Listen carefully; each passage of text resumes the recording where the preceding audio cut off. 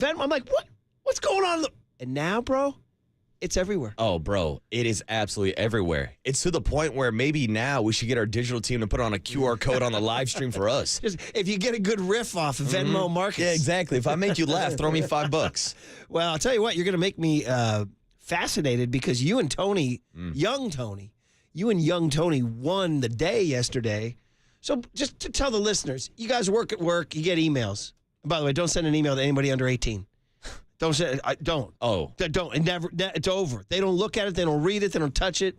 I'm like, didn't you? I say to my kids, I'm like, didn't you get that email I forwarded you? They're like, what? Huh? What? I'm like, no. They're like, I don't even know what you're talking about. For that generation, they're like, nah, just text me. Don't send me an email. Even a text these days. I'm like, bro, you ghosting your dad. Dad's going to go frickin'. I'm going to go frickin' DEFCON 1 on your A. If you continue to ghost. Dude, ghosting your dad on a text. Dude. See, I'm going to get all hot at 6:05 in the morning. I mean, especially when you're the one paying for the phone bill. That's all. Oh, freaking boy. Oh, my God. We're like, you know what? Guess what? Oh, my phone doesn't work. Yeah, because we stopped paying your bill. That's why. Yeah, surprise, kid. Get me going. But anyway, we get emails at work, and they're, you just delete. And for some reason, this one came about a week ago or 2 weeks ago, and it just said, like, media mixer. Like the very powerful word, mixer. Mixer. It's an old-fashioned word. It's like from the 50s. I'm going to a mixer. I like a good mixer. A mixer means cocktails and socializing in the slight guise of some sort of work. You know what I mean? So I saw this thing that said media mixer, and I was like, for some reason, I was like, I'll click on this, even though I hope it's not like a spam that's going to make me take another training with Cumulus. You know what I mean? They caught you fishing. And it said, Salesforce Tower hosting media mixer. And it said, top floor of the Salesforce Tower, come to the mixer. And I was like, wait a minute, what? Top floor of the Salesforce Tower, come to the mixer. I'm like, I'm intrigued. And then it even said, literally, you don't have to work in tech to attend. It literally said that. And I'm like, gosh, maybe I should attend. And then I was like, I moved on to the next thing. Well, guess what? Guess who also got the email and went yesterday? Marcus and young Tony. This is awesome. I want to hear all about it, representing for the sports media world. So tell me about you getting that email. Did you have the same reaction? You just saw cocktails or mixer? Yeah, or I saw the word mixer, and it immediately gave me flashbacks to going to like sorority mixers in college. And I was like, ooh, I had a good time at those. And like, you're going to offer me happy hour, an open bar, snacks and treats. Here's the key. At the top of the Salesforce Tower. Absolutely. Who's been to the top of the Salesforce Tower? I don't know anybody who's been to the top of the Salesforce Tower. I've never even been in the building before yesterday. So yesterday we got to the 61st floor. And Murph, I've been pretty damn high before. I've never been that high in my life. Is it really only 61? I would have thought it was higher. No, 61 is the number. Because it's built on it. Where is it located? Where's the cross streets? It's a couple blocks from us. I don't know the actual streets, but it's towards Financial District. Like it's in the same neighborhood as us. Like we were able to walk back. Was the elevator ride up lengthy? Oh, dude, it took forever. And like the weirdest thing is like some lady just shoved us into an elevator, and then me and Tony walk in, and there's no buttons. It just knows to send us all the way to the top. Then when we're going down, no buttons. Dude, our ears started popping. Mission in Fremont. I need some bubble gum. My ears were popping. That's how high we were. That's incredible. So how about the no buttons thing? No, I was freaking out. That's a little creepy. Yeah. That's a little like, you're like, and you talk like, you say to Tony, like, there's no buttons, and some voice goes, we know where you're going. Yeah. Or you're going where we say you're going. I mean, I literally felt like I was like in Willy Wonka's like elevator that was going to shoot through the roof and just like keep going up and up and up. Does young Tony know about that? The glass elevator, Willy Wonka and the glass. All right. So you guys get up to the top. Your ears are popping. You come out and you have the view. Yeah, you see the view. The best view in the world. 360 view of the entire bay. 360. 360. You can walk around the entire thing. Me and Tony grabbed a couple beers and just took a couple laps. They had beer. Because it was a mixer. They had wine. And yeah, they had a couple mixed drinks. I had a couple Mai Tais last night. Dude, that's so funny you say that. Tommy Tolbert just had a riff on Mai Tais within the last week in the afternoon show. I was listening. They were talking Mai Tais, and Tolbert said, a Mai Tai is a drink you never have when you're not in Hawaii. However, it's always the first drink you have when you're in Hawaii. Like the power of the Mai Tai. Like you get to Hawaii, you're like, I'm getting a Mai Tai. But the moment you leave Hawaii, you never get a Mai Tai. You know, it's a good point. I agreed with Tommy on the take. I've mostly had Mai Tais on the beach. Well, we're going to be, anyway. So you got a Mai Tai at the top of the Salesforce Tower. I had a couple Mai Tais, Murph. Well, dude, here's the catch now. Here's something I've always read. So you were surrounded by all these artificial intelligence people? Oh, absolutely. We were the only people in the sports industry. I didn't recognize anybody. Actually, a few people recognize us, though, a couple listeners of the show. Get out Shout of out here. to Karina and her husband, a big listeners. Wait, we had listeners on top of the Salesforce tower? Me and Tony took a couple photos with people. Were they like, this is young Tony? What did he learn today? They're like, whoa, you guys are from the morning show. We listen all the time. So here's my big question. So I once read something I was reading once about like tech investors or entrepreneurs, all these people who've remade the world in Silicon Valley, that they think sports is the dumbest thing in the history. I read this. I remember when I was reading it, I was like, damn. They're like, sports. They're like, I think they call it derisively, they call it sports ball. And they're like, there's no time for that.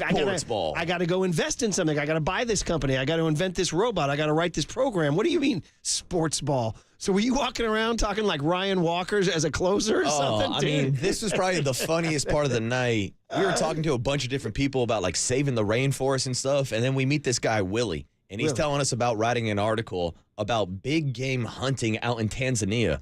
And how the ramifications and how he's exposing people for big game hunting and how it's dangerous for his career. And I'm like, oh, well, we talked about Logan Webb not pitching the ninth inning today.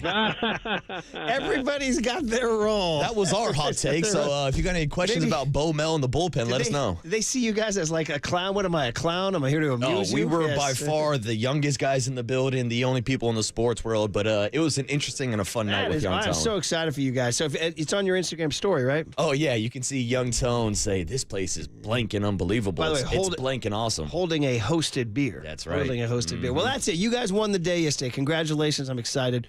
We'll hear more stories about that. All right, Giants Mariners tonight against the newly Dan Wilson's Mariners. They fired forever Giants Scott Service last night. Scott Service, backup catcher for the Giants in 99 and a couple games in 2000. And then, of course, Niners, Raiders.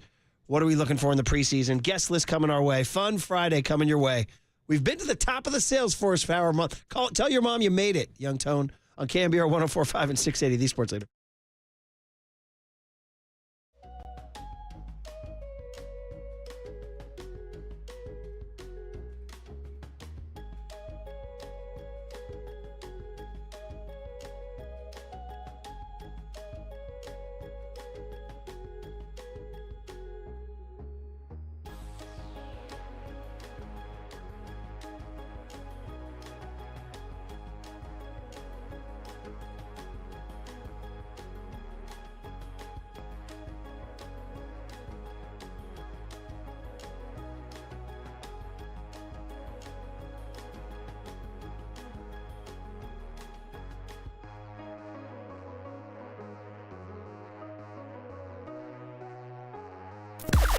Now, from the O'Donnell Financial Group Sports Desk. Learn more at odfigroup.com. O'Donnell Financial Group, because planning is a process, not a product. Stay locked into KNBR all day for your chance to qualify for the 49ers Season Pass contest. Each person who qualifies will win a $50 gift card to the 49ers team store and enters for a chance to win the grand prize, which is 2 tickets to each 2024 regular season 49ers home game. Today is the last day of the contest, so be caller 10 to 415-896-KNBR when you hear the special cue to call featuring our guy Tim Ryan. So stay tuned through the 8 a.m. hour today for your chance to qualify.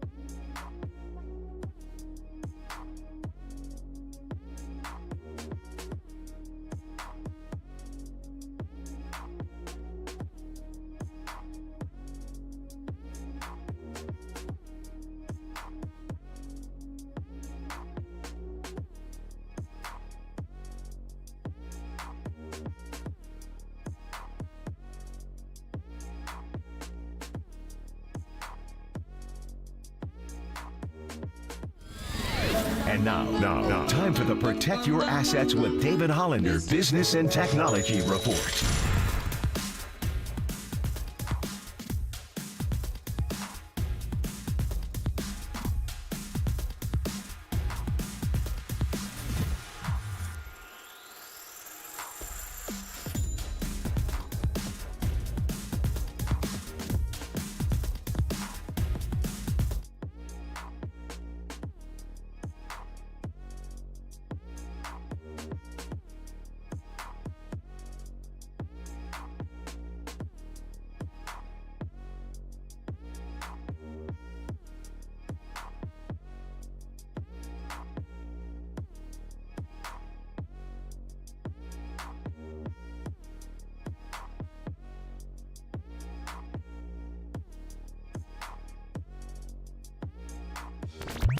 Faithful Murph and Marcus keep your morning moving. Streaming live at twitch.tv/thesportsleader. Third down and 10.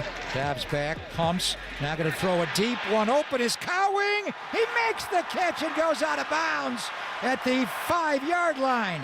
What a ball there by Josh Dobbs and a great catch by the rookie Jacob Cowing. 49ers go 2-by-2 formation. Brady next to Dobbs. Dobbs going to pull it and run and try. Dive into the end zone. Touchdown, 49ers! Josh Dobbs with a touchdown to give the Niners the halftime lead. He had to break a tackle on the 1-yard line to get in. Greg actually addressed his touchdown 49ers thing, but to be honest, I was getting in my car and I turned the engine over right as he was finishing the take. Did anybody hear it? He said it was a tribute to Lon Simmons. Really? Mm-hmm. Okay. All right. Did you steal that from me? Because that's what I said, and maybe it was not a tribute. He just stole the idea. It's like, Murph, that's a great idea. Of course that's what I was doing. We'll see what he does today. Well, I mean, touchdown 49ers, Don Klein said it too. Don Klein did the Niners. So anyway, listen, Papa's the best. We'll look forward to his call today. By the way, don't be like me on any level. Really, don't be like me. But don't be like me and not know where the game is on the radio, because I told you guys, I went 0 for 4 looking for it. Uh-oh. Last week I was like 680, 1050. But it's on 810 the spread. Ooh, 810 the bread. It's also on 1077 the bone, but it wasn't last. And anyway, don't get me started. Because it was confusion. Very much confusion. But there will be people in their cars who want to hit. And it's at 810 the spread and 1077 the bone. You're welcome, because otherwise you'll be baffled, confused, and pissed like I was. And if you're fiending for a hit, you need to know where to go. I need a hit. I need a hit at Niner preseason football. And we're getting it tonight, 7 o'clock tonight. No Brandon Aiyuk, no Trent Williams. I was reading, and so 8:10, it's at 7 o'clock. We still don't know the true plan on how long these starters are going to play. Like Kyle has hinted that the starters will play in this game, which is exciting. Now, you're telling me the Raiders are saying the opposite. They're not going to play their starters. Yeah, Antonio Pierce said earlier this week that he does not expect any of his starters to be playing tonight against the 49ers. So is it good for the 49ers to play their starters against the Raiders 2s and 3s? Well, last week we were in a situation where there was former Raider Derek Carr connecting on passes with Chris Olave, and there was Taysom Hill, and there was the New Orleans Saints playing their starters in week 2, and all we saw was Brock Purdy and a couple backups out there. So it's been an interesting approach of how the 49ers are matching up, especially after canceling their joint practice with the Saints a couple weeks ago. This whole thing's screwed up. Again, I'm still waiting for the one good thing out of the summer. I mean, it's been really just a bummer summer, man. And we'll see tonight. We'll see how long Purdy plays. We'll see how long Debo, if any, Kittle, if any, Bosa. Do those guys, Fred Warner, those guys play? How about Leonard Floyd? We haven't mentioned Leonard Floyd's name in weeks. Yeah, like we've talked so much about wanting to see what this new revamped defensive line is going to look like. Whether it's Leonard Floyd or Gross Matos or Malik Collins, like we got to see how these guys are going to line up and play together, because as John Lynch told us yesterday, at some point you have to play football to get ready for the season. Yeah. Should we just go on like an Aiyuk boycott? Don't even mention him? Just let's just talk Isaac Guerrero. Are we going to give Brandon Aiyuk the Juan Soto treatment? The Voldemort? You're not allowed to say his name anymore? Well, definitely with the Giants, we're not talking Soto. Yeah. We're definitely like I said, just don't even look at me for not sweeping the White Sox. Don't even freaking mention Soto's name. Don't even look at Soto being a free agent. He's not coming to the Giants. He's not coming. Don't freaking mention it. Don't even think about it. if you think about it, leave the room. All right? I just thought about it. I'm out of here. Have a good show, guys. He's not freaking coming. All right? So just get on to the next. All right? On to the next. Bring me freaking Tibbs the third or whatever, who's already been promoted, right? He has. Now he's out here in the same lineup as Bryce Eldridge, but hell, Bryce Eldridge is still hitting bombs. Hit his 17th of the year the other night. It's only a matter of time before he moves up to Double-A Richmond. Yeah, man. 461, I heard. Yeah, Bryce Eldridge. he's How about raking. that? Anyway, back to the Niners. Mike Silver came on Tolbert and Copes yesterday. I always enjoy a good Mike Silver. And he was talking about this. So we were just talking about Aiyuk and how we're all, I think collectively we're all just fully burnt on it. And I don't want that to like John Joe Curley was saying, like, I'm ready to move on from him. Listen, don't throw the baby out. Don't throw the baby out with the bathwater. You know that phrase, Young Tone? And first of all, good morning. Young Tony, good morning, brother. Good morning. Yeah, and how was your Salesforce Tower adventure? Dude. Is the quote from Marcus's Instagram correct? Blank and amazing? Unbelievable. Unreal. I mean, the views, the vibes, the people. I mean, just a great. I'm like, we were shocked we were even invited. We were joking, hey, what's up? My name's Marcus. My name's Tony. We don't know why we're here, but we're here. Yeah, well, that was your bid, huh? Yeah. You were two wild and crazy guys. That like was our Steve icebreaker. We're like, hey, do you know why we were invited? Yeah. That's what we were saying to people. Did that work, or was that like a dud line? No, it worked. They're like, oh, what do you do? It's so exciting. Oh, you're in sports radio. Awesome. Did they? Awesome, really? Well, they really said it was awesome? Like, some people were actually, like, kind of stoked. Yeah, some people. I don't think so. Other people are like, get the hell out of my way. I'm trying to take a picture of the view. Like, we talked to Padres with their guy, Willie. Yeah. You found one guy who knew who the Padres were. Yeah. Nobody else in that building knew who the San Diego Padres were. No, but we chopped it up They're with like, our guy, what is Willie. that? Is that a new AI firm? Or what is that? Yeah, You like that scene? I told you guys I'm fresh off of Swingers rewatching it, it just absolutely stood the test of time. Laughed my ass off. But in the scene where they go to a Hollywood Hills party and Jon Favreau is just this lousy comedian. He's getting no traction. He tries to strike up a conversation with this hot chick, and she turns to him and she goes, "What do you drive?" And he goes, he's like a Celica red. It's a red Celica, like. And she just turns away from him. I figured that was you guys. Yeah. That was you guys. What do you drive? What firm did you found? KNBR? Yeah. I don't know. What publication are you from? Back to you don't know the phrase, throw out the baby with the bathwater, do you? No. Yeah, it's always a pretty shocking phrase. There's an old-fashioned phrase, don't throw out the baby with the bathwater, which means like don't lose the big sight. So you give a baby a bath. I don't even know where they came up with this idea. But then you're dumping out the bathwater, you accidentally throw out the baby, too. Yeah, you should make sure to take the baby out of the bath.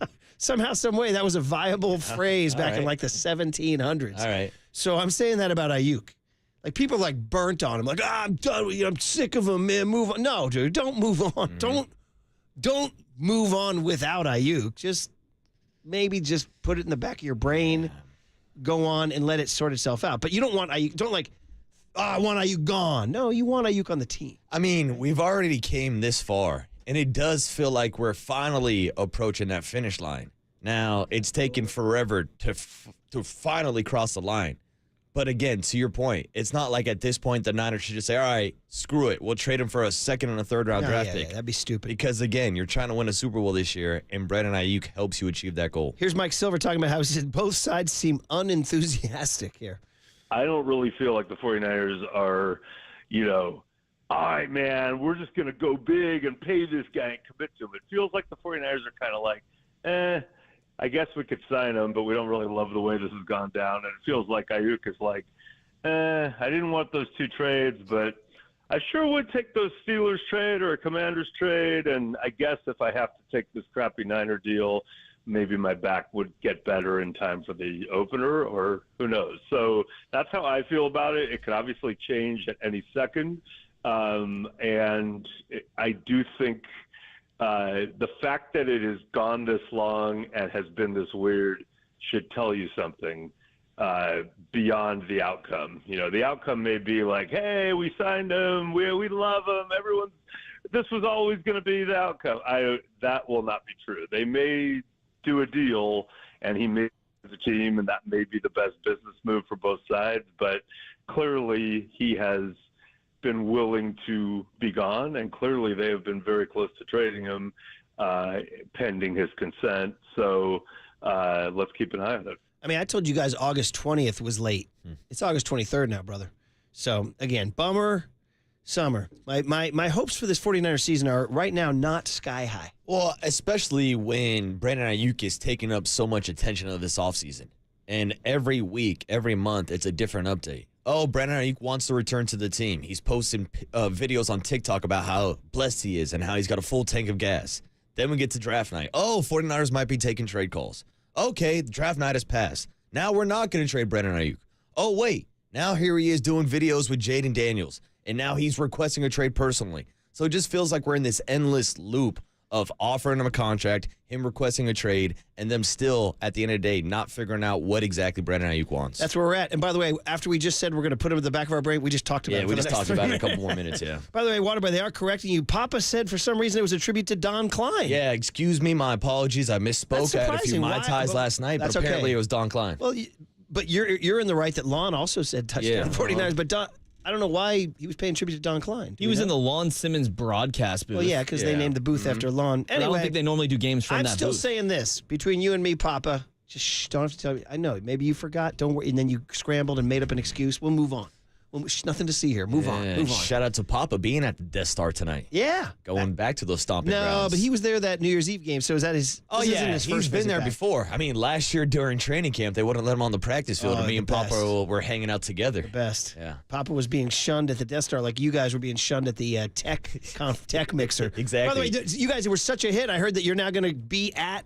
the Dreamforce? Oh, we've been invited to Dreamforce now. Watch out. The AI industry, we're taking over. If I were you guys, I'd bring a few business cards, man. That's arrow up on the income. All right, we buddy? had a couple people ask us last night, like, do you guys have business cards? And me and Tony both looked at each other and laughed. Did they really ask for your card? And we're like, I didn't think people did that anymore. Us because two schmucks to have business cards? Don't you just say, hit me on LinkedIn now? Don't they just say that? Yeah, there was a couple of people who looked us up on LinkedIn. We exchanged a couple of Instagrams. Ooh, hey, did you guys bump phones? No, we did not do the bumping of the phones. And no bumping uglies either. Well, hey, you mean yet. Hey. All right, there you go. Our guest list on a Friday, August 23rd, 8/23, 24. Young Tony, fresh off his life-changing. Well, you're still a young guy. This is all great. The world is new to you, and that's a very exciting night for you. I'm excited for you. It was a great experience. I'm very happy for you. Thoroughly enjoyed it. I'm excited to hear what happens next. All right, what do we got, buddy? All right, well, coming up at 6:50, if you did not get a chance to hear John Lynch yesterday, we are going to replay that interview for you at 6:50. Mike Krukow will follow at 7:30. The big hit is going to be at 7:50. Cooler content at 8:15. And then Bob Melvin at 9:30, ladies and gentlemen, live in Seattle. You got to appreciate Melvin coming on. In fact, in honor of that, since we're doing the Niners at 6:50, let's talk about what lies ahead for the Giants next on the Sports Leader. San Diego. Went to watch the Drays over there.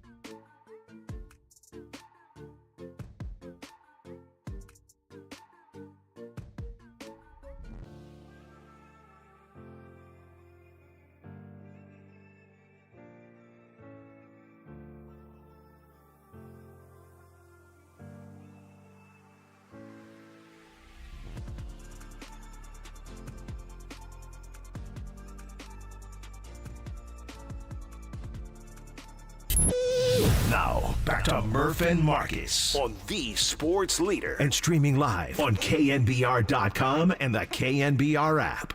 Yeah, we just got to try to bring it every day. That's all we can really do. But I think that the effort that we had today was not great. So we fixed that, and that's me too, right? I gave up a leadoff triple.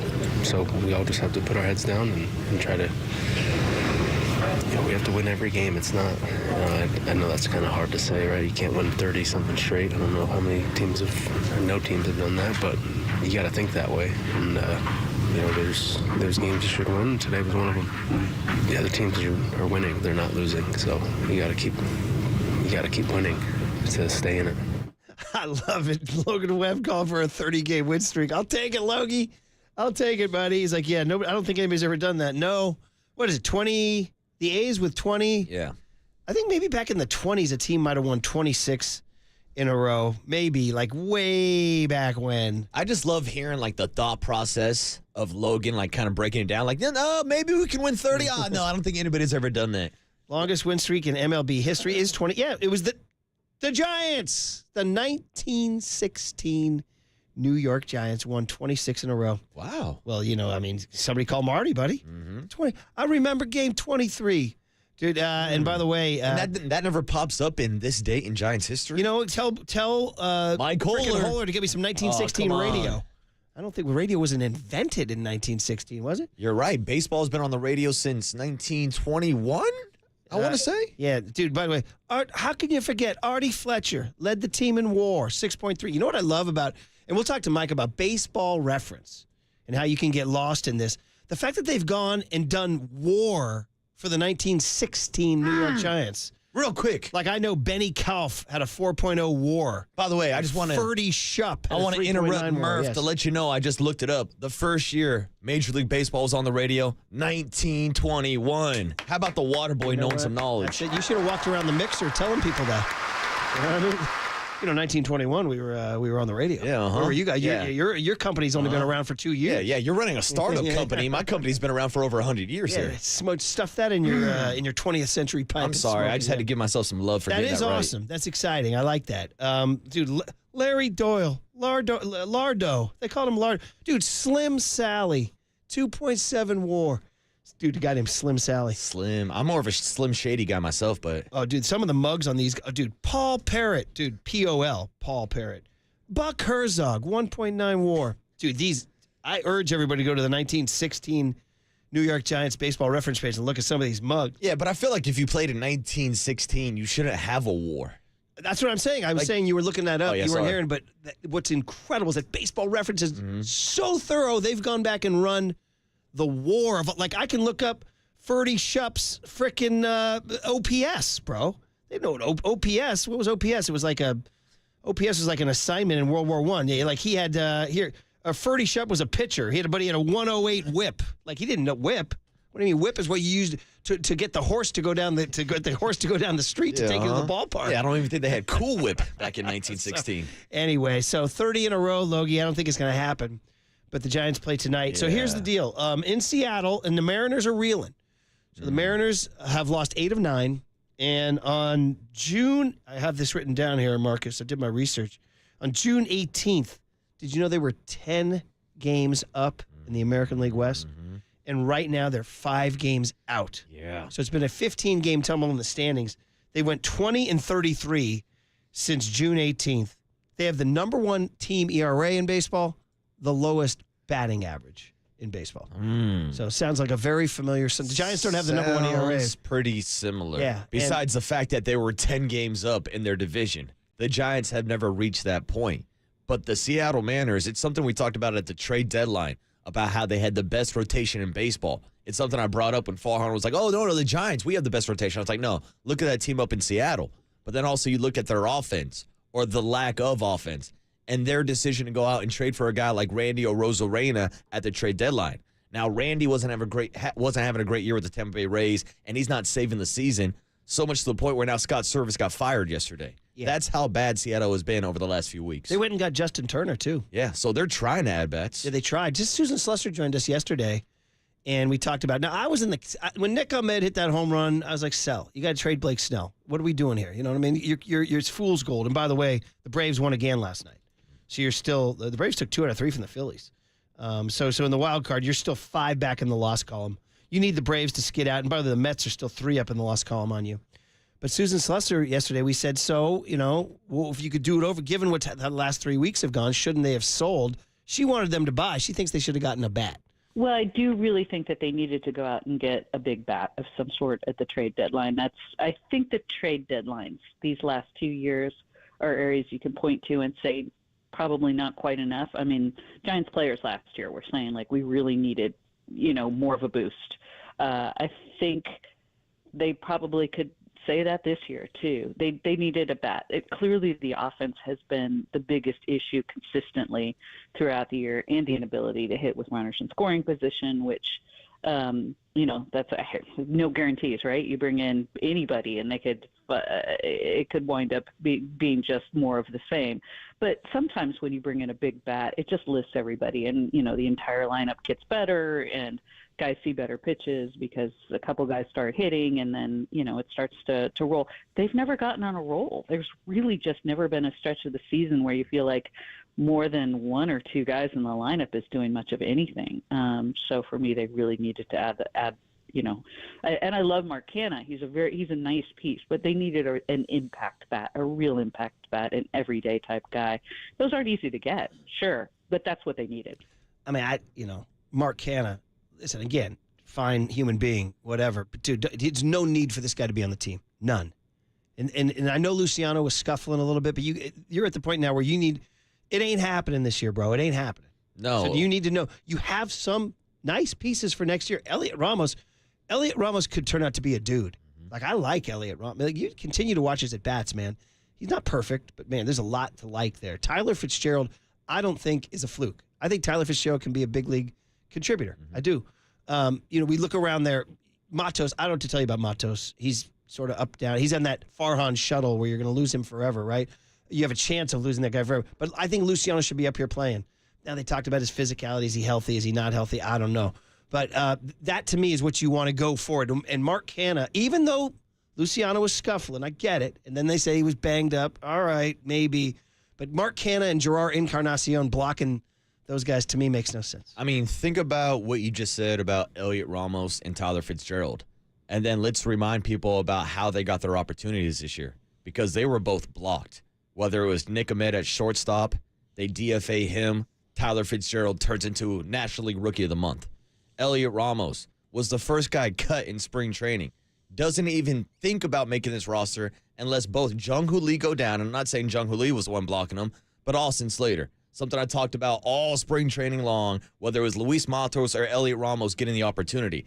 I wanted the young kids to get the at-bats and stop letting guys like Austin Slater block that development. Well, Elliot Ramos got into the lineup and turned into an all-star. So to your point, especially at this point of the season, you can sit here and tell us that you're still trying to make a wild card run when realistically it's not going to happen. So you should be developing and playing for next season, which is why you probably should have traded away guys like Blake Snell at the trade deadline, as much as I love to watch him pitch. But it's also the reason why you traded Jorge Soler and told us that Marco Luciano was going to get these opportunities. Yeah, the Jorge Soler trade is just so strange, in that you replace him with Canha is so strange. Yeah, and you can't have your cake and eat it too. You can't say we're keeping Blake Snell because we're making a wild card run, but then give up one of your biggest power bats, even though he wasn't producing to the level you expected when you signed him this offseason. He was heating up those last 3 weeks leading up to the trade deadline, and he's been swinging a hot bat with the Braves now.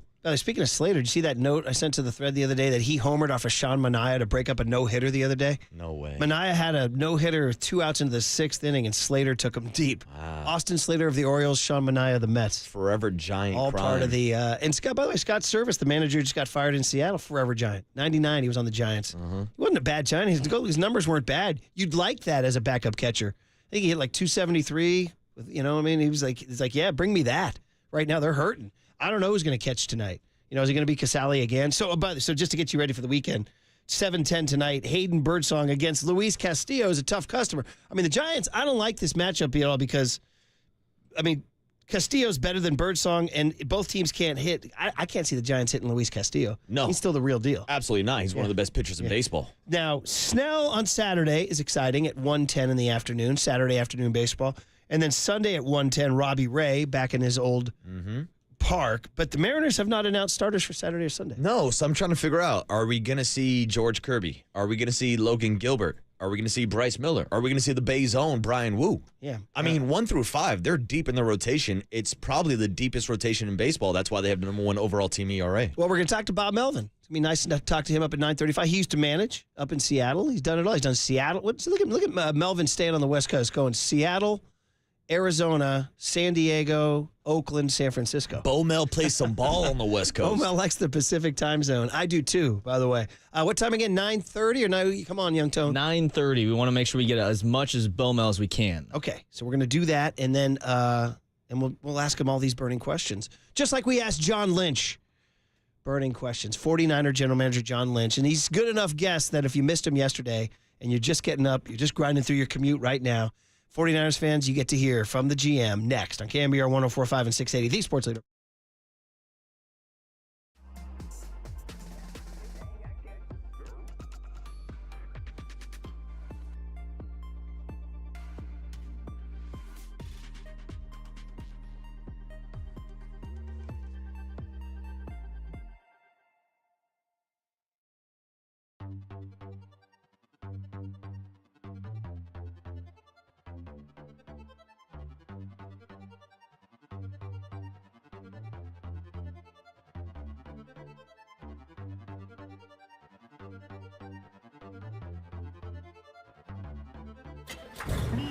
From the Chilton Auto Body Traffic Desk.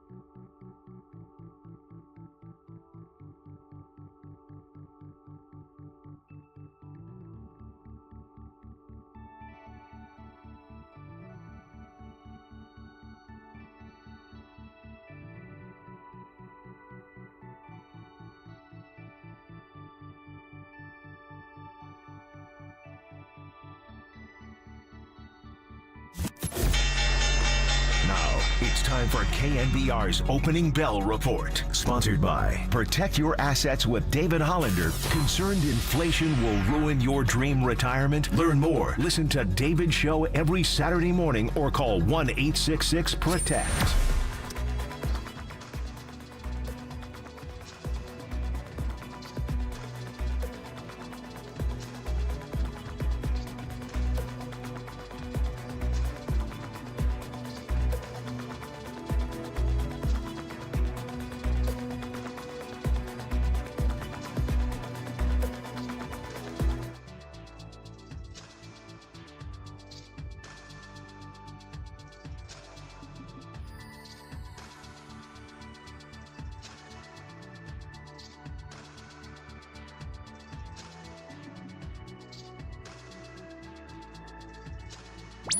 Murph and Marcus continue live from the KNBR Casino Matrix Progressive Jackpot Studios. Casino Matrix. Progressive jackpots are here. Where are you? Just drop in. Please play responsibly. 1-800-GAMBLER. Reggae Friday, y'all. And what do we got here, Young Tone? Sounds great. Ooh, Slightly Stupid? Murph, this is the band I'll be seeing tonight down at Shoreline. It just sounds Slightly rich. Stupid. It sounds rich and warm is what it sounds. They're from that. They're from that warm, rich San Diego air, Murph. Well, that's the why. air is warm and soft, as my buddy. It's popping down there in San Diego. I'm telling you, my buddy moved down there. He is just never coming back. He's never coming back. He's like, and I told him, I said, we were having a great time with him, and I said, man, it's great down here. He goes, the air is warm and soft, Murph, and I was like, that's it. We're never going to see this guy again unless I go down there to see him. Unless you're out there visiting either your boy or Bruce Bochy. Yeah, shoot me a text. I did. And then nothing happened. All right, John Lynch is going to come. You're going to have a good night tonight.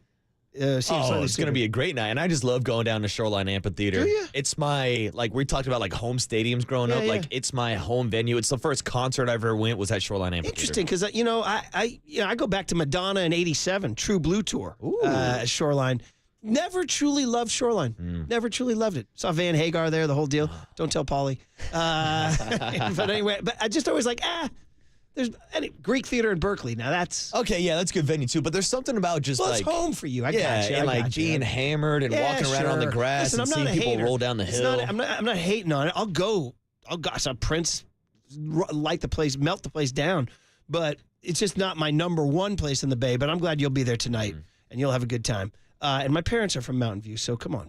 They went to Mountain View High School. Yeah, shout out to 650. Today's the last day. Today's the last day to win those 2 tickets to every 2024 regular season Niner home game. So you're going to win at least a $50 gift card if you qualify, and then your name goes in the hat for the grand prize. Caller number 10, 415-896-KNBR, 415-896-5627. When you hear Tim Ryan's cue to call, when will it be?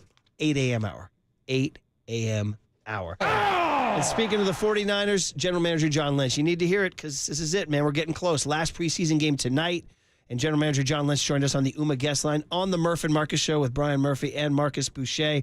And we started by saying the traditional, good morning, John. How are you? What's up, fellas? Well, yeah. And thanks to the folks at Fieldwork. I got a nice delivery yesterday. I got a nice card right in front of me. I haven't seen the beer yet, but I guess it's down with Corey Rush and his crew if they haven't drank it all yet. And very responsive by our guys at Fieldwork. I'm excited to taste the sponsor. Yeah, you will enjoy. And hopefully soon you'll be celebrating a signing of Brandon Aiyuk. So, we're going to get this out of the way early, and then we'll move on to the team. Just right now, we talked to you last Friday. What's the status this morning, Thursday, August 22? Yeah, I'd love to make some good radio, but unfortunately, guys, it's I think Kyle said it yesterday. There's really not a lot of updates. Can tell you that we've continued to be in communication. Just haven't nothing to report there. So just going to leave it at that, and we'll continue to work on it. And the same thing with Trent Williams. No updates there. Good communication with both the players and their representatives, but just haven't made any breakthroughs. And so we'll leave it at that and focus on the other 90 guys that are here and doing really great things on the field. John, in terms of Brandon Aiyuk, can you guys say to him, we want you to play on your 5th-year option? I'm not going to get in all the details. I think we're in a tenuous and time where everything that is said can be examined and all that. So we're just going to leave it at that. No updates and continue to work. I know fans are eagerly awaiting, and the season's right around the corner. I can tell everybody this. We feel the urgency to get all our players back. We're very excited about our team, and those are two guys that have been a big part of us, a huge part of our success. So we'd like to have them both back in the fold. Do you guys have a deadline date of when you'd like to get these contracts worked out with both Brandon Aiyuk and Trent Williams? Last month, yeah. Yeah, exactly. So that's what it is. So is week one now in question for both guys, particularly Aiyuk? We know Trent's a veteran and that position is different. But would you say that you've gotten to the point now where it's gone so long that week one availability would be in question? Nah, we're not there yet, but we're getting close. I mean, it's right around the corner. So we're going to continue to try to work things out, and, we'll see where these things go. Yeah, last question about BA for me, John. We saw the wide receiver market explode this offseason with guys like Justin Jefferson resetting the market. Is it possible that the situation in Dallas with CeeDee Lamb and the Cowboys is factoring into the negotiations with Brandon Aiyuk? Well, I think everything factors into the situation, and so that's the market in general. That's the market at his specific position, and so it's fluid, and that's what sometimes makes these things difficult. And our own constraints, because we've rewarded so many of our players, what we can do, how we value people and things of that nature. So everything is a factor, and that's what makes it a difficult solve, is that there's so many variables. But we've done a great job of that in the past, and we'll continue to. And it's frustrating that we haven't had that breakthrough yet, but we'll remain encouraged and remain focused on our players that are here and doing really, really good things. And then the last one for me is last week you did use the phrase ample time. Is that no longer applicable? It's not ample time left? I mean, everyone knows when the kickoff date is, and we feel good about our team. Said it many times. We'd love to have those two in the fold, but we like our group, and I'll leave it at that. All right, on to another receiver who's in the news, and that's Ricky Pearsall. How would you characterize are you guys frustrated or impatient or patient and not frustrated with his injury status? We're patient and really, really excited about Ricky and his development. Rookie at any position coming in is a tough leap. And then at wide receiver in this offense, it's a lot. But Ricky can handle a lot. It's not ideal, to say the least, that he's been off to the side.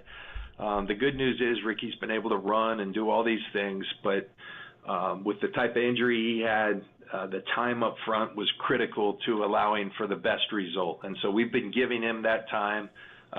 He's been deep in the playbook. He's been in all the meetings. He's been doing his rehab vigorously. Ricky's a worker, and he's a very talented football player. So we've been doing the best we can given the circumstances. Ricky's been excellent in doing his part, and I think it's going to be soon where we can get him back out there on the field and really try to accelerate the process. He's going to be a big part of what we do, and we're as high on him as we were when we drafted or higher. And when he's been out there, it's been really good. Unfortunately, he's ran into a couple of injuries, and those things happen, and you have to have the patience. It'd be foolish just to rush him saying, hey, we have to have him ready. He's a rookie. Well, that's not real smart if he's not going to be healthy. And so I appreciate Kyle and his staff allowing us the patience for the health and performance staff to give kind of the markers as to when he's ready to get back out there. And I know he's getting close to being back out there on the field. Jacob Cowing is another rookie wide receiver that I want to ask you about, John. Showed some flashes this past weekend in the second preseason game of the year. What do you think about his skill set? How does he factor into the return game possibly? And where do you think he ends up in this wide receiver room? Cowing's explosive. We knew that coming out of Arizona. He's a really good football player. I think he can add a dimension to this team. He's got a long way to go. Some health with some hamstring issues early in camp. But now he's stacking days, and you're starting to see the talent. I mean, I thought we saw it really illustrated well in a game versus the Saints, catching punts and doing real really well fielding the punts. I know talking to Brian Schneider, our special teams coach, he was loving the fact that we were playing the Saints, who had an Aussie right foot punter, so you're going to get every type of spin. You got a left foot punter, and then you had swirling wind, and Jacob, passed that test with flying colors. That's a way he can contribute right away. But we saw him, running routes, on the short, intermediate, and then we saw the deep ball that he caught.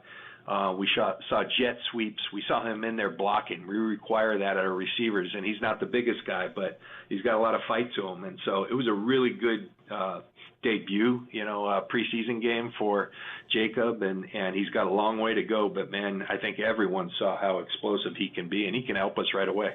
Talking to John Lynch, 49ers general manager, president of football ops, as the Niners get ready to take on the Vegas Raiders down in Vegas Friday night, and then the Monday night, September 9 opener. We discussed Brandon Aiyuk, Trent Williams, Ricky Pearsall. This rookie class seems to be getting some buzz amongst everybody's down at practice every day. Obviously, the Pearsall injury is a bit of a bummer. But the DBs I wanted to ask you about, and it's so important now, that third corner, that slot corner is so important in today's day and age. Basketball on grass, so many receivers. So is Renardo Green in the mix there? How would you characterize your cornerback depth chart? I think it's as good as it's been since we've been here.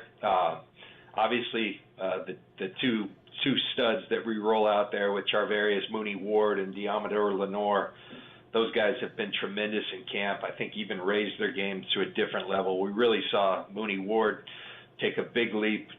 Diamador's been solid since he's been here, but his offseason has just been tremendous, playing at a really high level. Darrell Luter's a guy we drafted last year, really doing well. Renardo, we drafted in the second round, and, man, his competition, that's what we saw on film. He likes getting up in people's faces and competing, and that's what he's done since he's arrived here. We've put a lot on him, asking him to play inside in the slot and outside, and that we knew that might slow him down early, but we thought we put the work in, and then he has that versatility during the year, and he's been awesome handling all that. He's a very talented football player. We still have Ambry Thomas, who's going to start the year on IR with the broken forearm. Sammy Womack, and Rock Yassine's a veteran who's played football. So we've got a deep, really strong group man, it's going to be a great asset for our team. But the rookie class you mentioned, we're loving this rookie class. They got to go do it. They haven't played a game yet. But I think when you look all the way from Ricky Pearsall down to Tatum Bethune, our 7th-round pick, and everybody in between with Mustafa and Cowing and Pooney, obviously, Evan Anderson, a free agent. I mean, guys are really, this class is going to be something special, I think, for a long time, and have a really good feeling about the group. John, it's felt like the last couple of seasons there's been a lot of attention on the backup quarterbacks with the San Francisco 49ers. Not as much attention this offseason, but there is a QB2 battle going on right now between Josh Dobbs and Brandon Allen. I thought Tanner Mordecai showed some good flashes on Saturday too, or last Sunday, excuse me. How would you break down the backup options behind Brock Purdy in that QB2 battle?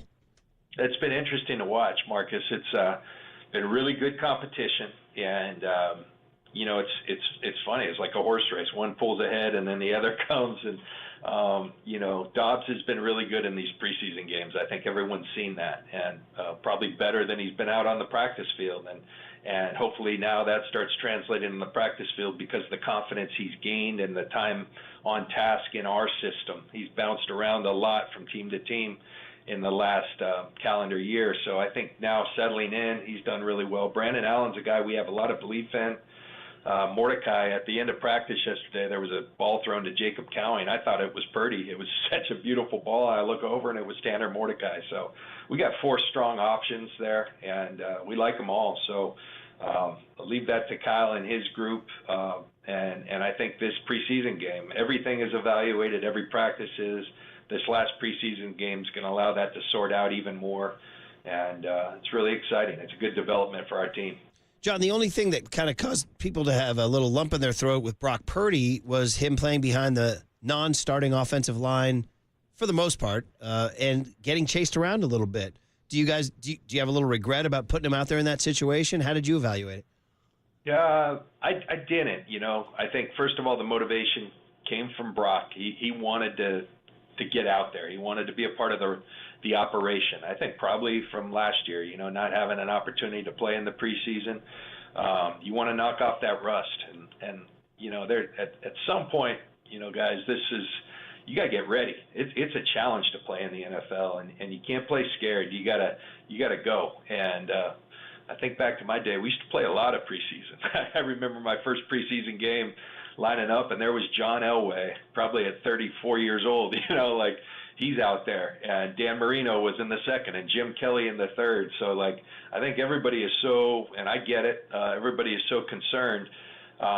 And Brock was behind our starting. Colton McKivitz was lining up. Pooney, who has really earned that role to this point. Brindell was in there. Zakels was at left guard because Banks is out. And then Jalen Moore has really acquitted himself well. So it was a bummer as the game got closer. Some of the skill guys kind of got nicked up, and so he was out there. But Brock wanted to be out there. We felt safe with him out there with the offensive line, and I think he got great value out of it. So I know a lot of people examine that, but we'll never play scared. We always try to play smart, and we made a calculated decision, and he got better from it. All right, John, we know you got to go, but I know you come on the radio, and it's more fun to just kind of shoot the breeze and talk, and we have to grill you about this Aiyuk stuff. It's not that much fun. Are you having any fun? Yes. Okay. Yeah. I've got a blessed life. Every time I walk in this building, I feel blessed that I have the opportunity to be a part of this organization. We've done a lot of really good things. I want to do great things. I want to win championships, and that's what we're trying to do. We're trying to put the foundation in place. The guys are putting the work. I'm so proud of the type of people we have in this building, on this roster. And, I keep saying it, but I'll talk to my counterparts throughout the league, and they say, man, we'd love to have the problems you guys have. You guys have a lot of great players, and we know that. We're cognizant. We also have a lot of great people, and these things will sort themselves out. And, I have to remind myself of that every now and then. I have to have a field work brew every now and then to remind myself that it's all good, and it is all good around here, and we're going to have an outstanding year. I'm confident in that. And I appreciate that you guys have a job to do, that everyone has this much interest in the Niners, and it's time to roll. Yeah, everybody wants to get done. Everybody wants to watch the best football players out there. I know you got to go, but did you ever meet Al Attles? No, I didn't, man. But I watch a lot of Warriors when I can, and I just hear the reverence that people talk about him with. So I know when people whom I have great respect for talk about a guy like that with that kind of reverence. Seems like he was a special guy, and I did see that he passed yesterday. So, say some prayers for him. Yeah, he was. You would have loved him. Pure class, pure dignity, and by the way, a lot like you, very classy, very dignified. But if you need to go hit somebody, he'll go hit somebody. Let's go. All right, John. We sure do appreciate it. We'll look forward to the next one because then it'll get real. So enjoy your trip to Vegas, and thanks for coming on. Yeah, thanks, John. Thanks, guys. All right, we're back live here Friday morning. That was a replay of John Lynch. Hope y'all enjoyed it. I do. Sometimes you go back the second time. Sometimes you hear stuff you didn't hear because, when you're in the middle, sometimes Marcus and I are like, what do you want to ask next? Or you're thinking about your next question, or you're making sure you have your notes straight. You don't always hear every detail. And the one I just mentioned to you was the Tanner Mordecai one. I was reading the Chronicle this morning, prepping for the show, believe it or not. And Eric Branch was writing his preview of the game tonight about what he's looking for. And QB2 remains an issue. Like, who's going to be QB2? And he said, by the way, John Lynch singled out Tanner Mordecai on his KNBR interview about a strong throw that was so strong it caught his eye. He thought it was Purdy, and he looked and it was Tanner Mordecai. And when I read it in the Chronicle, I'm like, I don't remember that from the interview because we were about to ask a question. But I just heard it there. And so just little things like that. I'm just going to say this. Am I kissing his rear end? Maybe. Am I polishing his apple, whatever they say? Yeah, it's the old apple polisher. We're not going to get GMs as good on the radio as John Lynch pretty much ever again. This guy's, enjoy him while you have him because they're not all like that. I mean, he gives his best effort to be conversational, to give you as many details, to take you inside the building as best he can. So I just want to salute the guy. Give him a fieldwork brew for that. Oh, absolutely. Like, I know it's not apples to apples or polishing apples, but like, imagine if we were interviewing someone like Jerry Jones. Yeah. And like his interviews and the circus that is out in Dallas. Trent Baalke is the guy who comes to mind. And as much as I loved Brian Sabian, and I do love Brian Sabian, he was not made for the radio. He would not do it. Brian Sabian radio was tough. Yeah. Like Harbaugh, too. I mean, Harbaugh's a character, bad radio. Yeah, but and also John Lynch coming from a radio family. His pop's down in San Diego. He understands the business. He understands that we have to ask the questions about Brandon Aiyuk. I know, yeah. And we even got to the point where you almost went full JD on him. You asked him, are you enjoying yourself, John? And it reminded me of you and JD hosting a couple weeks ago. Tony, can you give me a side-by-side? First, let me hear Murph saying, John, are you enjoying yourself? Are you having any fun? Yes. All right, now give me JD with the same question. Are you enjoying? Yeah. Yeah. that was basically John Lynch. Yeah, I'm having a great summer. JD was not enjoying. We found out later that he was freaked out when I was singing "Oh Canada" in there because I came out in a frisky mood and I was singing "Oh Canada," and then he later on he was like, "Man, what was Murph doing? That's really weird." Oh, you rattled his cage. Yeah. He's just like, it wasn't on the straight and narrow. It wasn't on the path. He's like, Murph's not even Canadian. What's going on here? Let's review some of the stuff John Lynch had to say. It doesn't have to be about Aiyuk, everybody. About the 49ers tonight on KNBR 104.5 and 680 The Sports. Are you enjoying? Yeah. Are you having any fun? Yes. I have to have a field work brew every now and then. too.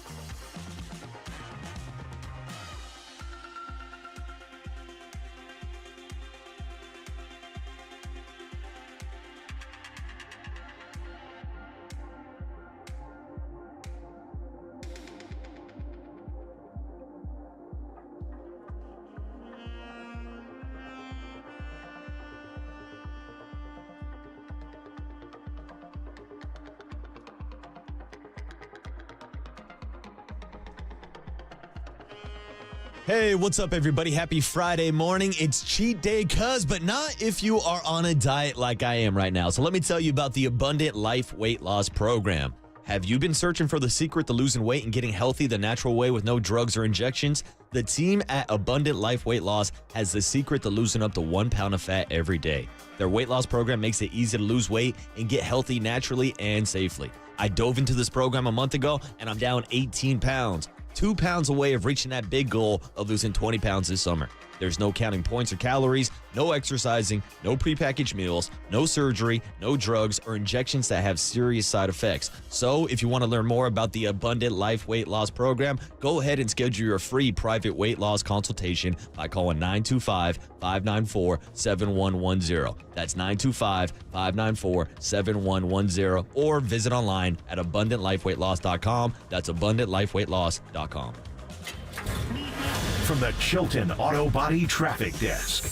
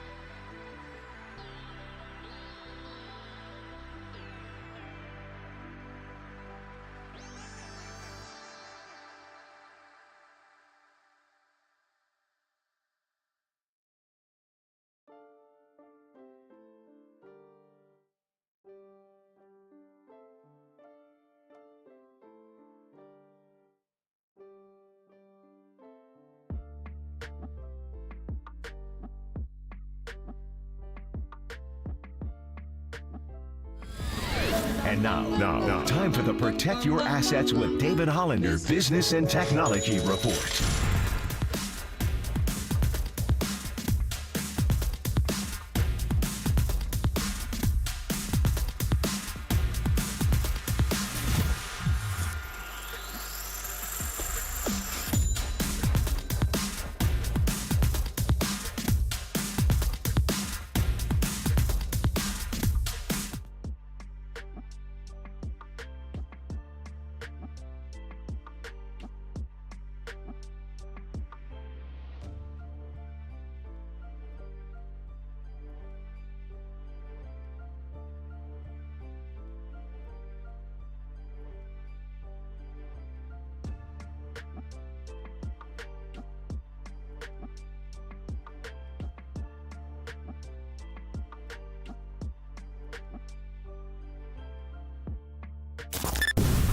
This is KNBR, and this is Murph and Marcus on KNBR 104.5 and 680, the sports leader.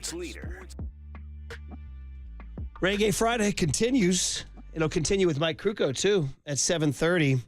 We'll talk Giants, Mariners here. Is this slightly stupid again for you? Yeah, a little closer to the sun right here, Tony. You're going to have fun tonight, buddy. Oh, it's going to be a good time. And then you come home and watch your DVR of your 49ers Raiders, which is tonight. Apparently, Isaac Guerrero is going to play tonight, the speedster running back out of Louisville, who hasn't played yet because he's, like all the other ones, injury-prone. Yeah. And he was injury-prone in college, too. Remember the Niners traded up to get him. Mm-hmm. So, you know, but by the way, they're not afraid to miss on a running back, though. Shout out Joe Williams, Trey Sermon. Any numbers? The list goes on. Who was the other one? The third. So-and-so the third. Well, Carlos Hyde. I was going to say Carlos Hyde, but he was at least somewhat productive. Yeah, and that was pre-Lynch, too, by the way. There's a third one. I'm forgetting. Come on. Trey Sermon, Joe Williams, and there's a third one. And I know listeners are probably screaming it at their radio right now. I get you. A guy recently just went to the Eagles. Was it an Ohio State guy? You said Trey Sermon, right? I did. There's another one. Bryce Davis?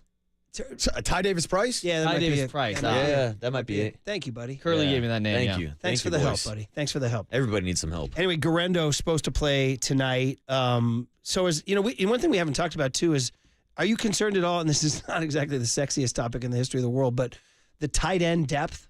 Are you interested in all in that? Oh, I thought we were going running back depth there. Oh, we can. You kind of threw me through a loop. The tight end depth, I mean, it's been an issue. They just re-signed Jordan Thomas, right, after signing him this offseason and then cutting him. Logan Thomas? Yeah, Logan Thomas. Yeah, We're screwing up all the names today. It's all right. Yeah, Logan Thomas back on the roster. Cameron Latu is a guy that they spent a third-round draft pick on last year. He's not winning hearts and minds. No. So, I mean, it's an interesting topic, but as long as you got George Kittle, he's pretty damn consistent on the field. Even when he's banged up and bruised, he's still going to be out there. Expected him. So that guy Sobert, Eric Sobert, Saubert, they're looking at.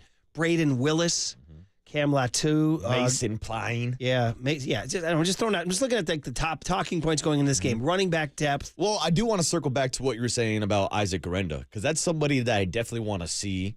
I mean, we mentioned so much about Ricky Pearsall and Jacob Cowing and how those guys are absolute burners with 4.3 speed. Isaac Guerrero in college also clocked in with a 4.3 40 time. So this is a guy that can move. He's also a pretty bigger back. He's pretty strong. So all around, it sounds like this is a guy that the 49ers have high expectations for, especially when you start thinking about Christian McCaffrey dealing with a calf strain right now. Elijah Mitchell being banged up. I think it's going to be a big season for Jordan Mason. But behind that, do you go with Schrager? Do you go with Isaac Guerrero? Like, there's still going to be competition that we're going to figure out tonight. Yeah, tonight. And QB2, too. I thought that Dobbs had kind of won it last Friday, and so did Eric Branch. He wrote that in the Chronicle, but others say, no, it's still open. Brandon Allen's more of a Kyle guy, that playbook guy, as opposed to Dobbs being more off script. Yeah, and that's the thing. Josh Dobbs has shown more flashes in the preseason game. But all the training camp reports is that Brandon Allen is looking better in those scrimmages and not joint practices because they didn't have those against the Saints. But it goes back to what we were talking about the other day. I think Josh Dobbs can go off script and win you a game, but Brandon Allen might be the safer option to execute Kyle Shanahan's system. I mean, let's be honest. If Purdy goes down, there goes the season, right? I mean, essentially. Like any NFL team, other than Nick Foles, right? Yeah. Or when Drew Bledsoe goes down and Tom Brady steps in. But I mean, really, pretty much any team that loses QB1, it's over. I don't know, Murph. If the Dallas Cowboys lose QB1, they've got Trey Lance ready to go. Bro. Hey, just for fun, where's Trey Lance 4 years from now? In 2028. 4 years from now. Is he QB1 in Dallas, taking him to the playoffs? Is he facing off against the 49ers in the NFC Championship game? Well, the good news is Brock Purdy will be the Niners quarterback 4 years from now, right? I mean, the Niners are set for the next, how long? 10 years at quarterback? I mean, we're assuming Brock Purdy's going to continue to play at a high level? We are all assuming that Brock Purdy is going to replicate his season last year, if not be better, and that would put him in the conversation to once again be a MVP candidate, which means he's going to break the bank with a $60 million 5+ year contract. Right, and then that contract will be outdated a year later. Yeah, and then by the time that's done, quarterbacks are going to be making $100 million per year. Well, Steph Curry, I read that he has an option coming up in October to exercise for another year that will pay him $62 million a year. Wow. Freaking Lionel Messi money. $62 million. Messi Ronaldo money. But anyway, I mean, like the Niners, think about that. I mean, like, honestly, does having Brock Purdy, and we're assuming, like I told you guys, I said this weird flash in the game last weekend against the Saints when he threw those 2 balls into double coverage and was running for his life. I'm like, he's not going to turn into a pumpkin on us, is he? It's like, I mean, I can't even believe I'm saying that. It's irresponsible to say it, but hey, we got an open mic and we're just chapping. Yeah, I mean, and look, I've had people actually give this take to me before about the quote-unquote system quarterback. Mm-hmm. And we brought it up a couple weeks ago about how somebody threw out the graphic of the first few years of Brock Purdy's career compared to Jimmy Garoppolo's career and how they were very similar numbers. Now, I also hopped on the mic and said anybody with a brain that watched 49er football will tell you that Brock Purdy is a better quarterback than Jimmy Garoppolo. Uh-huh. But I've heard the argument, if Kyle Shanahan has such a great system, what if you want to keep all the other high-paid players, you move on, draft a rookie quarterback or a different quarterback instead of paying Brock Purdy? Now, that's a hell of an idea to keep the band together and Aiyuk and Debo and McCaffrey and all these guys who want to get paid. But if you have a chance to get a franchise quarterback, you should sign your franchise quarterback. So you're saying cycle them out. Just draft a kids, put them in there, learn the playbook. Because Kyle will get you guys open. Kyle will make reads easy. Kyle will make throws easy. And we don't have to pay this guy $60. It's revolutionary, it's man. It's not my theory, but I've heard people throw out the idea. They're like, oh, everybody's worried about the Super Bowl window closing once Brock Purdy has to get paid. What if you were able to replace him with a cheaper option? Because right now the 49ers are benefiting off that rookie contract. See, that to me is like almost like analytics. That's like almost like crazy analytics. I think ultimately in the end, you got to have a quarterback, right? And you got to have a guy. As somebody that's been searching for a franchise quarterback my entire life, Murph, when you have one, you sign him, you keep him, you can't let him get away. Have a little digression. This morning, Susan Slusser wrote this huge story on this new analytics star in the Giants front office named Michael Schwartz. And he's 30 years old, and he comes from, like, Amazon, and he's an analytics guy and all this stuff. And I was reading all about him, and all the players are going, man, he's got so much information. He's got so much information. He's got so much information. And I go to him, and Yaz was talking about him, and Webb was talking about him. They're like, this guy's got everything about body position, hand angle, stride, torso angle, everything. And I was reading the entire thing, and I was like, yeah, guess what? They're still 500 team. You know what I mean, bro? Yeah. You know what I mean? No. They're like, oh, this guy's incredible. And listen, I'm sure the guy's brilliant. But it just goes back to like Purdy, like, oh, we can draft this guy and this. No, dude, can you give me a player who can freaking play the game? Yeah. Just give me a freaking player. You know, this analytics guy, can he produce Bobby Witt Jr.? Because can you cook him up in the lab? Yeah, I'll take Bobby Witt Jr. Can we cook up some numbers to be more successful with runners in scoring position? Exactly. Where are those analytics? So anyway, the point about Purdy, I'm interested to see Purdy's year. Will he match all those numbers from last year? It's going to be hard, but Kyle gives you the chance. You have so many weapons. He theoretically should match last year's numbers. And me, personally, I believe that Brock will be better. A, just being in that system longer with Kyle Shanahan, and B, coming off the season he had last year after he had off-season elbow surgery and how he talked to us last year about how he didn't have the full arm strength until midway through the season. And so, at that midway point, that's when we started to see Brock go downfield more. Now, of course, he had Brandon Aiyuk going off script. So that's going to be a huge factor in Brock Purdy's development is having BA out there. But what I saw from Brock Purdy, especially as the season went on and on, he developed more. He took more risk. Yeah. He was going off script and outside of the Kyle Shanahan system and making plays. In January, in the playoffs, when it was most important. By the way, 707, circling back on your riff there about this idea of drafting and cycling out. 707 says, hey, Marcus, Farhan called. He loves your idea. He loves your idea. All right. The 49ers are somewhat trying to break even. All right, man. 49er football tonight, 7 o'clock. Don't forget, it's on 8-10 the spread. Don't be like me. On any level, don't be like me. But tonight, I was the guy looking for the game. I couldn't find it. I was like swearing at my radio. It's on 8-10 the spread. Or if you're an FM head, 107.7 The Bone. Because I know some people are going to be out there. They're driving around. They're doing their thing. They want to hit. And you're like, where the hell's the game? 8-10 the spread. Yeah. 107.7 The Bone. And you got to stay tuned. Who knows? Maybe Tanner Mordecai turns into the next Brock Purdy. Hey, man. And you let Brock Purdy walk and let Tanner Mordecai be the quarterback. Lynch planted the seed. Yeah. Lynch planted the seed. How's that for a hot take, John Joe? There you go. All right. He'll love it. I love it. Let's do that next segment. 808 KNBR. No. Mordecai's the future. Mike Kruko is next on KNBR 104.5 and 680, the Sports Leader.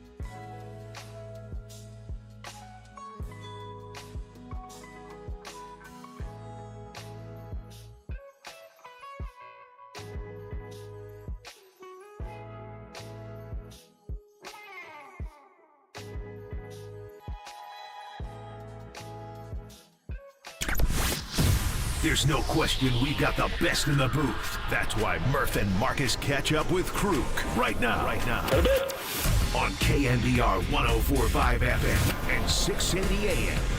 All right, the respite of an off day and up in Seattle. Tough road trip, Seattle and Milwaukee, although the Mariners have their own things going on, which we'll talk about with Mike Krukow, who's sponsored by your Northern California Honda dealer. See your NorCal Honda dealer now for sedan. Find savings on every model. Good morning, Mike. Happy Friday. How are you? Hey, morning, Mike. Yeah, good. Interesting series coming up in Seattle with both these teams very similar in that they have great pitching, they have good defense, and they don't hit. They do not. So there you go. Go get them. See what it's going to happen. But, every time you change managers in the course of the year, which they just did, Scott Service was let go yesterday in Seattle. There's a lot of unrest in a clubhouse. And it's kind of a weird dynamic because you don't really know who the guy is, who's the leader. I mean, they can assign a guy, but it's just, I don't know. It happened to me several times during my career, and I always thought it was pretty uncomfortable. Yeah, I imagine, for sure. And he's been there a long time, too. And Jerry DiPoto, the GM, was his longtime friend. And I found out Scott Service read about it in The Athletic, which is kind of a bummer. But, hey, Mike, I do want to talk about this upcoming road trip and some other fun stuff. Just we didn't talk to you since the game Wednesday, just not to wallow in it, but just a quick thought on strategy and going forward. Logan Webb not finishing that game and then the bullpen not getting it done. It was a big topic yesterday on the radio. Did you have a thought on that? The way Bob Melvin and Brian Price handled Logan Webb and his having a respiratory illness, and then Eric Miller and Spencer Bivens not finishing the deal in a tough loss. Did you have any reflections on that? Well, I didn't have any problem that went out there after Webb. Webb was brilliant, but, we don't know what the conversation is in the dugout during the game. And if he's having problems breathing, he didn't look like he was having problems. He was on cruise control the whole day. He was brilliant. And but that's something that a manager has privilege to, a trainer, a pitching coach. So they have a dialogue going on with the player, and so you're aware of where he's at and what he can give you. And so for him to come out, we're all a bit disappointed because he has had complete games before, and he was in control of command of that game. But if he gets to a point where he's uncomfortable and he's saying, "I'm done," then that's it. You're done. And as far as giving the ball to Eric Miller or Bivens, I think when Bivens came to the game, there really were two choices. I think Landon Roop, who's got better stuff for strikeout, but Bivens is a guy that puts the ball on the ground. He's a sinker ball, slider ball guy, and he's a strike thrower. So what do you need when you have a guy coming in with the bases loaded? You need to throw strikes. And it just didn't work out. And so, you can't second guess it. You got guys down in your pen, you believe in them. You're going to put them in a game in a big crucial situation. And, you credit the White Sox. Despite their record, they're still big leaguers, and they made the Giants pay. Mike, you mentioned it being a strikeout situation. Immediately at the game, I thought about maybe Jordan Hicks being in the game. Now, of course, when he closed out the game the other night, he wasn't as competitive in the strike zone. I also thought about a guy like Camilo Duvall, who's currently down in Sacramento, but of course, he was a little bit wild this year too. But do you think they need someone like Camilo Duvall back in the bullpen? Well, yeah, they absolutely need him back in the bullpen. He's an atomic arm.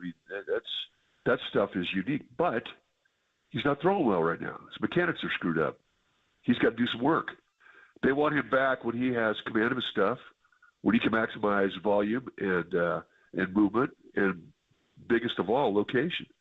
And when he's on, he can. So I don't know. The last I checked, he had thrown 4 innings, given up a couple runs. So he's kind of still looking for the release point that's going to get him back in to where he can be as effective as he was when he was an All-Star. Yeah, we're talking to Mike Krukow. We do it every Monday, Wednesday, and Friday. The Giants are up in Seattle, where it's interesting deal. So the runner in scoring position thing continues to haunt and haunt and haunt and haunt and haunt. Mike, how do you get the Giants to hit better with runners in scoring position? Well, we saw what Bob Melvin did in first and third. The 10th inning, they had a first and third with Tyler Fitzgerald up, and he bunts. He told Tyler Fitzgerald, I want you to drag bunt if that guy's playing beyond playing back third base. Okay. Well, he turns around, squares to bunt a sacrifice. Those are two different techniques. The drag bunt is that, you're going to get a drag bunt or it goes foul, You don't square around and sacrifice bunt. So it gets back to the player not being able to communicate or understand what's being asked of him to do. Drag bunt, if it's not that high risk. It's either a great bunt, base hit, or and it's kind of a safety squeeze. You had third base, but he turns around, he shows bunt early, and he winds up not getting the bunt down, and that's frustrating. Now, normally you wouldn't do that when you have a guy who's got power, because if he's up there in the first and third no-out situation, he hits a fly ball deep enough the outfield, you're going to score the run.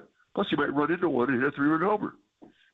But because it's been such a malaise in regards to how do you produce with a runner at third base in less than 2 outs, and day in and day out, they can't do it. I mean, it was a message to the team.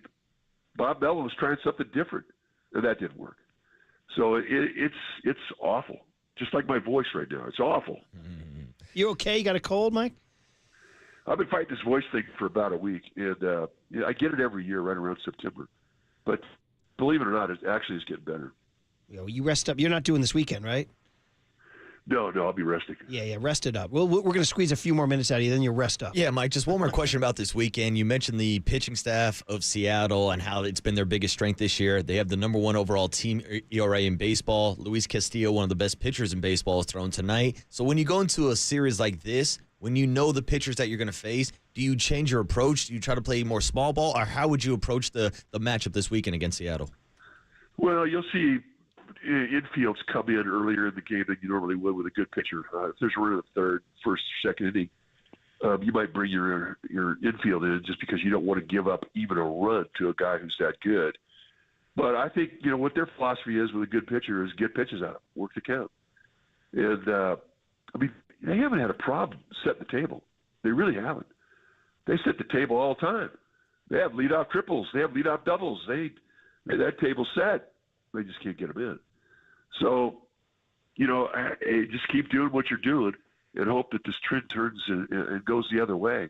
Because a couple of money hits, especially at the start of this road trip, when they're going into two good teams, that it can turn around that quickly. A couple good hits, knock in a run in a money situation, and boom, you're right back on track. But man, they got to start doing it.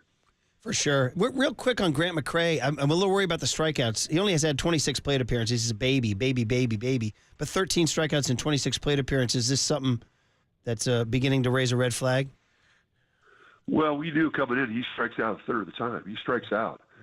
Okay. But, look, he's raw as can be, and that kid can play some center field. He's good. I think what he needs to work on this offseason is bunting. Take advantage of your speed, and that'll absolutely 100% cut down the strikeouts. But he's a lot of swing and miss right now. I don't think he's to strength level at the plate. I think he's got a little drag and his swing's a little long, which could explain a lot of the strikeouts. But, you hit the weight room and work on bunting, have a productive offseason. I think he's a big leaguer. I just think that, once you get here as a talented young kid, you realize I'm not strong enough. I got to get stronger.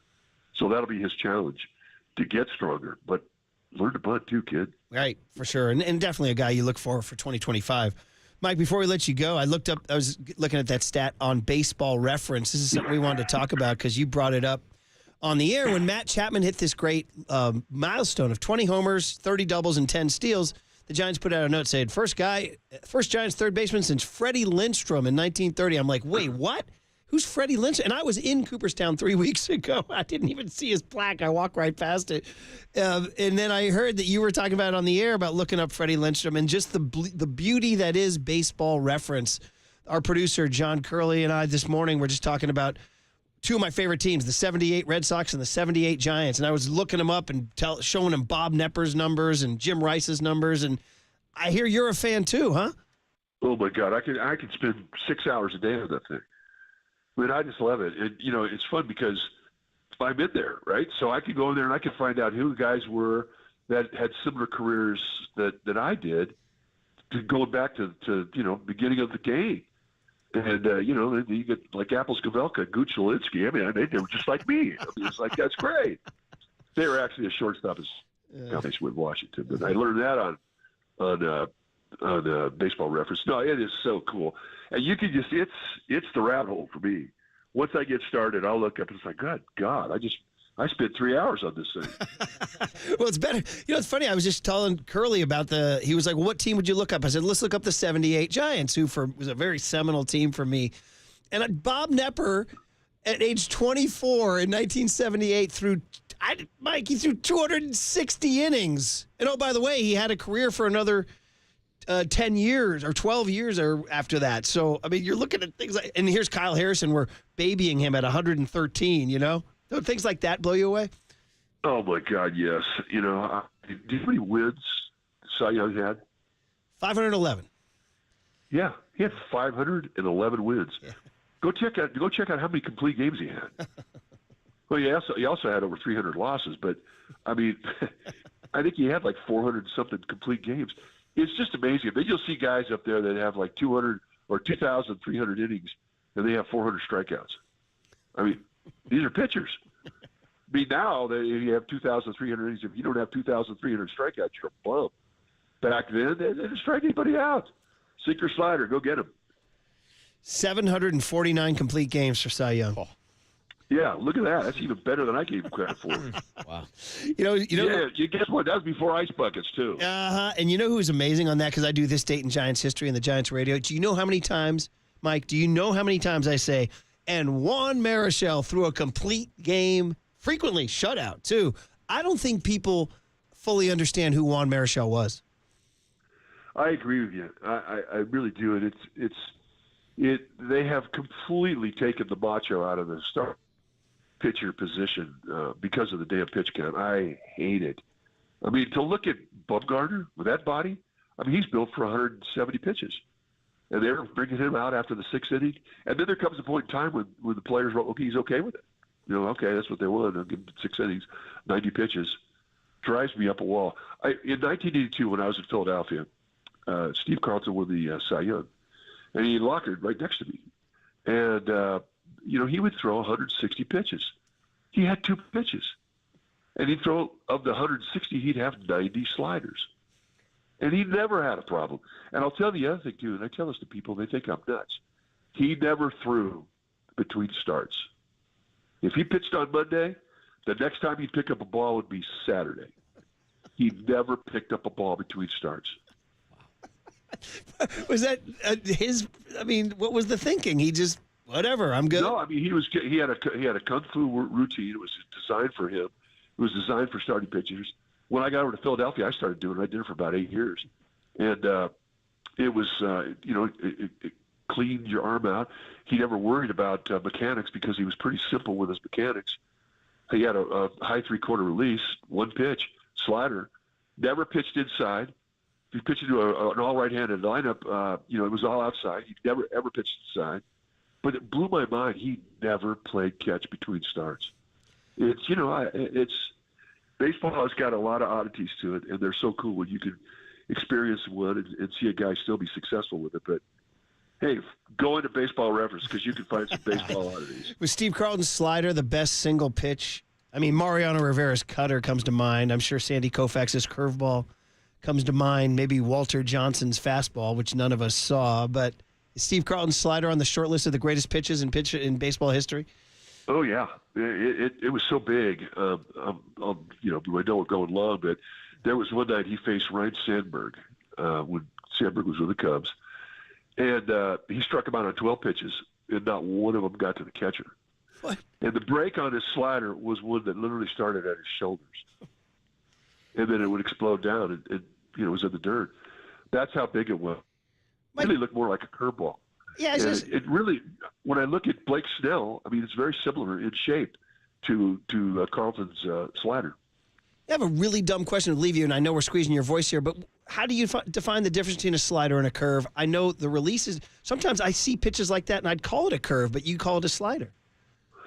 Well, slider, you can throw it hard, and it's not, with the way you properly throw it, you can't really throw it anywhere near as hard as a slider. Mm-hmm.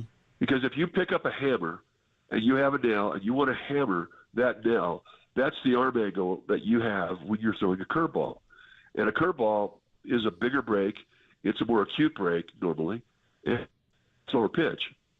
A slider, you just offset your hand on the fastball grip and put your thumb underneath your middle finger. It kind of bullets the ball, and then you just have a little bit of a hand twist there at the end. But everybody's interpretation of the slider is different. If you go in and ask how guys throw sinkers and how they throw sliders, in one clubhouse you'll get 10 different grips on both pitches. It's really a unique thing. But and I asked first thing I did when I got to the Phillies, I asked Carlton. I said, "Well, how do you throw that slider?" "Oh, here, grip it like this and throw the snot out of it." That's it. That would be all. Class over. Have a bitch in summer. That was it. Which obviously, I went out there and tried to do it. It was like, it's killing me. Nobody threw it like him. And he was one of the greatest pitchers ever. And I do believe his slider was one of the best pitches ever. And everybody can find it on Baseball Reference. Kill 4 hours today. Because you just keep clicking on the next thing and the next thing and the next thing and the next thing. And you start with the 78 Giants and work from there. So good. Mike, rest up your voice. I'm sorry we squeezed too much out of you. It's always great chatting. Have a great weekend. We'll talk Monday. In a bit. Mike Krukow, he's awesome. He gutted that one out, but it was fun. Yeah, it's fun just talking ball with Mike. So, yeah, I mean, I understand. I know, like, the curve is that and the slider's that. But it's just when a slider becomes so big, when does it become a curve? You know what Murph, I mean? You're forgetting the in-between, the sweeper. Oh. Which is now opening up a whole new can of worms. Can I throw you a slurve? Oh, the slurve. I was nice with the slurve, too. But, yeah, to me, it's always you're throwing the slider harder with more horizontal movement, where your curveball is a little slower, more vertical movement. Yeah, I totally get that. But like I said, when a slider gets so big, the way he's describing Carlton's slider, it sounds like a curveball. It's almost more like a slurve then, Or, I don't know, but Carlton was a tough customer. Yeah, man. now they just call everything sweepers. Young Tony, Steve Carlton, yeah? Yeah. Okay, all right, good man. All right, John Lynch, the big hit. Here we go. He came on our show yesterday, and we talked obviously about Brandon Aiyuk, but we want to get into Lynch and Shanahan's mindset going into tonight's game. Your mindset going into tonight's game. 808 KNBR is the phone number. Line them up, Niners fans. How are you feeling? Is it a bummer summer, or are you fine? Everything's cool, nothing to see here, move along. 808 KNBR is the phone number. 415-808-5627 is the text. Golden State Lumber and Building Materials text line on the Sports Leader. I wish I knew. I wish I knew,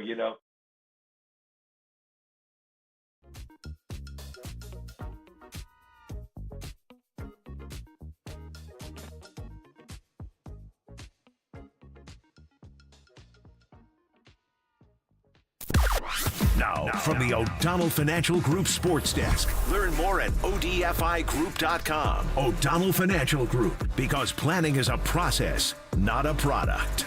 Stay locked into KNBR all day for your chance to qualify for the 49ers Season Pass contest. Each person who qualifies will win a $50 gift card to the 49ers team store and enters for a chance to win the grand prize, which is 2 tickets to each 2024 regular season 49ers home game. Today is the last day of the contest, so be caller 10 to 415-896-KNBR when you hear the special cue to call featuring Tim Ryan. Stay tuned through the 8 a.m. hour for your chance to qualify.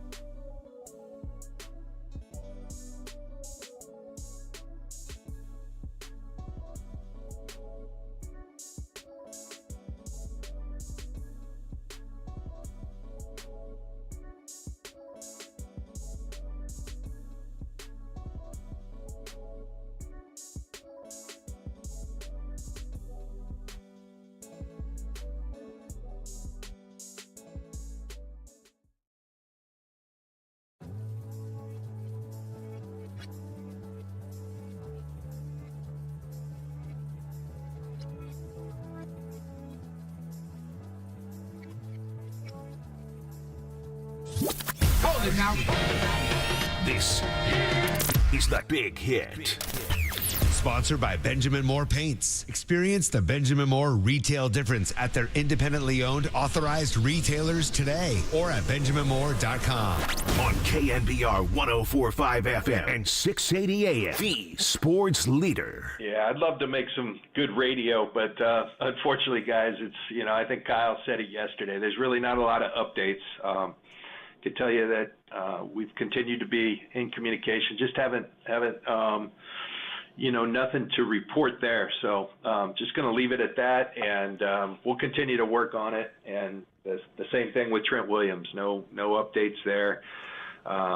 Good communication with both the players and their representatives, but just haven't made any breakthroughs. And so we'll leave it at that and focus on the other 90 guys that are here and doing really great things on the field. What more do you want to hear on a Friday morning than no news on Brandon Aiyuk? But it is our big hit, the 49ers and Raiders tonight. No Aiyuk, no Trent Williams, but 90 other guys, as John Lynch said, who we can talk about. After I want to thank Mike Kruka for gutting it out with a tough vocal cord situation. And Mike was, of course, sponsored by your Northern California Honda dealer. See your NorCal Honda dealer now for sedan fine savings on every model.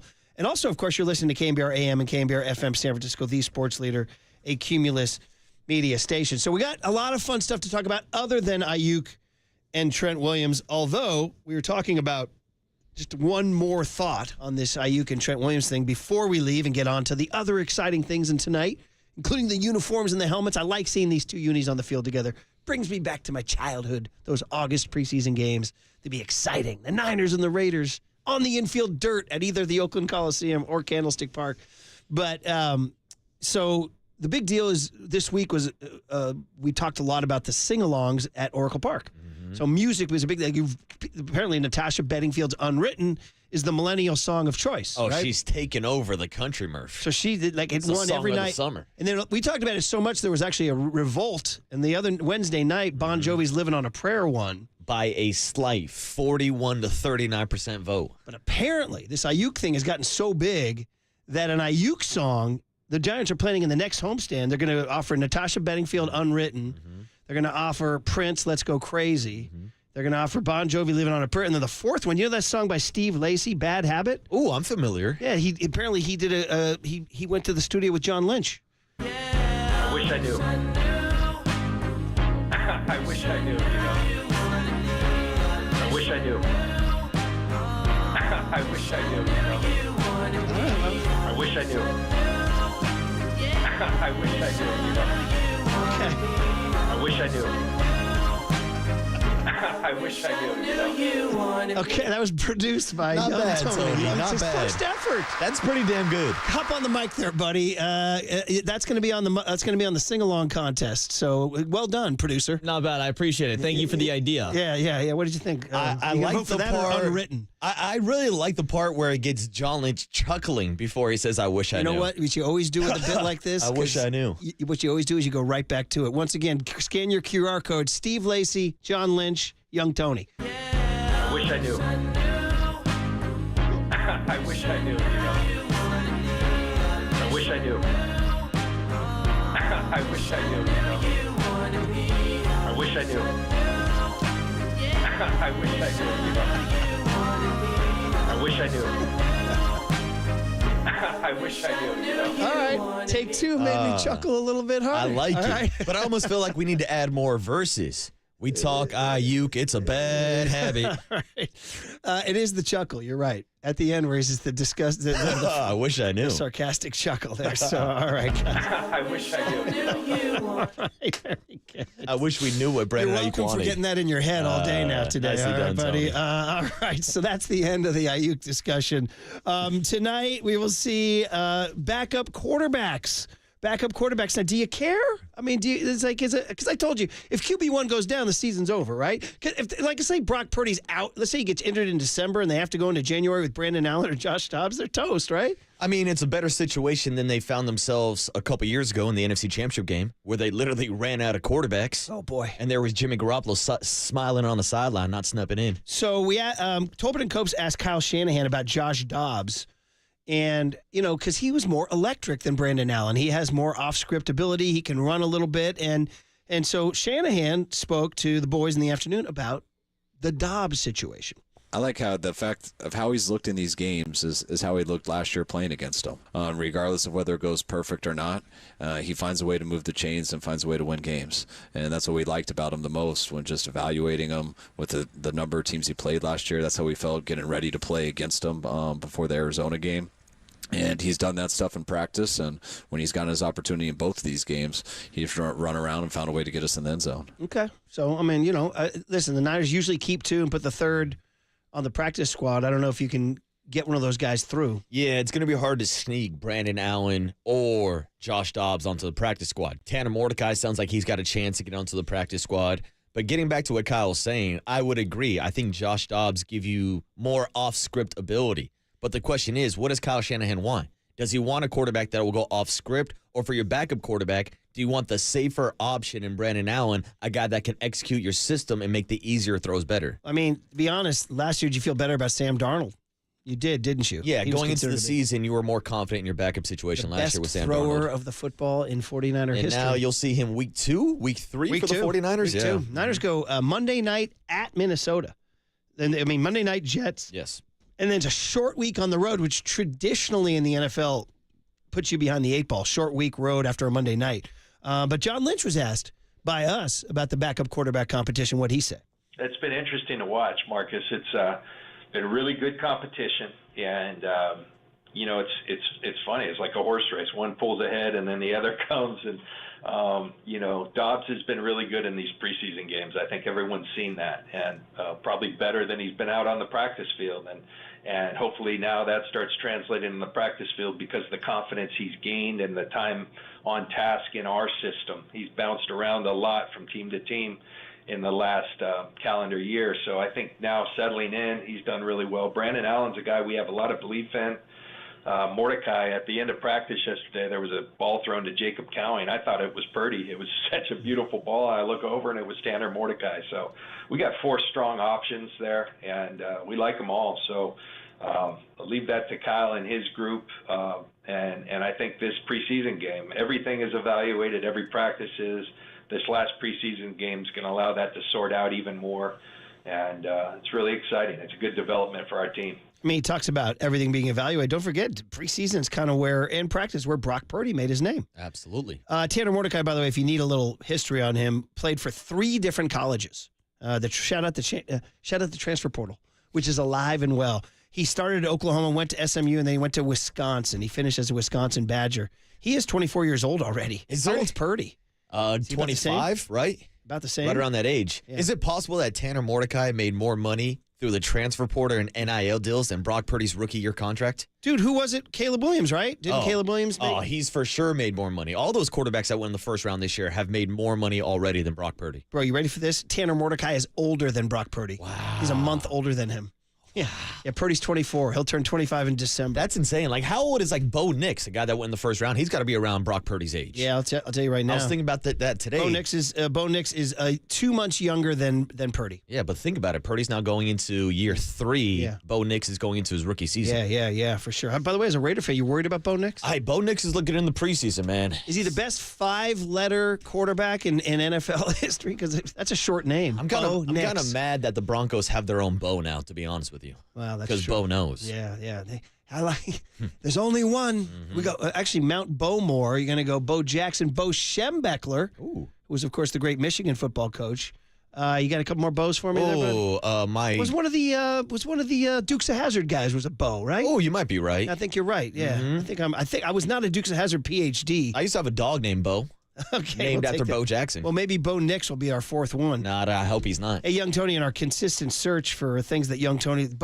Dukes of Hazzard, buddy? Yes or no? I've heard of it. I've not seen it. Okay, so you know what? That'll be a good one because that'll be a fun one to play at the end of the show. Let's see. Yeah, Bo. Yeah, Bo was played by John Schneider, the blonde guy. I give you a Bojangles. That's like a fast food restaurant. Well, it's also the big song, too, Mr. Bojangles. Yeah.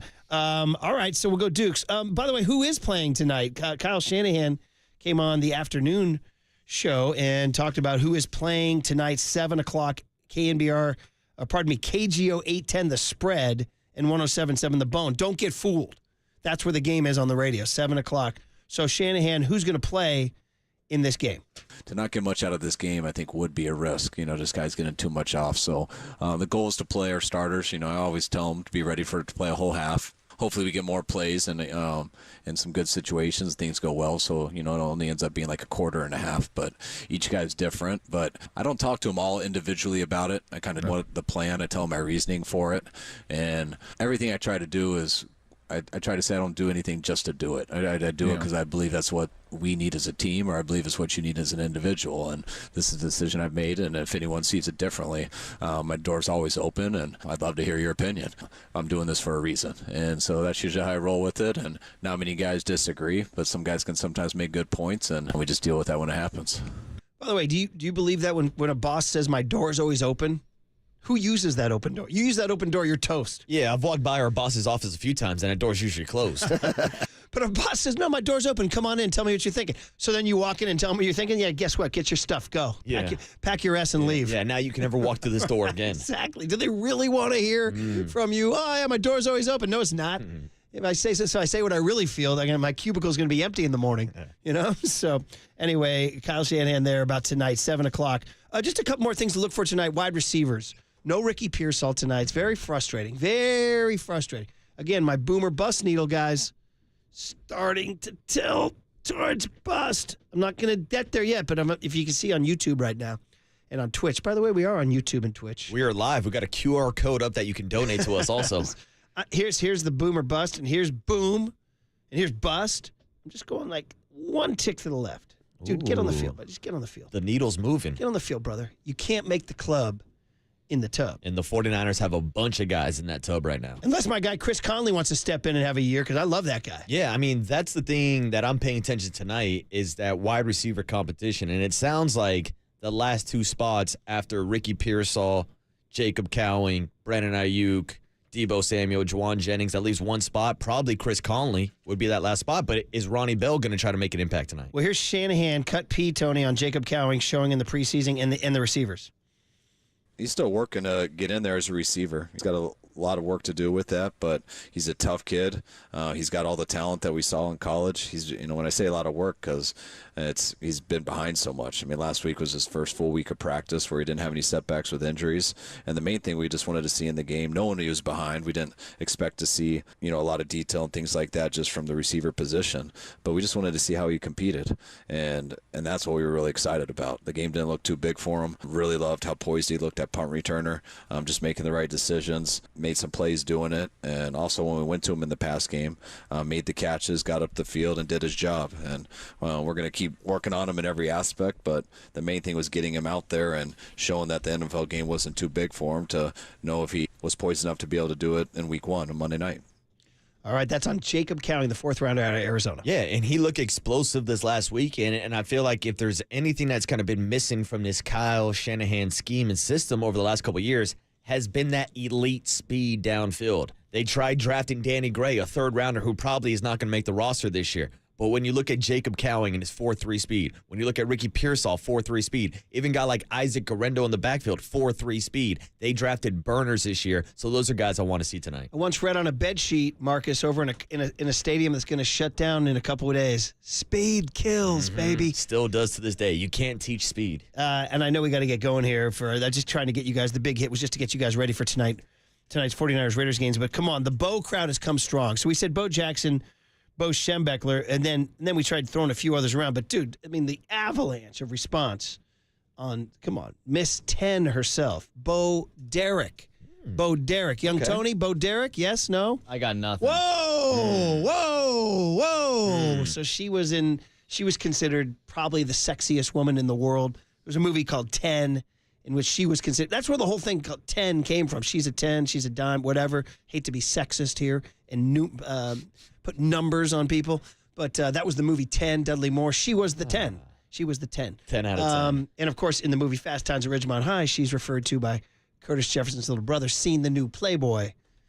Anyway. And Bo Diddley. Ooh. Bo Diddley, who inspired Bo Jackson in the Nike commercial. Nice. Also, we should throw Bo Mel on that list, who's going to join us today at 9:30. Hey, you turned it into a tease. Well done. All right, 49ers Raiders tonight at 7 o'clock. Cowing, Dobbs, Mordecai, Allen, Garendo, all these names you'll be looking for. Mustafa, Green, all these names that you're going to get used to. That was, I'm looking forward to tonight's game. Looking forward to seeing those two helmets on the field. Cooler of Content has some fun stuff on the other side. Don't miss it on the Sports Leader. I wish I knew. You wanted me.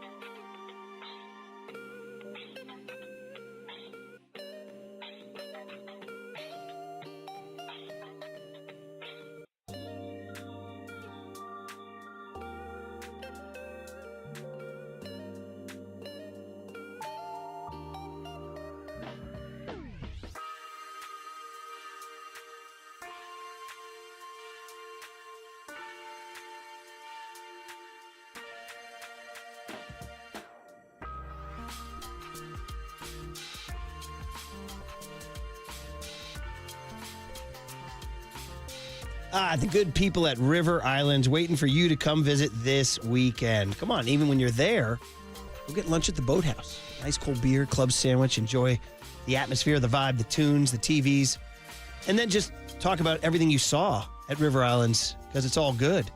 Everything's new. The opening of River Islands High School, the fourth charter school within the River Islands community, large campus, modern classrooms, amazing technology. The high school baseball team going to be playing at beautiful Islanders Field. New home neighborhoods, grand openings in August and September. Wide array of home designs in sizes with huge kitchens and home offices and luxurious bathrooms. And best of all, the pricing starting in the low 600,000s, topping out at just over $1 million. A new park opening this month, playing fields, picnic areas, amazing playgrounds for the kiddos. So much to see and do. Isn't it time for you to discover the islands? It is. Start your tour at riverislands.com. That's riverislands.com. And hey, I'll meet you at the Boathouse.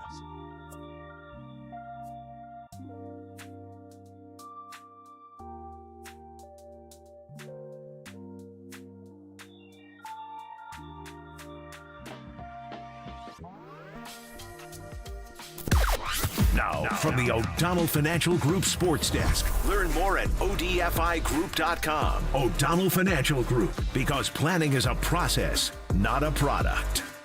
Stay locked into KNBR all day for your chance to qualify for the 49ers Season Pass contest. Each person who qualifies will win a $50 gift card to the 49ers team store and enters for a chance to win the grand prize, which is 2 tickets to each 2024 regular season 49ers home game. Now, be caller 10 to 415-896-KNBR when you hear the special cue to call featuring Tim Ryan. Today is the last day of the contest, so stay tuned through the 8 a.m. hour for your chance to qualify.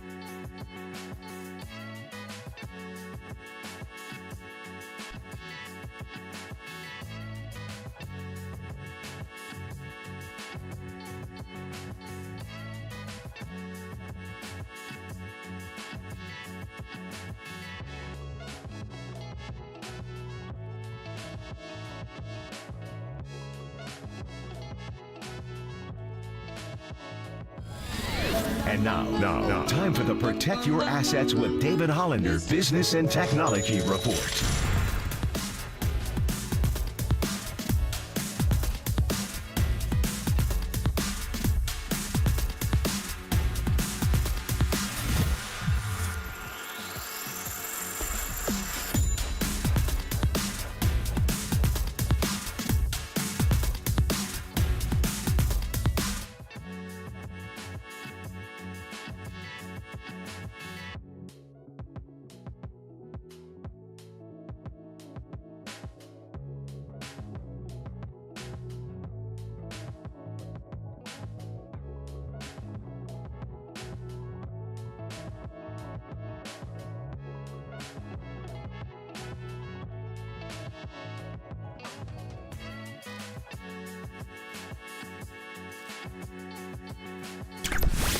All right, everyone, chill. This is the cooler. You're not sending me to the cooler of content. Sponsored by Mancini Sleep World. Sleep better, live better. Visit sleepworld.com. And by Marin Health. Marin Health Medical Center and Marin Health Medical Network world-class care. Closer than you think. On the Sports Leader. Cooler of content on a Friday, Reggae Friday, getting back to it at 8:30. But it's always fun to dig around, see what's out there. Marcus, we never got to this Colts fans' terrible song. This hit the web this week. I heard, I think, the afternoon show or Papa and Lynn riffing about this song, but I haven't heard it yet, Murph. Okay. Sometimes, yes, the other show played it, but people are in and out of their cars. They're not listening all the time. Different audience every 15 To tell you the truth, minutes. I didn't hear it till yesterday on Twitter. So I figured, okay, so there's probably a lot of people who haven't heard it. So here it is. It's a, I want to give the guy credit. Do we have the name of the guy? Are you sure you want to give him credit? Well, yeah, because he did it. Because I have a feeling that this is the kind of thing that, in an ironic way, like the Colts will adopt. You know what I mean? Like because it's like William Hung. We talked about William Hung in American Idol, Young Tone. Yeah, she bang. Yeah, he didn't know about that. But here it is. I got to find this guy's name. But here it is. This is our Colts. This is our team. We bleed blue. This is our Colts. Whether win or lose, we love them. For the shoe, beat the Broncos. Let's show them who the real horse is. This is our team. Go Colts! There it is, baby. What the hell was that? That's it. That's going to be the new theme in Indianapolis. Lucas Oil Field. Anthony Richardson scoring touchdown. As soon as they score a touchdown, boom, drop the needle. Wow. Yeah. Are we going to have Anthony Richardson walking out of the tunnel with the boombox bumping this guy? Give us one more time, Tony. This is our Colts. This is our team.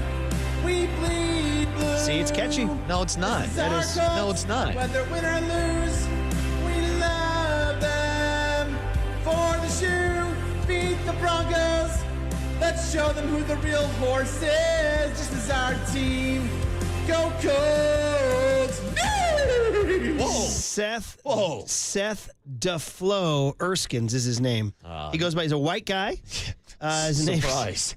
He's he doesn't look like he's maybe a total ladies man, perhaps. Seth Erskine's nickname, his DJ handle is DeFlo. DAFLOW. DeFlo. Yeah. Is there flow there? Not a lot of flow. One more. I want dude, it in there. I want the San Francisco Bay Area to have this in their heads. he's offbeat. It doesn't fit the lyrics. Tony, come on. Come on, baby. This is our Colts. This is our team. We bleed blue. This is our Colts. Touchdown Colts. Whether win or lose, we love them. For the shoe, beat the Broncos. Let's show them who the real horse is. This is our team. Go Colts! He literally, it appears that he literally is in his bedroom. Wow. I'm not kidding. And the fact- I'm not even riffing like, oh, the blogger lives in his basement.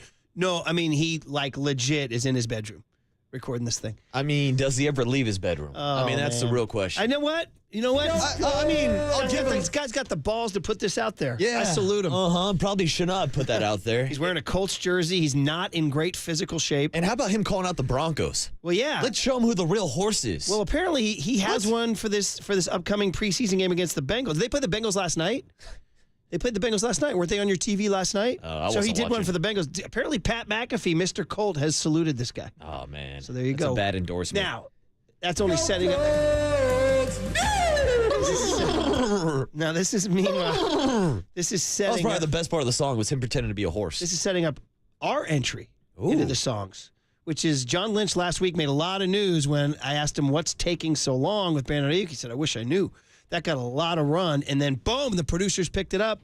So DeFlo, you got to answer to producer Tone and Steve Lacy, John Lynch style. I wish I knew. I wish I knew, I wish I knew. I wish I knew, I wish I knew. I wish I knew, I wish I knew. I wish I knew, So there it is, which is better? Much better. DeFlo? John Lynch over DeFlo any day of the week. Well, Young Tone, what would your handle be if you're not DeFlo? You're DeTone? DJ Tone? Young Tony. I think it's simple. DJ. Young. I mean, aren't there Youngs everywhere? Young this, young that, young. Every rapper's a young something, right? DJ Ultimate Frisbee Tone. I think it's just Young Tone. I think we're on Young Tone. You got it, baby. Well, Tony did tell me some nicknames he had in college yesterday, but I'll keep those off air. Did they help him at the mixer? Yeah, maybe. Ooh, hey now. But yeah, this has got to be one of the worst songs ever. Like, I thought nobody would top the San Diego Padres. That's what's in. Tony, if you could please refresh our memory. Philly going down to yellow and brown. That's what's in. Yeah, that's right. Padres on the loose. Let's go, Goose. That's what's in. That's right. That's right. Bryce gonna lose, and Manny's gonna cruise. That's what's in. Give Philly no slack and send them back. That's what's in. Oh man, that was I take the flow over that. You go with the flow. I go with the flow over that. By the way, they were singing about Bob Melvin's Padres, who were in the NLCS that year. That's true. Everybody's like, "What's Bob Melvin ever done?" Well, first of all, he's going to join our show at 9:30 today. Second of all, some people are saying that is a actual a religious song. Yeah, it's a cover. This is our God. This is what he does. He loves us. Well, then it's even more blasphemous. Using the Lord's name in vain. Oh man! All right, guys. Moving on in the cooler of content. Do you want to hear about Tom Brady collecting baseball cards? Sure, why not? I don't know what the hell. He was at I don't know why he was at a baseball. Was he doing like a signing or something? But he went over to a Topps baseball card guy and just started riffing. Tom Brady, baseball card collector. Here he is. I would say from the age of about 7 to about 17, I only really collected baseball cards. I collected kind of my era. I had Don Mattingly was my favorite player, Dwight Gooden, Strawberry, Wade Boggs, Will Clark, McGuire. I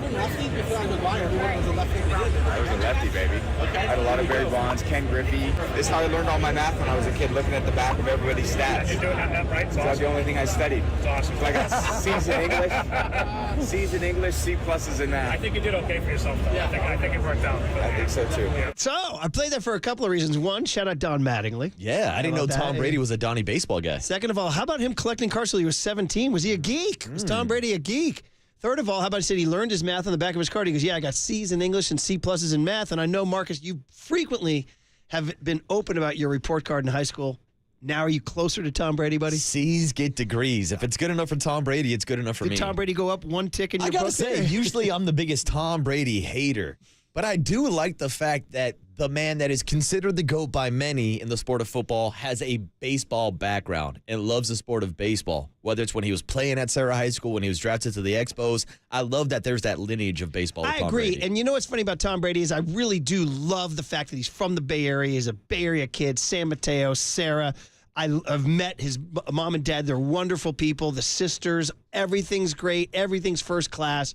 All that stuff. The baseball connection is huge. And when the Giants were in one of their World Series runs, either 10, 12, or 14, he posted a picture from his driveway in Massachusetts wearing a Giants hat in a batting stand saying, let's go get this. So I'm like, I love everything about it. The only beef I have with him is that Montana's better. That's the only beef I have. I got a few more beefs to add to that list, Murph. Let's not talk about the Tuck rule. No, let's not. So anyway, Tom Brady collecting cards, man. And in that Macklemore song that he does about, what's his face, Dave Niehaus, who passed away, their John Miller, Lon Simmons baseball guy. I love it. It's one of my favorites because it's about his love of baseball and growing up in Seattle and all that, and the Edgar Martinez double that scores Griffey and Joey Cora. But anyway, he says, I don't really collect cards anymore, just some dust and old cardboards on a shelf. Like we all, what do you do with those cards? I still have a box of baseball cards. I still have binders of baseball cards. All and right. like I was the kind of kid where I would separate it and do it like team by team. So I have like a couple pages of Yankee players. I have a whole binder of Giants players. I have a whole binder of like, all right, here's my Texas Ranger page. Here's my Oakland A's page. Did your mom, when they sold the house, did they? Mom and Dad got it in their attic right now. They kept it. They kept it. Yeah. And there was like a time like when I moved to the city, like, are you ever going to come and like grab your old trophies and baseball cards and stuff? It's like, no, I want you guys to keep it. How about the humble grab your trophies? Yeah, all the trophies. A lot of trophies, Murph.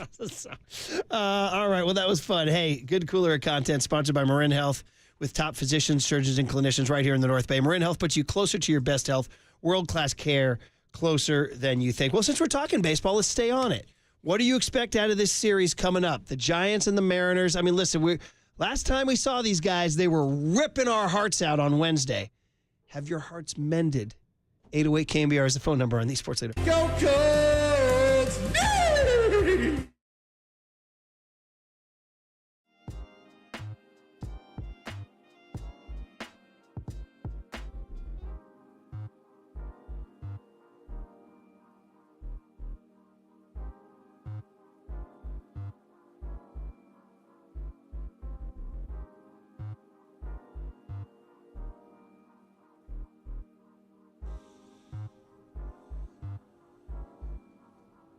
Michi's, East Coast Pizzeria, the best.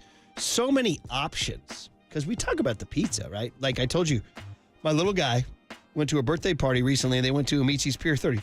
Excuse me, I was so emotional. Pier 39. And he's like, Dad, it was really good. I'm like, I know it's good. Did you try the pastas and the salads and the flame roasted chicken wings? He's like, no, we just had pizza. I'm like, well, then you could do more. But anyway, so we've established that you want to eat Michi's in any form.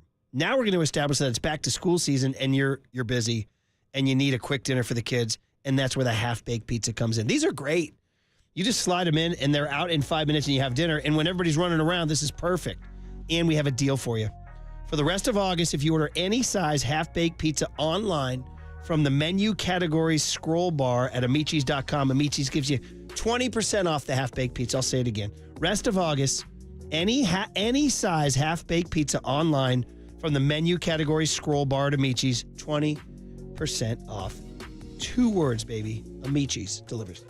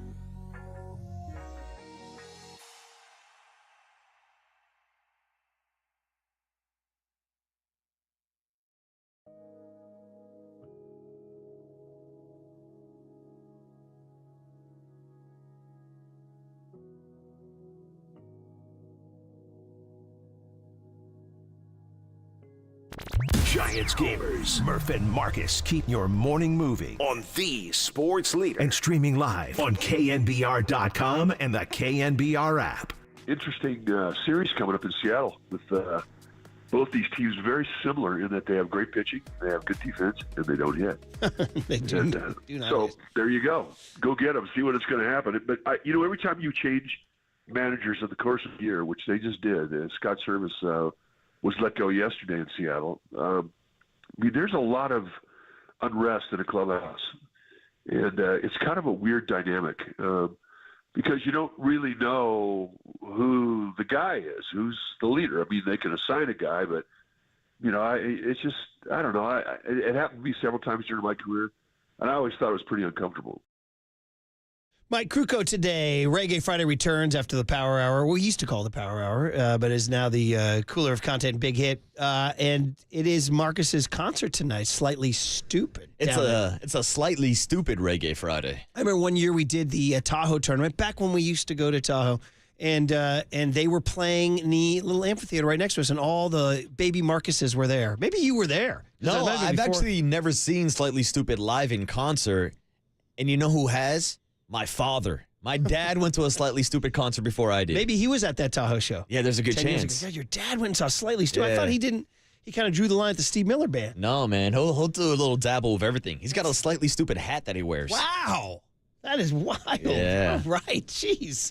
Way to go. Go, Ken, go. Giants baseball tonight, 7:10. Hayden Birdsong versus Luis Castillo. Ooh. I asked the question. Last time we saw him was Wednesday. They ripped our hearts out. It was a Wednesday afternoon. So you're going a full 48 hours and then some till you see him again, because that game ended Wednesday afternoon right over 3:30. Now you don't go till Friday night at 7:10. And Bob Melvin will join us today at 9:30, which we look forward to. So, the Bee Gees wants to ask, how can you mend a broken heart? Have Giants fans use this day off to sort of recoup and look around and say, okay, well, it's only August 23rd. There's more games out there. They're still in it. Or is that just fool's gold? You're an idiot for doing that, because no, it ain't going to happen. They're on a road trip. Seattle has a great pitching staff. The Milwaukee Brewers, who they go to next, are one of the better teams in the National League.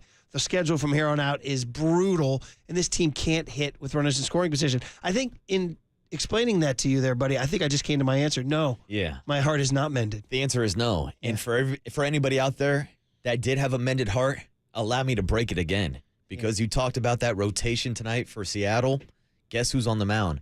Forever Giant, Luis Castillo. So that was in the, was it the Mike Leake trade? I believe it was the Casey McGee trade. Oh, boy. Yeah. Oof. Yeah. I mean, it was so early on in his career. Yeah, nobody knew that Luis Castillo would turn into this kind of pitcher. Well, but it is worth noting that he originally signed with the San Francisco Giants. You told me the Dodgers traded Yordan Alvarez. Absolutely, yep. I mean, it happens. Yeah. Guys get away. But Castillo is now, he's a guy who's a three-time All-Star, finished fifth in the Cy Young one year. Last year, 14-9 with a 3.34. This year, he's 10-12 with a 3.51. His career ERA is 3.54. He's now 31 years old. He's just turned into a dude, and the Giants can't hit. And meanwhile, the Mariners can't hit either, by the way. You got news. I got just news for you on the Mariners, who they're playing tonight. Have lost 8 of 9. They just got swept by the Dodgers, and they just fired their manager, Scott Service, forever Giant. 1999 backup catcher Scott Service. And on June 18, the Mariners were 10 up in the American League West. And since then, they're 20-33. Fell off the table. 20-33. And are now 5 out in the American League West. Thinking they still have a chance to string it together, they fired Scott Service, put in Dan Wilson, their longtime catcher, beloved catcher from the Griffey Buhner days, the Edgar days. He was a beloved figure, but he's never been in a major league dugout as a coach or a manager. So that's a surprising one. The Mariners' #1 ERA in all of baseball, but the lowest batting average in all of baseball. So we're going to see 2 awful hitting teams tonight. And by the way, shout out Mitch Haniger. You're going to see your boy tonight. Yeah, shout out Mitch Haniger, who's got 12 bombs on the season, is hitting .211 with a 643 OPS, so it's not like he's lighting the world on fire. But we might get a matchup on Sunday, 2 guys facing off who were traded for each other. Robbie Ray scheduled to throw against his former team on Sunday. Yeah, Robbie Ray is going to go Sunday, and Blake's probably Robbie Ray Saturday. No, wait. Robbie Ray Sunday, Blake Snell Saturday, but we don't know who the Mariners are pitching Saturday or Sunday. No, and I'm trying to figure out who the Giants are going to see because, as we just alluded to, Seattle has the best rotation in baseball, whether we're talking George Kirby, whether we're talking Logan Gilbert, Bryce Miller, and even the Bay Area's own Brian Wu. They are stacked with depth 1 through 5. That's why they were able to offload a guy like Robbie Ray. So I'm just going to say this just because we're here, and we're here because we're here because we're here. There's no rhyme or reason. I truly don't believe the Giants are going to make the playoffs this year. But if we're just going to play this silly game of staying alive, 6-game roadie, 3 in Milwaukee, 3 in Seattle, 3-3. If they go 3-3, we can continue to play the silly game. You down with that? I wish we had clips of every time Murph would predict a series, and we can just go series by series, breaking down all these predictions we have, and every time the Giants never living up to those standards. Well, the last one was the 5 against the A's and the White Sox. I said you got to go 4-1. They went 3-2. It's not good enough. Yeah. So. By the way, like you said, was the mended heart broken? Was it mended? Can the Giants look at you today? No. They're still not allowed to look at you. Well, I take that back. They can look. Okay. The don't look at me was for 2 days. I mean, am I gonna check the score tonight? Yeah. Would you rather watch the 9? I guess that's one of the questions we can ask you guys this morning. What would you rather watch? Also, you can only watch one. Giants Mariners in the pennant race or Niners Raiders in the preseason. And I look down literally 925, the first text I see. I'd rather watch backup quarterbacks and practice squad players on the Niners than watch another game of these mid Giants. Wow. So there's one answer right there. 408 says, staying with your B-52s theme, Deadbeat Club. That is an obscure poll. I got to tip my cap to 408. That's a deep poll like strobe light from the B-52s. What would you rather watch? Well, your answer is slightly stupid. Yeah, I'll be down at Shoreline watching Slightly Stupid tonight. It's tough. I mean, preseason football, the fact that it's Raiders and 49ers, as a kid that was raised a Raider fan, and now obviously I work and cover the 49ers, I'm always interested in that matchup. So probably my priority Saturday morning when I wake up post Slightly Stupid concert, I'll rewatch 49ers Raiders.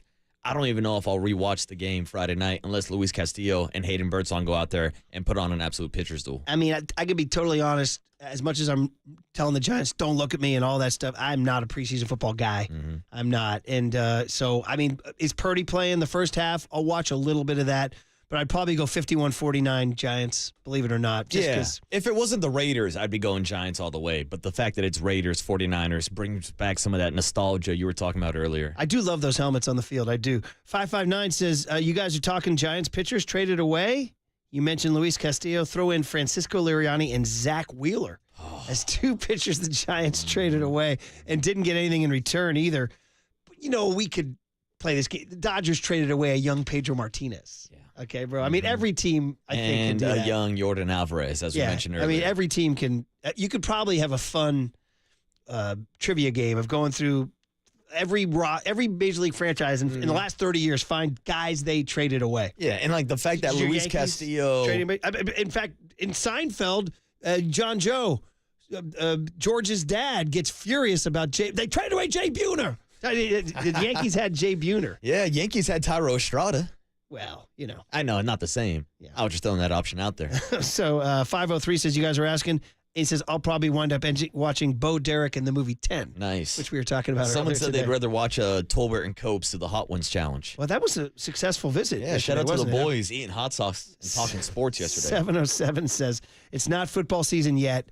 Giants baseball is what they're doing. And yes, so 925 says 70% of the Giants roster is like watching preseason football anyway. Ouch. So you might as well watch the Giants. 916 says Giants over preseason. And 510 texts in and says, I'm not really feeling Birdsong tonight. That's another thing, Hayden Birdsong. I mean, I'm already looking to 2025. I'm excited for Ramos, for Fitzgerald. Excited for a couple other guys. Obviously the continued growth of Kyle Harrison. Some of that Bryce Eldridge, who's going to come sooner than later. Maybe next year. Maybe. I mean, maybe next year we're here talking Bryce Eldridge, Reggie Crawford, Carson Wisenhunt, and all these top prospects that they have knocking on the door. Right. But Birdsong is a guy who still looks like a young 22-year-old finding his way a little bit. Like it's, there's some ups, there's some downs. There's some positive things to think about, but there's been some unsteadiness. Yeah, it takes a while to get used to big league pitching, big league batters, big leaders getting a book on you and figuring out what your sequence is, what's your pattern, how are you going to pitch them. It's a two-way game. It's a game of chess. And these big league players have been around for a long time, and Hayden Birdsong is starting to realize that he can't just go out there with pure stuff and dominate like he's done throughout the minor league system. But he's going against a terrible hitting offense, so maybe you can quell That's what him. I'm saying. Like, me and Tony were joking about how earlier this week we went out to Giants, White Sox Wednesday, Webb versus Garrett Crochet, and we bet the over on strikeouts on both pitchers. I'll be doing the same thing tonight with Luis Castillo and Hayden Birdsong. Ooh, tipping your hand. Yeah, All right, I like I it. had a couple free prospects. Have you seen the number? I don't even care what the number is. Well, the Giants will strike out in double digits. I'm guessing Luis Castillo is probably like 6.5. I'm guessing Hayden Birdsong is probably around 4.5. Wait, okay. Yeah, Oh, for those particular, I thought you meant for the whole game. Okay, I got you. 415 with a pretty good one about would you rather watch the Giants in a pennant race, air quotes, or the 49ers Raiders tonight? He says, I don't want to watch some fourth string bums. I'd rather watch some first string bums. That's pretty good. I'd rather watch the 49ers try to put together a better lineup than what we're seeing right now from the Giants. I'm sure Christian McCaffrey can hit with runners in scoring position. Oh, boy, jeez. As if he's not thinking about that walking down the aisle. 916 says Mitch Haniger's played 45 more games this year than he played for the Giants last year. Yeah, he got hurt. He has a freak injury. 706 says, to be honest, I'd rather watch the Niners practice than watch the Giants play. We talking practice? 408 with a strong take says, football season does not start until baseball season's over. Now, that's a seam head. Because I got news for you guys. There's college football tomorrow. Yeah. In Ireland. Shout out the Shamrock Classic, Florida State, Georgia Tech. And oh, by the way, Cal fans, Stanford fans, you better watch because, and I may need some. That's a conference game, baby. Thank you. Oh, well. Yeah. Yeah. That's a topic for another day. 916 says the Dodgers, don't forget, they traded O'Neal Cruz. Yeah, absolutely. So there you go. All right. And 650 says throw onto the pile of great arms the Giants traded Joe Nathan. Wow. Yeah, that's another one. 415 says don't forget the Red Sox trading Mookie Betts. Oh, yeah. How could we ever forget that? Yeah, Mookie was an MVP. He It's the wasn't most a prospect, annoying though. trade in my life. Yeah, my but life's history. At least the Red Sox got Alex Verdugo and Jeter Downs, two guys who ended up on the Yankees this offseason. 732 says door number 1, strikeout with a runner at third, nobody out, followed by a pop up to second baseman on the first pitch. Door number 2, back up Hunter, drop it inside the 10-yard line again. I'll take door number 2. Back up punter, pardon me. I'll take door number 2. Give me some Tanner Mordecai tonight. 530 says, I'll watch the Giants because I'll be at the game Saturday. I'm a longtime Giants fan living in the Seattle area and going with my dad for my birthday. Go Giants. Well, look at that. Enjoy the game. All right. I got another buddy going to those games, too. My buddy, this was supposed to be our trip with our buddies. We were going to go to Seattle this weekend. You're a Seattle guy. Oh, for sure. Well, Candace's family is from Seattle, so we go there all the time. We did. Now, both her parents are gone, so we don't go anymore. But, yeah, huge love for Seattle. Huge, monster love for Seattle. If there was ever a city... Like if it all imploded here, that's probably where I'd decamp. I'd probably head up there. Yeah. And now get ready for the drizzle, brother. Yeah. Because it's coming. Well, shout out Blake Snell having a nice little hometown trip back up to Seattle this weekend. I still love that take that you said you've played with so many guys like Blake Snell. Yeah. When you're like, yeah, you're essentially the same age as Blake Snell. It's like, yeah, Murph, I played a lot of travel ball with guys who acted and sounded just like Blake Snell. Meaning like, let's go behind the dugout after the game. Yeah. Did you bring your light? Do you have the lighter? Yeah. Yeah. Exactly. All right. All right. Bob Melvin's going to join us at 9:30. There's your Giants talk. Hey, you got a doobie? Well, there you go. Exactly. Somebody says the over is 6.5 Ks for Birdsong. I'll take 6.5 for Birdsong. I'm seeing 7. That's an under. For Luis Castillo. I'm going under. Let If me it's see what 6.5, I Prospects take the has. under on that. You got it for me? Birdsong. They don't have his strikeouts. They just have hits allowed today. That texture could be making. Let me talk to my people at Prize Picks. All right, Niners, Raiders. What did John Lynch and Kyle Shanahan have to say about it next on the Sports Leader? What the hell did you trade Jay Buhner for? He had 30 home runs and over 100 RBIs last year. He's got a rocket for an arm. You don't know what the hell you're doing.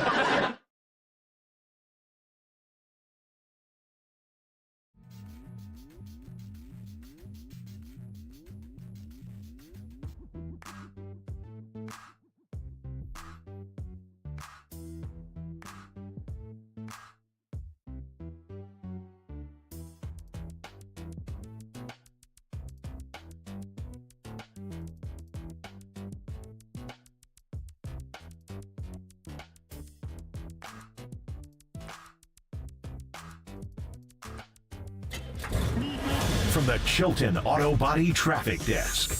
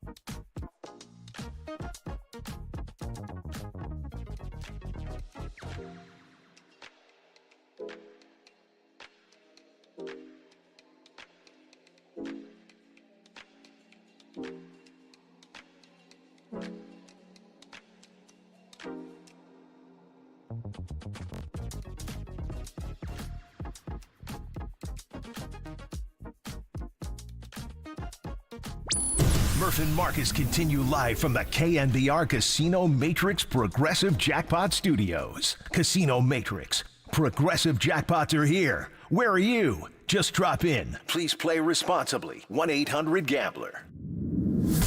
You need some syrup for that pancake. Be caller 10 now to 415-896-KNBR to win the 49ers Team Store gift card and qualify for the 49ers Season Pass Grand Prize.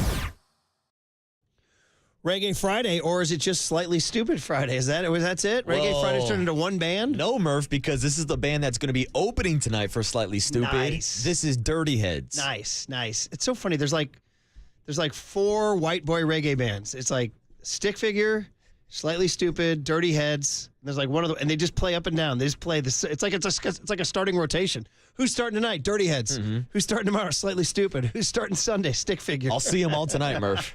So have fun. There will be fragrances in the air, I'm sure. All right. Well, you will. I smell it. Let me inhale it. Sounds like Blake Snell's behind the dugout. Yeah, me and Blake Snell. Let Blake bake. You and the Santa Clara Red Sox. Me and Tim Lincecum. Doing their thing, man. By the way, still watching Little League World Series to the bitter end. And it's going to be Texas and Florida in the U.S. Championship. And in the international, it's Chinese Taipei against Venezuela. That's the Final Four. I feel like this is the year that unless Texas has a good number 2, I feel like this is the year the international team's going to win. I haven't been blown away by the U.S. teams. By the way, the Napa American team, there's a guy who follows this stuff closely, and he ranks every year the top 50 12-year-old all-star teams in the country at the end of Little League World Series. And the Napa American team that we lost to was ranked 37th in the nation. Wow. And we're basically ahead the 6th inning. And you're a couple bad calls where away. does that make us? Yeah, Where are the little Mill Valley plucky guys? And by the way, shout out Brian Price, our guy. He's going to be hosting our team. Dude. We're going to go on Wednesday, September 4th. He's going to have the team on the field before the game. And the Giants are giving them all tickets. And so that's a time where I think I'm going to call in a little favor and hopefully have Kuchenkipe show the kids on TV, because it's a human interest story that Brian Price, a local kid, has his own little league out to the field, and hopefully they'll have some pregame footage or something of B. Price bringing over. Who would the kids be most excited to meet? Oh, I would say Logan Webb because to me, he's the face of the franchise. I mean, honestly, there might be a lot of kids going, yeah, who are you? But, also, you could get a lot of kids maybe walking up to Matt Chapman singing Not Like Us. Okay, yeah. Since it was on the 12-year-old playlist. They do love it, too. Didn't you say, after a win, they were in the dugout chanting, they not like us, they not like us? One time during infield, Levi was over saying, they not like MV, they not like MV. And I was like, they're not. No, it isn't. You guys are very different. You are listening to KNBR AM and KNBR FM San Francisco, the sports leader, a Cumulus media station. Back to the Niners. Tonight's game, 49ers Raiders. Great helmets, great unis. Now, Kyle Shanahan says he's probably going to play his guys. You're telling me that your boy Antonio Pierce says he's not going to play his guys. Yeah, Antonio Pierce announced earlier this week that the Raiders will not be playing their starters. They also announced that Gardner Minshew will be the starting quarterback, so there's still a chance you'll see Aiden O'Connell out there, maybe guys like Trey Tucker, but yeah, you're not going to see any of the starters for the Raiders tonight. Okay, that's kind of disappointing. I'd like to see some little one-on-one action, but really all time, we're just killing time until September 9th is what we're doing, and knock on for Micah, no injuries. Niners already have too many injuries. Obviously with Ricky Pearsall, which is very, very frustrating. Some people got upset at me last hour because I said I'm just ticking 1% towards bust. And again, I'm just ridiculous. It's August 23rd. They haven't played a game, but I'm just saying it hasn't been a good start to his season. People said, you can't say that if it's an injury. Well, yeah, you can. Injuries matter. A guy's durability matters, and that can make you a bust, and it can make it a bad draft pick if you chose a guy who is injury prone. Two things can be true, Murph. Ricky Pearsall being injured to start his NFL career is a bad sign. But also, it's preseason football. So if these injuries drag out throughout the regular season, then we start talking about it being an issue. But if he's healthy week 1, ready to go, which is still a question mark, then I think we move on from this preseason and never even talk about Ricky Pearsall being hurt during training camp. Hopefully. That's why I only moved it just one tick. And again, if you're watching on YouTube and Twitch, so here's the boom, here's the bust. I'm just going one tick, just one tick that way. All right? That's all. Don't freak out. The Murph clock is ticking. But I'm just being honest here now. I've been around a long time. I know I've seen this movie. There's guys who come in and they never get healthy. And when they do, that's okay, then they get hurt again. And then they get hurt again. And so there are guys like that. You say that about Brandon Belt. He was, quote, injury prone. And then people say, no, it's not true because you could point to all these different freak accidents and this and that. Mitch Haniger's another guy like that. Yeah. Mitch Haniger just had some bad luck. Talk about two things being equally true. You can have a series of freak accidents and you can be injury prone. So absolutely. And if it lingers on into the season, then we start talking about all the red flags. And then, of course, a decision to draft Ricky Pearsall in the first round. Right. So we're going to go to John Lynch's take on the Ricky Pearsall situation. We asked him about it. It was worth re-racking. Cut G, young Tony, about Ricky Pearsall. Are you frustrated? We're patient and really, really excited about Ricky and his development. Rookie at any position coming in is a tough leap. And then at wide receiver in this offense, it's a lot. But Ricky can handle a lot. It's not ideal, to say the least, that he's been off to the side. The good news is Ricky's been able to run and do all these things. But with the type of injury he had, the time up front was critical to allowing for the best result. And so we've been giving him that time. He's been deep in the playbook. He's been in all the meetings. He's been doing his rehab vigorously. Ricky's a worker, and he's a very talented football player. So we've been doing the best we can given the circumstances. Ricky's been excellent in doing his part, and I think it's going to be soon where we can get him back out there on the field and really try to accelerate the process. He's going to be a big part of what we do, and we're as high on him as we were when we were drafted or higher. And when he's been out there, it's been really good. Unfortunately, he's ran into a couple of injuries, and those things happen, and you have to have the patience. It'd be foolish just to rush him saying, hey, we have to have him ready. He's a rookie. Well, that's not real smart if he's not going to be healthy. And so I appreciate Kyle and his staff allowing us the patience for the health and performance staff to give kind of the markers as to when he's ready to get back out there. And I know he's getting close to being back out there on the field. Okay. Getting close. But until we see, he's going to go a whole preseason without playing. Yeah. And then Monday night, September 9th against the Jets could be his debut. And that's not about a first-round draft pick. Yeah. On a time when some people thought they should have taken a corner, although we had some callers saying that, although if Renardo Green turns out then maybe they did get their corner. Yeah. And you don't have to worry about missing on a corner in the first round. Now, here's the problem. They theoretically took Pearsall because of the Debo. You're going to lose Debo or Aiyuk. But now you don't have Aiyuk or Pearsall. Yeah, that's the biggest issue to me is Brandon Aiyuk's availability week 1. And it's completely different than Ricky Pearsall, who's dealing with injuries. If Brandon Aiyuk is out there on the field, let's be realistic. How many snaps is Ricky Pearsall really going to get? Because he's 4th on the depth chart right now, behind Aiyuk, behind Debo, behind Juwan Jennings. So really, what's his role going to be this season? Now, if Aiyuk's not there, then obviously you need someone to step in. Juwan can step in as your number 2, but you would think Ricky Pearsall would be that guy in the slot in that situation. So Mike Silver, who's awesome, we love him, came on with the afternoon show yesterday. Here's what he said about Ricky Pearsall. Pearsall has a shoulder thing that is now recurring, and I think worrying over the long haul. This is what Mikey said. Something they knew about before they drafted him and were hoping wouldn't be a thing. That's a tough. Now, I know Mike. You have to be, I love Mike. He introduced me to my wife. He stood up at our wedding, the whole deal. He's a family member. Sometimes Mike will be a smidge dramatic, so just got to factor that in. But he's also lights out in his sourcing. I can't remember Mike saying something bold without having the goods to back it up. Now, it might not come true, but Mikey doesn't say it unless somebody he trusts and knows told him that. Mm-hmm. So there's something there. Yeah, Silver has his sources. And the fact that he's saying that this is a reoccurring injury, I don't think Ricky Pearsall has been hit by an NFL player yet. Because he got injured during rookie training camp and OTAs. He wasn't there when they put on pads. So if we're talking about a shoulder injury, he's yet to lower his shoulder or take a hit from any of these NFL players. Marcus, convince me that the Niners aren't having a worrying summer. Listen, I'm as big a honk as anyone, man. I love the team. I love Kyle.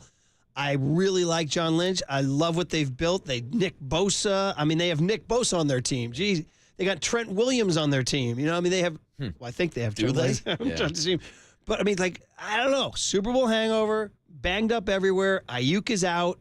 Pearsall's not on the field. Brock Purdy's running for his life in one preseason game behind an O-line that, was not protecting him. We've always worried about the O-line. We've always worried. Chris Forster told us during the preseason or during the offseason, this is what we do here. We find guys. We find Jake Brendel. We find Dominic Pooney. We find Colton McKivitz. We don't need to spend a first-rounder. And yet I think most 49ers fans would say that they would love a more robust offensive line. I would think so, too, especially in Kyle's system that starts with the run game. The run sets up everything in the system. The play action, the shots downfield, it all starts with running the ball. It goes back to Mike Shanahan running the ball back with the Denver Broncos. And so you would think if you're going to invest that much in running the rock, that you would invest more in the trenches. But who knows? Maybe Dominic Pooney, who sounds like he's going to be the starting right guard now, turns into one of those guys. The counter is they do run it well. They're always one of the best running teams in the NFL. Absolutely. And that's where, if Kyle or John were here, you're an idiot. We run the ball better than anybody. What's the problem? Well, McCaffrey's part of it. But then again, even without McCaffrey, Raheem Mostert, Matt Breida, they made those guys stars. True, and you can even say Trent Williams is a big part of it, but Kyle's been running the ball pretty successful even before trading for Trent Williams. Is it pass protection? Is that, well, obviously one play in the Super Bowl comes to mind. Yeah, I was worried a lot last year with Colton McKivitz in pass protection. I think he's a better run blocker than he is a pass blocker. I still have some concerns about Colton McKivitz, and especially if you have McKivitz and Jalen Moore as your tackles, then I'm really getting concerned about the health of Brock Purdy. Yeah, 707. Stop being so negative, Murph. Am I a negative guy? Be positive, bro. Come on, Murph. There's people out there that think I'm negative. I'm actually usually quite optimistic. I'm just being realistic about the Niners. Yeah, think about it. Again, the question you asked, what has been the most positive news with the 49ers this summer? I think most people will tell you the rookie draft class and how guys like Renardo Green could be a starting corner year one. Dominic Pooney could be a starting corner year one. But then you got to throw in the caveat that your first-round draft pick from that rookie draft pick has yet to get on the field. And the answer to that is you don't always hit on all of them. And it's like it's the Trey Lance Brock Purdy argument. Yeah. How bad is your draft when you whiff that badly on Trey Lance? And how great was your draft when you found Brock Purdy in the 7th round? That's the ultimate argument. So, if you miss on Pearsall, but what if Cowing turns out to be a player? What if Cowing turns out to be what Pearsall should be? That's going to be great, but still, even with that Trey Lance Brock Purdy take, I'm sure the 49ers would have been happy to use those 3 first-round draft picks on other players that can help contribute to your team. That's true, but you kind of like you assess everything. The draft Brock Purdy was a saving grace. It saves a lot of criticism. But again, like just giving up on all those draft picks, there's still repercussion. Maybe you could have used some of those draft picks on the interior line that could have helped you last year in the Super Bowl. 202 thinks we're being extremely negative, has never heard us so negative. 202, brother. I mean, we're looking at a baseball team that can't hit, and we're looking at a football team that has a lot of injury problems going into it. Yeah, so. I mean, the text line's wide open, 202. You tell us what's been the biggest positive news for the 49ers this summer. I asked Larry Krueger, and all he told me was the fact that Larry Krueger's back at KNBR. Yeah, Niners Nightly. Now, I did the schedule in May, and I had him at 10-7. Is that overly negative?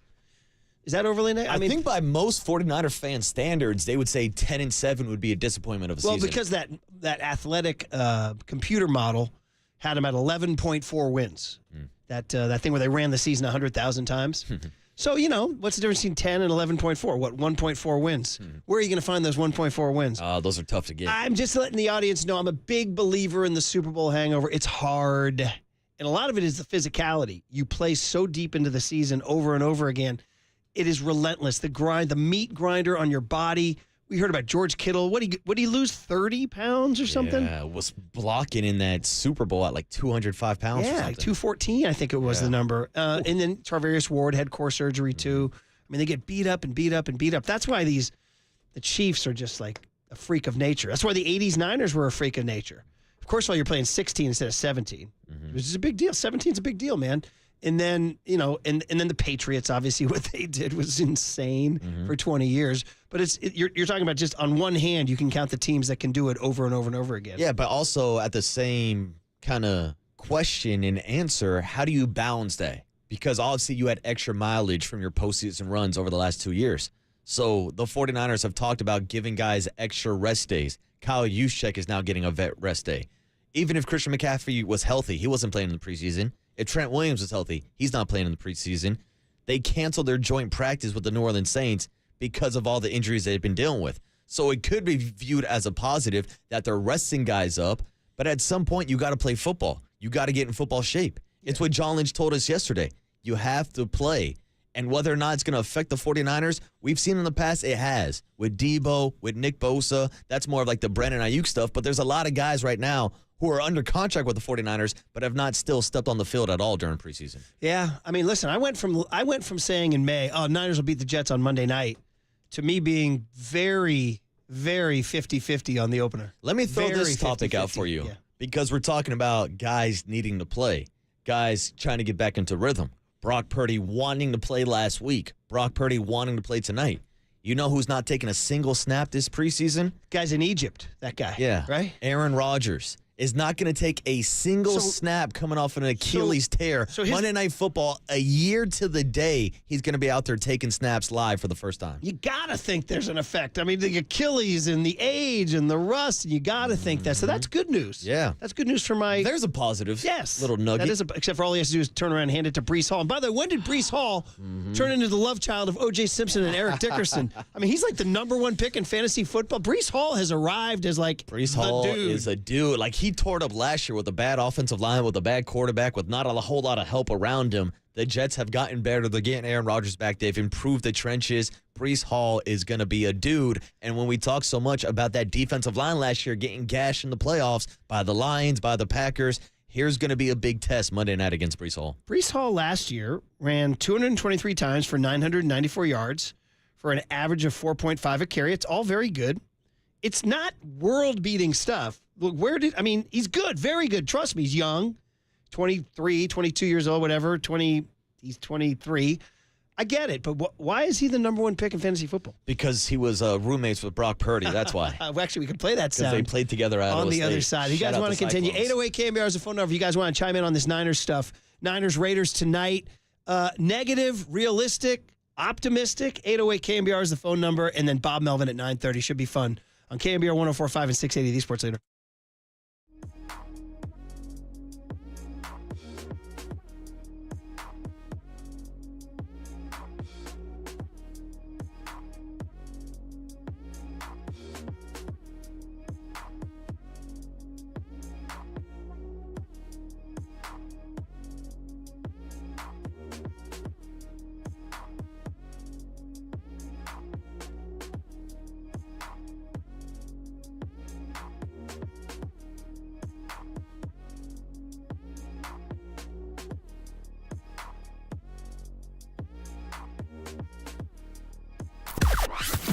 from the O'Donnell Financial Group Sports Desk. Learn more at odfigroup.com. O'Donnell Financial Group, because planning is a process, not a product. John Lynch joined Murph and Marcus yesterday to share any new updates on Brandon Aiyuk and to discuss if CeeDee Lamb's holdout is affecting Aiyuk and his own contract negotiations. You can hear the full interview on the KNBR app and KNBR.com.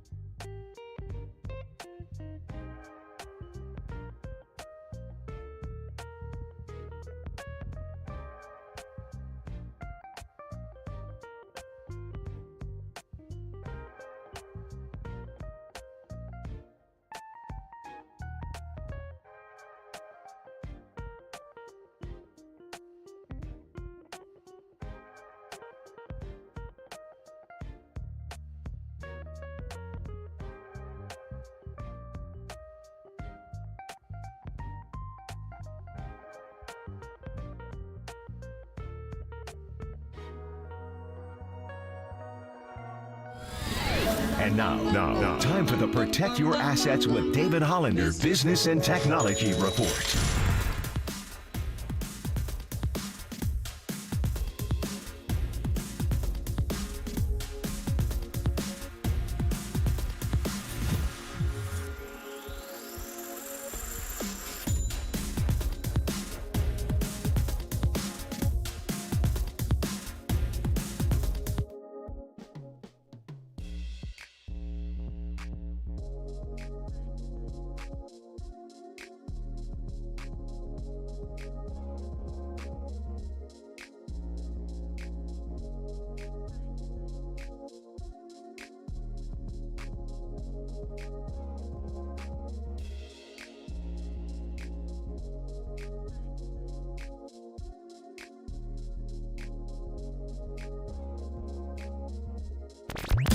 faithful Murph and Marcus keep your morning moving. Streaming live at twitch.tv/thesportsleader. You know, I've told multiple people multiple times, like the situational football, the environments you go and play in, just the different defenses and schemes that you have to get ready for, like 4 years of that, and catching a ball, seeing all that kind of stuff and being, you know, accurate with the ball and making plays, like all that stuff added up.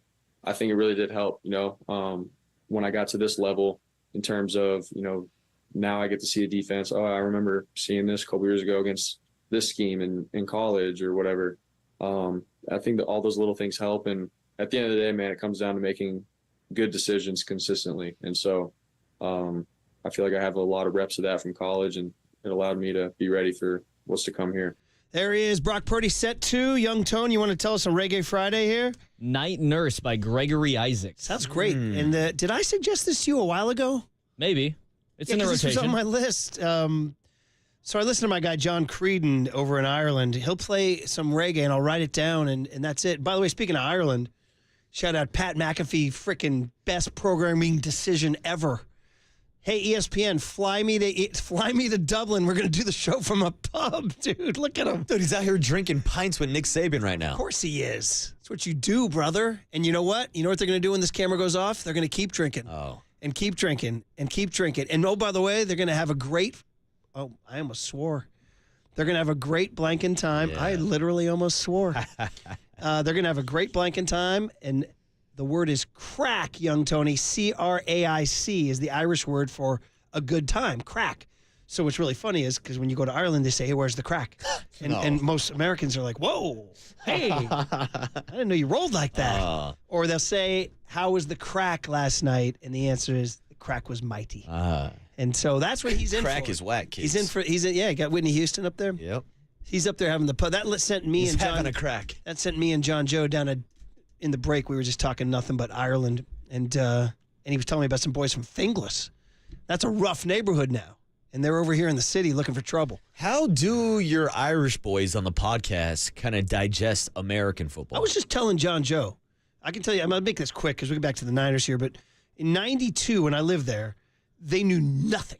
Dude. And I was asked to write a story about the U.S. Olympic basketball dream team because they didn't know any. I was like, you guys know Michael Jordan? They're like, oh, yeah, I went to school with him in Clare. I'm like, no, bro, no. Michael Jordan. Like, they didn't know, like, seriously. The other Michael Jordan. Like, seriously. They had none. I went to school with him. Clue. Well, that's an Irish name, Michael Jordan. Yeah. But anyway, dude, now I was telling John Joe, when I go over there for those shows and we go to the pubs afterwards, and the guys in this pubs like McAfee has right here, dude, their listeners will pin me up against the wall and they'll, like, talk to me about fantasy football.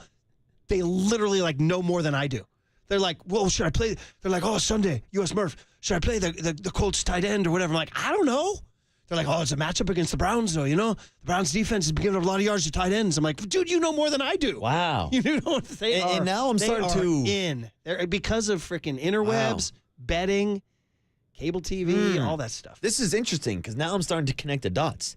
This is how the mid-segment read is out here winning championships.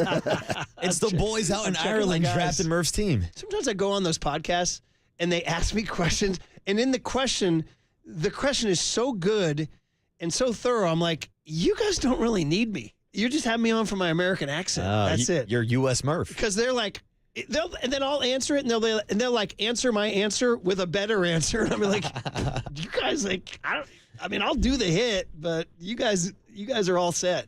Your takes are good. You guys know what you're talking about. They're dialed. As long as you boys are having a crack, well, it's having a good time. some crack. Having some crack. Having a bit of crack. I don't want any crack at all, to be honest. So you're saying that the crack was not mighty? Yeah. And then if you get really into the slang, instead of saying mighty, they rhymed 90 just because it's playing with words. How was the crack? 90. I don't know. That's what Pat McAfee's having a bit of crack right now, I'll tell you that. Yeah, and if I can, I'll just make a reference to my favorite movie of all time, the movie that gave me my nickname, The Waterboy. Bobby Boucher gives a speech to a bunch of kids, and then Lawrence Taylor tells the kids, that brings me to my next point, don't smoke crack. Okay. See, two different kinds, right? Not that kind, yes to the Irish kind. Yes. Yes to the Irish kind. So anyway, so back to the back after all that. And by the way, just quick movie recommendation, young Tony, The Commitments. You seen it? No. I bet you haven't. Highly recommend it. It's about a bunch of white kids forming a R&B soul band. very funny. Although I imagine a little bit of racial humor that might not play in 2024. Ooh. But, I mean, it was all innocent and fun. It was about white kids trying to be black musicians, and they made a lot of fun of how white they were. But I tried a line out on John Joe, and Jack Loader was like, dude, that's not cool. Ooh. I'm like, that's from the movie. Come on. Let's get racial up in this piece. Let's get racial. Well, let's talk about a white quarterback named Brock Purdy who had an African-American teammate named Breece Hall, right? We wanted to play this Breece Hall sound because Breece Hall, who we were just talking about, is going to be either the number 1 or number 2 fantasy pick.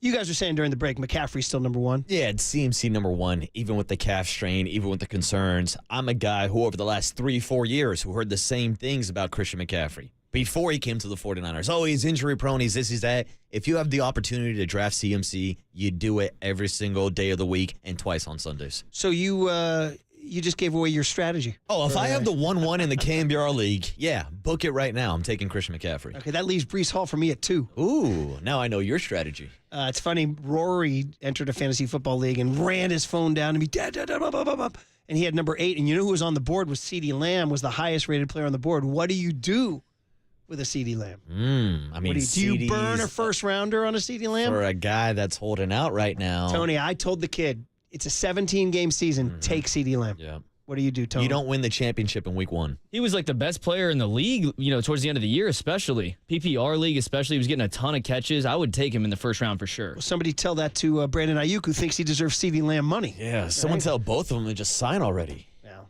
CeeDee Lamb is like, man, what are the Cowboys? Don't worry about that. CeeDee Lamb's going to get like 34, 35 million. Anyway, back to Breece Hall was on a podcast, and this was over the summer. We haven't played this. We've had it for a while, but it's interesting that these two guys, Iowa State football, y'all. Don't sleep on Iowa State football. Shout out the Cyclones. Producing one of the best quarterbacks in the NFL and one of the best running backs in the NFL. Nobody was talking Iowa State Cyclone football. Not at all. But here's Breece Hall. Were they roommates? Was that the deal? Definitely teammates, and I think maybe one year they were roommates. Tony, let's throw to the sound. I mean, don't forget also Tyrese Halliburton. Remember? He was there with those guys too. That's why he rocks the Brock Purdy jersey on game day. Bro, Iowa State athletics, number 1 in the nation, 808 KNBR. I apologize we were not familiar with your game, I Iowa owe State. you an apology, Iowa State. Breece Hall on his buddy, and they're going head-to-head on Monday night, September 9. But here's what he had to say about being on the same football team as Brock Purdy. For me, it was just seeing how hard Brock worked in college.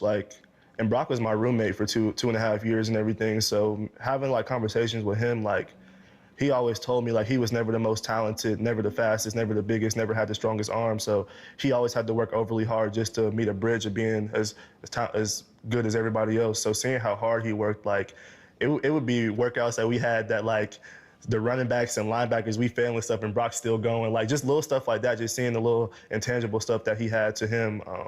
And then just seeing how good of a person he was. Brock wasn't a partier. He wasn't going out drinking, doing none of that stuff. He was always football, which sometimes we try to pull him out of that, just bro, let's play the game or let's do something. But just seeing how he's an all-American person, his faith in God, he never does anybody wrong. He always does the right thing. Just seeing how good of a person, how hard of a worker he was. And wow. I mean, this everything we've seen with Brock Purdy. And again, it goes back to these systems, these draft analysts, and nobody wanted the guy. I mean, yeah, they're going to take him as an undrafted free agent. Is there a list of all the quarterbacks taken before him? Oh, absolutely. It's got to be out there somewhere. So what year was he drafted? 2022? So that was 1 year. Yeah, this is his 3rd year, right? After Trey Lance, correct? Yeah. Yeah. That was, let me think of it. I got it for you here. 9 quarterbacks taken. Oh, my God. Here they are. I think Ready? half of them aren't even on the same team anymore, right? Skylar Thompson was taken ahead of him. Chris Oladokun. Do you guys know him? No, I don't even think he's in the league anymore. Sam Howell. Sammy Sosa. Bailey Zappi. Who's Corral? Who's Malik Willis? Yeah, for the Tennessee Titans. Kenny Pickett. Can you pick it? He's no longer Desmond Ridder. Desmond, he lost his job in Atlanta. Dude. So again, I mean, these are all guys taken before Brock Purdy. It's crazy, man. All right, well, listen, Brock, save the season. That's all you got to do. And look forward to seeing him tonight a little bit. Wearing those, the Niners wear their road whites tonight in down in Vegas. Taking on the silver and black, and I guess, that's the big question. Who's going to be out there with him this week after so many people paid so much attention to him being out there with only 2, maybe 3 starting offensive linemen? I would like to see him out there with Kittle. I want Debo to get some action. Everybody's talking about how great he's looked all training camp. Let's get him out there for a few plays. By the way, there was a second part to the Breece Hall sound. So here's more Breece Hall gushing about Brock Purdy. Like in college, he always had big play potential too. This potential to do a lot of stuff. We had some very big wins and everything. And us being at a small school, we didn't get the most talented people. So we kind of had to do a little bit more with less, which worked out in our favor. Sometimes worked, sometimes it didn't. But I always knew he had it in him to, be a great player. But what he's doing now is like a complete surprise. But he always even told me, he was like, bro, as long as I got the pieces around me, like I'm gonna be successful. So just hearing him say that, and then now for him to have the pieces he needed, he's successful. So I'm really a surprise. Okay, man. Breece Hall just gushing about his buddy and the guy we all know everything that he's saying has come out true. By the way, that 2021 Iowa State team that would have had all those guys, they went 7-6. Come on, Matt Campbell, step it up, buddy. Yeah. Now, I believe Brock Purdy was the first quarterback to take Iowa State to 4 straight bowl games, though, at least. Okay. But again, so that's something. I mean, I will say that, however, the bowl game is about as devalued as the ruble these days, Yeah. By the way, I was just noticing with this whole, I was reading like college football previews, because tomorrow starts and everything. The 12-team playoff is here, buddy.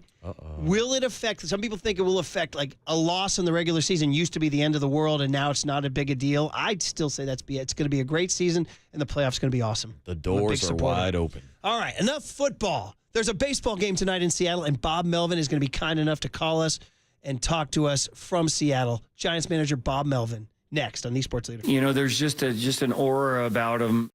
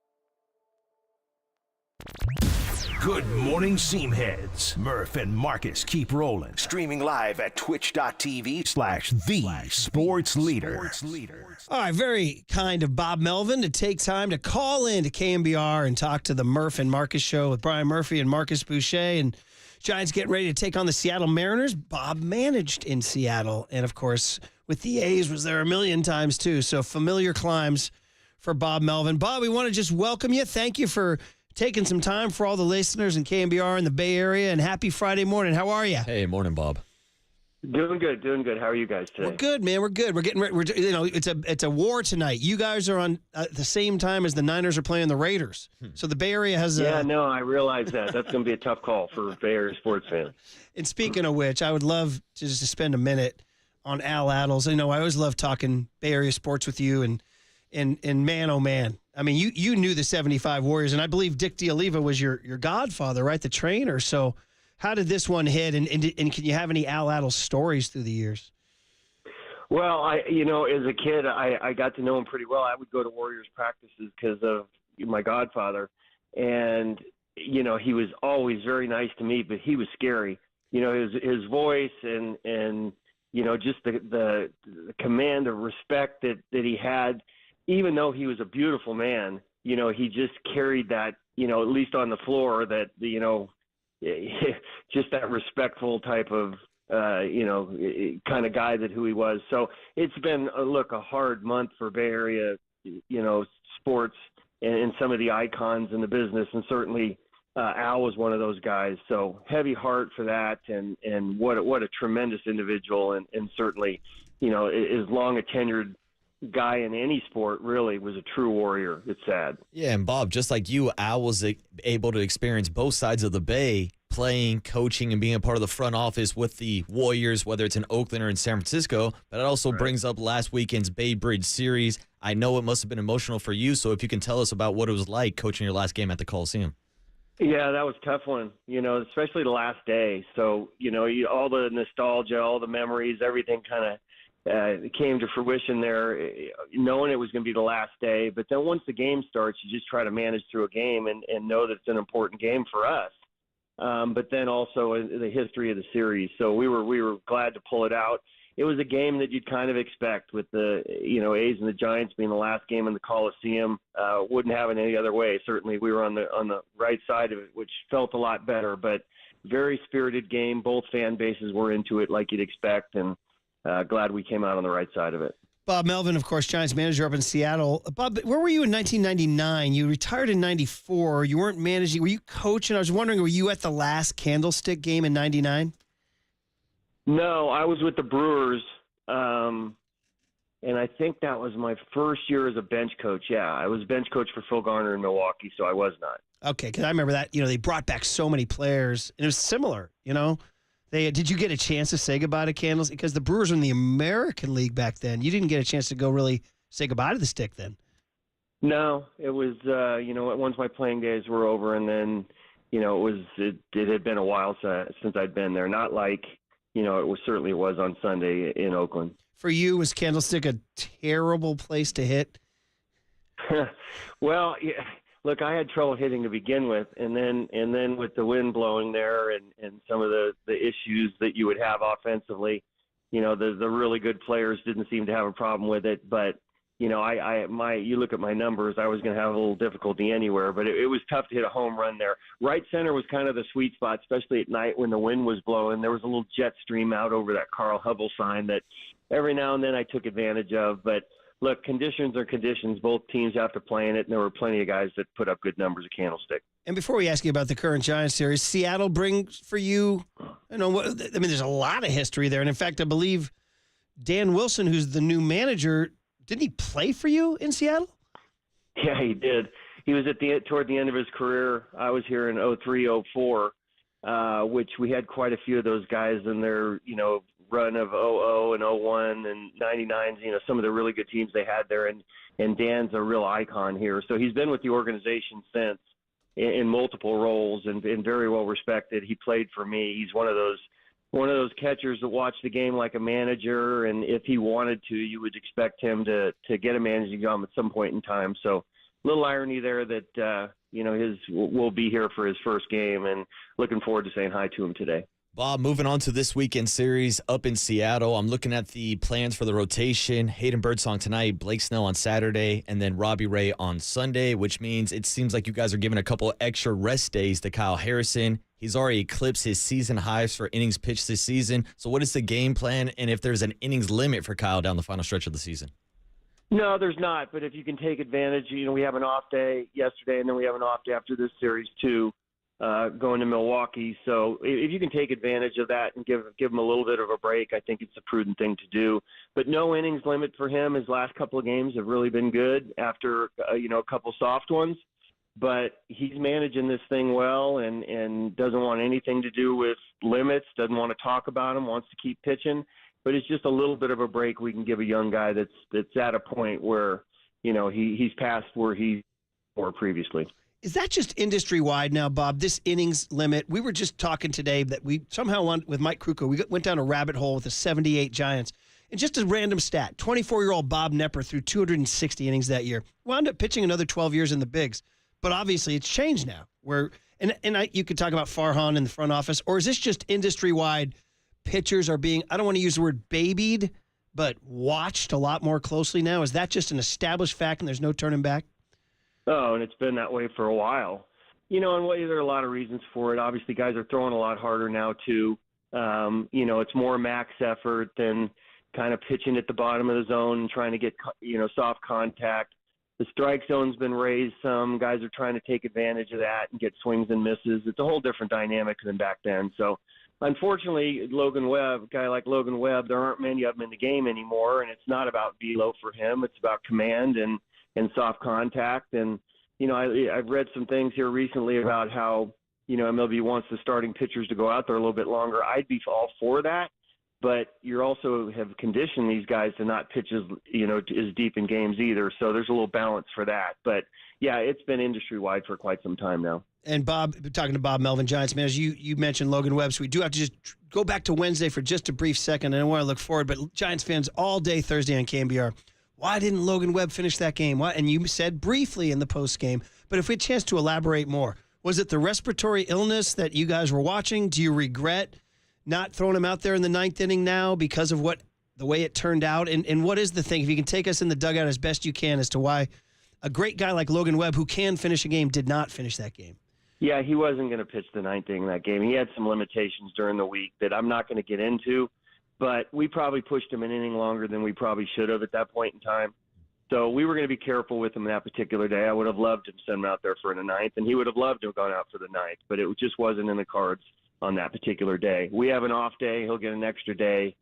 We feel like we're past the issue that he had, but no, he wasn't going to pitch the ninth no matter what. And then obviously the way it worked out, Eric Miller and Spencer Bivens didn't get it done. But do you feel like, man, I've been in a situation where I've had to use my high leverage guys, Ryan Walker and those guys, too much this year, Tyler Rogers, too much? And that, do you almost think, man, if we hadn't worked those guys so much, we could have had them some more? Is there any kind of way just to Monday morning quarterback that ninth inning? Yeah, look, it is what it is, and we have to be careful with workloads. Both those guys lead the National League in appearances, so there are going to be days that they're not available. But we have other guys that we feel confident in getting it done. There were some lefties coming up, and we felt like Miller was the right guy for that. Once it got to Lee, we felt we were in a good spot with Bivens. He's pitched really well for us. He's got 2.4 ERA or whatever. He just didn't get it done. Got ahead 0-2 and one bad pitch, and look, in my position, you just have to be right. If you're not, you're wrong. So you can look at all the numbers and how it sets up and who you want in the game, and if it doesn't work out, then it doesn't work out. So that's on me. Yeah, Bob, sticking to the bullpen, I wanted to ask you about Kimo Duvall. If possible, can you give us his update of how he's doing right now with the River Cats, and if there's any timeline for him to return to you guys' bullpen? Yeah, he's pitching really well. So I think he even went more than one inning the other day. I'm not sure that that's something we're looking at once he gets back, but it was just about tightening things up. And very rarely do you have a guy like him that, you either demote him to a different role, or do you let him work on some things in the minor leagues? And guys like him usually don't have options, and you're not able to let him go down. So he's pitched well. I expect him back here really soon, if not here in Seattle. And, really happy that he gone down there and he took things real seriously. Times to the plate, a lot of things that we felt like maybe there were some issues with, and he's pitched well. So he's a big arm. He was an all-star last year. We're looking forward to getting him back. Is the game plan for him to return to that closer role? I'm not sure yet. We're going to have to talk about that. Ryan Walker's done a pretty good job in and what he's done at this point in time. You know, every save that he's had, he's managed. Probably his best game was against Oakland the other day. The Oakland game had to pitch 2 and then came back, had a day off, came back and was throwing 98 the other day and had a really quick inning. So we'll talk about that a little bit more, but it's nice to have, big arms like that no matter what spot they're in. A few more minutes here with Bob Melvin, kind enough to call in from Seattle, where he managed, and of course was so many times with Oakland and the Giants tonight. Hayden Birdsong against Luis Castillo, 7-10, 6:10 pregame on KNBR. Bob, it's going to be until the end of the season. Giants fans are going to wonder, runners in scoring position. You've done this for a long time. Is there a way to get out of it? Is it, I don't know. What do you guys say in the dugout when you have a runner in scoring position? Well, each at bat has a different theme to it. So, in a day and age where, trying to get off your A swing all the time and, what your swing plane is, sometimes you have to alter that a little bit. So we've talked about that quite a bit. Our guys know it. It hasn't been great here recently. And, we're playing a team in Seattle that has the best pitching numbers in the league, and they've had issues in those areas as well. So we just have to be better at it. There have been times that we've been really poor, and that's the position that we're in right now because we haven't come through in some of those situations. So we'll continue to work on it, continue to impress upon, what that particular bat calls for. We certainly need to get better at it. Yeah, last couple of minutes here with Bob Melvin on the UMA guest line ahead of the Giants series against the Seattle Mariners, and the Giants will be heading up to Seattle without Patrick Bailey. Bob, if you can give us an update on Patrick Bailey's injury. I don't know if you've ever had experience as a catcher yourself dealing with the same thing and what that timetable could look like for Patrick.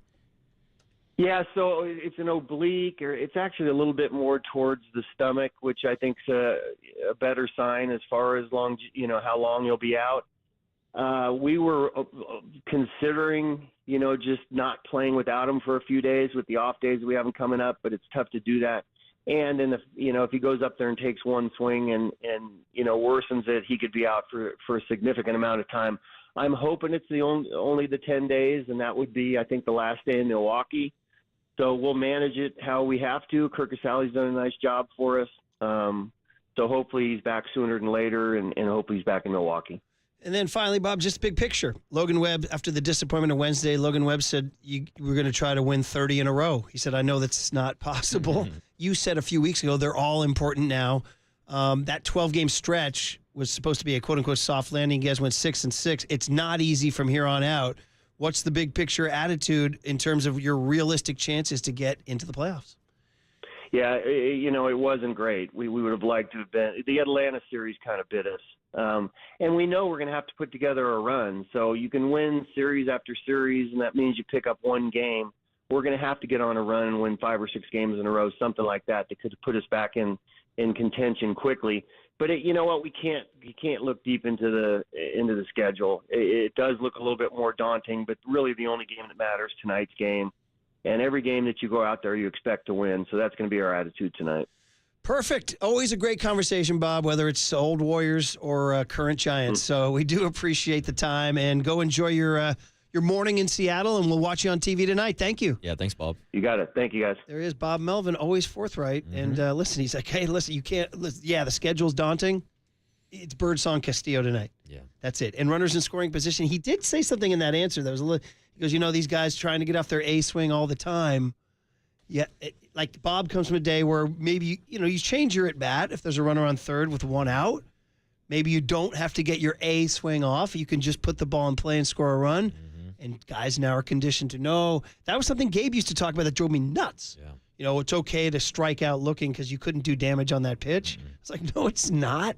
That was a big philosophical beef I had with the whole Kapler regime, but here it is, a new manager, and the Giants are still not hitting with runners in scoring. Yeah, and it's interesting because I'm like you, Murph. I grew up with the approach. You got 2 strikes, spread out, sit down, choke up on the bat, put it in play. Like to have a different type of approach. But to your point, now in this era of launch angle and analytics and exit velocity, everybody's trying to hit a home run on every single swing. I tell the little kids that I coach, I tell them the old-fashioned take 2 and go to right. They were so confused. That's an old-fashioned phrase about, you're in 2-strike count, shorten up, right-handed hitter, go to right field.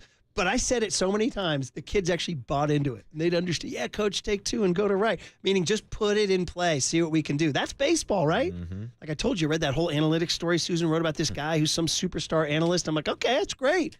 And they say, oh, he's this information on the torso and the angles, and he's got all for the. Yeah, you're 65 and 64, bro. Yeah. You know what I mean? Mm-hmm. It's like, where's Bobby Witt? Yeah, we're trying to change the where's game. Gunnar where's Adley Rushman? You can either play the game or you can't. Look, the New York San Francisco Giants won 26 games in a row in 1916 without any of these damn analytics. There Murph. it is. See, I finally turned you into an old man. Yeah, I love it. Get off my lawn with these analytics. I love it. Nerds. See, they said the hippies used to say, never trust anyone over 30. You're over 30 now, bro. You're over 30. I'm older than Matt Chapman and Blake Snell. That one hit me. Yeah, but you partied with guys like Blake Snell. Yeah, That guy can throw the ball, and that guy can party. Very good. All right, well, we'll put on the doctor. One of my favorite sound bites of all time. I feel like I'm a doctor of baseball. Because you know what? He's not even like riffing. He's serious. And I think we're due for a Nicky hit. Just talk baseball with Nick Turturro. Anyway, we'll do that. And, of course, what did young Tony learn today? Sponsored by Bigelow Tea. I got to love that Bigelow's monetizing young Tony. Well, that's what they did at the top of the Salesforce Tower yesterday. That's exactly what they did Tony with young Tony. on KNBR 104.5 and 680 Sports Leader. I feel like I'm a doctor in baseball.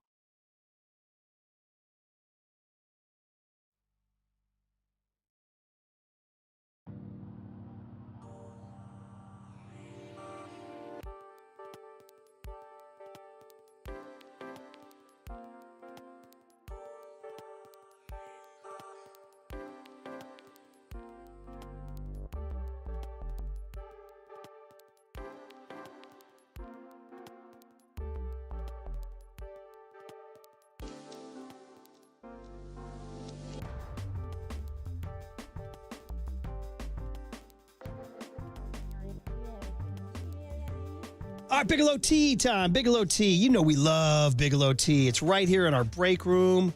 Anytime I need a soothing cup, I go to Bigelow Tea. I like English breakfast, but truthfully, if like I went in there and there was no English breakfast, I'm good with any of them. I love Bigelow Tea. Take it from me. You get behind the mic, you want to take care of the pipes. So look no further than Bigelow Tea. I have the cup right here in the studio. Right here in the studio. So simple advice to you. Grab a mug full of your favorite Bigelow tea and tea proudly. From the Chilton Auto Body Traffic Desk.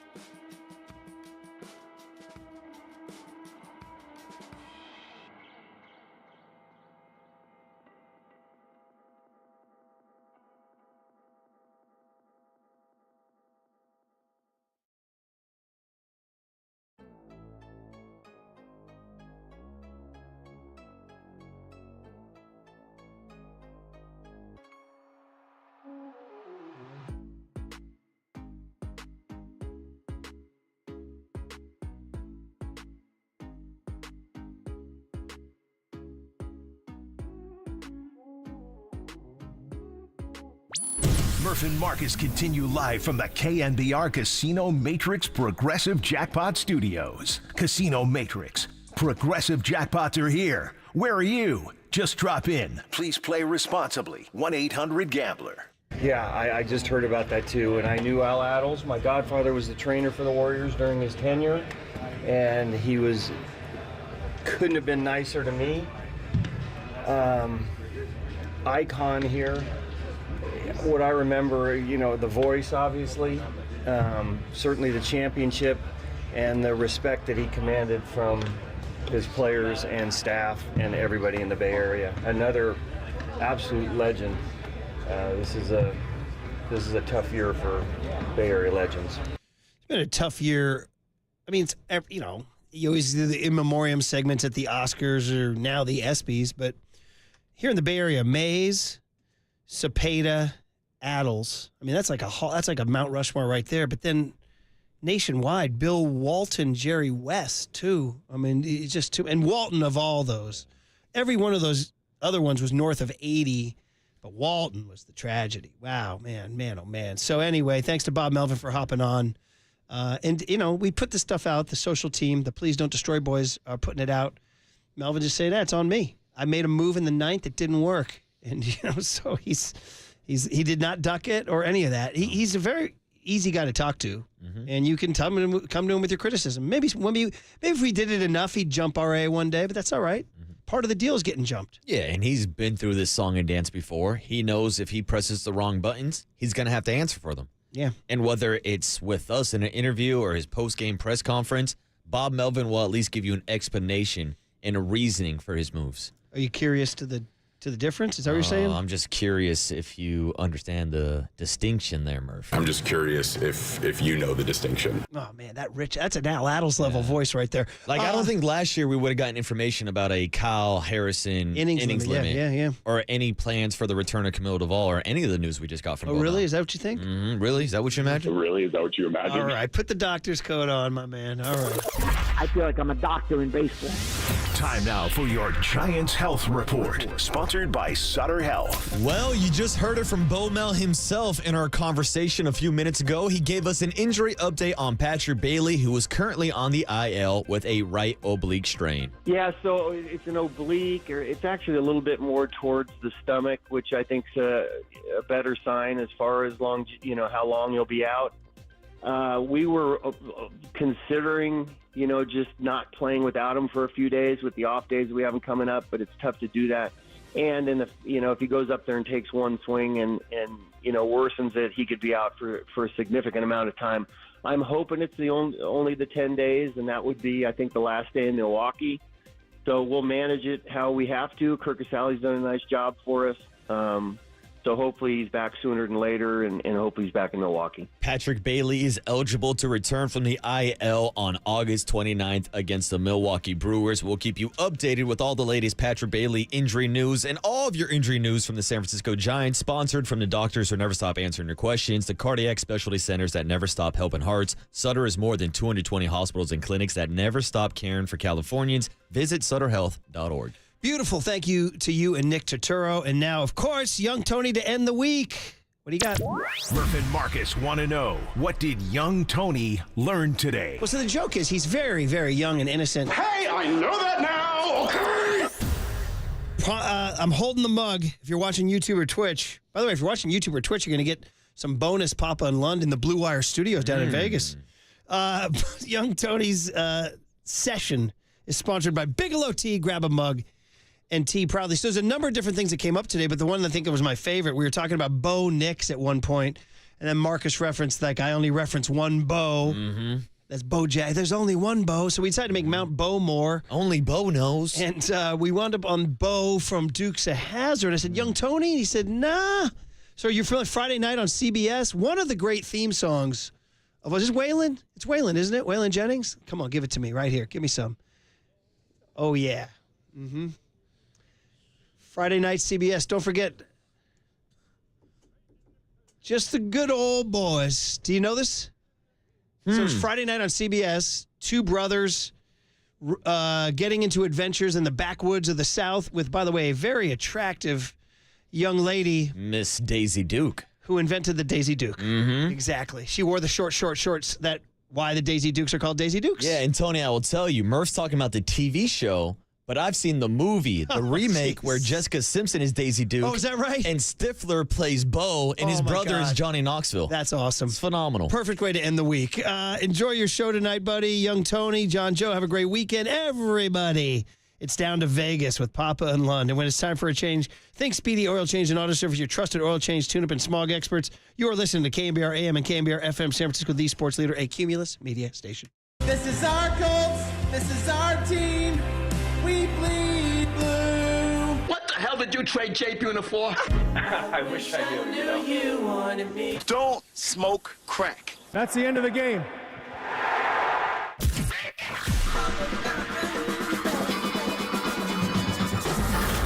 Ladies and gentlemen, Prepare yourself. prepare yourselves I love it when you call me Big Pop. for Greg Papa Sleeping Boy is Superman. San Francisco. and John Lund. It's 10 o'clock. Let's hit it. This is Papa and Lund That's right. We're getting it going. on KNBR 104.5 and 680. 680. The sports leader. Sports leader. Third down and 2, they're jumbo right. Play action, Stidham going to roll right. Stidham going to throw it for the end zone. Caught by Darren Waller for a Vegas touchdown. Cleveland Furls going nuts on their side. They run away from him left to J.P. Mason. 10, 5, Mason all the way down to the goal line. Touchdown!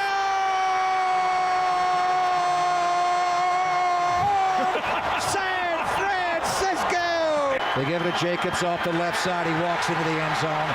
Now, will Josh McDaniels go for 2 like he did at Arrowhead earlier this year? I don't think so. He's not going to do it. 23-yarder for Robbie right in the middle of the hashes. Tabor Pepper to Mitch Wisnowski. Robbie to win the game in overtime. He has it there, and it is good! The 49ers have beaten the Raiders in overtime, 37-34. First and goal to go. They fake the stretch. The boot left with Kuntz in his face. Lance fires, and it is tipped and caught for a touchdown. Ross Dwelly on the deflected ball. Touchdown. McNichols went the wrong way. Allen going to throw a dart right through the hands of Ronnie Bell and intercepted and going back the other way. That is a drop by Ronnie Bell. And the Raiders are going to have a first and goal. Purdy going to throw a double pass. Back to Juwan Jennings. A throwback across the field to McCaffrey. He's got it. 20, 10, 5, touchdown! San Francisco! 7 seconds, 6. They are going to snap it. Mahomes going to roll to his right, throws, touchdown. The Chiefs have won the Super Bowl. Mecole Hardman, as they roll Mahomes right, Mecole Hardman is wide open, and the Chiefs win the Super Bowl. The quest for 6 will continue, and next year it will be a clean 30 years since the 49ers hoisted that trophy. Good morning. I woke up this morning, John. Boy, our voices sounded rough. That's what 10 days in Vegas will get you. They lost last night. It's Bob and Lund. Thanks for joining us. We are live in Las Vegas, Sirius XM Studios at the Wynn, Las Vegas. If you're heading out and you're going to the airport right now, plenty of time to stop on by, say hello to us. By the way, these are classy studios. Classy joint, pool or pond. Pond would be nice for me. So don't come by and slam on the windows and put your fingerprints all over the windows. But we'd love to see you. And hell, if you had a cocktail in your hand, It is 10 a.m. susceptible to it's time an for old Bloody fashioned Marys, or a John. Bloody Mary would be nice. You know, just stop on by. But to a class, this is a classy joint. The Wynn. What Las a Vegas. setup Look at we it. Yeah, have you gotta today. Jeremiah Crow is taking care of us. Nick, I was here last year when the Raiders and 49ers played a preseason game, and I was in this studio. Why, hello, and young then lady. 194 days ago, Sorry. you're already working the runway, John? I'm glad that you're not. If you were here where I have, I have ADD, but you have a whole new it's level better of that ADD. you're sitting in that chair and I'm not sitting. Last time I was here, Joe Torre walked by. It was incredible. I can't believe you didn't run out and after him. We were here 190. Well, the game was 194 days ago, February the 11th. Mm-hmm. And we came in the day after, ridden hard, put away wet, lost You the can hear only it. team in the history of the NFL to lose the Super Bowl in overtime when you had the lead in the overtime. Think about that. That wasn't mathematically possible because of the old rules. And they put us in a dungeon, like a cave in the back. That's what we deserved. We We were the lost. losers. Mitch Holthus and the Chiefs This were in is the the loser spacious studio. studio. Get back there. We always encourage you to watch on the stream. But today, John, we have never looked better. I got a single camera myself. Oh, I'm looking at this. Look at this. I got my own. Don't do Nick, that to me. Nick, can you take camera one? Nick, we're going to direct the show from the studio. Camera one, Nick. Now switch to camera two. Oh, That's geez. John's solo. Camera three, Nick. My solo. Camera four. What's camera Nick. 4? We got an my expansive gosh, this is playbook. amazing. Do we have a fifth camera, Nick?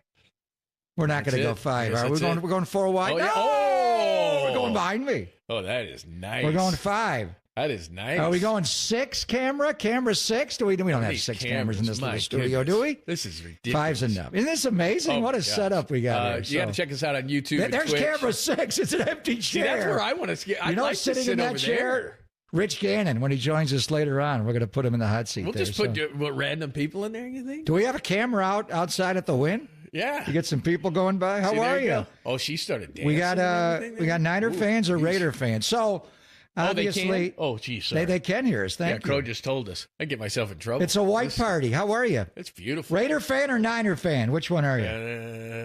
Yeah, they're Either doing one. nothing. So we're in white. Raiders Road now. Anyway, we've been here. So This is the beautiful. intro was all the games we have we played could- here. we This could is have the done without the fourth last time. cut. Well, I'd rather have played Jared Stidham here than Patrick Mahomes. Right. But that was the Jan 1 of 2022 game. That game was epic. Went to overtime, 34-31. Remember, Derek Carr got benched right before the game. And then we've been here for a couple of preseason games, including this one, and then here for Super Bowl 58. Well, get near a monitor. You're not working on a Friday anyway. So again, we're at the Sirius XM studios at the Wynn, Las Vegas. So if you're heading off, or if you're listening to us on any platform and you're heading off to Vegas for this preseason game between the Raiders and the Niners, stop on by the Wynn. Behave yourself. Like I said, classy joint. I'm a little underdressed. You already for went it. into a sports book this morning. Yeah, I'm last not night- allowed to go in there. You're But there not? is a restaurant that like hovers over it, so you can kind of watch all the games. We had 2 football games last night, Right. That I was Plus, watching. it's week 0.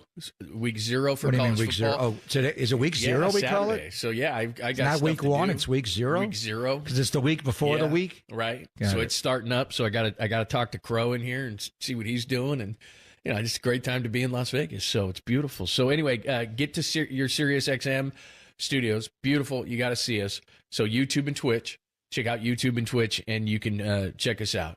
we'll talk. There are a all lot about of the parties going on pregame. Kickoff's not till 7 o'clock tonight, so we got like What are you 9 doing? hours to lube up. game. I mean, you got Hard Rock Cafe, there's a Niners party Is there really? with Gold Bar whiskey involved. Our What guy time is Elliot. that? So I think it's going on all afternoon, right? When we get done at 2 o'clock. Oh, beautiful. Yeah. Because I think pregame starts. I mean, Copes can do it. What time do you without start? 4 hours before kick, so 3 o'clock? Just whenever I'm You got done a with good that. hour. Yeah, You got a good hour in. Whenever I'm done with that Gold Bar party, I'll just mosey on, down there. Get the Golden Joe. Yeah, exactly. Was that got like some orange juice in it and all that stuff? Joe So that's Montana healthy. concocted it. Yeah. It's delicious. Is Joe So- hanging out? No. He's not here. Cost a few bucks to get You couldn't Joe get him to here show for a up. Super Bowl? You think you're going to get him here for a preseason game? Seriously. Joe ain't cheap. So over The the next- Raiders aren't even showing up for this game. They're not playing either of their quarterbacks, Gardner Minshew or Aiden O'Connell. You know, starting a quarterback for them? Gus Bradley's son. Who? Gus Bradley's son. Defensive coordinator? Carter Bradley from South What, they Alabama. do pick out of a hat? Anyone want to play quarterback? Hey, the Raiders are having a raffle. You can Vic play Fangio's quarterback. kid didn't make it, so we're going with Gus. He's actually not a bad player, so we'll see. Oh, man. Niners are going to play their guys. I remember coming here last year, and they had the joint practices, and I think the Raiders took the game a little more seriously when Josh McDaniels was the head coach, and they ran it up on the. It was 34-7. We didn't play the clips of that game. It was only a preseason game, but that was Aiden O'Connell's first game. He was outstanding. Trey Lance had some issues. Sam Darnold played, so it was 34-7. The Raiders won. I'm not going to say it's going to be the Niners are going to play their guys tonight a little bit. Nick's not going to play. Fred's not going to play. So the main guys. But I mean, on defense, but on offense, I think they're going to play their guys a little bit. So, do we have a line for a preseason game? Yeah, I have it.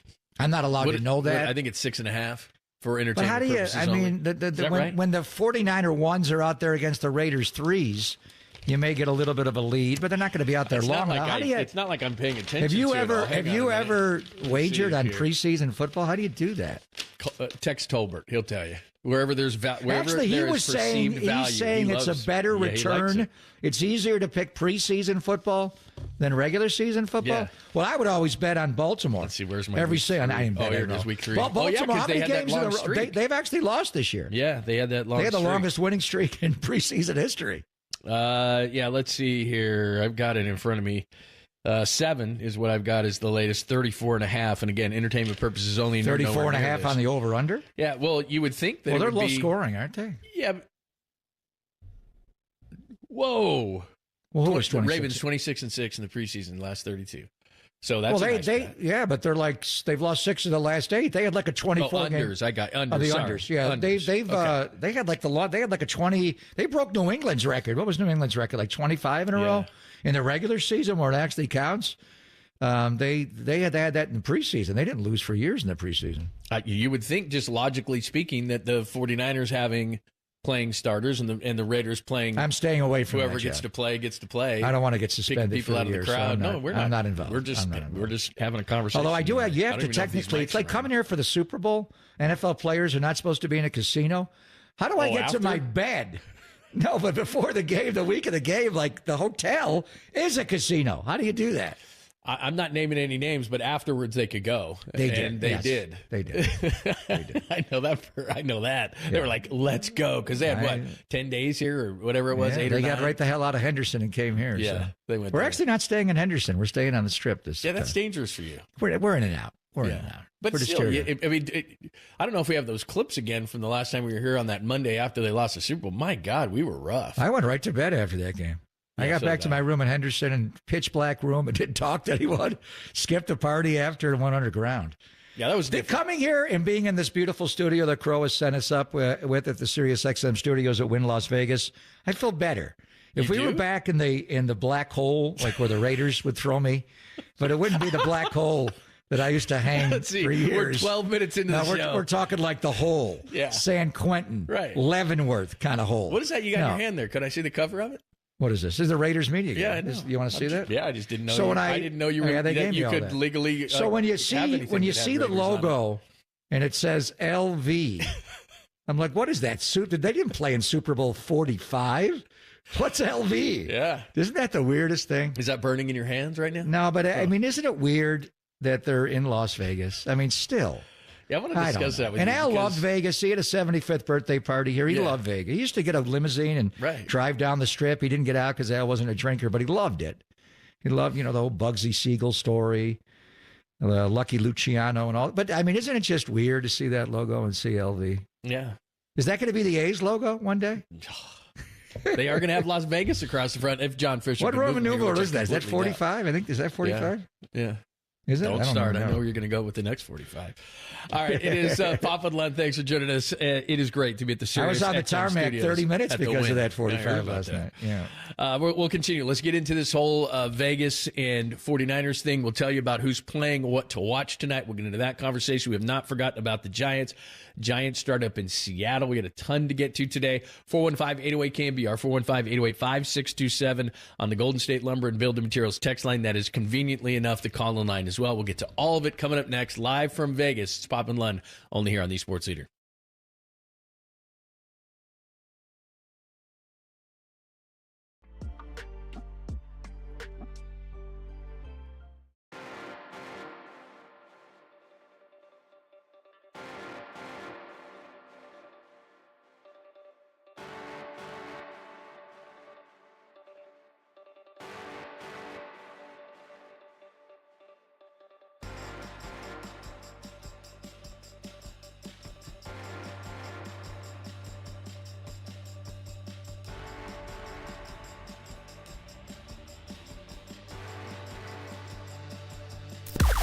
Now, from the O'Donnell Financial Group Sports Desk. Learn more at odfigroup.com. O'Donnell Financial Group, because planning is a process, not a product. Giants manager Bob Melvin, he joined Murph and Marcus this morning to preview the weekend's matchup against the Mariners. Check out that podcast and more on the KNBR app, YouTube, and KNBR socials.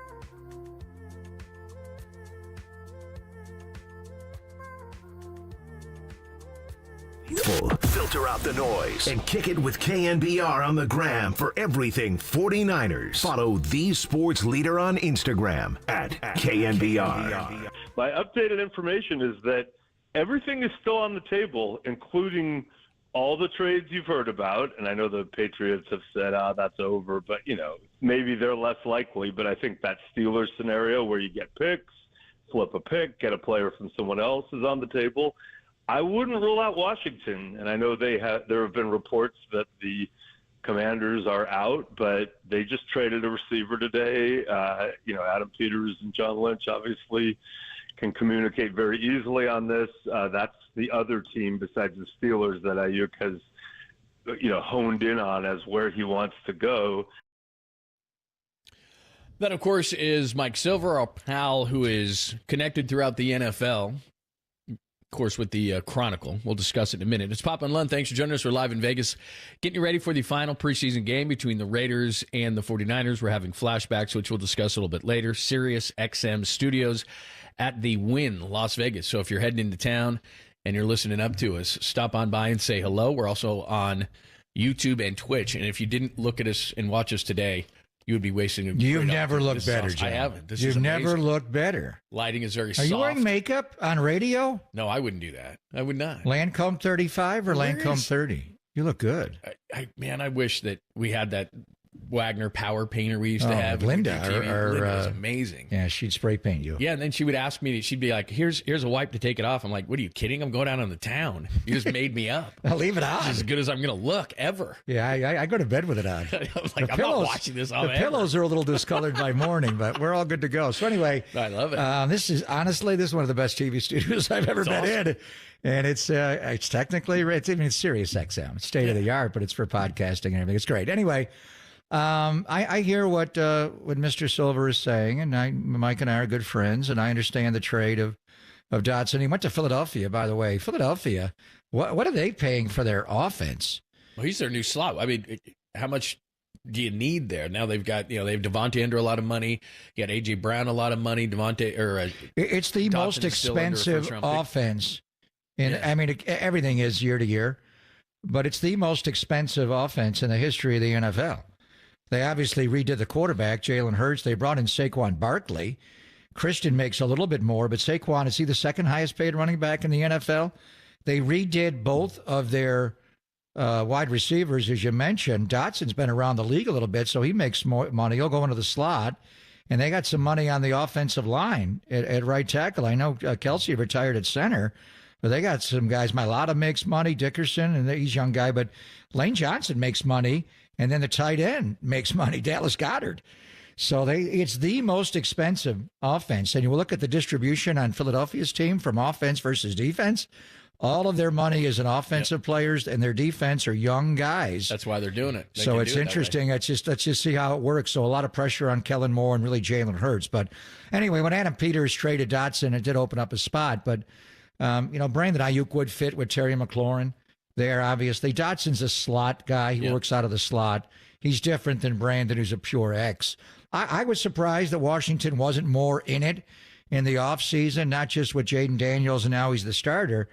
Adam Peters was, obviously John Lynch makes the ultimate call in ownership and Kyle, but Adam Peters does the legwork on college players all year, and he's the guy that found, because he played at UCLA, he found Brandon Aiyuk playing for Herm Edwards, and obviously John knows Herm really well from their Tampa days, and Herm coached him. So I was surprised Washington was not involved in this from the start, but any trade right now, I think we're going to have a resolution here soon. I hope so, John. We talked about Installation Day being 2 weeks from yesterday, and tomorrow's going to be a meaty practice when look at the calendar from 2 weeks from today to get ready from the Jets. So the time is now to get Brandon Aiyuk signed. So I know all the rumors, and I saw Pittsburgh's in play and Silver's saying Washington.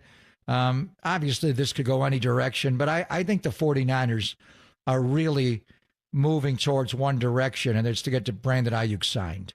So I would think we may, hopefully get this thing resolved shortly. Do you buy into, because what Silver is saying, and I think the difference, because people are driving around their car going, Brandon Aiyuk again, but it sounds to me like the news is Washington could be in play. And the reason why that's significant is that that's the place, other than the 49ers, that he has openly said he wants to go because Jaden Daniels and he played at Arizona State together, speaking of Brandon Aiyuk, and that would be a place. Plus, there's the connection of Adam Peters, who was with the 49ers as the assistant GM for so many years. So there's a connection there. I don't know what Washington would give up. Now, their first-round pick, they're giving up a first. I still think in that division, Washington's the last play. Well, maybe the Giants are the last place team, but still, that might be a 7-8 win team. So that's a pretty good first-round pick. Washington back in play. What do you make of that? Well, I think is Mike doing that based on reporting and what he's being told, or is he doing it based on Jahan Dotson just got traded from Washington to Philadelphia? Just connecting dots. And now, you can't do it that way. And Mike knows what he's doing. He's well connected. I'm not saying it's unfounded, but they were not involved in this. What would they pay him? I mean, Pittsburgh's offer to him reportedly was under the $28 million figure that reportedly the Niners had bumped it up to. And now we're hearing the Niners have moved it up to $30 million. So I honestly, I understand where we're going with this, and it's certainly a fluid situation. But I think the Niners are really looking to get this over the goal line and get this guy signed. And I think we're going to have a resolution here shortly. When they come back from Vegas, they'll have the weekend off, and then they'll have some extra practices next week. They got a cut on Wednesday, player for a purpose dinner. It's a dinner, but it's outside, more informal for charity for the 49ers Foundation. But anyway, you'd like to have them there and signed, and you'd like to have Trent Williams. Larry Baer was always good about the play ball luncheon, making an announcement. We just signed Matt Cain. We just signed Buster Posey. You want to go into that with your whole roster and kind of be a kickoff to the season. It's not like a pep rally in the NFL, but it kind of feels that way. So I understand that, all these things could go different scenarios because it's been New England, Cleveland, Washington, Pittsburgh. You don't know. But I think Aiyuk wants to be a Niner. And I think they're getting close to get this deal done. They just got to get it over the goal line now. Trent Williams, it sounds to me that that's going to be a done deal, that most people believe that's going to be a done deal sooner rather than later. And I also think that he's going to be ready. But the discussion you and I keep having is today is Friday, obviously August 23rd. You talked about this yesterday. Installation day for the opener against the Jets, really good defense, is yesterday. So Brandon Aiyuk, because Trent won't practice anyway. No, he always skips instantly. He comes in the next day. So I'm not worried about that. So 2 weeks from today, he needs to be on the field. But as far as Brandon Aiyuk is concerned, if they're at the 30, help me out with this. I'm terrible with math. If they're at the 30 number, 30 million, not the 30-yard line, right? If they're at the 30 million mark, which is then sign the contract. The whole Amon-Ra St. Right? It's based on, but 30 is just 30. But it's the guarantees. And all that there's stuff. a big. I mean, and Justin Jefferson's at 35. But look at the. But they wrote a check for what, 88? $87.5 million. The Wolves wrote him a check. So that is a signing bonus. You walk hands and knees to the bank to deposit that. That's fully guaranteed. Is when they give you a check. This is your money. That's insane amount of money. Amon-Ra St. Brown didn't get anywhere near those kind of guarantees from Brad Holmes and the Lions. So that sounds to be the holdup, right? It's how big's the check? That's what Garofolo reported last Friday, a week ago. They've agreed to the first 3 years of the deal, which is, I don't want to say, 3/4 of it. You go to the fourth quarter and you're winning. But if you've got the first 3 years done, now we're just looking at the guarantee in the fourth year. But that's the number. Say you guaranteed them 2 years of the three, maybe even all three of the three, and then the fourth year there's a buyout involved. That's where because how much are you putting into it? Say he signs a 4-year deal for $30 million. Is it going to be 30, 30, 30, 30? No. So, what's that fourth year? They're even going to drop the number, that $14 million that he's due this year. They'll actually drop that number for the first year. So what would the fourth year be? 35, 40? Because you got CeeDee Lamb is coming up. Jamar Chase is coming up. What other wide receivers want to get done, John? So that fourth year is going to be the big balloon payment. That's the one, if you're Ryan Williams' agent and Brandon, you're looking at and you're saying, how much of that is guaranteed? Because you're backloading the contract. So whether it's been reported, I think they've offered 30.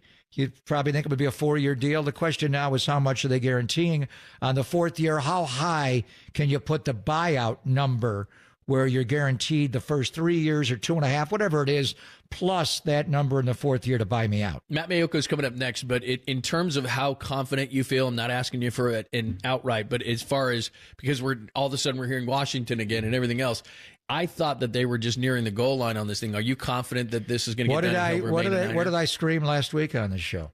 Aiyuk is going nowhere. And do you feel stronger about that now? Fire.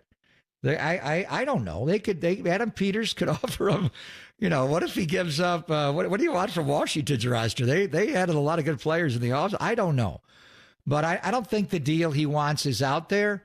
And the trade partners were out there. They had trades, the New England and Cleveland, Pittsburgh reportedly. And for New England offered him $32.5 million. They didn't want to go there. Pittsburgh didn't offer him 28. What is Washington really offering, John and company? I'd like to see that trade. How would that phone call go? Hey, John, AP here. They know that would be. I'm the one who found Aiyuk. Don't forget that. Exactly. Well, That's probably what he's saying, right? Your problem. I don't know, but I do feel a sense of confidence that Aiyuk wants to be a Niner, and they want him to be a Niner. And if you believe all the reports, John, they're close. Just get it over the goal line. All right, it's Papa and Lund. Thanks for joining us. We're live in Vegas, the Sirius XM studios at the Wynn Hotel, Las Vegas. Stop on by and say hello to Papa and I. But coming up next, the latest. Matt Miyoko. Not only will we get the latest on what's going on with Brandon Aiyuk and Trent Williams, but there's an actual game here in Las Vegas tonight, despite us having flashbacks. Who's going to play, how long they're going to play. Starters for the Niners, it sounds like, for the majority are going to play. The Raiders are playing nobody. So if you'd like to play for the Raiders tonight, I think they're taking applications. We'll talk to Matt Miyoko about it coming up next, only here on the Sports Leader.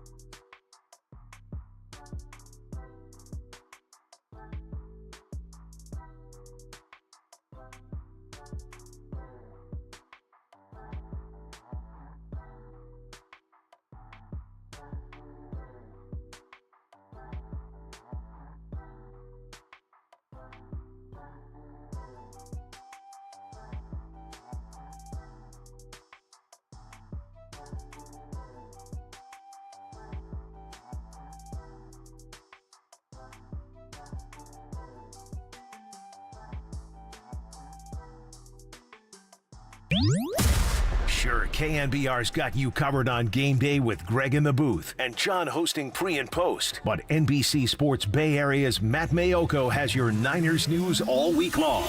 Here's Papa London Mayoko on the Sports Leader.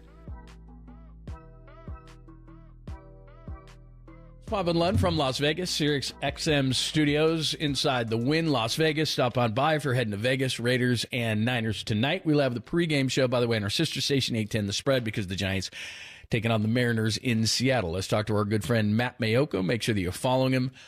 The 49ers Talk podcast as well, reading all his great stuff. It gives the insight on what's going on for the game tonight. Papa and Lund here, and Matt Mayoko joins us courtesy of the guest line. What's happening? How are you? I'm doing great. You guys are in Vegas already? We're at the Wynn. We're at Sirius XM Studios at the Wynn. Are you in Sin City yet? I am not. I'm staring out at the tarmac at SFO and getting ready to grab a flight to Vegas. And it's going to be a quick turnaround for me. Game tonight and then heading back. More silver and black on the plane or red and gold on the plane? I don't know. I haven't really. Looks like. I think I did see more 49ers colors going through the airport. So I don't know if that's a great indication. But, yeah, it seems like there are more 49er fans going to this game than should be going to a preseason game on the road.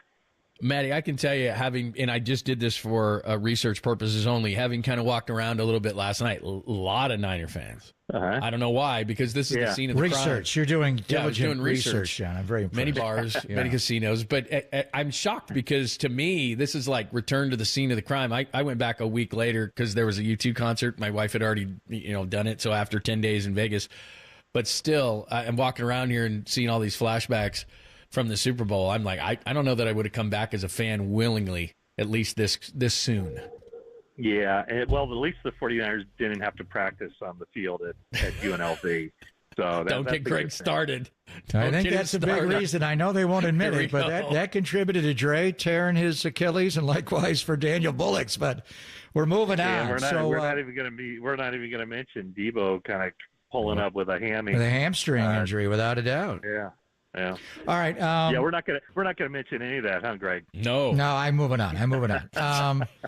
So Brock's going to play a little bit tonight, but really, and we'll see how he does. And then they're going to throw some guys out there with him to give him better weaponry.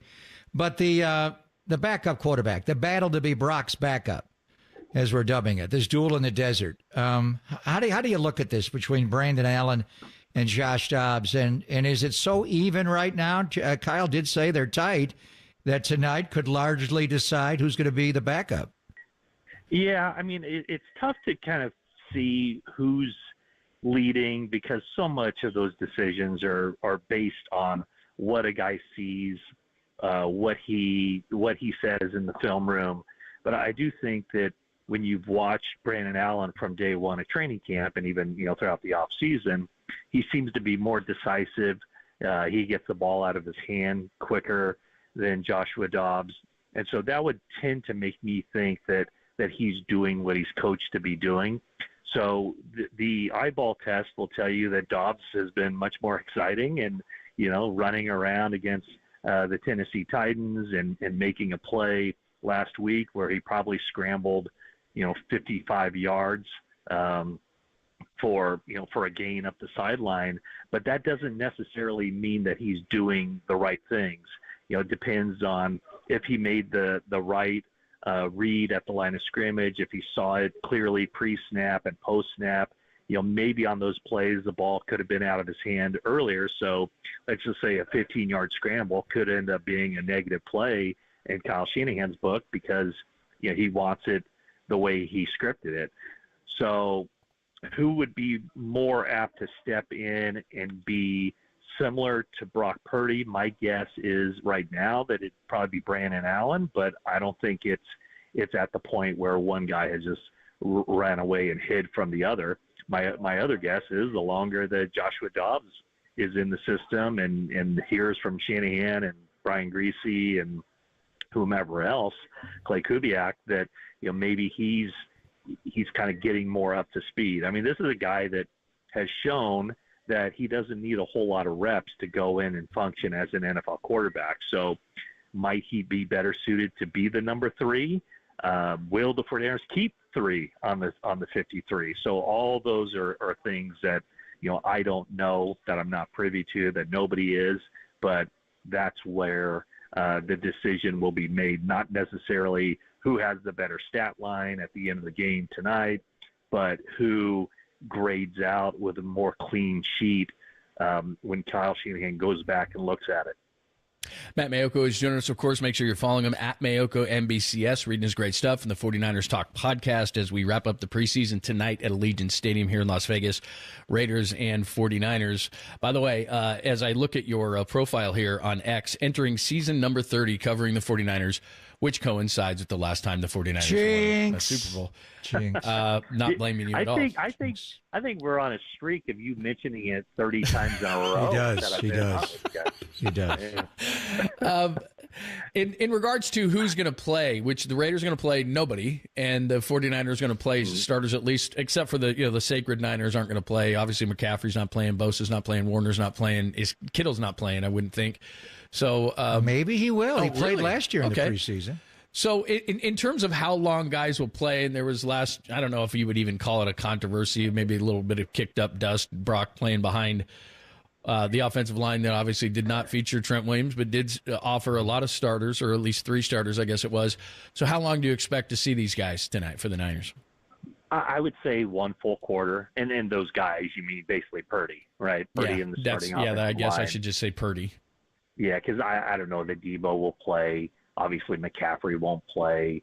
And so it's, I mean, when you look at it, if the Raiders aren't playing any of their guys, and I'm thinking specifically about Max Crosby, then, what the 49ers put out there for their starting offensive line in this game tonight, I mean, they have to prepare as if that's going to be their starting offensive line for week 1. Now, I think we all expect Trent Williams to rejoin the team probably at some point early or mid-week next week. We'll see if that comes to fruition. But when you look at it, who's, I guess, other than left tackle, let's just say that Jalen Moore, let's just say Trent Williams isn't ready to go, then it's going to be Jalen Moore at left tackle to open the season. If Aaron Banks isn't available week 1, which he should be, then it would be, Nick Zakel at left guard. But the other guys are more than likely going to be the starters week 1. I mean, I think, Jake Brendel, you're talking Dominic Pooney, who I think has I think he's solidified that job because, Spencer Burford, although he started half the season last year, he did get benched for John Feliciano. He did make, the critical mistake in the Super Bowl. And so it's not as if Burford was a finished product and, did not need training camp to get ready for the season. So I think Pooney is playing at a level, and again, it's only the preseason, so teams aren't doing a whole lot with their defensive fronts to create a lot of confusion there. But, eyeball test, Pooney looks just fine at right guard. And then, of course, Colton McKivitz is starting right tackle. So I don't know that other than Trent Williams that the offensive line heading into this game looks considerably different than what it could look when the 49ers start the regular season. Isaac Guerendo is going to make his pro debut tonight, and it's a preseason game. It's not a regular season game, but still, he's going to wear number 49. And Elijah Mitchell, I think, is getting over the hamstring strain, and you got Jordan Mason up. You may see a little Patrick Taylor, the former Packer. But with Guerendo in particular, because of his speed and size, I think you may see him run back a kickoff tonight because he certainly has that skill set from college.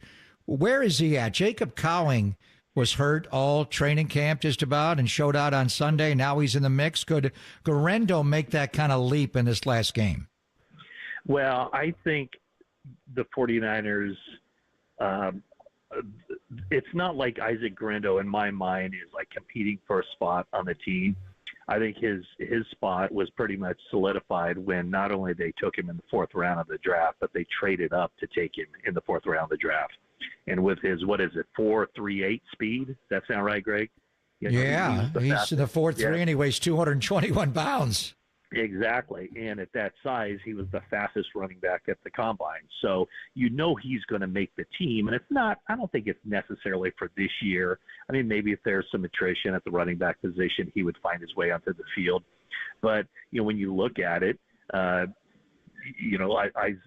Elijah Mitchell is scheduled for free agency next offseason. Jordan Mason would be a restricted free agent next offseason.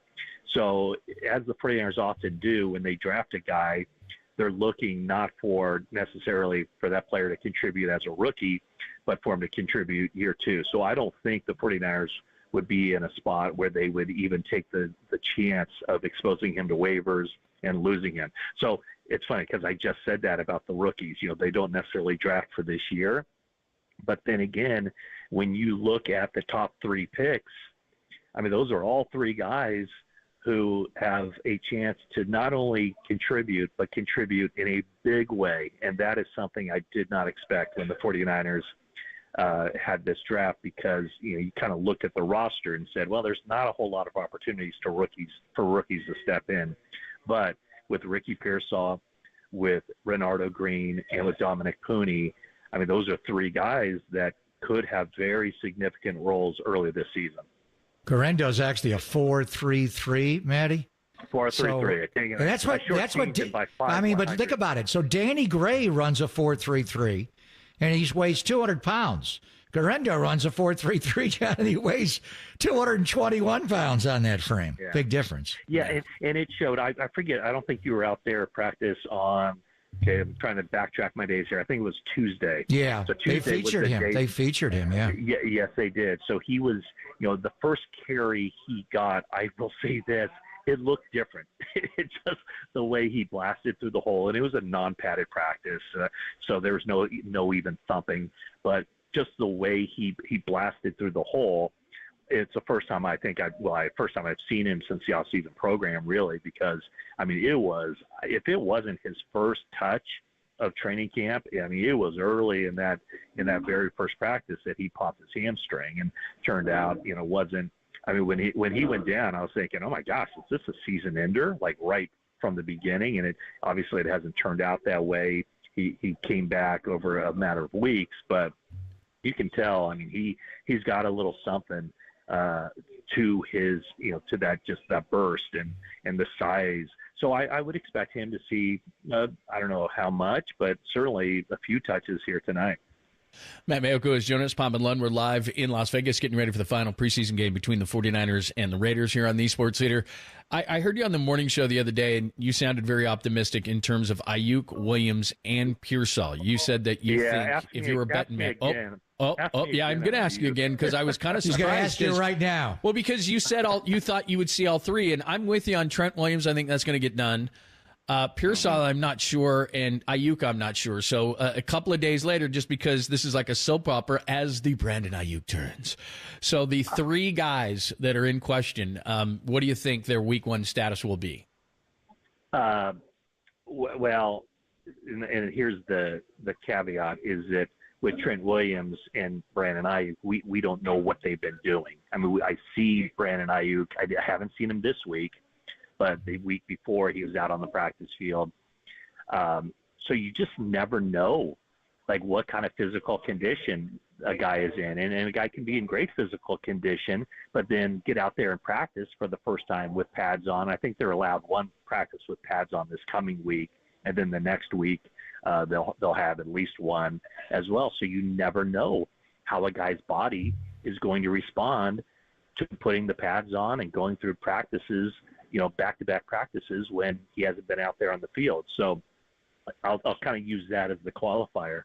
The other thing I'd like to say about Aiyuk is that I'm done. I'm done making predictions. I'm done giving my opinion of what's going to happen. No, you're not. You have bosses, and they demand it that you have an opinion. Yeah, your boss. What if this goes on another 2 weeks, Mayoko? How could you be done? I know we all got. Keep this clip because this is not true. Keep this clip. Here's my opinion is I don't know what the heck is going to happen. I mean, I still think here I go. I'm going to make an opinion. See, I knew it. You're the newsbreaker, I thought it was going to take a minute. You're the one that tells us what's going on. Yeah. We don't know. We need you. Exactly. Here's the thing. I don't know that anybody knows. I don't know that Brandon knows what's going to happen or what he wants. And I think the 49ers, I think I know what they want, but I don't know that they're all that confident that they can get there with Aiyuk. And I don't know that they can get there with one of the other teams that they might still, they might be talking to or not. And,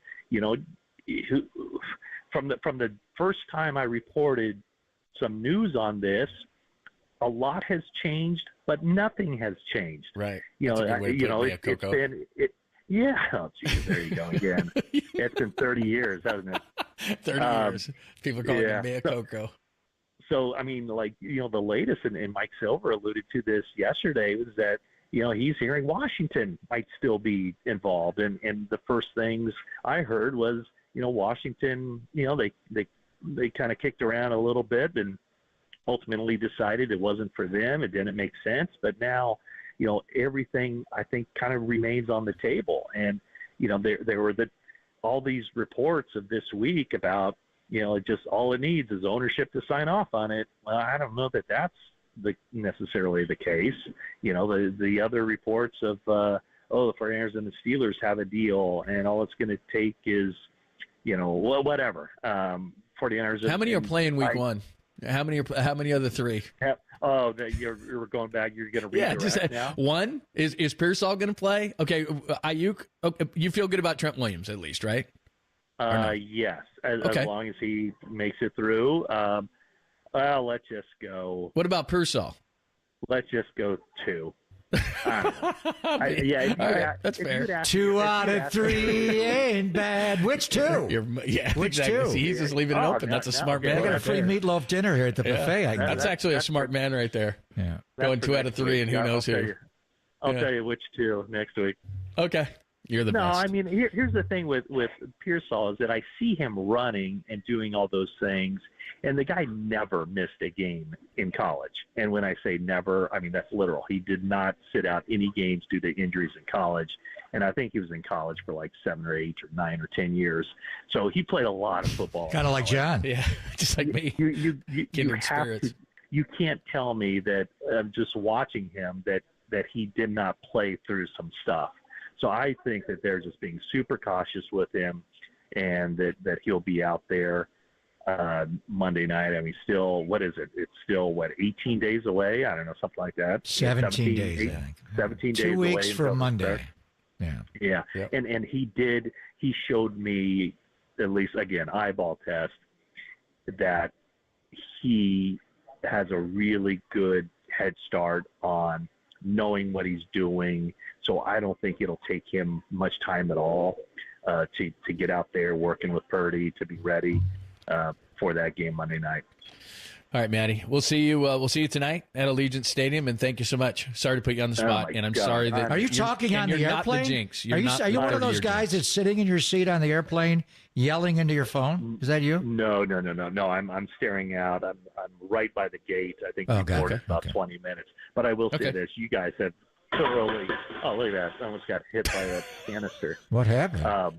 You guys have thoroughly exhausted me, and I'm gonna. I know. I can hear it. Like sleep on the plane. Honestly, the last 3 times I've spoken to you, like you were in Nashville and you were pacing back and forth. I just fell. But pots and pans are falling off the airplane. Matt just ran over. I don't think the propeller fell off. Let's hope not. Hope you're not on a propeller plane. I'd rent a car and drive. You can make it by 7 o'clock. No problem. I was going to say at this point that might be the best option. Just have the propeller fall off. Fly well, brother. We'll see you tonight. All right. Thanks, guys. Thank you, Matty. All right, that's the great Matt Mayoko. He's at SFO. It's Pop and Lund as we're live from the Sirius XM studios at the Wynn Las Vegas. Stop on by and say hello. I will say one thing for my easily distracted mind. We must be near the pool, and because we're seeing a lot of young ladies. I haven't noticed, John. My eyes are locked on you and the stream, and I'm not looking this way at all. You're a waver. You're like you're a guy like you're a waver. You don't even turn and look. Come on you just in. wave. It's amazing. All right, we'll talk more about this because Mike Silver It wasn't the only thing he said yesterday when he talked about Brandon Aiyuk and Washington being back in it. He had one more concerning thing to say that we must discuss. We'll start off the 11 o'clock hour with it. It's Pop and Lund, only here on the Sports Leader.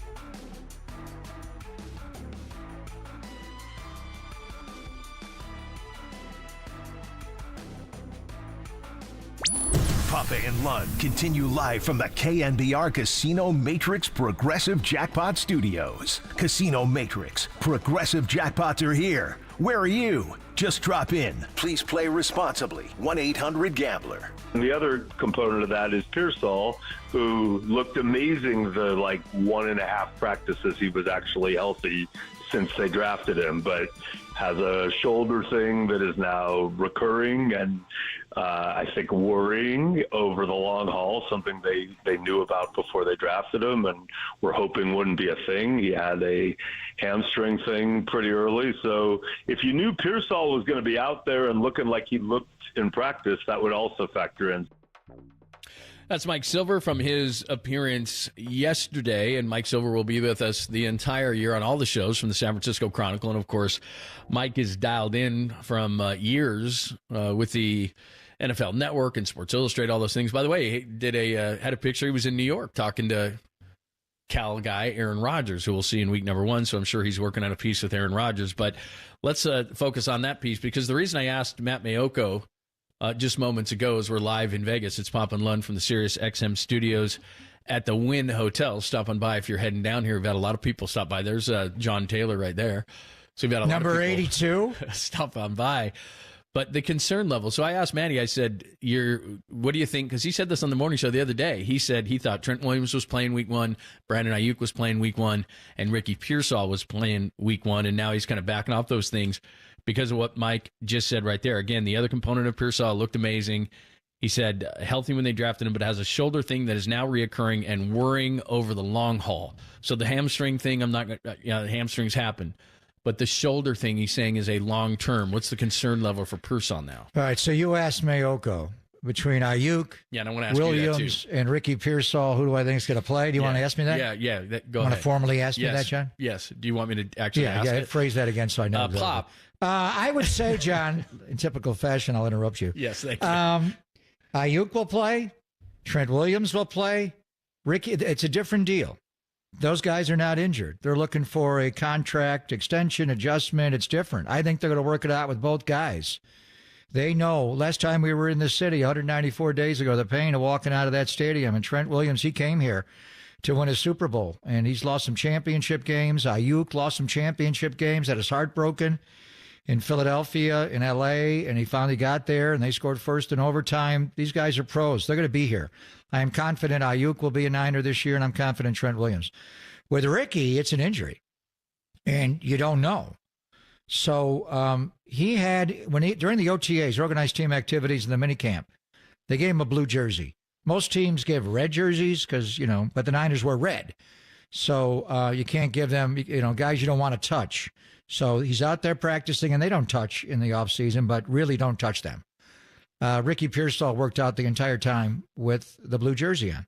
And they didn't say exactly what it was. Kyle would say, because you guys can highlight him and see. And it may have been a shoulder injury at that time.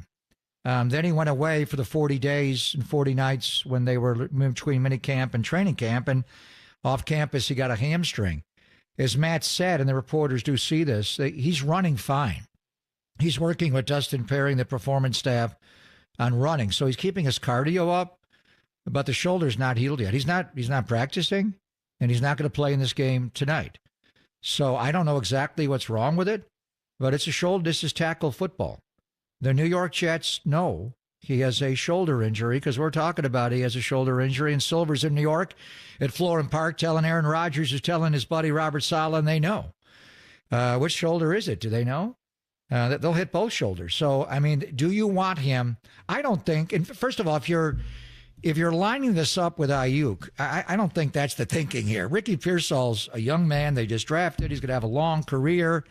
Hell, he may play. When Aiyuk's retired and done, Ricky Pearsall will still be in the NFL. Maybe not, but and I honestly, if they don't have Aiyuk, I think they line up. They don't put Ricky Pearsall in a starting spot.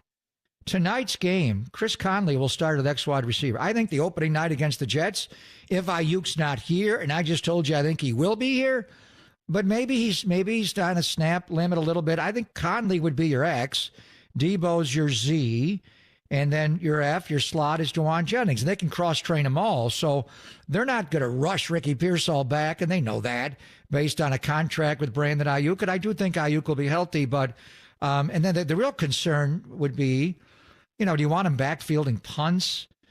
So up on game day, he's going to make the team.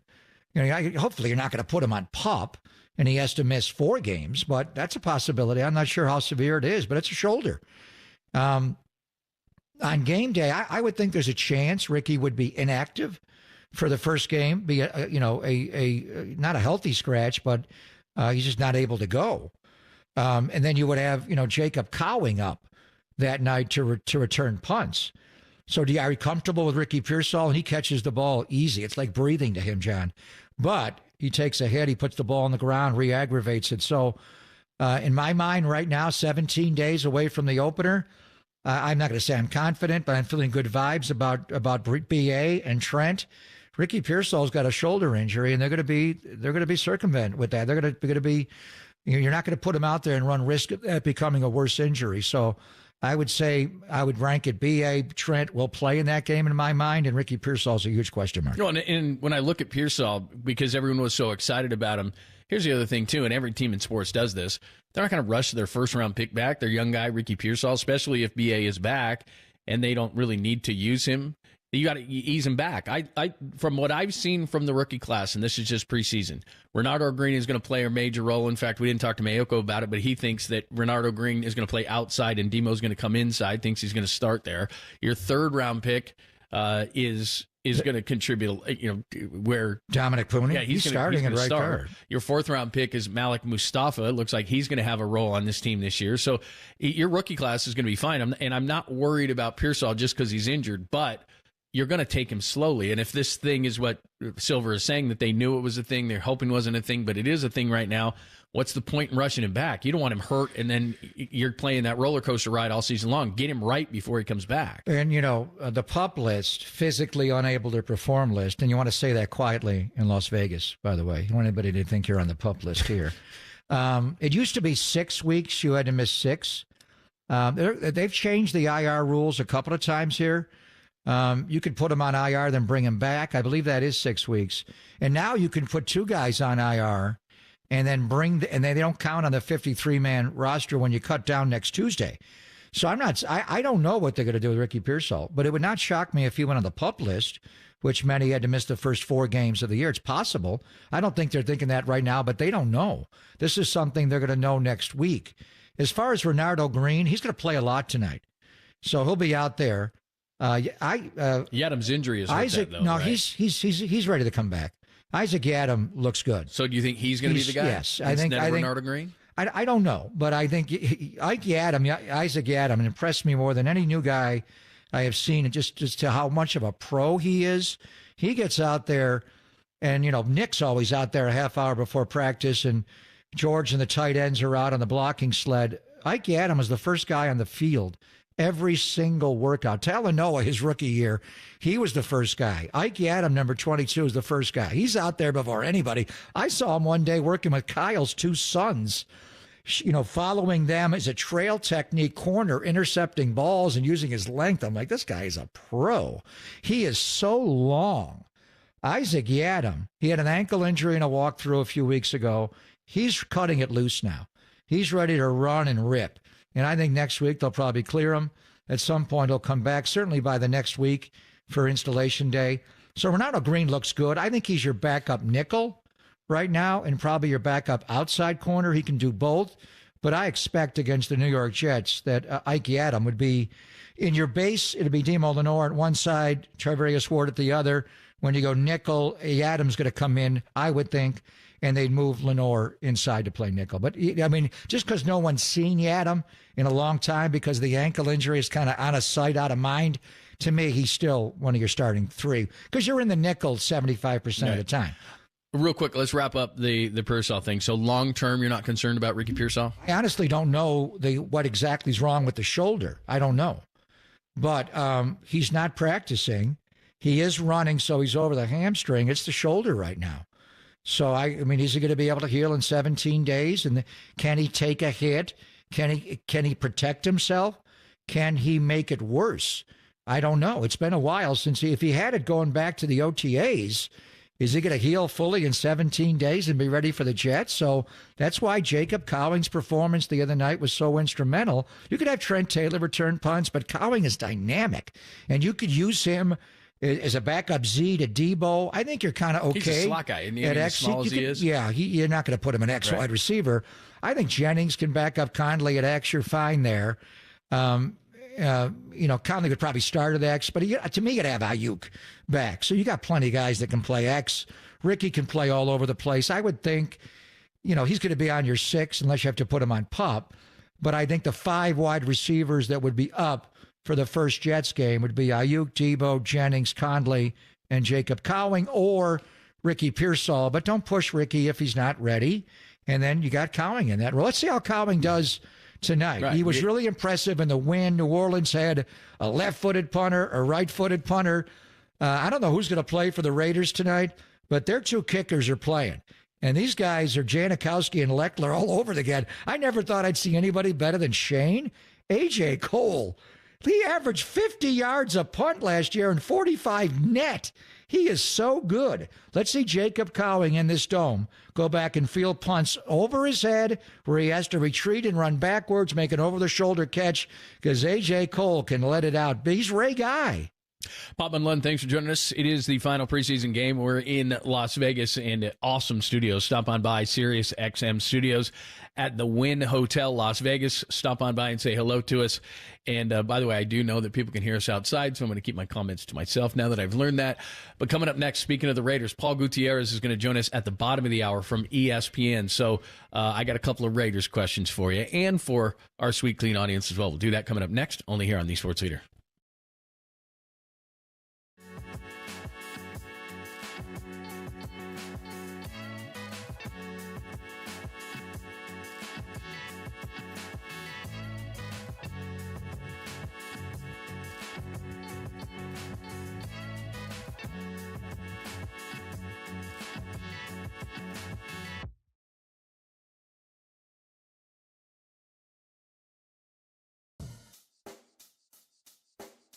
Check the mic and make sure it sound right, boys.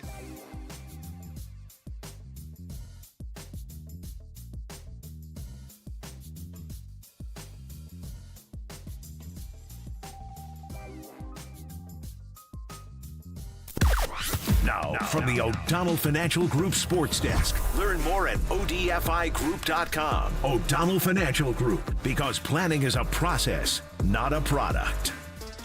As you've been hearing all morning long, Mike Silver joined Tolbert and Copes yesterday and said that everything is still on the table for Brandon Aiyuk. Check out that podcast and more on the KNBR app, YouTube, and KNBR socials.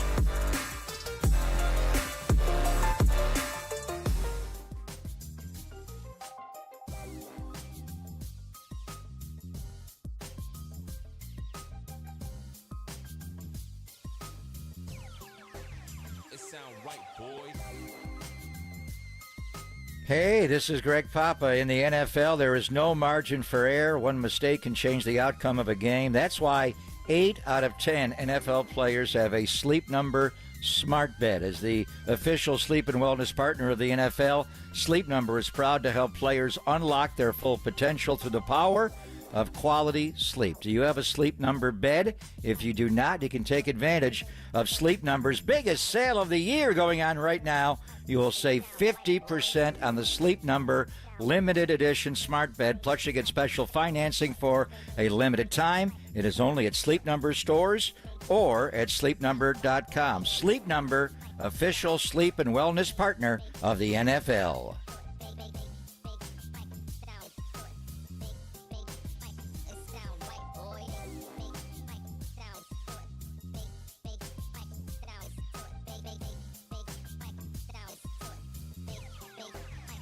Sound right, boys.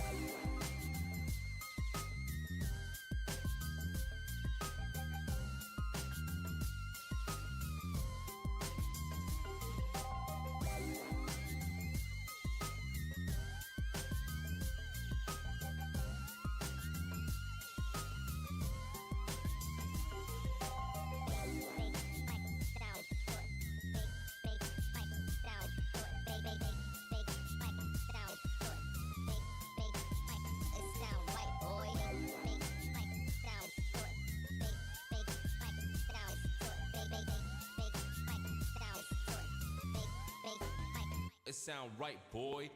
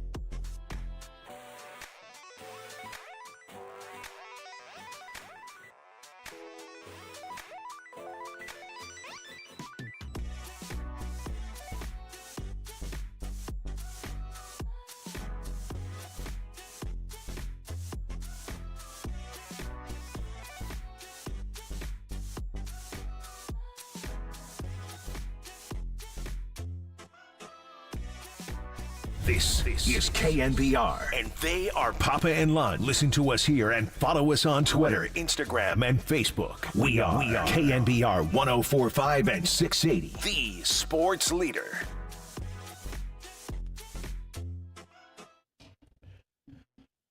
What's happening? Thanks for joining us. Happy Friday, Papa and Lund, as we are live, I tell you, from Las Vegas, Sirius XM Studios at the Wynn Las Vegas. Stop on by if you're heading down for the game, 7 o'clock tonight. And we will have a pregame for you. So I'm off here at 2 o'clock.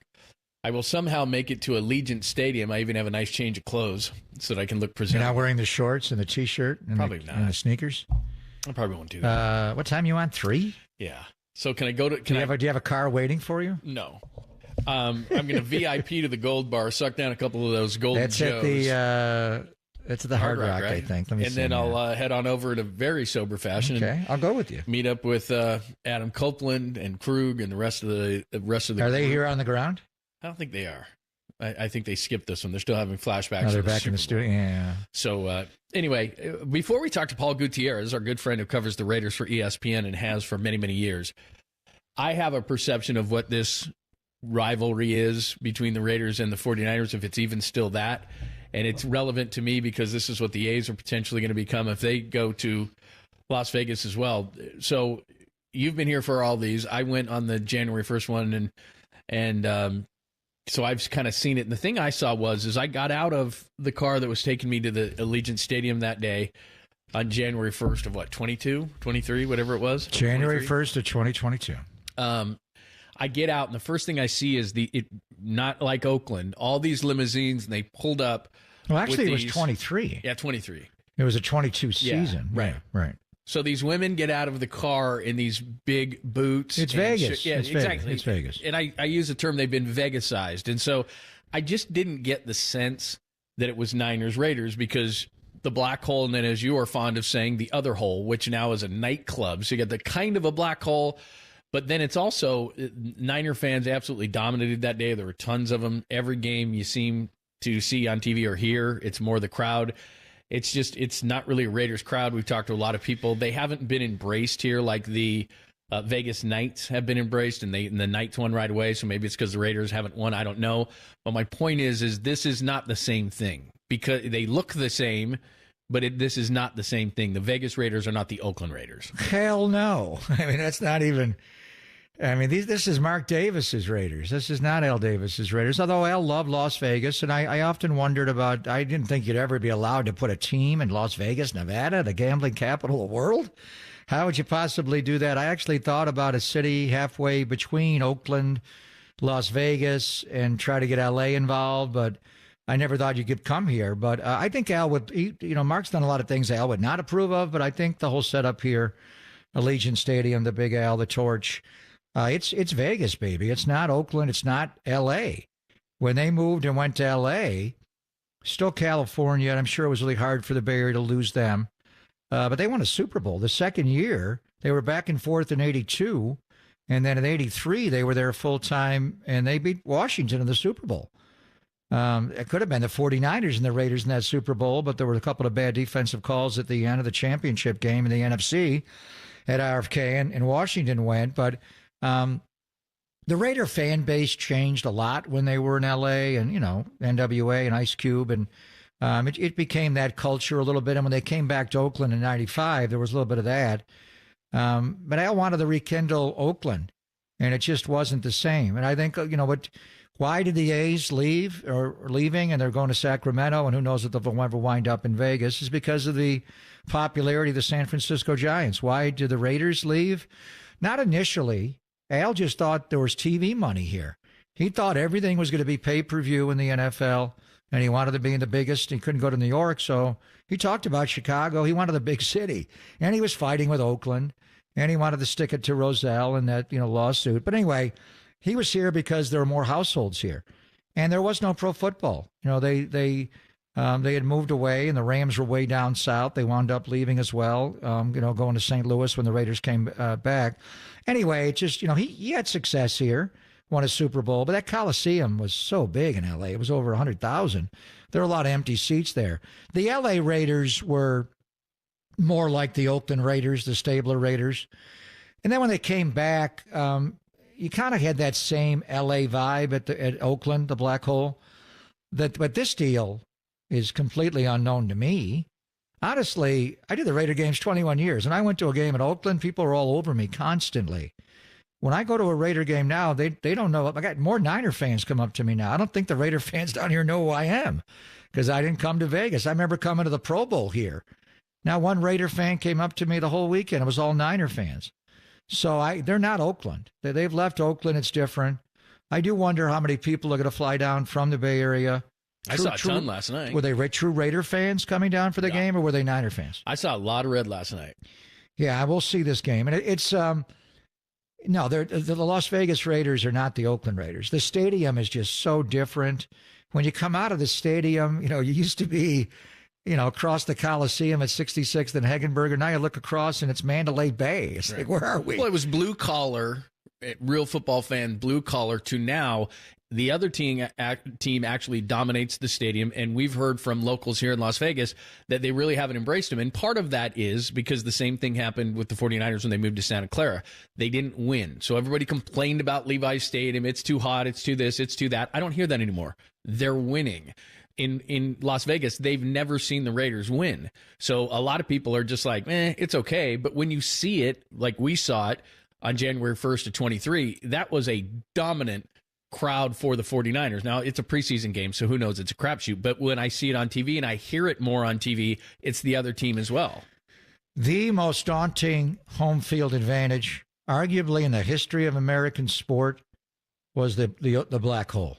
The Oakland Alameda County Coliseum and later Network Associates and McAfee Coliseum. It was. I remember going to when the Raiders were in L.A., they came back and played the Houston Oilers in a preseason game. And I wasn't working for them then. I remember going on the field, coming through the tunnel, and you would think you were at San Quentin. I mean, they were the crowd, and it was a preseason game. But if I'm the Oilers, I'm not coming on the field. And the other team, and then when the Raiders did move back there, my first year doing the Raiders games was 97. And I remember we were playing Jacksonville one day in the rain, and they fed the ball to Timmy Brown at the end, and it was still, we didn't sell it out because a lot of those games were blacked out. It was radio only then. But if there was 50,000 people there, they were the loudest 50,000 people and the most intimidating. Nobody on the other team's sideline took their helmet off. They're going to get a battery in the back.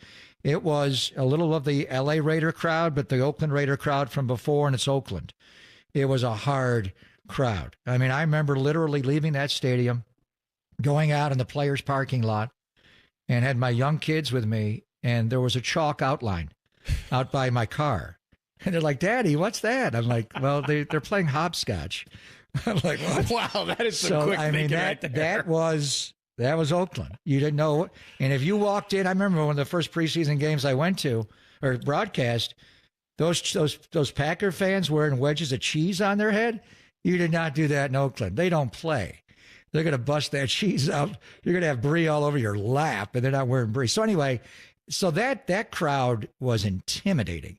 Whether they were good, bad, or when they were good, it was. I mean, that Miami Dolphin playoff game when Torrey James intercepted Jay Fiedler and ran it back 90 yards for a touchdown. See, and that was back in '74. Yeah. That was more of a family environment then. And then when I'm talking about when they came, it was intimidating. Well, I mean, so you went from that to this, where it couldn't be more opposite. No, when the other team rolls in, they take the stadium over. That's what I mean. The Kansas City Chiefs have not lost a game in the stadium, including the damn Super Bowl. Do you know the Chiefs flag is buried under the stadium?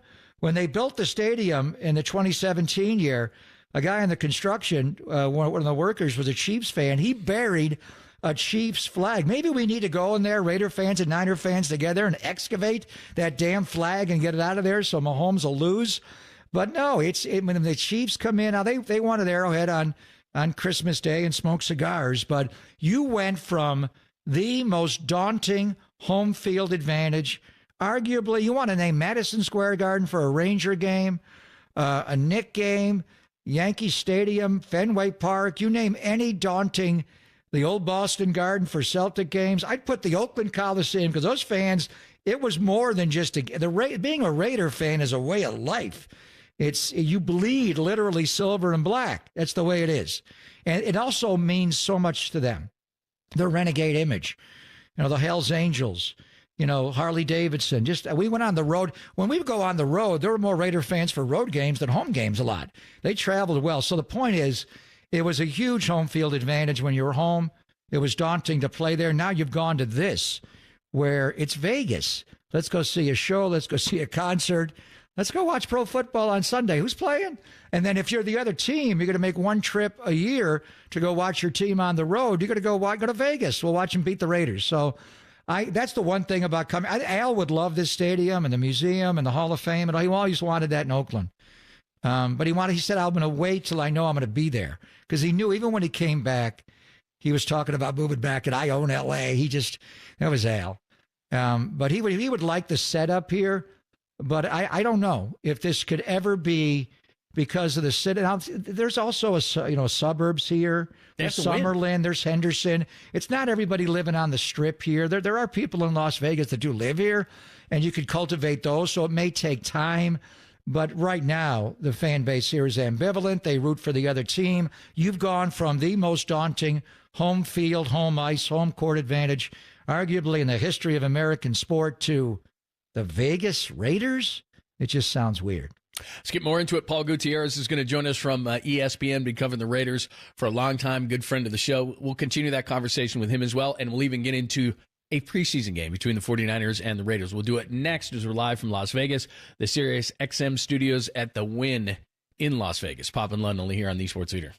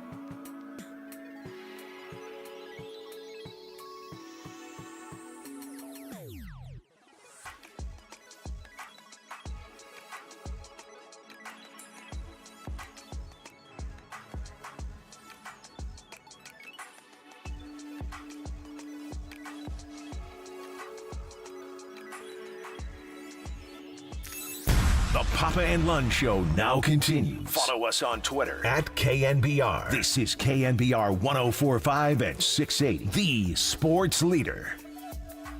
Possibly let my sister in. That's all right. Thanks for joining us, Papa and Lund, as we are live from the Sirius XM studios at the Wynn in Las Vegas as we're getting ready for the final preseason game. Then they start counting. What, 2 weeks from Monday? Tonight counts. It's 49ers Raiders. Of course it does. I just saw an adorable couple, met an adorable couple. Yeah. He's a Niner fan. She's a Raider fan. Oh, really? How does that work out? Does that work out pretty well? It's a preseason game. They don't. I mean, like, there's a game tonight. We didn't even know there was a game tonight. No, wow. They knew. They're here for the game. Our good friend Paul Gutierrez, who we miss greatly from ESPN's been covering the Raiders for a long time. The perfect guy to talk to. Make sure you follow him at P. Gutierrez, ESPN NFL Nation reporter. And he joins us live courtesy of the Uma Guest Line. Hey, what's going on? How are you? General, I don't know what you miss more. You miss me or Papa? You missed the reference to Expose as the walk-up music. Come on, man. I mean, Nice how do you miss that? We went to a concert last year in Marin County, and Paul was there. Paul was getting down. He knew like half the members of the band from Expose. Just one of them, but yeah. Just one. That's enough. He's an Expose groupie. How are you, brother?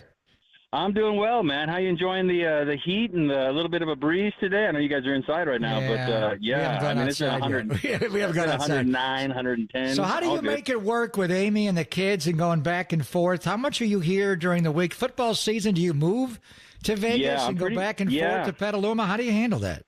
Yeah, so, I'm from Barstow, 2 hours away, born and raised. I'm a UNLV alum. My mom and dad had an RV, so I'm entering my my fifth year, borrowing their RV at an RV park, RV resort, excuse me. It's a really nice place. I'm sitting poolside right now. Nice. Yeah, so during the season, I'm here, and, I go back and forth when I can. Our son, Zach, just moved into the dorms here at UNLV yesterday, starting his sophomore year, so we make the best of what we can, It's fun. That's cool. Paul Gutierrez joining us, the familiar voice, of course, been covering the Raiders forever. And, of course, ESPN NFL Nation reporter for the Raiders. So, Paul, we were just talking about this, and you're the perfect guy to talk to about it. We were just talking about the differences between the Oakland Raiders and the Las Vegas Raiders. And to me, the difference couldn't be any more stark. So from just a fan standpoint, tell us about it. And then I don't even know if I call it a rivalry anymore. I know they look the same on the field, but it certainly feels different when you go to a game. So just give us your insights into that. Yeah, there was definitely more of a gritty feel. And you're talking to a guy who actually kind of grew up with the L.A. Raiders, going to L.A. Coliseum games, and there was a different vibe there than there was from Oakland. There's definitely a different vibe from Oakland than there is in Las Vegas. When you go to Allegiant, you guys have been there, there's a certain vibe to it where you're in Vegas. You're in the home of the Raiders. It feels like you're in a Vegas nightclub when you're at Allegiant Stadium. In Oakland, you didn't dare wear the opposing colors team. Same thing in L.A. You're taking your health in your own hands, so to speak. I'm not making light of that, but that was the vibe that was there. In Las Vegas, it's more of I'm not going to say a welcoming feel, but the way that fans are able to get their hands on tickets here, there's not so much that home field advantage that there was in Oakland. And a lot of that is because the team, if you're a season ticket holder and you can make that money back by selling to somebody, you're going to do it. And Mark Davis has said it himself that, as long as they're not putting out that product, that winning product that's going to make their season ticket holders want to hold on to their tickets, this is what it's going to be. So it's definitely a more comfortable vibe, a different vibe, but it's not the same intimidating type of atmosphere, but it is a very cool atmosphere, if that makes sense. All right, the football team, Antonio Pierce, interim coach last year, did well, went 5-4 and 3-1 in the division, had some big wins over the Chargers and got Brandon Staley dismissed after that game, the Christmas Day game win at Arrowhead. 8-9 overall in Kansas City's run this division. What do you think the Raiders' chances are? And the certainty at quarterback, I think, is a driving force here in the post-Derek Carr era. But can they be a 500 team? Can they challenge maybe not for the AFC West, but as a wild card team? That's the goal. They just want to get into the playoffs, and obviously the Chiefs are the kings in the division, the kings in the conference, the kings in the league, really all around. And, you're talking about the stadium. I don't know if the Raiders could have had a worse situation seeing the 49ers and the Chiefs in their home for the Super Bowl last year. But, that's the goal for them, obviously, is to win as many games as possible, try to get into the tournament at the end of the year, and just kind of roll the dice, so to speak. And they are the most recent team to beat the Chiefs. And, I try to talk to some players over the offseason about that. Jack Jones, who's never been shy to talk in front of a microphone, he wouldn't even take the bait. He said, yeah, we are the last ones to beat them, but they have the rings. So they've got their eye is very specific on the goal of getting to the playoffs, but they also know that road goes through Kansas City, and yet they do know what it takes to beat them in Kansas City, at Arrowhead. So, Antonio Pierce may have spoken a little bit out of turn when he said they have to enforce the Mahomes rules, referencing the Jordan rules that the Pistons did in the late 80s. So we'll see how that comes to fruition, but that's definitely what their goal is. And again, it all comes back to the most important position in team sports, quarterback. So now they're going with Gardner Minshew, at least for the first quarter of the season, and we'll see what kind of start they can get themselves out to. Our guy, Paul Gutierrez, is joining us, of course, covers the Raiders and has for a long time for ESPN. So two different approaches to this thing tonight, this final preseason game. The Niners are going to play some starters. The Raiders aren't going to play anybody. I mean, I should be respectful. They're going to play some guys, but they're not going to be starters. So give us your thoughts on this, because like you just mentioned Kansas City, Andy Reid is a proponent of playing guys. Sean McVay doesn't play anybody. So where do you sit on all this stuff? It's interesting because Antonio Pierce had the starters playing. Every starter played the first two games, and the defense especially played into the second half of their second preseason game. So they're looking at this now as, okay, they know what their starting lineups are. They know who's the majority of the 53-man roster, so they just got to get through this game. So that's their mindset going into here. And the only real kind of question mark to me is Davante Adams, because he was in and out of OTAs. He missed a lot of training camp. He came back home for the birth of his son. He didn't have a lot of reps with Gardner Minshew. He already had kind of a chemistry with Aiden O'Connell. So now that Gardner is the starting quarterback, you got to wonder, okay, how are they going to ramp up that connection? Because anybody that watched that Netflix series Receiver with Davante, he didn't really come off all that well. And it didn't really go over that well in the locker room either with certain guys in there. So that, to me, is the ultimate kind of question here is, how are they going to get their reps in? How are they going to get that connection? And doing it in a preseason game would seemingly have been the way to do it, but Davante didn't play in any of the preseason games either. Yeah, Davante obviously was tight with Derek Carr, and then, Derek gets shown the door at the end of the first year here, and he was that one thing about the Netflix series, it was not very kind to Jimmy Garoppolo, and Davante did not seem happy. Is he happy here? Tom Telesco is the new GM from the Chargers, had a long run there. Did you see them trading Davante Adams between now and the deadline or next offseason? How long do you think he's going to be in Vegas, Paul? So are you trying to offer up Brandon Aiyuk for Davante Adams? I didn't say that, John. I said there's no way Mark Davis is trading Tay to the San Francisco 49ers. That ain't happening. Right. But to get back to your question, yeah, I mean, a lot of it depends upon what kind of start they get off to, because all the guaranteed money is paid off. If he does stick around another year, that contract kicks in. He's got a big payday next year. So, yeah, if they're off to a bad start, I could totally see him being traded, and I could see Aaron Rodgers kind of stirring the drink again to try to get him to the Jets. But, again, it all depends upon how this team gets off to a good start. And in the conversations I had with Davante last year, I asked him straight up, are you happy? And he said, well, I didn't, or if this is what you expected coming to the Raiders with all the changes that had happened. And he said, it's not what I expected. But no, he said it wasn't that he was unhappy, but this is definitely not what he expected. So you read between the lines there, and all the things he said on receiver, he came real close to telling me in one-on-one conversations, but he never really crossed that line. He was just saving it for the series, I guess. So, I guess happy is I don't know, it's relative. So when you're talking about a receiver, to me, he's always been kind of the anti-diva, and, and he's got every right in the world to be a diva. He's probably a Hall of Famer. But yet I think he's just kind of blindsided by a lot of the changes that have happened since he accepted the trade and signed that big extension to come to the Raiders. Talking Raiders with Paul Gutierrez, the final preseason game tonight here in Las Vegas at Allegiant Stadium between the Niners and the Raiders. What is Antonio Pierce like as a head coach? He's inexperienced, but obviously Mark saw something in him where he gave him the tag for full time. What are your thoughts on him? Yeah, when I talked to Mark after he fired Dave Ziegler as GM and Josh McDaniels as head coach and promoted Antonio from linebacker coach over all the coordinators and made him the interim last year, he said he sat down with him. He was intrigued by him. But after he sat down with him, he was impressed.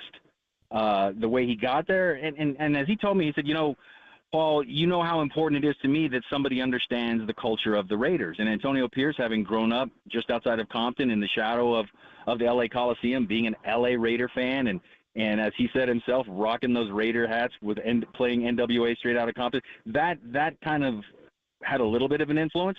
That obviously winning games was going to be the ultimate deodorant, but that played a big role in it. So the fact that he's a former player and he really relates to these guys, and he's more of he's not coaching the X's and O's so much as managing people, and that's what Mark Davis wanted at this time of the season, so to speak. So from that standpoint, that's what he wanted, that's what he needed. And if you look around, he's got basically a carousel of coaches around him with a lot of experience. Marvin Lewis is there, basically as the co-head coach, with everything but the title. So it's interesting that Antonio has kind of adopted Mark Davis's persona, Greg. As you know, when Mark Davis took over the team upon Al Davis's passing, he said, I don't know a lot, but I know what I don't know, so I got to surround myself with people that do know things, and that's kind of what Antonio Pierce has been doing since he was named head coach back in January. Yeah, you mentioned Marvin Lewis. Tom Coughlin, who's a Syracuse guy, and Al Love. Tom Coughlin is on the staff, and Joe Philbin. Was it ever made, because I asked you this when they hired Antonio Pierce, the story about when he was a New York Giant linebacker, and the Raiders were not very good, and we were flying to New York, and there was a quote Antonio Pierce said, we could beat the Raiders with 10 guys on the field. And Al Davis was so crushed. that was said about, in reality at that time, it was true. Was that ever asked directly to Antonio Pierce? Does Mark Davis know that Antonio said that about his dad's Raiders? I may have asked somebody off to the side, off the record, and all I know is that it was kind of looked at as, well, that's just how passionate he was as a fan. And I guess you could explain it away any way you want.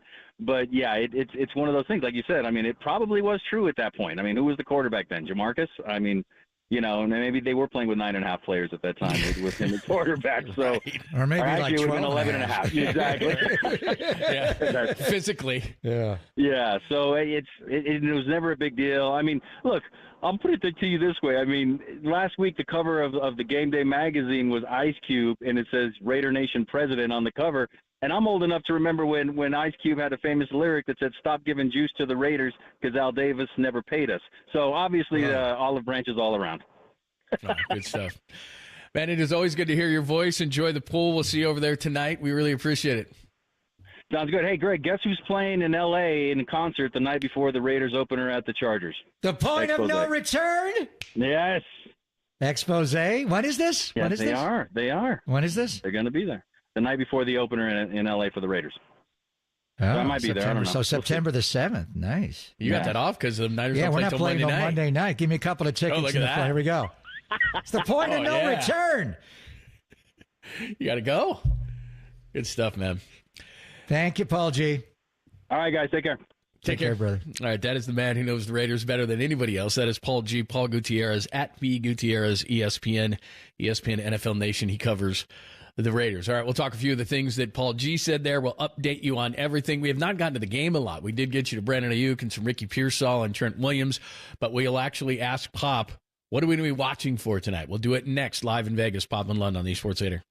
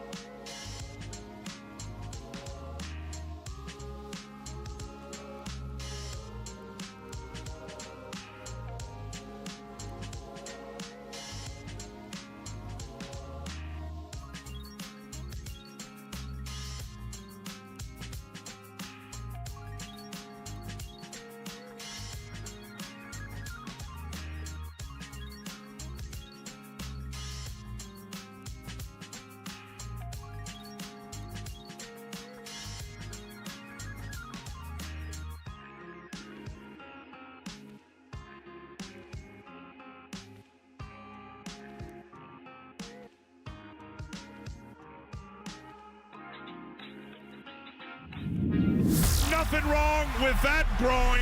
Be caller 10 now to 415-896-KNBR to win the 49ers Team Store gift card and qualify for the 49ers Season Pass Grand Prize. Papa and Lund continue live from the KNBR Casino Matrix Progressive Jackpot Studios. Casino Matrix, Progressive Jackpots are here. Where are you? Just drop in. Please play responsibly. 1-800-GAMBLER. Thanks for joining us, Papa and Lund. Friday, getting ready for the final preseason game between the Niners and the Raiders as we're live from Las Vegas, the beautiful, luscious Sirius XM studios at the Wynn Las Vegas. Stop on by if you're heading down, whatever platform you're listening or watching. You should be watching because this studio is absolutely great. And I do have to remember that I can be heard in the hallways of the Wynn because we're careful what you're saying. That red shirt looks great on you, sir. The red silk shirt, I need one of those. Trying to hold back. Yeah. Oh, you get a free bowl of soup with that shirt. No, I'm just kidding. How are you? Those doors are locked, right? Okay, just checking. Yeah. My goodness. I'm just going to say the pool must be close Love the shirt. I need the red one. I heard he insulted the man. So I did not. I love the shirt. Oh, you know what? Maybe they did. It's a silk shirt. Looks because good. I can't be trusted around people. They probably turned maybe the volume down out there or something. I don't know. Because I always probably say stupid things and with my mouth that my body certainly cannot back up. So that's probably what's going on here. But yeah. What a setup. Thank you to Nick and Jeremiah Crow. This is so good. It's Sirius XM Studios a win. Yeah, this is nice. So stop on by if you can. Keep your hands off the fingerprints off the window. Off the glass. Nice. There's a guy that comes by and cleans the glass. Oh, okay. Every half hour. So we're fine? We're good. Yeah. By the way, I think we should be commended because it's about 100,000 degrees outside. And I haven't been outside. Hardly. I was outside yesterday. Yeah. Just for a very brief time. I haven't been outside. You don't go outside in Vegas, do you? I remember one time. Go to the pool, but that's about it. One time. The game's not going to be outside? No. So I mean, it's nice. I did make the mistake of coming here in summertime once, and I overindulged just a smidge. And then I went outside. My wife thought it would be a good idea to go walk and go get some breakfast outside. Yeah. So we walk and we sit down, and I thought I would do a little hair of the dog. I think I had a Bloody Mary. I lasted about 10 minutes, and I'm melting. And I went, we can't eat outside. It's actually cooled off a little bit. I think it was like first day under 100 since May. Wow. It was like 100. That's incredible. It was like 110 here last week. Right. It's 93 degrees right now. I can handle that. I don't know why a high of 98 today. Will be today. Yeah. People say, once it's certain when you degrees. leave here to go outside to go to Allegiant, it starts to go up. It does. It's 93 now, 93, 96 at 1 o'clock, 97, 98, 98. But it's not going to be 100 today. First day since May. Welcome to Oakland A's baseball. Pardon me, Las Vegas. Pardon me. Just the A's baseball from the surface of the moon. 105 first pitch. How are they going to handle that? Yeah, they're going to have an atrium stadium. It's all glass. That's not going to make any sense. But then again, John Fisher doesn't make any sense. And they're going to have to play day games there. How are they going to deal with that? People are going to melt. It's going to be crazy. I went to Aviator Field, whatever it was, and I was here last year. Yeah, you did. You sat behind home plate and watched Kyle You know Harrison, what? It was a beautiful night. It was a night game. Me and Boucher, Waterboy went. It wasn't, I think it was high 80s, but it was a night game, and it was very comfortable. You play... I mean, a lot of night games here, it's like going to Arlington, Texas for baseball when they were playing outside. It could be 100, over 100. And then a day game? Wow. And it's going to be artificial turf. How the hell is that going to happen? Fry an egg at shortstop. Well, plus, we've heard this. So the Golden Knights they've embraced, that was a whole, an amazing turn of events from what happened at Mandalay Bay that season. Right, and the mass shooting. They go to the Cup. So that's actually Vegas's team. The Raiders, as we talked about, haven't won enough to be embraced, and that stadium is usually full of the other team's fans. But it's still pro football. It's the NFL. Oh, absolutely. But they haven't fully embraced it and won't till they win at least. And then I don't think that the A's are going to ever make it here, but let's just say they are. Everybody I've talked to and people within the sports industry here have all told me they don't even want the A's, which I wouldn't want a John Fisher-owned team anyway, but they keep saying that. And then LeBron wants the NBA here. So for all the those NBA's coming here. Yeah, Mark Bedania was the president of the Raiders for years. He's the one that built Allegiant Stadium, and like so many others, he got into it with Mark Davis, and there was a tax bill they had to come up with. You know anything of that? No, nothing of it. So so. anyway, Mark is now the front guy. He's the guy that's leading the group to get the NBA expansion team here, and it's going to be owned by the owner of the Houston Rockets, I think. Tillman Fertitta. I think he's going to be the guy that's going to own the team. Yeah. So they're going to have an NBA team here. I'm not going to say with certainty, but I would say there's a great chance that the NBA arrives here before Major League Baseball, if baseball ever comes here. And if the A's don't come here and they're in limbo when the lease runs out in West Sac, does Vivek Ranadive buy the team, keep it inside? That's why just not being able to do that lease extension just drove a wedge. And it's already a huge, chasm between the A's and the municipality in Oakland, Alameda County, if they're even involved anymore. I don't even know. I stopped paying attention. But anyway, once they go to Sacramento, even for one pitch, and you're there, if Vegas does not happen for the A's, can they go back to Oakland? Do they have to stay in Sacramento or go somewhere else? All right, give us your thoughts. We're going to get into the Raiders and the 49ers, the actual game on the field, but we want to give you an update on Aiyuk, Williams, Pearsall, the thing, if you're just tuning in. It is Pop and Lund on KNBR, AM and FM San Francisco, the sports leader, a Cumulus media station. So we talked to Matt Mayoko. Mike Silver was on yesterday with the afternoon show and discussed all these things. So Silver talking about there could still be a trade on the table for Brandon Aiyuk. He even mentioned that Washington could jump back into these things. But then we're hearing today that they're getting close. I'm not going to say they're crossing T's, dotting I's. I don't know that would be accurate, but they certainly sound like they're getting closer. It's probably not the AAV that they're arguing about now. It's how big of a check are you going to write me? So it sounds like Aiyuk. And then Ricky Pearsall has a shoulder deal. And I've always been pretty confident, and we keep hearing that. And I'm basing that on Kyle, as you've pointed out, isn't overly optimistic at all times. But he sounded optimistic when he was on Tolbert and Copes as far as Trent Williams and saying that they are negotiating. So would it be fair to say that on opening night against the Jets, Trent Williams is going to be at left tackle, Brandon Aiyuk in some way, shape, or form, I don't know if he starts, but is going to be suited up wearing the 11, and Ricky Pearsall is a question mark? Yes, and I said that. With 17 days from the days of the opener, you and I will be at Levi's in 17 days, September the 9th, for the opener against the Jets. I think Trent Williams will restructure his contract, and he will start at left tackle, and you're going to need him. I don't know. Are the Jets going to have Hassan Reddick? I don't know. Like it. They're not making any progress. You never know, guys. I mean, when you have a deadline, you have a deadline, and deadline spur action. So, but I think Trent will get done. They're confident that can get done. I think Aiyuk is getting close to getting done, just based on the reports of a week ago, and I think he will be your starting X wide receiver. He may not be able to play the volume, and Brandon very seldom comes off the field. You don't see 11 running off the field. Debo comes off sometimes. It just, you may have to do a little bit more of that, but I think it's also weighted by it's a night game. The second game is in Minnesota. That, too, is a dome stadium, so you don't have to go outside and play. Week 3 is the Rams, and that, too, is a dome stadium. So then you're going to play New England, and that'll be hot for the 4th week of the year. But anyway, yeah, I feel optimistic, and the buzz is that they can get BA done, and they can get Trent done, and they'll be your starting X, and your starting left tackle. And if they get those guys done, John, and Aaron Banks comes back, I know Dominic Pooney would be the starting right guard over Spencer Burford or John Feliciano, and John's going to begin the year on PUP. He just had knee surgery, and Burford may make a push. We'll see how Pooney does tonight. The Raiders are not going to play, and they got some boys inside, not just Max Crosby. They got a Christian I would have Wilkins. loved to have seen him against Wilkins. John Jenkins is humongous. They're going to play Ron Stone Jr.'s kid. Ron Stone, remember Ron Stone? Former the offensive lineman. For the 49ers and the Raiders. That guy will play. He'll play a lot. He'll play mainly outside of the end, but you may see him inside. But anyway, he's not that big, but he may match up. But they got some guys, Adam Butler and Matthew Butler. So we'll see how Pooney does tonight. But once you get Aiyuk done and you get Trent Williams done, and the right guard, I think, was a fluid situation anyway. But otherwise, as long as Trent's back and Banks is over the pinky fracture, you're bringing back your entire starting offense that was 3rd in the NFL last year in points per game. And they averaged almost 30 a game. But remember, beginning of the year, it was 30 for Purdy and then 35. Then when they had some injuries to Trent and Debo, they had the 3-game losing streak. They scored 17 points exactly in Cleveland, at Minnesota, home for Cincinnati. So that brought the number down.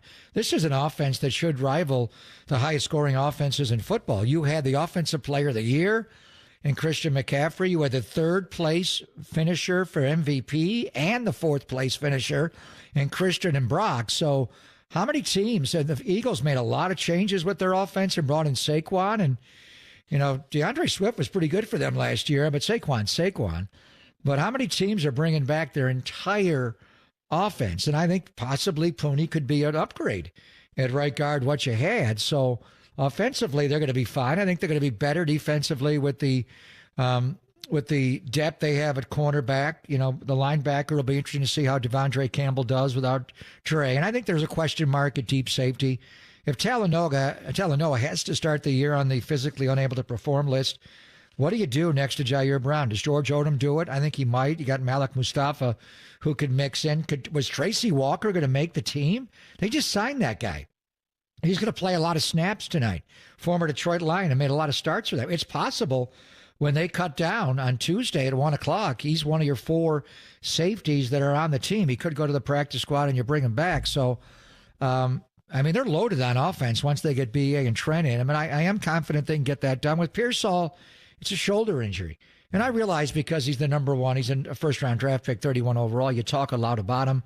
They don't need him. He's obviously a talented young man, and he would be in the mix. I don't think even if he was healthy, he would start. It would be BA, Debo, and Jawan's got to get over this hip and ankle, and I don't think Jawan's going to play tonight. And then even Chris Conley, I think, is mixing in as a solid X behind Aiyuk. And if Aiyuk, for whatever reason, can't go opening night, then Conley would be the X. So I think they can get by without Ricky Pearsall, and they're not going to push him. And I think right now he's the biggest question mark for 17 nights from the night. But I think BA is going to be there. He's going to be your starting X, and then Trent will be at left tackle. Pop and London, we're live from Las Vegas, getting you ready for the final preseason game between the Niners and the Raiders. The thing with Pearsall, for me, simply is the Niners, and I don't know how they do it, there's going to be, if it's a normal 49ers season, there's going to be injuries early in the season. We're going to panic over some of those injuries. By the end of the season, they're going to play their best football, and they get their guys back, and then they make a playoff run. That's just kind of what a Kyle team does. They're very physical. They play very hard. They have injuries. You just hope that there's not major injuries, the ACLs and those kind of things. So just logically speaking, Pearsall does not have to be rushed, like you said, but by the end of the season, given that Debo gets banged up and everybody does, and I don't know how Aiyuk is going to come back. Does he need to be eased back? Is he going to have some soft muscle-type injuries, those kind of things? I'd like to see Pearsall at the end more than the beginning because, like you said, you have veteran guys. When I hear Mike Silver say something like it's a shoulder injury, it's a long-term thing, they might be concerned. I think take your time, make sure that he's 100% right, and then by the end of the season when the 49ers need to be at their healthiest, and in some magical way they always seem to do it, that didn't happen in the Super Bowl, obviously, but up to that point, they're very good at being able to get themselves through an 18-week, 17-game season healthy to where they're playing their best football and they're the healthiest at the end of the year. 4 of the last 5, this team has played in the NFC Championship game. And 2 of those years they won it and went to the Super Bowl. The one year they did not, and it was a weird year, and a million people lost their lives in our country, and it was weird. But the pandemic year of 2020, that was the year of the torn ACL with first Nick Bosa and then Solomon Thomas, who is now a Jet. We're going to see him. They brought a cart out on that field, and we weren't even there. We didn't travel. We were doing the games remotely. It was just so weird. But they brought a card on that field twice in the span of 3 snaps to card off the 2nd overall pick in the draft one year and the 3rd overall pick in the draft one year. And then Jimmy got hurt, and then George got hurt, and it was done. They went 6-10 that year, and they had to play pretty well. Remember, they got kicked out of their own stadium at the end. So, I mean, if you have one of those years, you can't lose certain players. You have to factor in that you're going to lose guys. Debo plays hard, so he just gets hurt. But, he's in great shape now, so you're hoping the soft tissue kind of injuries, the hammies and those things, maybe he's less vulnerable to. I don't know. He's just thick. Even though he's lost weight, he may be down to like when he came in at the combine at like 214 or something, but he is just thick. His legs, his butt, he's just a thick guy. He gets tight. So I think with someone like Pearsall, and I don't know the nature of the shoulder, but it is concerning that if he had this in the offseason and now it's still cropping up and he's not practicing and it's not the hamstring, he's running fine. It's the shoulder. Is there would they have to possibly put him on PUP? Would they have to possibly put him on IR? And the IR is different this year. You have 2 designations that don't count across the 53-man roster. I'm not hearing that, but I just wonder what the doctors are saying. When is he playable? We're wondering about 2.5 weeks. I'm wondering about, maybe 2 months if it's that severe. And if it is lingering from the off season, that was months ago. So what exactly is wrong with him? And what is the prognosis on a heel? So, but I think with him, because he's such a cross trainer, he could really play anywhere. I think you get him ready to play XZF. And if anybody goes down, when he's completely healthy, if anybody goes down in the game, now Conley can do that easily. That's what Conley's great at. The guy is just so smart. He knows every position. He can go out and play X. He can play Z. He can play in the slot. If Aiyuk goes down, he plays X. If Debo goes down, he plays Z. If Jennings goes down, he plays F. He can play anywhere. And he's just in a playbook, and he's smart. That guy's a pro. You would hope that at some point, Ricky could be that kind of guy. Now, if guys go out for an extended period of time, that he could slip in and start. But I don't know. But I think he's not. I didn't see him in practice at all this week. He's not playing in this game tonight. When they go back to work next week, they'll have some practices and play for a purpose on Wednesday. Will he practice? Then after that, you get Labor Day weekend off, and the whole league takes off. Then they come back the following week, and then it's go time. It's Jets week, but it's a shoulder.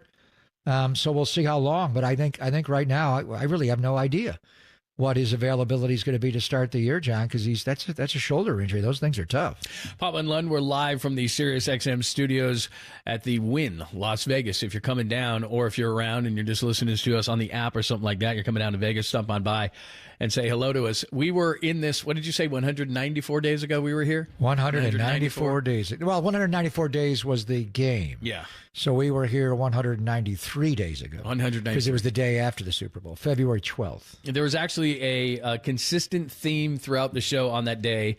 193 days the day ago. after the Super Bowl. Yeah, I want to ask the you about timeouts. Yeah, you going back to that? No. There's it was something that we discussed afterwards. It was something that we discussed after the game. We'll get into that conversation if it still applies. We'll do it next, live from the Wynn in Las Vegas. Stop on by. It's Pop and Lund on the Sports Leader.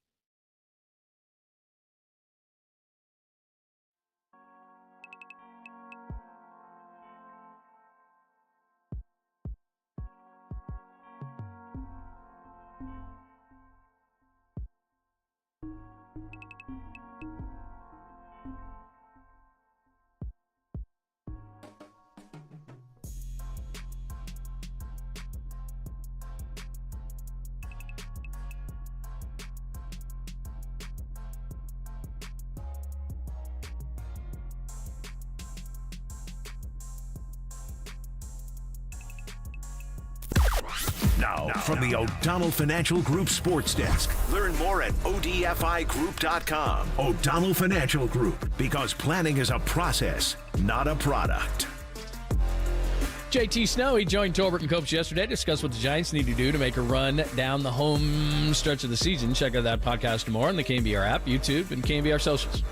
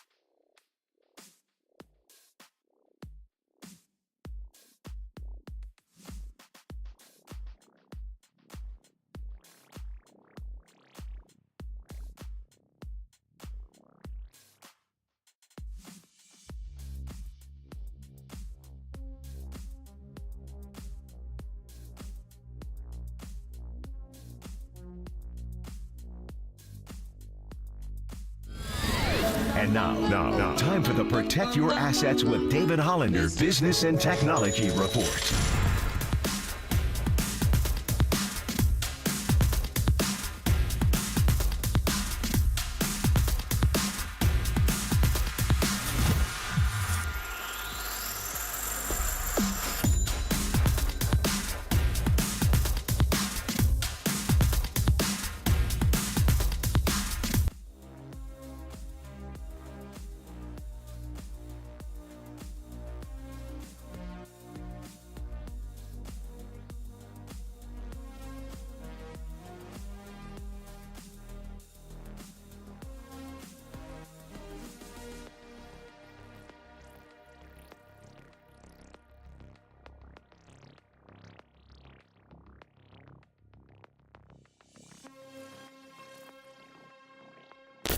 Missed an interview or want to hear it again?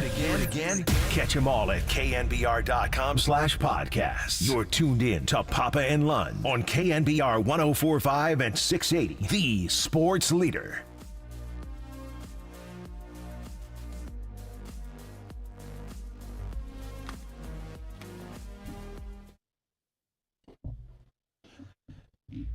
Hello, friends. Papa and Lund, we are glad that you joined us.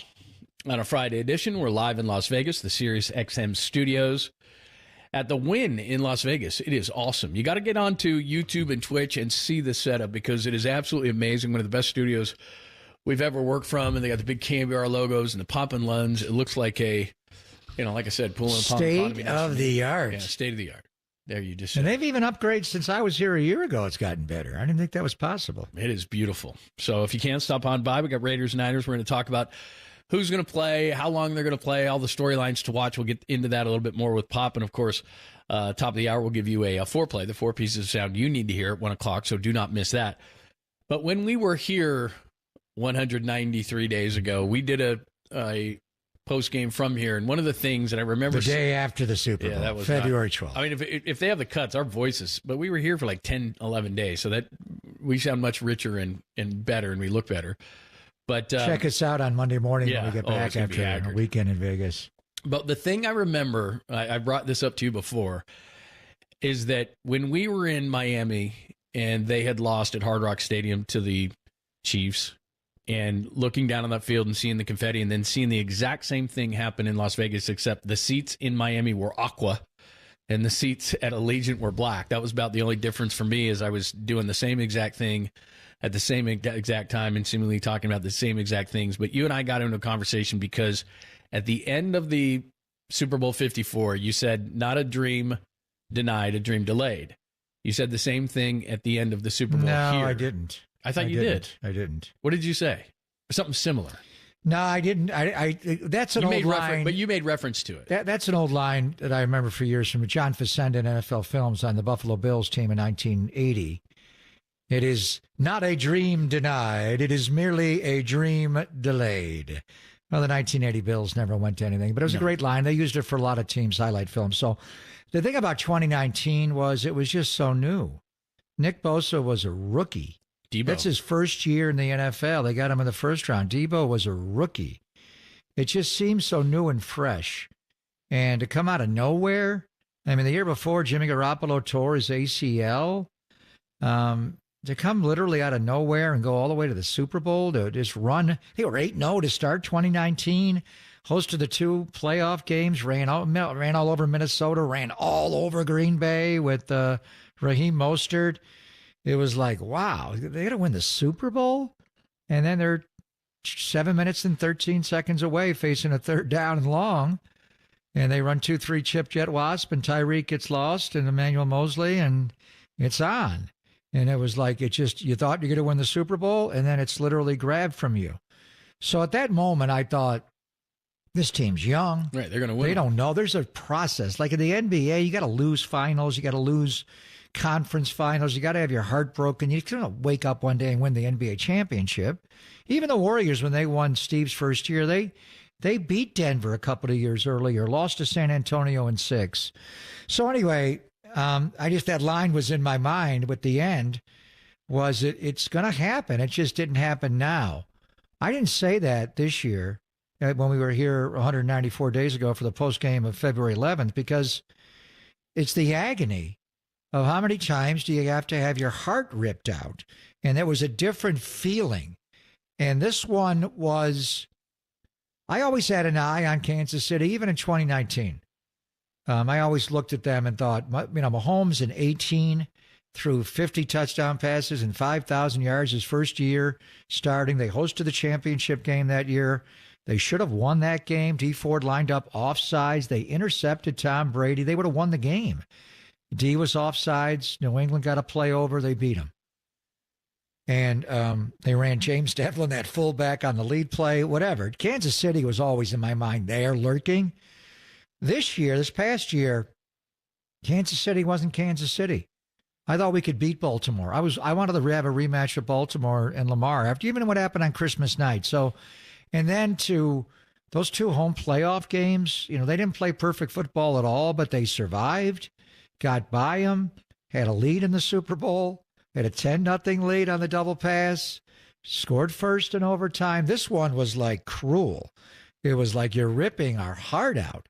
5 years they've been in the NFC Championship, 4 of those years, and the 1 year was in L.A. They were up 10 going to the fourth quarter, and they didn't have to deal with Kansas City. Cincinnati beat him earlier in the day. If they just would have beaten the Rams that day, I think we would have beaten the Bengals. We already beat them. And that was just 2nd and 1 and 3rd and 2. They couldn't get it blocked right. Eric Weddle came down a lot of plays. Anyway, so I didn't say that this past year, 194 days ago, because I didn't feel it. It was a different emotion where, Super Bowl 54, they're going to come back. They're going to rise again. They just got here. Nick Bosa is going to terrorize this league, and he has. And Debo.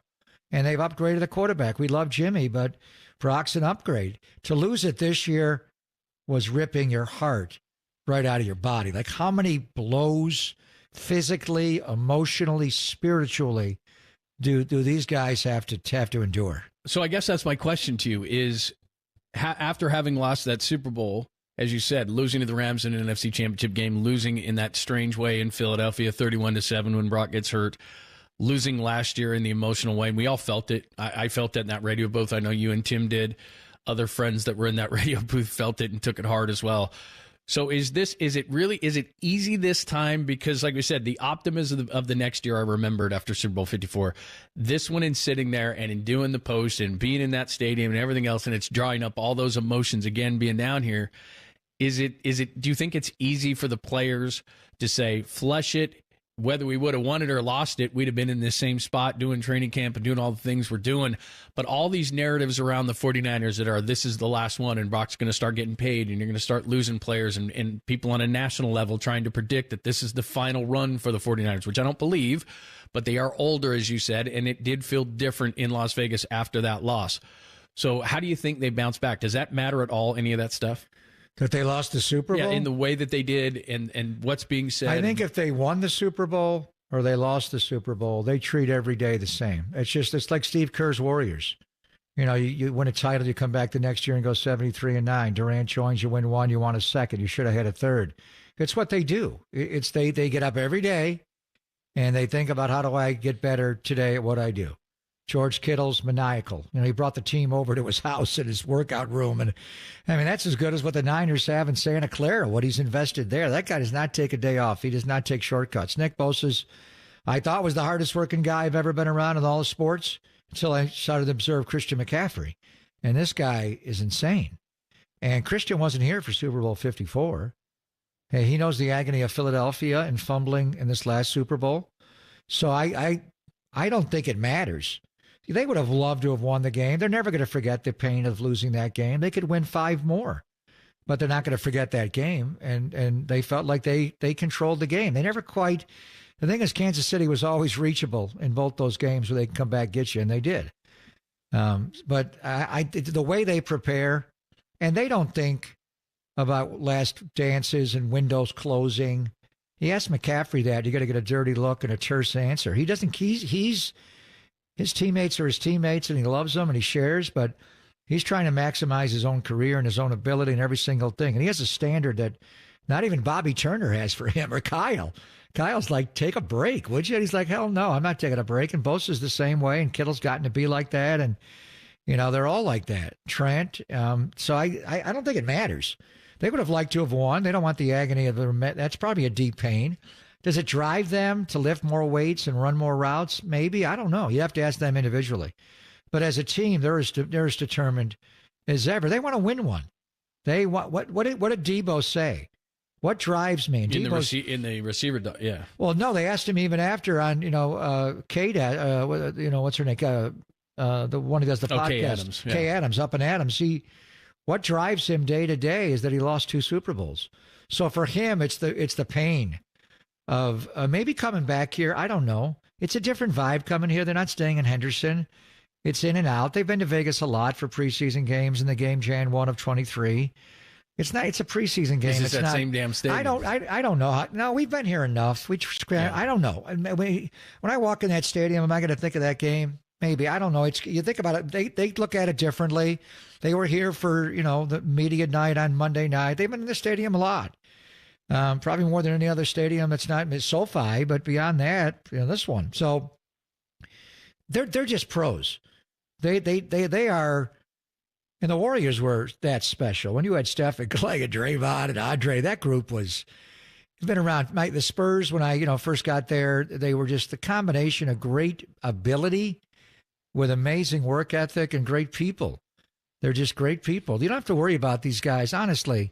We were here in Vegas last year. You don't have to worry about them hitting the streets, leaving Henderson and sneaking out. In this preseason game, and they'll play some guys won't play. I don't know if they've even brought the guys that aren't going to play. Anyway, they're about as impressive a group of athletes as I've ever observed, both in ability, and they're the most star-studded roster in the NFL. They had 9 Pro Bowlers last year and 5 All-Pros. On the top 100, they have the most. I guess I just don't want this team because I think they're so good. I think they're better than the Harbaugh group. And, and talking to Dennis Brown a lot of times, it was back in those days, he only won 1. And then there was the guys who won multiple ones. I just don't want this team to go down in history like the Harbaugh team did. That group of guys. They're great and they're great players, but you can't put them on a pedestal because they didn't win it and they had the opportunities just like this team has had the opportunities. And it would be a shame if they didn't. If they had won, I don't know if they would relax. I think they would still attack the season the same way that they're attacking it now. It's just that there was a different vibe in this loss versus the Miami loss. And I do wonder if it affects them or if they feel the pressure or Kyle feels it or whoever feels it that, man, we got to get one before this group is done. And it's coming. I'm not saying this is the last run because I don't believe that. But when Brock gets paid, it's going to change because that's what happened up in Seattle. And I think started to splinter that team, which was they lost that Super Bowl. Russ got paid. They started losing pieces off that defensive team. And the Seahawks were never the same. At least they got one. And this team hasn't yet. Yeah, I know, but this team has some age on it. Obviously, you've got Trent, but he wants to play. I'll be anxious to see how they restructure the contract and how many years they tack on. Trent wants to play at least 40. Kittle's in his early 30s. I just think the Harbaugh team was older, and Harbaugh's ego ate that team alive. Kyle's not like that. And I mean, as far as agony, that team, they didn't endure it over a 5-year span, but they did it over a 3-year span. The loss to the Giants in the rain and a couple of fumbled punts, to get to the Super Bowl and get a 1st and goal on the 5-yard line, and you can't finish that game. And then the injuries they had when Seattle won. I mean, you have to go back to even, the 70, 71, 72 Niners, the agony they had. But that team was older with John Brody. The Harbaugh team, Kaepernick was defensible, and eventually you're going to have a shelf life there, and that's what happened there. And then Harbaugh's ego ate the building alive. Kyle's not like that. And then as long as Brock's he's 24, there'll be some adjustments to the roster. There always is. And you have some age on it, but they still got a lot of young guys on this team. So I don't know. They want to win this year. They're tired of the pain and agony. And maybe for them, because it is more personal when they walk in that stadium, do they think about certain plays? Does Brock think about the 3rd down that he missed when McDuffie blitzed? Do they think about isolated moments here and there? Darrell Luter's going to play a lot tonight. Does he think about the punt that accidentally hit his leg and wound up flipping the whole Super Bowl? I mean, so, yeah. I mean, it'll bring back some thoughts, but they're pros. That game's over. It was 194 days ago. That one's not coming back. You got to take care tonight and then move on. So, but they're as motivated as they've ever been to win. And I don't think it's a one-and-done situation. They got enough youth, and they'll figure out the cap, and Brock's not going anywhere. It's Pop and Lund. Thanks for joining us. We're live from the Sirius XM studios at the Wynn Hotel in Las Vegas. We're getting you ready for the final preseason game between the Raiders and the 49ers. What is actually going to happen on the field tonight? Pop and I will tell you that next, only here on the Sports Leader.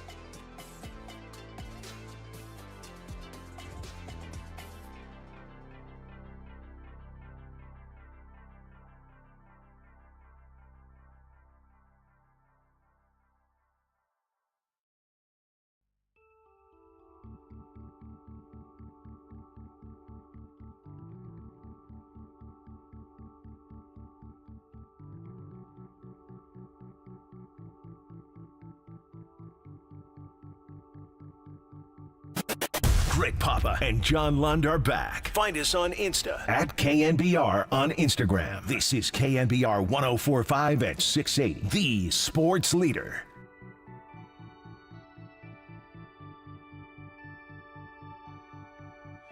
Ladies and gentlemen, the weekend. That's where we almost are. We're live at the Sirius XM studios at the Wynn in Las Vegas. Papa and Lund, thanks for joining us. Preseason finale versus the 49ers and the Raiders. You're back on TV tonight, right? We are. Very nice. Vern Glenn Productions.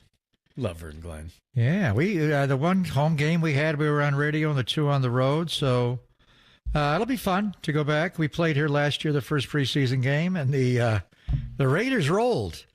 The joint practices were fun to see Max Crosby against. You could see from where you were standing? Yeah, I had the Hubble telescope to help. So Max Crosby against Trent, some matches, McKivitz, and seeing Charvarius against Devontae. And they wound up not playing in the game. Actually, Charvarius last year, he kind of bumped Devontae. Devontae got hurt in one of those joint practices. But anyway, in the game, I don't know if the Raiders game planned or what, but they rolled the Niners. It was lopsided, 34-7. Remember, Jake Moody missed a field goal and people freaked out. And I didn't. Aiden O'Connell played so well. Tonight has the makings because I think the Niners want to play some of their guys, and I think you'll see a lot of guys playing tonight. Not everybody, but a lot of the starters will get at least a cameo tonight. And Antonio Pierce, the head coach of the Raiders, is playing nobody. And they're not going to play Max Crosby. They're not going to play Christian Wilkins, their big free agent signing from Miami. And they're not going to play their starting quarterback, Gardner Minshew. They're not going to play their backup quarterback, Aiden O'Connell. He's a young guy. You would think he'd need the reps. And they're going to play Carter Bradley is going to be their starting quarterback, undrafted rookie out of South Alabama, who is Gus Bradley's son. He's going to play almost the entire game, and then maybe they'll split it by halves. And then Peterman will be there. Oh, my God, he's back? Nathan Peterman, the former Bill. He made a start against the Chargers where he threw like 5 interceptions and like 8 passes. The Raiders had him on their practice squad for a while, and Luke Getsy's their new OC with the Raiders, had him in Chicago. So the Raiders are going to be quarterbacked by Carter Bradley and Nathan Peterman. And the Niners are going to have Brock. He'll start and play, and then Brandon Allen and Josh Dobbs. So we'll see Brock, and then we'll see the battle to be Brock's backup tonight. All right, I got some questions for you. What we should be watching. Matt Mayoko does those. All the beat guys do those. So we'll do that in just a quick second. But since you brought it up, I would think that as dominant as the Chiefs are, that whatever they're doing, I want to do. Well, they play guys, and then they get ready for the season. Sean McVay says, nobody. Everybody's on ice. What do you think of all this? Andy Reid didn't play his guys last night. He played Mahomes the first 2. Yeah. A little bit. I want to be ready. Injuries happen, and I know they can happen at any time, and you don't want to expose your guys when you don't have to. I completely understand that. But we're talking about the season's coming, and right. I know we're down to 3 preseason games, so it is kind of weird. There was a protocol when there was 4. Personally, I'd play my guys. I'd play him a couple series, and if Brock gets hurt, you know what? That's the way it goes, and I'm not going to criticize Kyle if it happens. I think guys need to play. And I think also because the 49ers have not had joint practices because they were too injured to do it against the Saints, you've got to play guys to get ready to play football. Well, they didn't have any joint practices. So they were supposed to have the joint practices with the Saints and Irvine, and that got canceled. So the Rams, then they don't play their – I think it goes back to when they had Andrew Whitworth at left tackle and Roger Saffold at left guard and John Sullivan at center. They had an older offensive line, and in particular the left side of their offensive line. So they were not going to put Goff and Gurley out there behind their backups and get them hurt. And Kyle's not going to put Brock out there behind his – I know so much was made of last week's offensive line, but those were that was your first-team offensive line. Jalen Moore is your starting left tackle right now until Trent Williams rolls in here. Trent. Well, and Jalen Moore ran into that was a tough matchup against one of the most improved players I think in football this year, Chase Young, and Zakel played left guard because Banks is hurt, but Brendel played, Pooney played, McKivitz played. So your center, your right guard, and your right tackle that'll start against the Jets played. So Kyle's not going to put Brock out there without the first-team offensive line, but. Andy Reid, the only 3 teams now that the 49ers did not have a joint practice. The Saints already had one the week before. So the only 3 teams in football that didn't have them for whatever reason, the Niners because they canceled going to Kyle Irvine. loves them. And the Chiefs are not having them. And the Raiders are not having them. So Andy Reid's more old school. He did play Mahomes quite a bit the second preseason game and some in the first one. Didn't play him at all last night against who'd they play last night? The Bengals. Mm-hmm. No, the Bengals played the Colts. Who'd they play last night? Colts, yeah. I forget who they played last night. In any event. I was in sports books. I just don't remember. Yeah, I don't remember. I watched the game, but I can't recall who. Oh, the Bears. They played the Bears, was it? It was the Bears. Yeah. And they didn't play, Caleb Williams didn't play in the game last night. Anyway, the Rams, they scheduled 4 joint practices this year. They had 2, I think, with the Chargers. 1, I think maybe one's upcoming. So they, in lieu of preseason games, they have joint practices. Belichick did that as well. And then Belichick would actually play his guys in the preseason. So I think part of the reason the 49ers are going to play their guys tonight is I thought initially, because the game against the Saints and Levi's was Sunday night.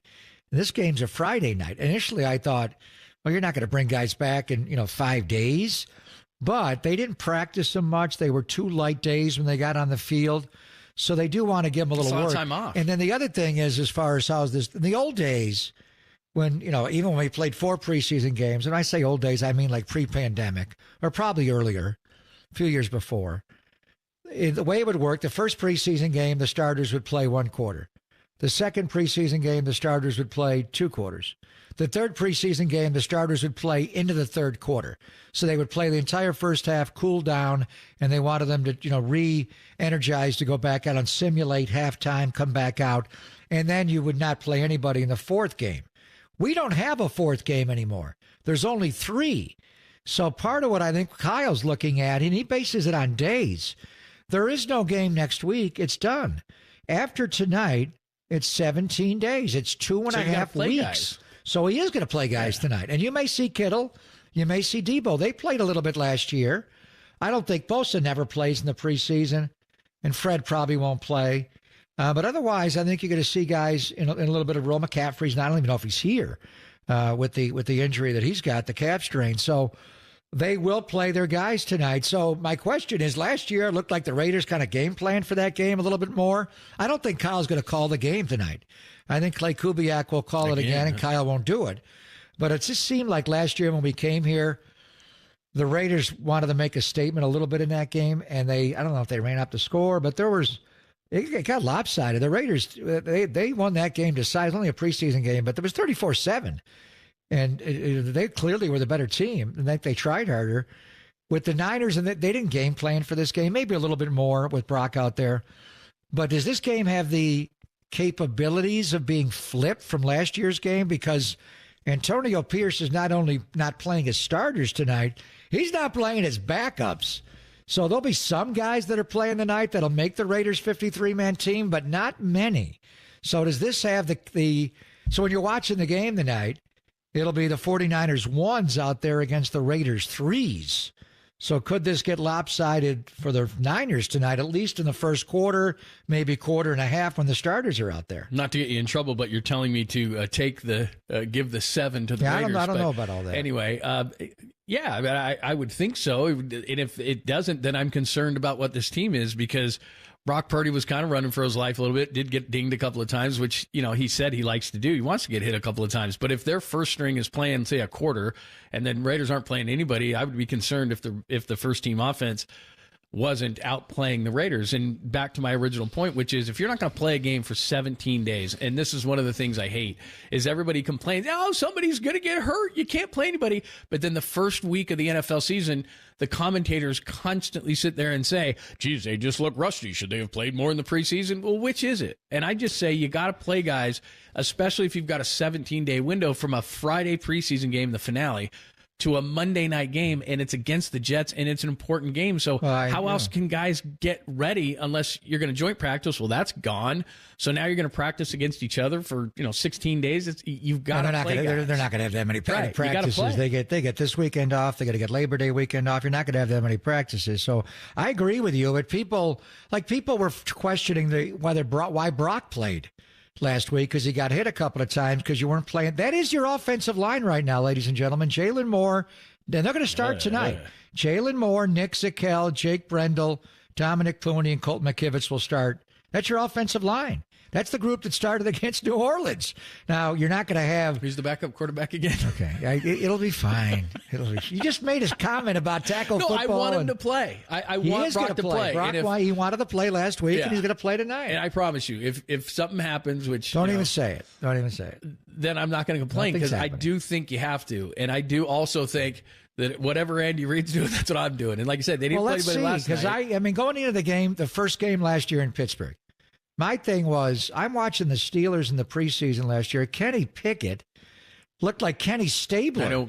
He was so on funny fire. A year ago. That's what we were talking about. And they were tackling to the ground in their training camp. And I'm like, the Niners not going to be able to tackle. And Pittsburgh looks like they're ready. And then the Niners went right down the field and scored. Pickett was horrible. I mean, would any of us be surprised with all this August angst and anxiety and Aiyuk and Trent if the Niners just don't open up a can on the Jets opening night?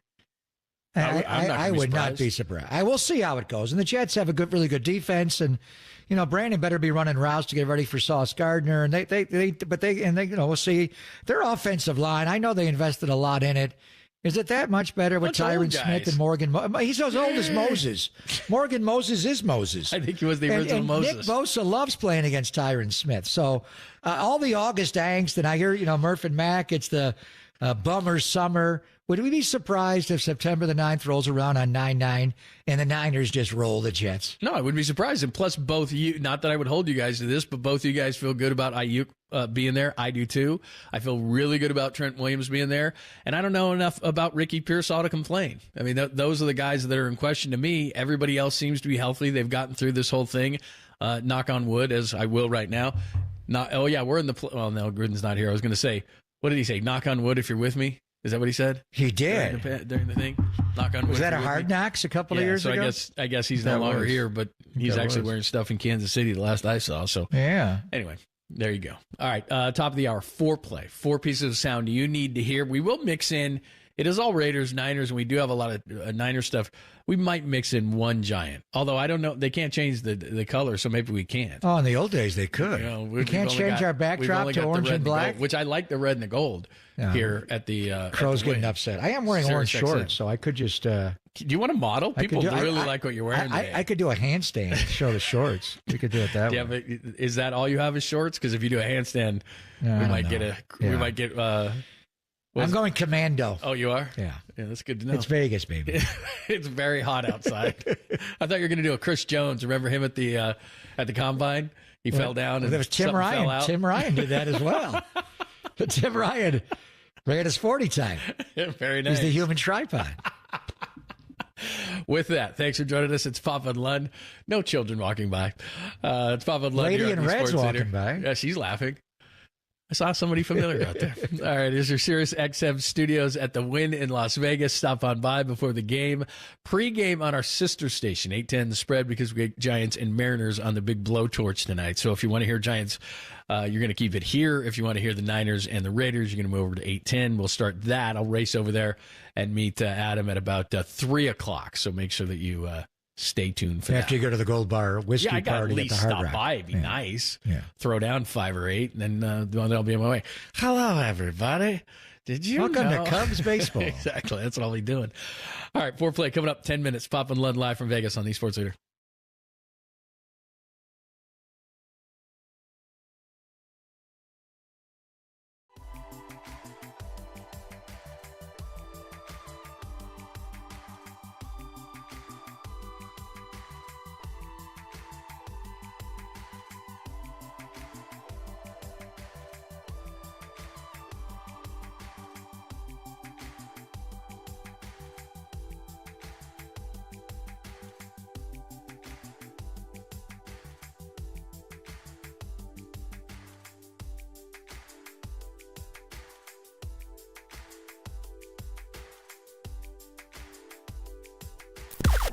Now, from the O'Donnell Financial Group Sports Desk. Learn more at odfigroup.com. O'Donnell Financial Group, because planning is a process, not a product.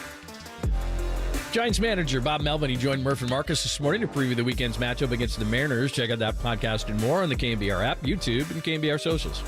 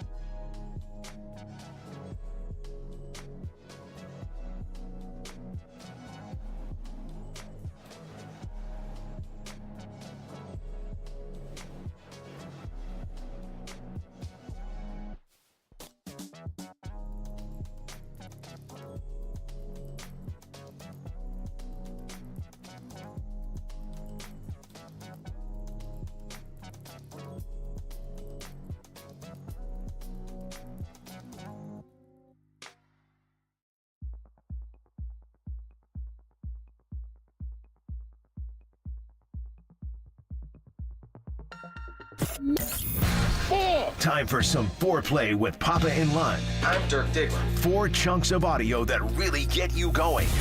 I have a gift, and I am trying to not be selfish about it, but to use it. On KNBR 104.5 and 680, the sports leader. Was a Rolling Stone? In all honesty, we are at the Sirius XM studios inside the Wynn Las Vegas. It is palatial. It is beautiful. Everybody wins here, John. Yeah, I got to. Steve Wynn here? Do you ever see Steve Wynn here? No. I used to when this place first opened. You did? Yeah. I don't know if you know who I am. I have many leather-bound books. I've got to get the foreplay up, so to speak. I have not looked. We were just messing around because the studio was so great. We were just talking during the break, and we just all of a sudden, and I had responsibilities, and I didn't do it. So give me 1 second. Oh, the foreplay? Yeah, I got to get this 4 together. pieces of sound. Yeah, those. Yeah, you've got to hear. Yeah, 3 of them are Niners related, and 1's Giants. Well, I was going to put some Giants in here, but we've got the red and the gold. It's so wonderful here, and we got into Niners, and there's tons more to talk about. But I will get into a little bit more of the Giants, but just real quick because maybe we'll play one way, maybe we're not. I'm looking over the sound now, but going into Seattle, great pitching staff that they have, critical games. You said this yesterday. They've got to go something along the lines of 22-11. By the way, not a good night last night. The Braves win last night. The Mets win last night. I watched that game last night. All that stuff. So things right now are not shaking in their favor. But Braves took 2 out of 3 from Philadelphia. By the way, not that I'm paying attention to this, and I don't want to get you in trouble. Runs for the Giants tonight against this great Seattle staff. What would you just think? What do you mean? Would be the over under, and how many runs the Giants combined would or just the Giants? Just the Giants. Well, they're not getting to 4. So I would say 3 or less. 3.5 is the over-under. They take the under. Yeah, I'm debating. Do you realize who's pitching tonight for the Seattle Mariners? Who? Luis Castillo. He's good. Do you remember him? Yeah, from the Reds. From the Cincinnati Reds? Mm-hmm. We have to look up his career numbers against the Giants, but he has one of the nastiest changeups in baseball. Wasn't there a time, was it last year or the year before, you wanted to trade for Luis Castillo? Remember that? You get a man crush bring on a guy. up the stuff that when I want to trade for someone that wouldn't work out. You wanted Luis Castillo. Yeah, I did. He's going to be tough to hit tonight. Everyone's tough to hit. So Hayden Giants. Birdsong is pitching for the Giants. Yeah, who I used to Here's my question. They were off yesterday. Blake Snell threw on Sunday in Oakland. Mm-hmm. Hayden Birdsong is going to be at an innings limit at some point. Or I don't know how they're going to handle it, but he's already maxing out his innings allocation for his career, right? Wouldn't you want, in a desperate situation, how many games they have left? Like 33. Yep, exactly 33. Wouldn't you want to pitch Blake Snell as often as possible? Yeah, like maybe 32. Well, you're not going to do that because then he's going to opt out and never come back here again because his arm's going to be a noodle. That's true. But I'm saying, why wouldn't you? He pitched on Sunday. So his 5th day on 4 days of rest is tonight. Wouldn't you want to maximize how often Blake Snell pitches? Yes. Why is Blake Snell not pitching tonight? And Hayden Birdsong, who you're trying to stretch out and not pitch as often to save his precious young arm at age 22, why don't you flip them in the rotation? Why aren't they pitching Blake Snell and Logan Webb and Robbie Ray on every 5th day? So whatever off day you have, and aren't they off? They're off on Monday as well after they get out of Seattle before they go to Milwaukee. Blake Snell, in the old days with Rags and Bochy, Blake Snell would be pitching tonight. I mean, when they won that first World Series in 2010, what they did was they maximized the starts of Tim Lincecum and Matt Cain. Jonathan Sanchez was not reliable then. Barry Zito wasn't even on the playoff roster. Remember that in 2010? Right. The thing is that you and I have had this discussion. Bruce Bochy right now would play like this is playoff baseball, even though it's 33 games and it's a long time. The thing that you and I haven't talked about a whole lot is what the Giants need to do. Well, what they also need to have happen, and Bob said he doesn't look at other scores until September, but what they need to have happen is the Braves need to start playing like they were before. They're not. They're playing well. They just beat the Phillies last night. The Mets, you need them to lose to the Padres because to me the Padres are too far out distant in front of you. Well, the Mets beat the Padres. You're going to need some help. You're not going to be able to just go 22-11 at the very best, and I still don't see the scenario in which they do that, but just for the sake of conversation, and they can get to 87 wins, well, the Braves are on now about an 88 win pace. So if the Braves keep doing well, the team that is the only team that you could probably catch, You're not going to catch him at all. So my point in saying all that is that you've got to. These are playoff games right now. I like Hayden Birdsong It's a playoff to make the playoff. Right. And Bochy did not wait till October. No. He did not wait till September. I remember there was one start where Zito was pitching on the road. He went to get Zito at 4 2/3. And I just, that look in Bochy's eye, it is now. And he doesn't have to give a speech in the clubhouse before. Flan does that and Hunter Pence does that. Bochy would do it every once in a while in Cincy when they were down 2-0. But the guys knew by the way he managed the bullpen that it's time to go. And I love Bob, and I don't know if it's Brian Price or maybe it's Blake Snell. But how does that make sense that you're trying to nurture Hayden Birdsong here? Wouldn't you give him the extra day? So, I mean, he pitched Saturday in Oakland. So if you pitch him Saturday in Seattle, he gets a full week, and then you pitch Blake Snell. Right now, he's the best pitcher in the world. If you want to win tonight against Luis Castillo, now Birdsong could go out and pitch a great game, but don't you want Blake Snell against Luis Castillo tonight? Why are they not pitching him as often as possible? And Logan Webb as well. Yeah, there you go. So they're in Seattle tonight. That's the extent of our Giants talk today as we're live in Las Vegas getting you ready for the 49ers and the Raiders' final preseason game, but we thought we'd have to bring Four pieces of audio you must know is right here, it. John. I got it right here. Yeah, I was working feverishly. It's Bob Melvin on how Giants can improve. What is this? The RIP numbers? The rest in peace? Yes. Yeah, that's basically RIP that's going to is cost their them. RISP. Yeah. When they get runners in scoring position, RIP. They die. Here is Bob saying exactly what you said. The Bob live was studio say. audience can last. Yeah. They can react. Or we got to say something funny jokes, though. yeah. It's not going to happen. We need to get them some drinks, and maybe they'll laugh a little easier. Sorry. All right. Here's Bob saying what you just said he was going to say. Well, each at bat has a different theme to it. So, in a day and age where, trying to get off your A swing all the time and, what your swing plane is, sometimes you have to alter that a little bit. So we've talked about that quite a bit. Our guys know it. It hasn't been great here recently. And, we're playing a team in Seattle that has the best pitching numbers in the league, and they've had issues in those areas as well. So we just have to be better at it. There have been times that we've been really poor, and that's the position that we're in right now because we haven't come through in some of those situations. So we'll continue to work on it, continue to impress upon, what that particular bat calls for. We certainly need to get better at it. To me, that is the number one issue in the last 33 games. Look, I'm not saying you have to solve it because you're not going to go from terrible to great, maybe, but more of just finding a middle ground in it because the pitching generally is good. The relief pitching, I know the other night let them down, but it's generally good.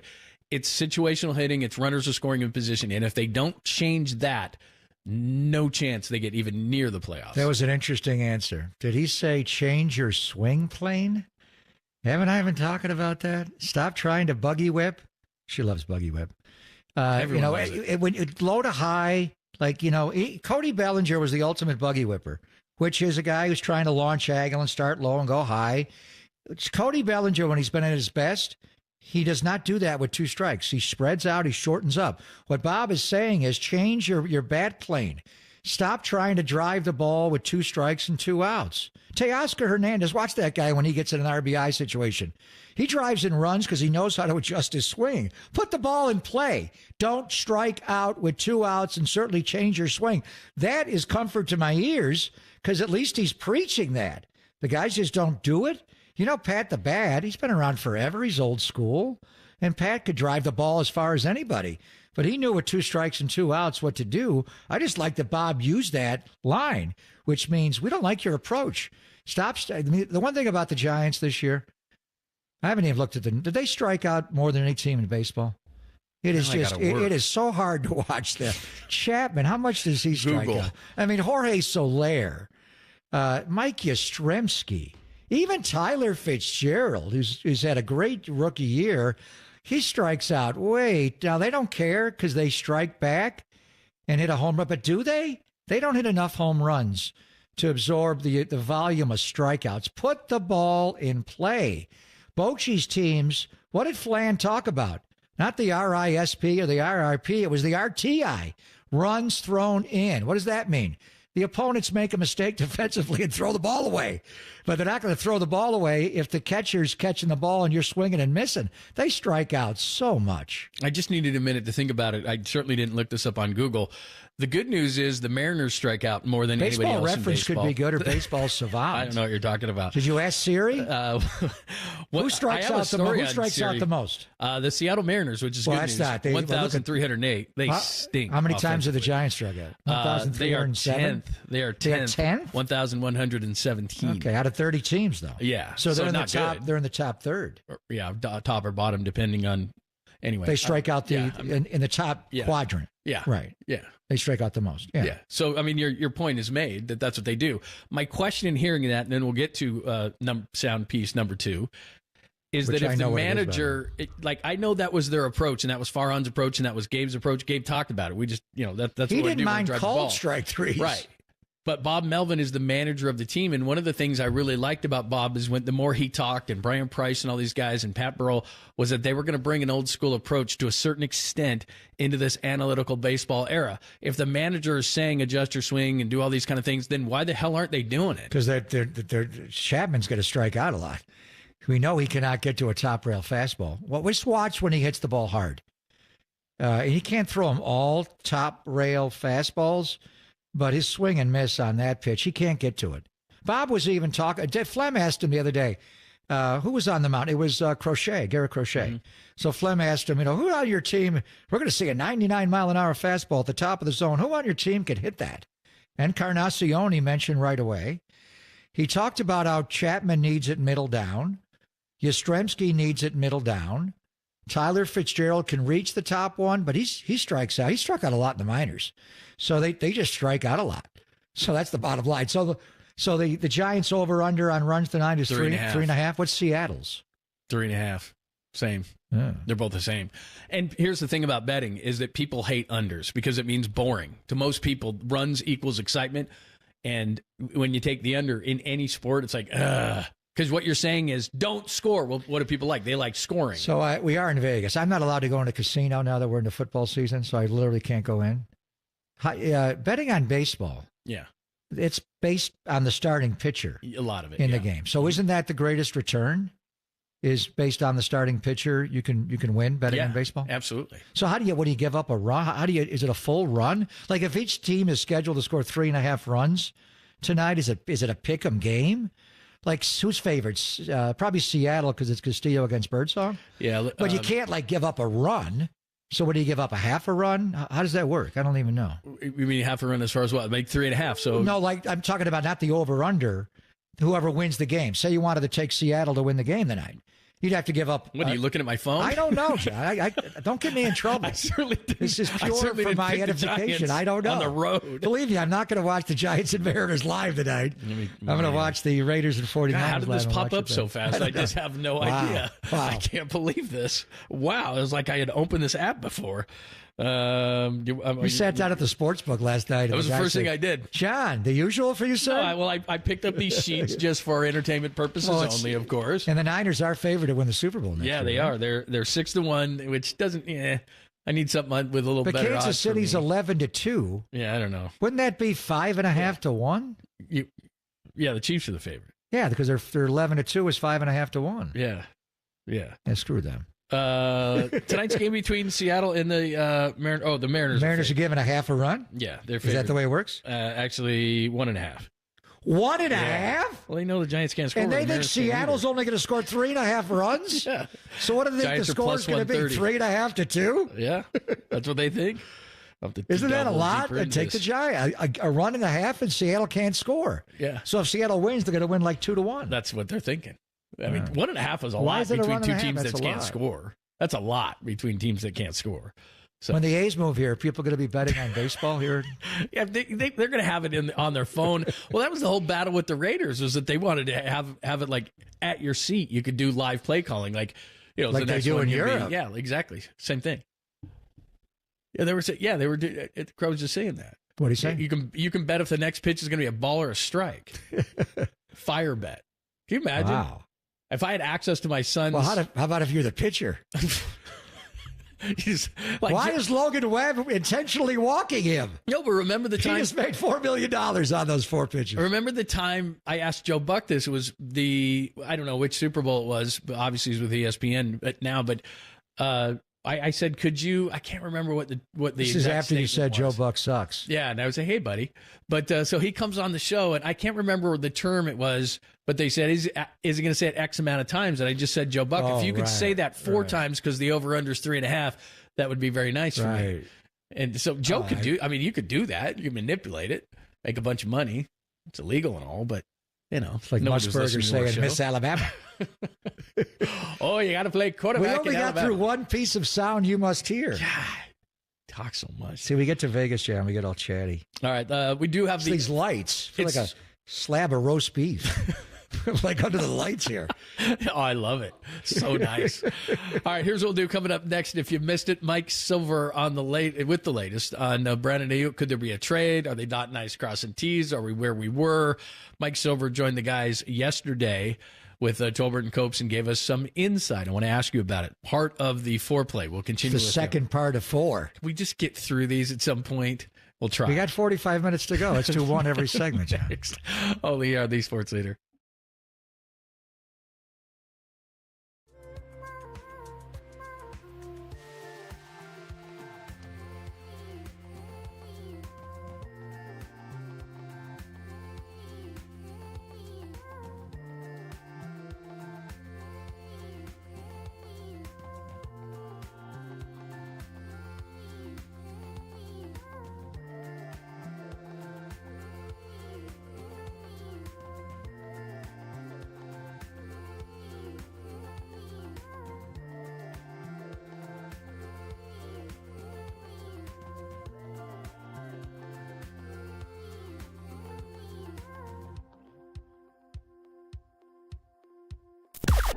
Now, from the O'Donnell Financial Group Sports Desk. Learn more at odfigroup.com. O'Donnell Financial Group, because planning is a process, not a product.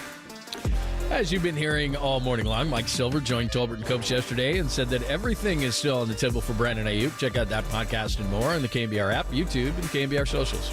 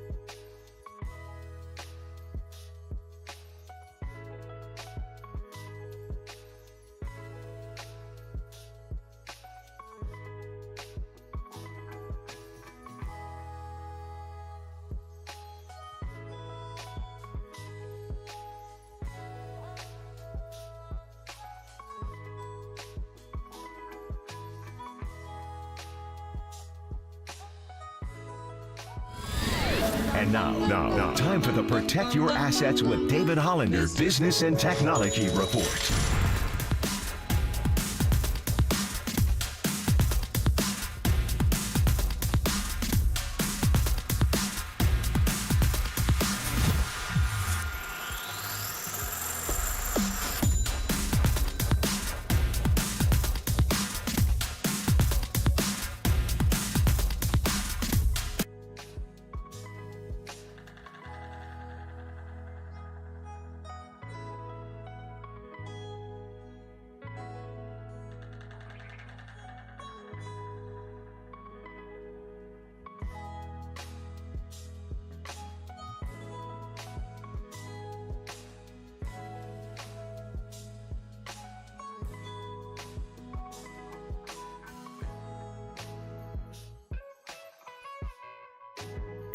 Wherever you are around the globe, stream your faithful home of 49ers football 24/7, 365 on KNBR.com. This is the sports leader.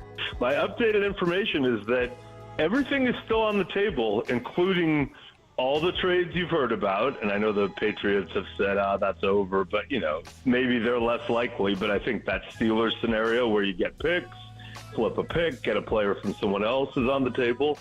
I wouldn't rule out Washington, and I know there have been reports that the Commanders are out, but they just traded a receiver today. Adam Peters and John Lynch obviously can communicate very easily on this. That's the other team besides the Steelers that Aiyuk has, honed in on as where he wants to go.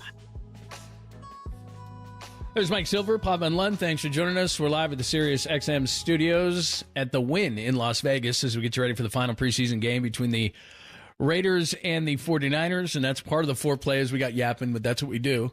And so there's Mike Silver yesterday saying that everything back on the table for Brandon Aiyuk. So nothing will surprise us at this point because we've heard just about every scenario. But since Mike made those comments, and I'm not saying they're not right, and certainly Washington is a new entry into this whole thing as they were out, then traded Jahan Dotson, a former first-round pick, and, of course, Jaden Daniels is there, and Jaden Daniels and Brandon Aiyuk both played together at Arizona State, so maybe that's something, but it sounds like more than since that happened that it's more likely that they could be close, I tell you, not exact, but close to dotting I's and crossing T's, and Brandon Aiyuk could be playing against the Jets on Monday night.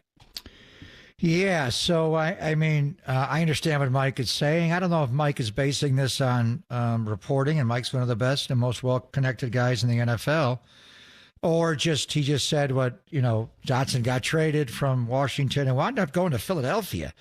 They got a hell of a wide receiver room now with A.J. Brown, the Slim Reaper, Devontae Smith, and then Dotson working onto the slot. Three of those guys' skill sets really mesh well. Philadelphia, if the quarterback can learn to read a defense and get the ball out on time and really play quarterback under Kellen Moore, that could be – they're loaded offensively with Saquon and Goddard at tight end. They're good. What the Niners want – so my way of thinking, if you wanted to make a trade with Washington, you want a wide receiver coming back.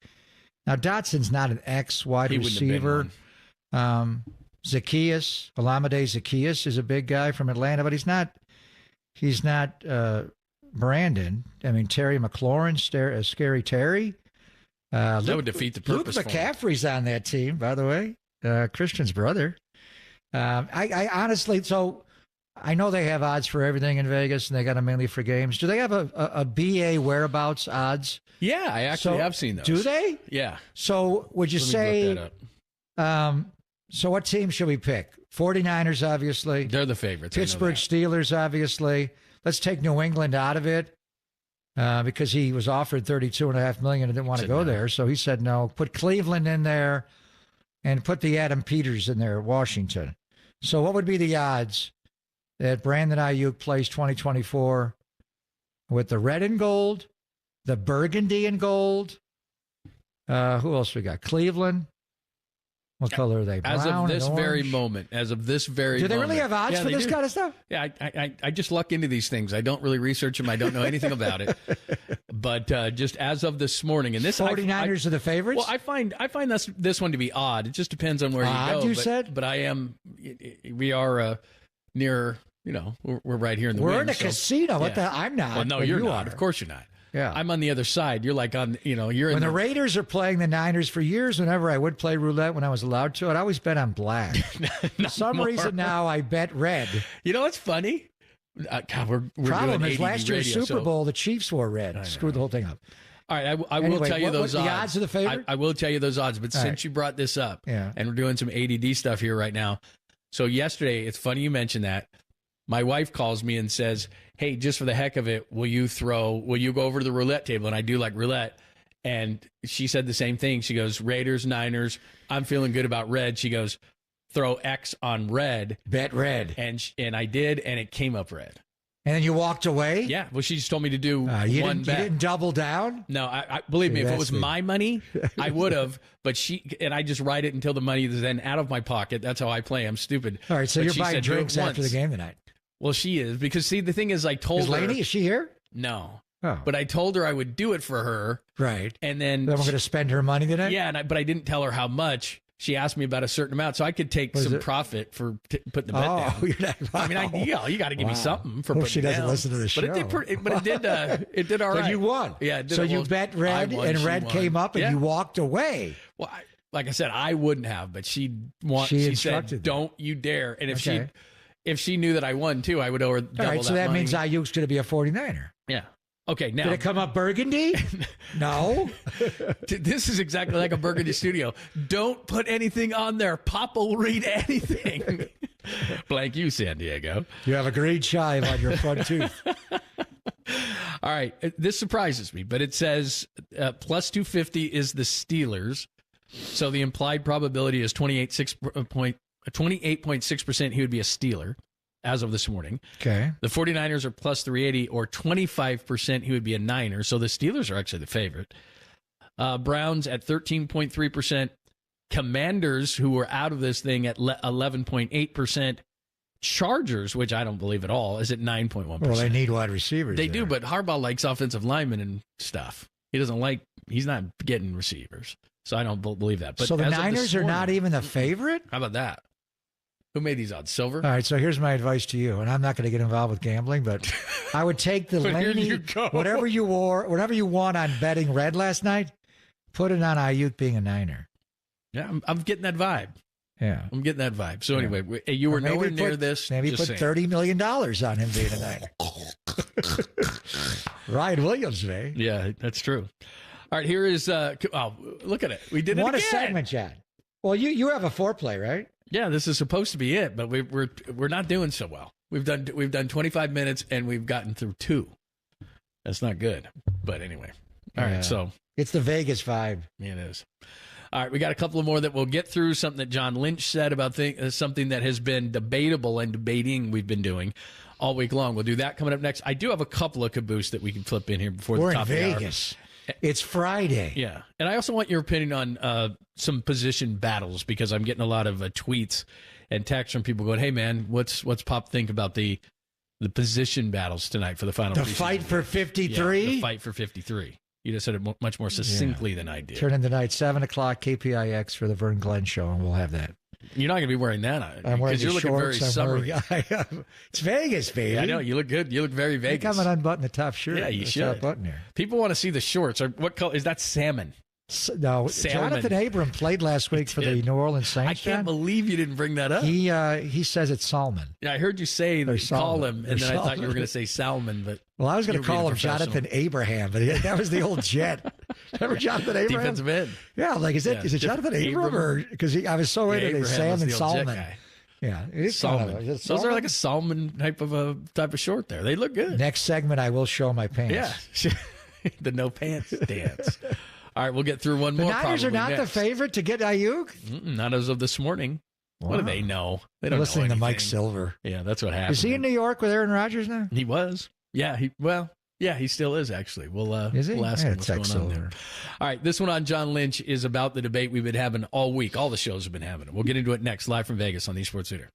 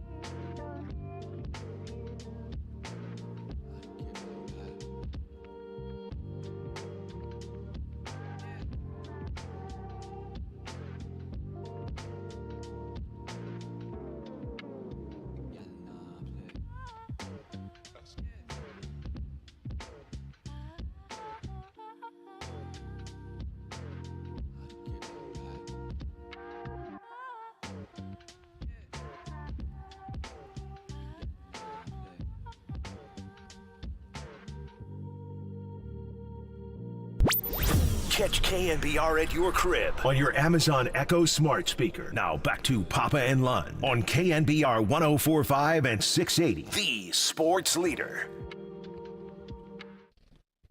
Thanks for joining us, Pop and Lund. We'll get you to a John Lynch cut, and we'll discuss maybe what was the biggest topic this week as far as the 49ers. We'll do it momentarily. It's funny, being in the Sirius XM studios here at the Wynn in Las Vegas, that's where we are getting ready for the final preseason game between the Raiders and the 49ers. They're telling me now, because before I was commenting about people out in the, as people we're in a glass studio. They turned our audio outside off? Yeah, so, and they're Smart. alerting me every time now when my mic is hot. Because I just, we just yap, and if it goes over the air, which I think it did once. So I think that woman walking by in the bikini didn't hear what you said at all, John. I don't think she noticed. I know. It's just her eyes were slapping your face. Well, plus, I was told that someone was actually waving at us. And I was like, wow, that never happens. Because is the pool nearby? Where's she going? It's one way or the other. So we've seen a lot of pool people. Yeah. I did see you in the hallway before we get to the John Lynch cut of what always typically happens. I'm going to predict something because you were talking to a gentleman in the hall just outside. Did he say, when is Aiyuk going to sign? What do you think of Purdy? There was nothing like that? Oh, okay. He said he lives in Henderson, but he's a Niner fan. Oh, okay. That was it. I did meet a guy who was Tim Ryan's buddy from Whole Food. Oh, you did? Yeah. Want to see the picture? Does he look like Tim Ryan? He's, hey, bro. See it on the stream? He does look a little like T-Rock. It's his guy. It's his guy from Whole Foods. Yeah. Everything good? Met a lot of great people here. It's a good time. Rudy. His name is Rudy. Oh, he was? Like the character in the movie?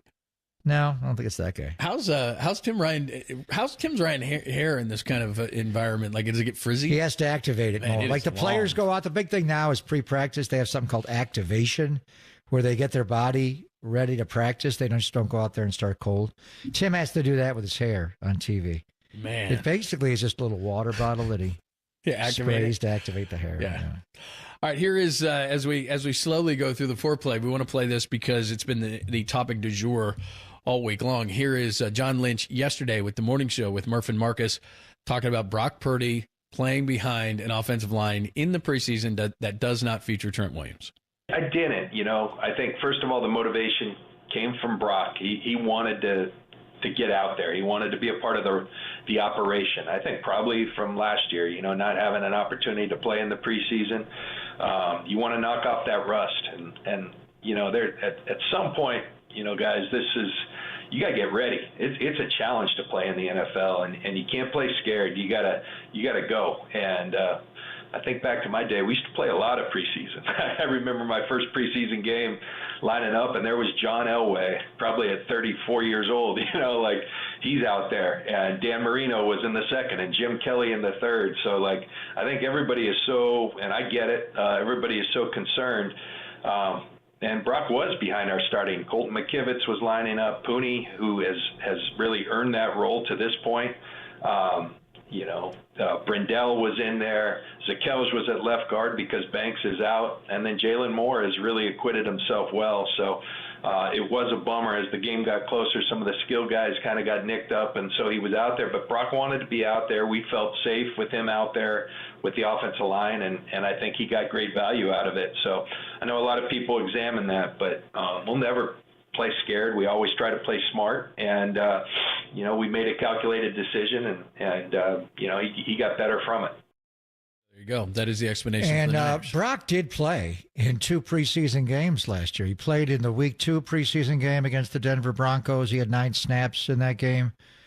Trent Williams did not play in that game. Jalen Moore was the left tackle. Brock also played in the last preseason game against the LA Chargers.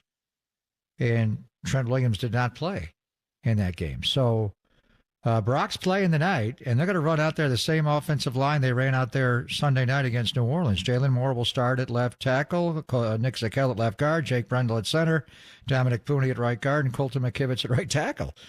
And the Raiders are not going to play, Max Crosby and Christian Wilkins and John Jenkins and Malcolm Kuntz. They got a good defensive line when they're playing their guys. They're not going to play their starters. I don't even know if they're going to play their backup D-line. They got a couple of guys, the Butlers, you got to worry about. So Brock will be fine, but he did play last year in the preseason. He played 2 games, and Trent Williams does not play in preseason games. Never. So he did go out there without his blindside protector last year, and he was fine. 2 Niner fans right They there. had a Nick Bosa not She's playing got a Nick tonight, Bosa. 85. George Kittle may play tonight. May play a little bit He tonight. may play a little bit tonight. By the way, a little bit of breaking news for the Giants. Remember, we talked about this the other day. If the 2023 All-Star Game MVP catcher for the Rockies, Elias Diaz, would join the Giants, he has turned down the Giants as a possible destination because they weren't guaranteeing a spot once Patrick Bailey returns from the IL.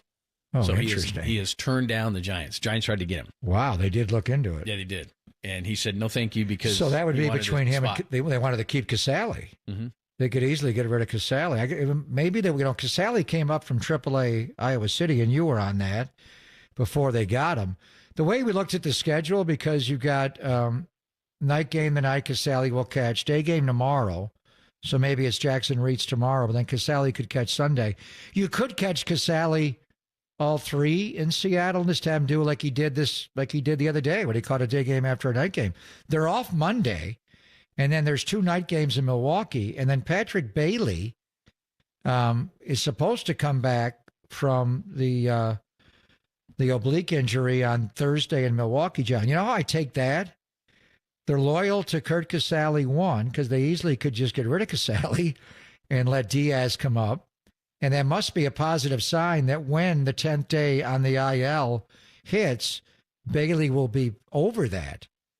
Because you could just tell a player, sure, we're going to, and just guarantee him a spot. And you never know. I mean, those things could be 4 to 6 weeks. Obviously, they're thinking it's going to be a week and a half and 10 days, so it must be on the moderate side.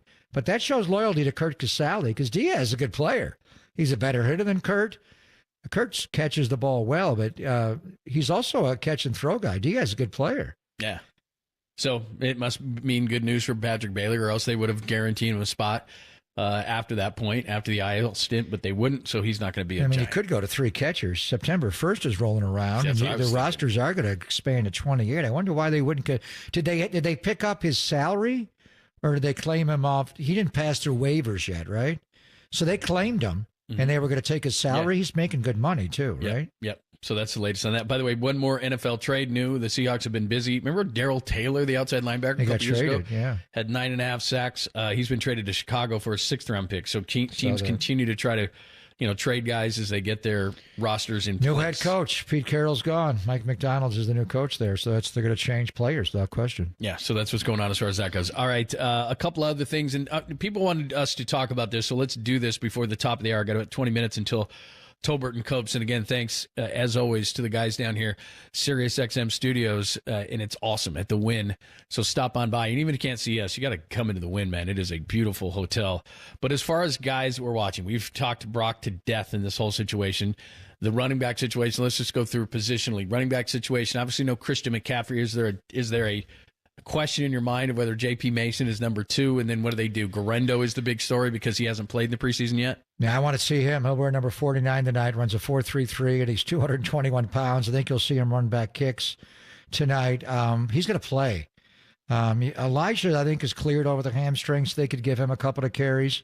Do you want J.P. Mason to run tonight? He had a hip injury. Looked good in Nashville, didn't play against the Saints. So I think, barring the unexpected, and since I'm going to bring it up, it's not completely unexpected. I would not be shocked if Elijah Mitchell was made available between now and Tuesday at 1 o'clock. His contract's up. So right now, you'd go into the season with Christian McCaffrey, Jordan Mason, Elijah Mitchell, Isaac Garendo would be your 4. Now, Garendo's got to get healthy and go over the hamstring and run through it tonight. So assuming that's the case, that would be your 4. Patrick Taylor's a big back. We're going to see him tonight, the former Packer. So to me, those would be your 4. Cody Schrader, practice squad guy, probably. Let me ask you about Mitchell Kyle real Juszczyk quick. at fullback. As far as Mitchell goes, the most running back needy team in the league to me is Dallas. Would you trade Elijah Mitchell to Dallas? What are they going to get back? I'm just saying. A day 2 pick or a day 3 pick? I mean, I like Elijah Mitchell. He just can't stay healthy. I mean, but I wouldn't want to, because Zeke Elliott's going to start for the Cowboys, and he's not the same guy. Yeah, I'm not worried about trading on the Dallas, but you may see them when we are playing them at the end of October. What are they going to give us back? Another Trey Lance pick? You get a 4th round draft pick for him? Can you imagine? Well, I don't know if they'll do that. No, so I think that's they what they need a running back what badly. value does. I mean, Elijah. As soon as you trade Elijah, and then something happens to Christian, and you don't want that to happen. But Elijah does get hurt. Obviously. He gets hurt, but when he's healthy, he's a good back. He is, but are you going to? I mean, is he going to be on your team a year from now when his contract's up? Would be the question. So maybe you don't do it now. Maybe you do it in November before the deadline. But Garendo's the guy that I want to see tonight. We're going to feature him on the broadcast tonight. We've seen Cowing a little bit. But I think, Garendo's somebody this will be his pro debut, even though it's a preseason game. This is the first time he's played professional football tonight. He is big at 221 pounds, and he's one of the fastest running backs. He's the fastest running back on the team. How many guys run a 4.33 at 220 pounds? DK Metcalf and him. They're the two guys in the NFL. So he's going to be featured a lot He's tonight. going to play tonight. And I think he'll return kicks. He may return the first kick of the game that they get. All right, as far as the wide receivers, we've talked just a touch about Brandon Aiyuk through this whole process, so throw that aside. We talked about Ricky Pearsall. He's not playing tonight, and there's a shoulder issue that's given us a little bit of worry. What are you watching as far as wide receivers? More Cowing, obviously from scrimmage, but I want to see him field punts. He was good Sunday night. It was a windy game. New Orleans had a right-footed punter and a left-footed punter, so the spin, and it didn't bother him at all. When the left-footed punter, a guy named Hayball, kicked his high ball right away, and it went way to the other side. Jacob Cowing tracks down punts like Grant McCrae does for the Giants in center. It was impressive. The Raiders are not going to play their guys, but they only got one punter and one kicker. And I'm not going to say they're better than Seabass and Shane Leckler, but damn, Daniel Carlson's more reliable than Sebastian Janikowski. Janikowski had a hell of a powerful leg. Carlson's got one as well. I mean, the one thing the Raiders have, good, bad, ugly, they got a kicker, they got a punter for years. But A.J. Cole, I never thought I would even compare anybody to Shane Leckler or Ray Guy. This guy, Shane always wanted to get Sammy Ball's record, 50 yards a year average. There were a number of punters that got it. A.J. Cole averaged last year 50 yards a punt gross. And he was 45 net. Number one in the end. He's a great punter. And he'll kick it to the roof tonight. Let's watch Jacob Cowing when he's setting up. And it'll be like, what do you set up with A.J. Cole? From the line of scrimmage, like, do you drop back 50 yards? I think you have to. Because he averages 50 yards a punt. If he has the full field and he's going to let it out. So if you're A.J. Cole and he hits like a 65-yarder, this guy's had some of the longest punts. He had Shane, remember the one Shane had against Cleveland, went 80 yards? This guy last year had an 83-yard punt. What if he booms one of those and here goes Cole and he's got to race back like a center fielder running back to the wall? Do you let it go? Does it go in the end zone? You don't want to. So I want to see how Jacob Cowing handles the enormous leg of A.J. Cole tonight. All right, we'll look at the rest of them as well. There's some defensive ones. Tight end. Somebody actually is back that was gone. So I wonder what that means. We'll get into that conversation as well, get some final thoughts. By the way, if you have any questions for Pop before we get out of here on the preseason or any of these things we've discussed from Aiyuk and the receivers, 808 KNBR, 415-808-5627. That is both on the Golden State Lumber and Building Materials text line and call-in line as well. We'll do that coming up next. Top of the hour, Tolbert and Copes, live from Vegas. It's Pop and Lund on the Sports Leader.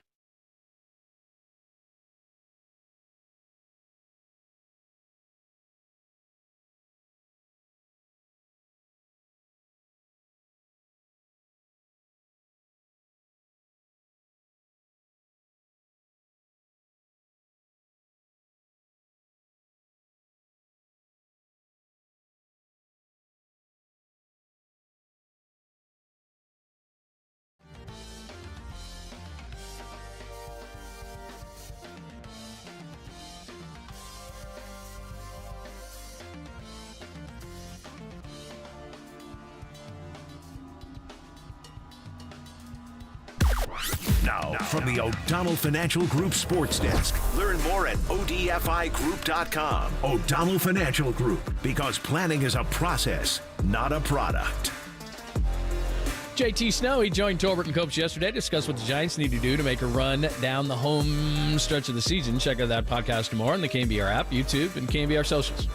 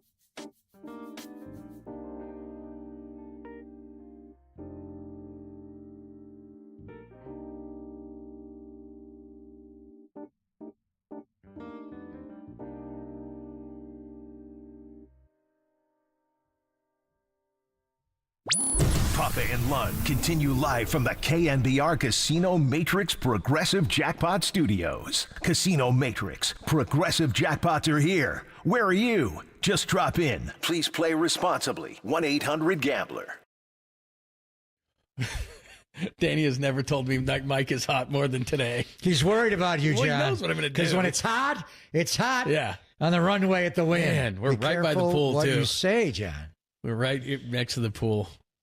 It's unbelievable. The scenery in Las Vegas is crazy. Good thing. Good thing your thought bubbles don't have audio. You would really get in trouble. I would really get in trouble. Yeah. Well, hello there. Oh, hey. They were just waving, not at me. My God. Last time I was here, Joe Torre walked by. I wouldn't track him down. Joe, come down here. Make him stop by. Guy's got a cocktail. There you go. It's ready. Well, it's I've seen so many Niner fans. I'm like, you coming to the game tonight? They're like, hell no, I'm not going to the game. They want to go to that arena. What are they coming to? They go to the Hard Rock party, get the Gold Bar whiskey, and drink and Vegas. Who's going to the game? The Raiders aren't even going to the game. No, is Gardner Minshew going to show up for the game? Aiden O'Connell? Is Max Crosby going to show up? I would like to hang with not Aiden O'Connell, with Gardner Minshew. He's as close, just from a standpoint of somebody that looks like Ken Stabler. He's not Ken Stabler. He just kind of looks like him a little bit. I'd like to hang with him. Does he? With the long hair and the beard. Does he got game like the snake? I doubt it. Where he could show up just minutes before. Well, they gave Aiden O'Connell last year when we saw the Raiders and he played great that game. They gave him Derek Carr's number. They gave him number 4. I'm like, Derek just left now? an hour, 12. Yeah, come on. He wears Kenny Stabler and Rich Gannon's number. 2 of the greats. No, he doesn't look anything like it. The Minshew's wearing 15. They gave Minshew, that's Tom Flores' number. Tom wore 15. Yeah. So Jeff Hostetler wore 15. Yeah. It's been a good time today. Thanks to Nick. Thanks to our good friend Crow. The studios here, SiriusXM studios at the Wynn in Las Vegas. I mean, you got to stop by. Just we already booked for Monday. Are we staying over for Monday? Well, I know we're staying till Sunday. Let's just stay over. I got nothing next. Let's stay here. You got plans? What are you going to do? Staying here. Just going to hang out a little bit? I'm going to watch a football game tonight and then text you right away. I'm off. Being on TV, I know, this is a bunch of when garbage. The gun goes, it's like, let's go down to Vern Glen, and I'm done. You got I know. So you will be done. The Fitz and Keena and Dante will do an hour. No, they'll do 20 minutes. Oh, that's it? Yeah. Because I got to fly back. They're out of there. And then you're going to do an hour and a half? Yeah, me and Coach. So 3-hour game, 10 o'clock, 10:30. You're going to be on the air till midnight? Well, it is Vegas. It's not going to close. No, I'm not saying. It's not like San Francisco where it's like, I'm sorry, it's last call. What time is it? 11 o'clock. Like, come on. What the hell, bro? I thought this was a world-class city. They close. No, but here, it's like, that's what was great about last night. So you're going to go from 10 a.m. to midnight today. Yeah, I'm not a record? Fan. Not a big fan. Is that a record for you? Yeah. Well, the thing is that I'm telling Copeland this through the radio right now. By here to Allegiant Stadium is like, if I took an Uber, which I'll do, is, I don't know, 15 minutes tops. But you got to stop at the Hard Rock and have a few gold bars. I got 2 parties to stop by. You're very busy. There's no way that I'm passing the first bar I see, which there's Bar B or something on the corner here. Not Barbie, but Bar B. I got it. And I got to get one there. So I don't know. By the time I get there, might be the best midway through the show. You're going to have a glow on. I don't know who Brock Purdy is. Are you going to stop and bet on red winnings? Yeah, I got to stop at a roulette table, bet on red. I got to stop by a book and take the Niners. I think it's 6.5. Aiyuk being a Niner. So I got a lot of things to do. So I'll try to fit the pregame show in. I'm not no promises. So you're on the air at 3 o'clock, kickoff at 7? Supposedly. And then you're on the air tonight from 9:30 to midnight. It's a long day for you. It's no Marty Lurie day, but it's a long day. You're on the air from 10 a.m. till midnight with the interruption of an hour here, a 3-hour football game there. Yeah. But pretty much 10 a.m. till it's not fair. Till midnight. Because everybody else, it's Friday in Vegas, and everybody's cocktailing. It's 2 o'clock. There's some people that, didn't plan so well already on their face out there that I saw. It's like already? 2 o'clock, people. The middle? Slow down. Friday lunch is getting them already? Yeah, 3 martini lunch. We're gonna have fun tonight. Yeah, and it's kind of become an annual thing. The Raiders and Niners used to play in the preseason every single year since even before the merger. In '67, they'd go over to Treasure Island and do a toss of the coin for the preseason games, and the Raiders would get up for it because the guys in the NFL kind of looked down on them, but the Raiders were great. back then. And then they met the first year after the merger. John Broney went into Oakland and beat him in 1970. But we played him in the preseason when I was with the Raiders every single year. And then when Mike Shanahan got interviewed or actually hired by the 49ers for the offensive Don't talk about when he was interviewed. No, that was later. No, when after Al fired Mike, after Al fired Mike as head coach, right. Carmen Policy and the Niners hired him to be offensive coordinator. And Al just called Carmen and said, "Is what I'm hearing true?" Carmen? Yeah. So he already hired him. Click. That was it. And they never played in the preseason again until I think Amy Trask and Jed put it back together. And then we had that game at Candlestick in 2011. That was it. It turned into a riot. That was a gang war. People died. People got shot. And I mean, if you had binoculars, which I know you use them, you could just go, fight. Well, I was doing TV on the Raiders side that night. Raider Vid, Vittorio DeBartolo was producing the game. I got on talkback and I said, just shoot the field as tight as you can. You cannot take any crowd shots. I am watching like 30 different fistfights in the crowd. It was incredible. And then leaving the stadium that night, it was like Bonfire of the Vanities. All the trash cans were on fire. I'm like, I went home and drew the drapes and got out of the bed to hit. Seriously. So then after that, it was discontinued for a long time. But it's nice to play. I guess it's better to come here and not have to have the joint practices like last year. Yeah. But it is for the Bay Area. We just lost the A's and Giants. Yeah. We had the last battle of the Bay Bridge series on Sunday. I know it's not the Raiders of Oakland anymore, but keep your eyes on me. Well, no, she was wearing a trench coat. It's 115 out. I'm very curious about what's under her trench coat right now. No one's wearing a trench coat. I think that's Lance Rensel's granddaughter. Seriously. I don't know. Anyway, when they take the field tonight, it's not going to mean a lot. But still, to a lot of people, just watching the Raiders and 49ers in those uniforms, I know it will to me.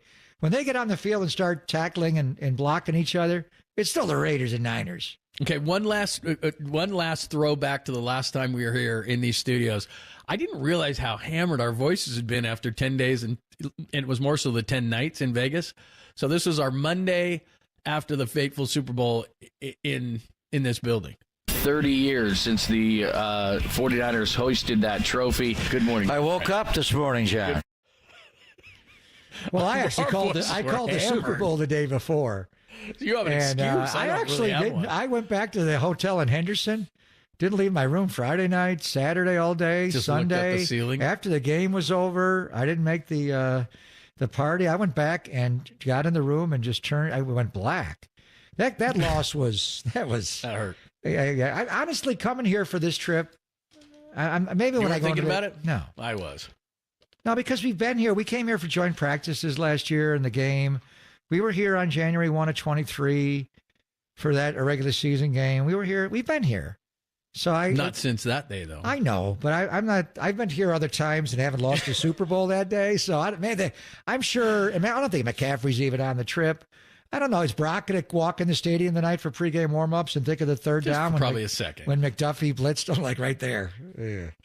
Spencer Burford on the trip? It don't matter because tonight you're not getting that game. Tonight's not the Super Bowl. No, you're not. Tonight's a preseason game, so it'll be fine. All right. Thanks to Nick. Thanks to Crow. Nick, you did a great job. Outstanding. We had such a fun time. Can I get my single, Nick, on the way out? Single. There we are on camera 3. There you go. Oh, shirt's you like that the whole time. Who's that guy yapping? Just put me on the screen, please. Yeah. We need to list a you want me to see my salmon shorts before we leave? Yeah, could you stand up and show those off?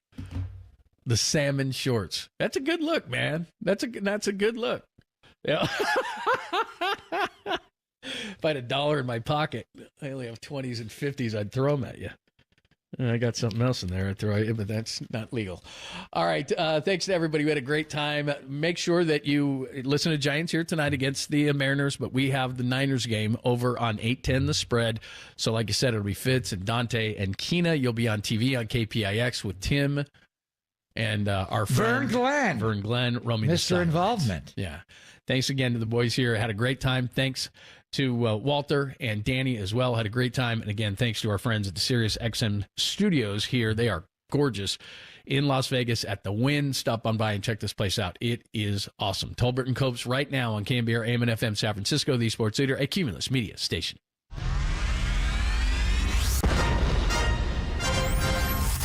The NBA brought him to the Bay. While his co-host was born and raised here.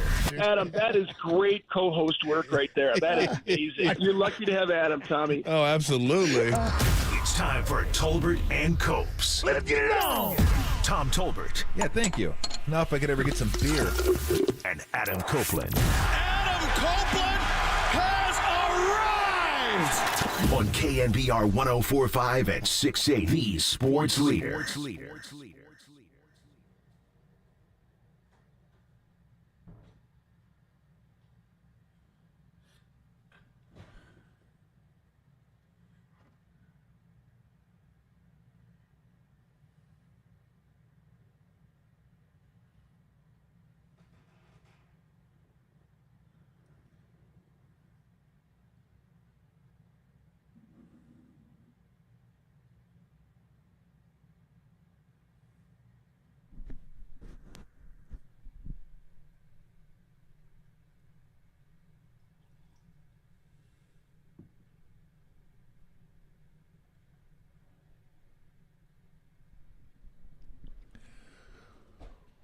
What is shagging? Adam Copeland, Tom Tolbert with you for a couple hours, and then Kerry Crowley will take the baton, and we'll take you right up until the Giants and the Mariners as the Giants head toward, I don't know what they head toward anyway. Kenny Mayne's going to join us today, Marcus Thompson. We're going to replay Kyle Shanahan for you, and then Larry Kruger will join us at 5:30, and then we'll get you ready for the Mariners and the Giants. What's going on? What's up, dude? How was your, well, first of all, you got the shirt out today. Yeah, I was going to wear it yesterday. Dude, the shirt's gotten worse. The hole in the arm sleeve has gotten worse, dude. I put it on, and I was like, okay, I got a little more shame than that. I can't wear this thing out in public. I mean, this thing's ridiculous. Dude, it's now stretched to almost your shoulder on the right side because it's missing the rim of the collar. But the rim. Look at this. I mean, the rim of the collar is a joke. The hole. Remember the hole here was like, it was like just a little bit, and it like had like it's flapping over now. Now it's got a hole that's like flapped over. Oh, it looks good on you though. It doesn't look good. I don't know. It still feels good. Like it's a nice fit, but it feels good. Yeah, it's a nice wear. What does that mean? It feels good. It's a rag, God. Dude. That thing is hysterical. Basically, it is a rag, yes, but it's very comfy. Well, I don't know why wouldn't it be? It's barely a T-shirt. It just kind of, draped on, hanging on, whatever you want to call it. Like if we're gonna run through the things you did this morning, and I was like, "So how'd your morning go?" And you're like, "Yeah, I got up, got showered, had some breakfast." And if you said got dressed, I would stop you there and say, "No, you didn't." Like, that doesn't count. Even Lou's like, "What are you doing?" Lou's like, "Come on, Lou's bro." like, "You're killing me. You're embarrassing me with that thing." And so. Yeah, so I just threw this again. I was gonna wear it yesterday. I put it on. I actually put it on. And then I just looked and I go, I can't wear that thing out. That thing's ridiculous. So I just figured I would, every once in a while, we should get like a stop footage and go through like the evolution of the T-shirt until it just like falls off me when I'm doing a show. Because I think it probably will at some point. Yeah, it'll happen in real time. If I turn the fan on high, it might just blow off me. It could be done. I don't know how much longer this thing has, how many more washings it has, but I'm going to go find out. We're in the negatives now. It had no more washes left when you first started wearing it on the show with me. I was like, there's no way. This thing, the arm sleeve, watching that develop over time, it was like Pangea. It was like one big piece of land at first, and now it's just exactly. Now it's just breaking apart over time. That the sleeve is maybe my favorite part now. It used to be the collar, but now the collar is just sort of a mainstay, or not a stay at all because there's no collar. There's nothing about this shirt that's a stay. Tim called it hobo chic, is what Tim called it. Hobo chic. That's exactly what it is. Yeah, it's like one of those maps that they show of like prehistoric times, and then everything just kind of like moves around like, oh, wait a minute, that wasn't over there. What's that doing over there? Shifted in the water, Yeah, it's like one of those type deals. So there we go. I don't even think Belichick would rock that. You know what I mean? Like, I think there's too many. It's too raggedy for Belichick. He might not. Would be might okay. not. I don't know that anybody would rock this. I don't know that I'm rocking it. I don't know what I'm doing, but I'm definitely not rocking it. Rocking it, yeah. That's definitely not a term I would applies some use. sort of pride to the show. Even though rocking would be the proper term, since it is a AC/DC T-shirt, and I was actually listening right before I came on the show to For Those About to Rock from AC/DC. We salute you. Yeah, one of my favorite AC/DC songs. So. For those about to rip, we wear you. About to rip. Everybody was funny. Like the last time I wore this, everybody had AC/DC songs, but they changed the words around. Right, that was good. Yeah. Yeah, in honor of the T-shirt itself, which is hilarious. Tolbert goes with you Friday. How'd you feel after the hot sauce? Did it get you at all? It was a little warm. Like my stomach was a little warm. I felt it a little bit afterwards. Yeah. Yeah, 9 or 10. I could feel it. The pain on the tongue, in the mouth, went away after about a half an hour. Because the first one I had wasn't bad. It was a little warm, but you had more than I did. But then you went in and again. then I decided I was going to go ahead and load up another wing with the light sauce. There's nothing light about any of those sauces. Like, none of those sauces are like something you just like dip stuff in and eat. You die. The first one we had, that one would kill you in the first dip. If that was tossed, if the wing was like tossed in that first one, we could like one wing would have been too much. Yeah. Forget it. The third one, the one that was least explosive, I guess, was still. It had a fair amount of bite to it. Like, it was hotter than your average hot sauce. Yogi Bear would say. They had a nuke on the bottle. That one. Yeah, the nuke should said caution. Yeah, keep out of reach of children. I was like, I don't know if. But yeah, none of the three were tame. They were all hot. There's no doubt about it. But yeah, the last dab one was just that one's just absurd. Like, that one I could see maybe putting a little bit in a sauce, chili, maybe something like that would be good. But just to use it on its own to like as a dipping sauce, forget it. That's just that there's no way. You're just a sick person if you're sitting around dipping that kind of stuff. Like, you enjoy the pain, and I don't particularly enjoy the pain. I was there too. I think we've all been there. Everybody that likes hot sauce is like, yeah, give me the hottest sauce. I want to try the hottest sauce. I want to eat the hottest sauce. It was like IPAs for a while there. Everybody had to make the IPA with the highest amount of IBUs. So it was like, oh my gosh! Like, there was one that Stone makes that I used to drink called Arrogant Bastard, and on the side of the bottle, it's like, you're not worthy to drink this beer. You're not whatever. It's like, they mock you into drink this the bottle. Beer. Mocks you into drinking it, right? Yeah, exactly. And then after a while, you're like, why am I drinking this? I'm letting a beer goad me into drinking it. So, and then after a while, I was like, what? I don't want to get something that's that hoppy. But it became a contest with brewers. Like, okay, how hoppy can we make our beer? Because that's what people were going for. And then after a while, I was like, well, I just want something that tastes good. I don't need something that, like, blows my head off with hops. So brewers don't make that much anymore. They just don't, because people don't want it. But the hot sauce is definitely, there is a small contingent of people that like that stuff, where it's like, yeah, bring it on.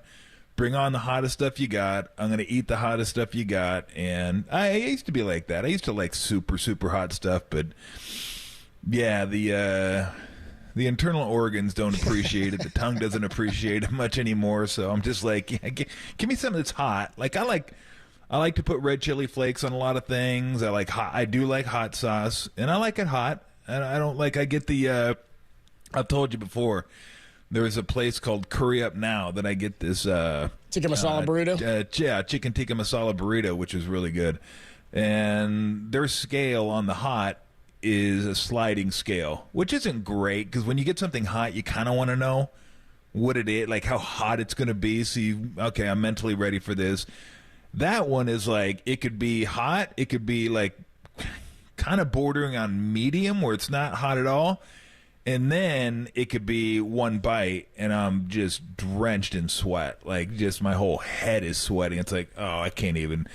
Like, there was a burrito a couple times ago I couldn't make through the burrito. I couldn't do it. I had half a burrito, and I had to, like, chuck it. It was way too hot. Like, it shouldn't be painful to eat. Like, you shouldn't have to stare at the burrito. Like, you know how you do sometimes with whiskey? Somebody will pour you a shot of whiskey and you don't really want it, and you're just like staring at it and staring back at you. And it's like, I don't want to drink that. That's going to hurt. It's going to suck. It's going to taste terrible. And then you end up looking at it for 5 minutes, and then you like gird up your loins, like, okay, I'm gonna shoot, okay, do one of those type deals. You shouldn't do that with your food. Like, I'm just trying to eat dinner. I shouldn't have to like feel like I gotta psych myself up to eat a burrito. As Joe Schmo on the YouTube chat says, you'll be farting napalm. Basically, that's what that burrito Did you was. just like, throw a burrito out your window? Yeah, that was a rough ride. Like, a burrito shouldn't be a burrito should be a enjoyed experience. Like, oh man, can't wait to. That one was the only reason I ate half of it because I'm like, well, I paid for this thing. And my dad would be very, very disappointed in me because my dad was very much of the, if you pay for it, then you eat it. It's a waste of food. It's a waste of money.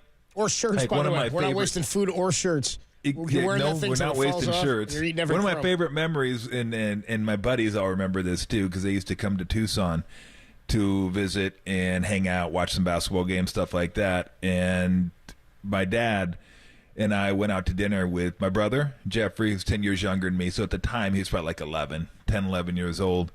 And my buddies went. And we went to a place called Gordo's. It was a Mexican restaurant / it like had a buffet element to it. So we get there, and everybody orders. And I love when Tim says we got to go right in the middle of a story. I'm talking about Gordo's, Tim. Tucson, shut up. So we all order, and Jeffrey orders the buffet. It was like $19. And Jeffrey didn't eat much back then, like hardly at all. Big junk food guy, but when it came to dinner, didn't really dig in. So he gets the buffet because we all got the buffet, and we all ate a good portion of buffet. And Jeffrey gets like one plate of food, like a taco, maybe some beans, maybe a churro, who knows. And he eats it, and that's all he ate. And I remember my dad, he just looks at Jeffrey and he goes, "Is that all you're going to eat?" He goes, "Yeah, I'm full." He goes, "Jeffrey Tolbert, you're a goddamn waste of money." And he was like deadly serious too. Now, the great part of the story is, as we called him, I'm not sure if this was his name, but we called him Mr. Gordo because he was the manager of the place. Mr. Gordo comes over and he asked my dad. He goes, "I know, Mr. Tolbert." He goes, "Good. He goes, "They're not going to stick you with that bill, are they?" And he goes, "I don't know. Are they, Mr. Gordo?" Dad told him guy took it from him and took care of it. And took care of the check. But every time my buddies would come over and play poker, Jeffrey was always hanging around. Couldn't play because he was too young. But they'd all come over and they go, "What's up, Jeff? You're a damn waste of money." Perfect. That was a joke for years. It still is a joke. People still hit Jeffrey with that one 30, 40 years later. They still hit Jeffrey with that one. But, my dad was not about wasting food, and certainly not about wasting money. And not about asking the correct name of Mr. Gordo. You're listening to Tolbert and Coach. Mr. Gordo sounded good. It's a Friday afternoon. When we come on back, I'll tell you how you can qualify for the final time to win a pair of tickets to every 2024 regular season 49er home game. Kenny Mayne going to join us a little bit later this afternoon at 2:50. First time we'll talk to him since the Super Bowl. 3:50 Marcus Thompson, 4:50. We'll let you hear what Kyle Shanahan had to say to us the other day. At 5:30, Larry Krueger and Steve Kerr at his usual time. When we come on back, what do you want to see from the starters tonight? We're going to see a bunch of them. That's next on the Sports Leader.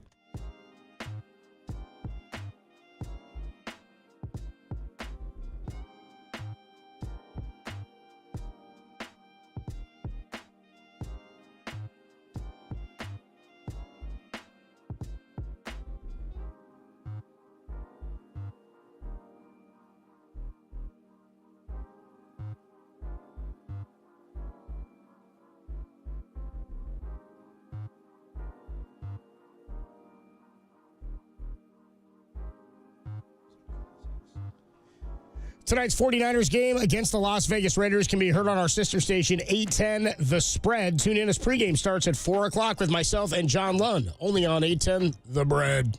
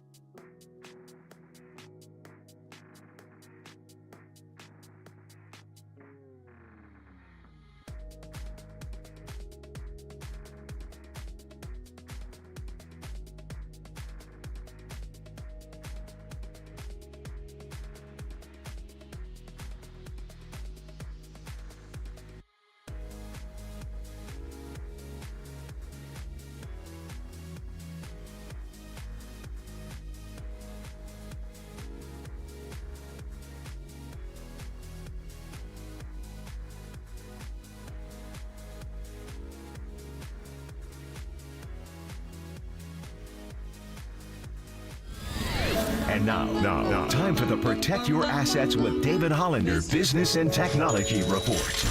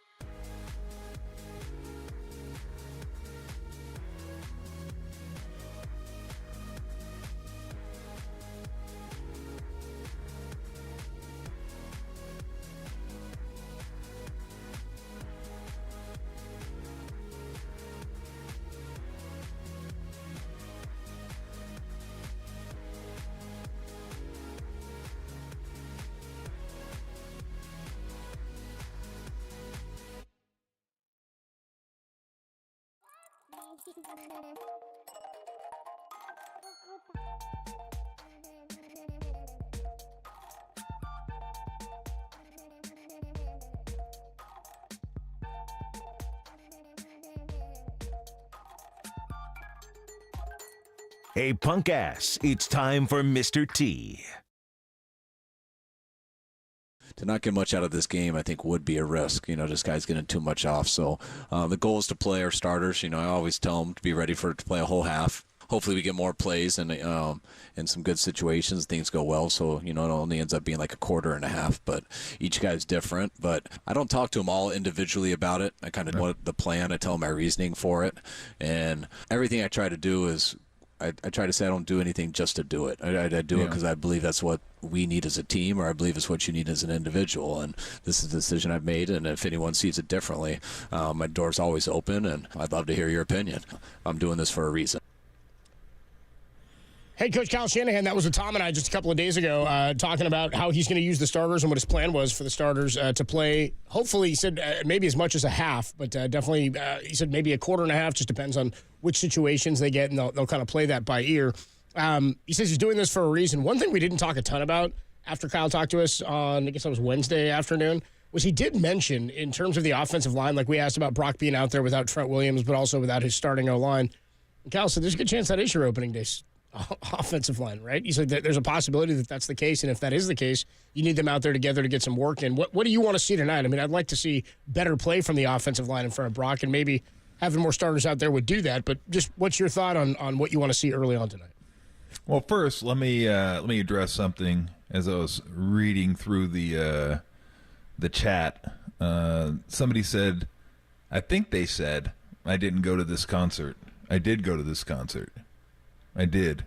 And let me also say to the person who texted that or chatted that or whatever you want to call it, I do believe they have an English version of the Rosetta Stone, which could be beneficial to you. You should probably check that out. It may be able to help you out. Anyway, what do I want to see tonight? Nothing. I really don't. It's not going to sway me one way or the other. Would you like to see, some sharp drives, crisp drives, in and out of the huddle, first downs, matriculate down the field, put the ball in the end zone, all those things? Sure, absolutely. But I don't think it's going to have any bearing on what happens against the Jets. Like, I don't care. Just as long as you're healthy, that's what I want to see. Don't get hurt. Just be healthy coming out of this game, and they'll be fine. They've proven enough. When they're out there, they're healthy. They've proven enough last year, or the year before. So a team like this, a veteran team, I don't worry about. I don't worry about what they look like during the preseason. Be nice if they look good. Be nice if they had a couple crisp drives and got out of there. But other than that, I mean, just be healthy. No injuries, nothing dumb. Just penalty. It'd be nice. Play clean ball, and just get out. Yeah, that's about it. Anybody you're looking forward specifically to seeing? Not really. Again, I'd like to see Aiyuk and Williams. Yeah, those are the guys I want to see. Really, nice to see. But other than that, not really. There's nobody out there that I want to see that I don't know if there's anybody that I'm gonna learn anything from. Like, oh, that guy. Okay, look out for that guy. I mean, it'd be nice to see Pearsall, and I'm sure we'll get into that as well. With the news that they knew about Pearsall's shoulder before they drafted him. I thought that was kind of an interesting bit of news, and that's been the problem. I never even thought that they knew or there was a problem. I just thought, it's camp, it's injury. Things happen during camp. I didn't know that this was something that was a lingering issue with him, and we'll see if it continues on. But, I mean, that's kind of I guess I would have liked to have seen him. I would have liked to have seen him play some snaps to see what he's all about. I remember watching him play a little bit at ASU, a little bit of Florida, but I would have liked to have seen him in uniform and just see him running, moving, see the separation he gets, that kind of stuff. Yeah, same. I want to see him too. Yeah, but other than that, nah. I mean, again, this is a team like these are like big time vets, and they have a track record, so we know what they can do. So as far as what I want to see tonight, there's nothing that's going to make me feel one way or the other. Like I'm not, and if everybody's healthy, I'm not going to feel differently about this team one way or the other, no matter what they look like. You know where that Ricky Pearsall news came from? Mike Silver. On our show yesterday. You can hear the full podcast, KNBR.com and the KNBR app, and 49ers Web Zone, of course. Today is the final day. Our show is the final show, by the way, for your opportunity to qualify for a chance to win 2 tickets to each 2024 regular season 49ers home game. Each person who qualifies is going to get a $50 gift card to the Niner Team store and entered for a chance to win the grand prize. All you got to do is be caller 10 to the studio at 415-896-KNBR. 415-896-KNBR when you hear the special cue to call featuring Tim Ryan. Tune in today during the 3 o'clock hour for your chance to qualify. Stay tuned. The next hour and a half, my God, you'll have that opportunity when you hear the cue to call from Tim Ryan. You mentioned Ricky Pearsall and him. I mean, they knew about the shoulder injury. Mike Silver told us that yesterday. Who's most likely to play of those 3 guys, you think, week 1? Trent Williams, Brendan Aiyuk haven't showed up yet. Ricky Pearsall, not real ready. Are we seeing any of them week 1? We'll talk about it next on the Sports Leader.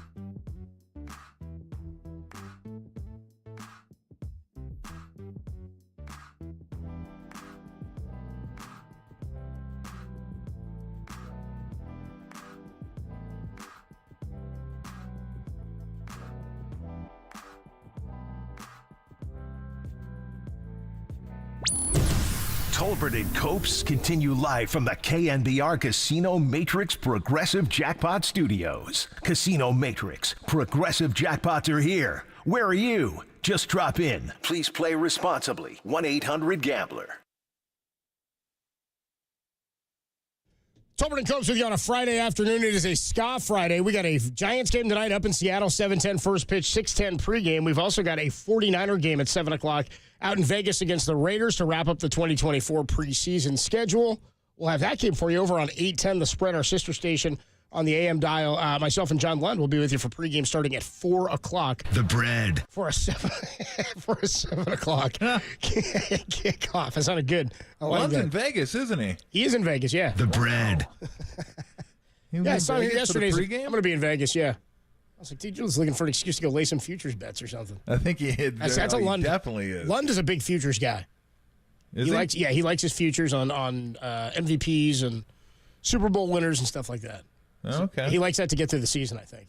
Good for him. He'll go some weekly action, but he likes to follow it for the grind. Kenny Mayne, one of our best Super Bowl guests. Dude, I was just watching they put up a promo of the interview we did with Kenny Mayne back in February at Super Bowl Radio Row, dude. When he said I saw Amy Trask and hi. That's so funny. Anyway, Kenny Mayne going to join us, noted Seattle Mariner fan, when we come on back at 2:50. But in terms of who's going to play tonight, we just heard Matt Mayoko there saying he was asked who's playing week one between Trent, Aiyuk, and Pearsall. Excuse me, we didn't play it. Pardon me. We jumped the gun. I'll play it for you here. Here's Papa and Lund asking Matt Mayoko who's playing week one. Trent, Aiyuk, Pearsall. How many are playing week one? How many are the three? Oh, you're going back. You're going to read it now. One is Pearsall going to play? Okay, Aiyuk. Okay, you feel good about Trent Williams at least, right? Yes, as long as he makes it through. Let's just go. What about Pearsall? Let's just go 2. That's fair. 2 out of 3 ain't bad. Which 2? Which exactly. 2? He's just leaving it open. That's a smart man. We got a right free there. meatloaf dinner here at the buffet. That's actually a smart man right there. Yeah, going 2 out of 3, and who knows who. I'll tell you which 2 next week. Okay. I'm going to go 1 out of 3. You're going Trent? I'm going Trent. That's the only one I'm confident in playing week one. And it's funny, excuse me, that's the one I have the most confidence in because he's the one I also believe that when he signs, they'll just slot him in. He's not somebody you're real worried about. He's been doing this so long, and he's the best at the position, maybe of all time. I have no problem just putting him in there. In terms of Aiyuk, I mean, I guess if he signed and he's practiced, and if he signs like by Monday or something like that, or this weekend, and he practices all next week and gets ready for week one, maybe they feel comfortable enough after 4 years in the offense that he'll be good to go. But I don't know if he'd be at his normal usage. Pearsall's the one that I feel least confident about. Yeah, I don't know. I mean, who the hell knows? Nobody does. Mayoko doesn't know. I feel like Trent Williams will be there, but yeah. I mean, Aiyuk, I'm done. I'm out of the Aiyuk guessing game, guessing business, if I ever was in it. But Pearsall, who knows? I have no idea how he feels. How many times he practiced since he's been here? I have no. It's hard to imagine him playing. Yeah, but Williams, I do feel the most confident about because they know they need him. He knows they need him. So he's just sitting back going, you guys know you need me. Who you fooling? And they probably know he could stand to use a pay upgrade. So I feel pretty good about that one. The other two, no clue whatsoever. Pearsall, for me, it's maybe even less about how he's feeling and more about to your point, how many practices has he had? How many actual game-like reps? How high intensity have they been? They didn't get that joint practice. I mean, maybe if you got a better look there. Because he's so new and maybe he hasn't been totally acclimatized to what NFL gameplay is going to be yet, that's where I wonder. I don't think he's an automatic slot in for Brandon Aiyuk. I think that's where when Kyle talks about the contingency plan, if Ayuk's not there, that's when you're going to a veteran guy. And you mentioned Chris Conley potentially, which makes you think maybe he'd be on the roster. Juwan Jennings, I think, is the obvious one that he mentioned and has been here for a number of years. For me, the Pearsall thing is less about injury and more about lack of experience. Yeah, no doubt. No doubt. I mean, look, when you're a rookie, it's everything. Yeah. You got to be healthy. You got to be. I mean, it was going to be tough for him to play anyway. I think he would have played some. Yeah. But who knows how many snaps he would have. Don't know. And maybe it would have been if he's healthy, or it'd be more of a chance he plays if he's healthy if Aiyuk didn't play. But he's not, and we have no idea. You just hope this isn't something that is like a year. Like on again, off again, on again, off again. Like it's something I don't remember. I mean, they knew about this, but I don't remember him missing a bunch. I'd have to go back and look. I don't remember him missing a bunch of college games. Now, I didn't watch every Florida game, but I watched quite a few Florida games. They're still on TV. Never missed a game in Florida. Huh? Never missed a game. Never missed a game. Oh, y'all always dialed into the swamp. No, Pearsall never missed a game. Oh, he never missed a game. Tom. I thought you said you never missed a game. I never missed. I definitely missed some games. One. Yes, I was not. This is not the Tebow Florida Gators. You guys know me, big Gator guy. Yeah, that are on national TV every single. I mean, that you couldn't get away from the Gators back when Tebow or Meyer were there. It just every weekend Gators were on. But yeah, I mean, so he never missed it. So again, who knows? I mean, maybe that's what they thought. He had shoulder injuries, but he played every game, and this is somebody that's learned how to do. I don't know. No idea. But I'm sure they're a little dismayed. You got to be a little dismayed when your first-round draft pick barely practices and probably isn't in line to play week 1. Yeah. I mean, I can't imagine. I feel like if Ayuk's around, they're just going to have to play him because they'll need to get him out there to get some snaps, and I feel like it just would all depend on when he signs, too. If he signs, yeah. I mean, Nick Bosa, again, he signed and they just put him out there, right, the week before the start of the season. That's kind of my feeling on Trent, and we talked at length about that relative to some of the other guys. It's just so much different. Like, if it's the same sort of thing like in basketball. If it was a rookie, like, you'd want to get him out there, but if he hadn't practiced enough yet and he hadn't been with the guys yet, didn't know the system correctly, didn't necessarily know where to be, you'd probably be more careful about when and how you put him out there and worked him in. Baseball, a guy's like, well, he's healthy now. He's just got to get at bats. So you just put him out there. It's more individual. It's where those position groups sort of change when it is that you can slot a guy in. But well, baseball actually has the added benefit of being able to send a guy in a rehab game. There are no rehab games in NBA or NFL. I mean, I guess the NBA, you got the G League, but you're not sending vets down. Vets ain't going down to the G League to get work in. No, you just put them out there with the other guys. Practice. Right. They'll go to practice. They'll scrape some guys together, some young guys, maybe even some staffers, play some 5-on-5, do that kind of stuff. NFL's just, hey, you got practice. That's all you got. There's no other alternative. There's nowhere to go to work on your game. So, yeah, we kind of wait and see mode. The one thing I will say is, you look back on Bosa last year. He didn't get off to a great start after holding out all of camp. Debo, when he had his contract, he didn't have a great year. He wasn't in the best shape. So I don't know if that means anything for Aiyuk. May mean something, may not mean anything at all. He's a different person, and who knows how ready he is. But I always caution people when players are sitting out, don't expect them to come back and just be who they were right away. Unless they've been going through whatever. Why is that, though? I mean, like, I have the same thought process you do, where I'm like, if Aiyuk's back, I'm not expecting the same kind of, at least, start to the season. Like, I'm not anticipating we're seeing the same guy we saw at the end of last year to the point that you're talking about, but why is that? Well, I just think it's all the reps, all the physical reps and mental reps. I mean, it's not like he can't do the things that he could do, unless, look, Debo he wasn't in the best shape. He didn't put himself in the best position to have a great year. I mean, he was noticeably heavier that year. You remember watching and look at him that year and then look at him the year following last year. It's like, wow, he looks thin. Like, not thin. He's always got a pretty massive lower He was more trunk. cut, right. but he was, the midsection and everything. Like you could just tell he was tighter, and that set him back. Now, from the looks of it, I mean, Aiyuk doesn't have that type of body, but you look at him on the sidelines, that kind of stuff. I mean, he still looks the same, but it's just all about it's just routine. How do you get yourself ready for the season? This is how you've gotten yourself ready for the season the last 3 seasons with the Niners, and now you're not doing it. Now you're doing something different. Now you're working out on your own. Now you're not out there with the team. Now you're not connected. It's all those things. It doesn't mean you're not working hard. It just means you're not working like you're normally working, getting ready for a season. So everything's just a little bit off, a little bit different. And I don't know how long that takes you to kind of click back in. Some guys, it doesn't take long at all. Some guys, it takes a little bit longer. So that's something that you wonder about. Because, again, you don't want to get off to, not that this team can't get off to a slow start and rebound. They've done it before. But it'd be nice, like last year, to get off to a really, really nice start and have some margin for error as you go through the season. Tolbert comes with you on a Friday afternoon. We will jump off of some football. We can still talk football, of course, with our next guest, Kenny Mayne, who joins us. Last time we saw him was at Super Bowl Radio Row. He was talking House of Nanking. He was talking runfreely.org and his event with Joe Montana. The great Kenny Mayne going to join us on Tolbert and Copes next on the Sports Leader.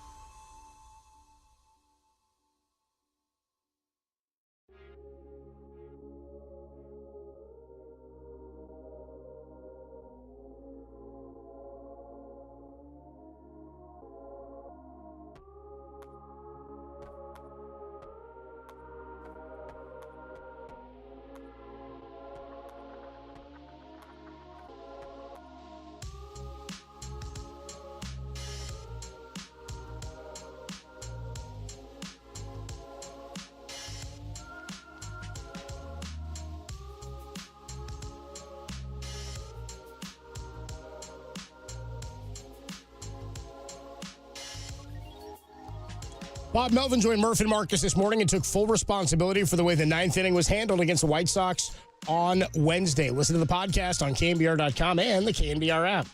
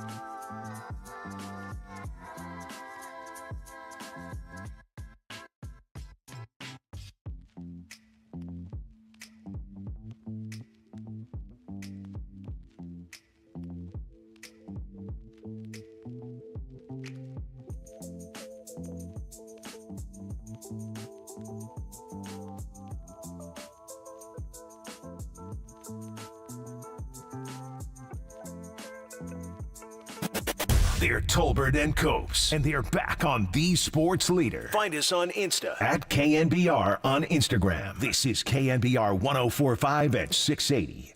The reason why I love that I'm sitting here, particularly, because I see the San Francisco emblems. I assume you have something to do with that town. House of Nanking. Have you ever heard of it? House of Nanking? Love that joint. Yeah, I've been there. It's my favorite Chinese restaurant. And you go in, and it's all in Chinese. You can't. Just give me upside down, whatever that is. I'll take. And that's Warren Thomas joke from the old days. He's from Oakland, Albany, actually. Nice. Albany. Thank you, dude. And we're up at Golden Gate, and the guy just says, "Do you like chicken? Do you like spicy? Give me a number." And they bring you, and it's not like horrible American Chinese food that you get typically, like with all the breaded. What are they doing? Why don't they give us regular Chinese food? Why are they doing this kind of? So these guys, the House of Nanking, give you the good Chinese food. It's healthy. There's stir fry. There's vegetables. So House of Nanking, free shout out. Boy, we're off topic. Anybody still listening? Well, we have been. Hold on, we're back. We're back. Woo! Ready? Joe Montana. Yes, Joe Montana. I thought they deserve real footballs, not this garbage you guys have here. What is this? It says official ball. It's not. This ball sucks.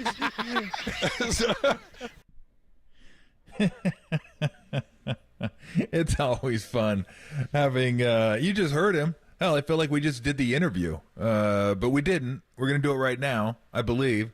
Kenny Mayne joins us right now. Kenny, what's going on? How you been? I just want to rest on that performance. I can't. I don't have enough to go there. I think you should. I mean, that's an all. I mean, we're not in the same all-timer. space. I mean, we had the adrenaline of the Super Bowl week, and you're in the loud radio row room, and you guys had a really crappy looking football that you were giving to people or signing or something. I don't know what that was about. It was crappy. That was a good week, though. That was a good week. I mean, you heard the Joe Montana reference. We raised money for our foundation that week, thanks to Joe helping out at the Bobby Flay restaurant. 2 name drops in one sentence.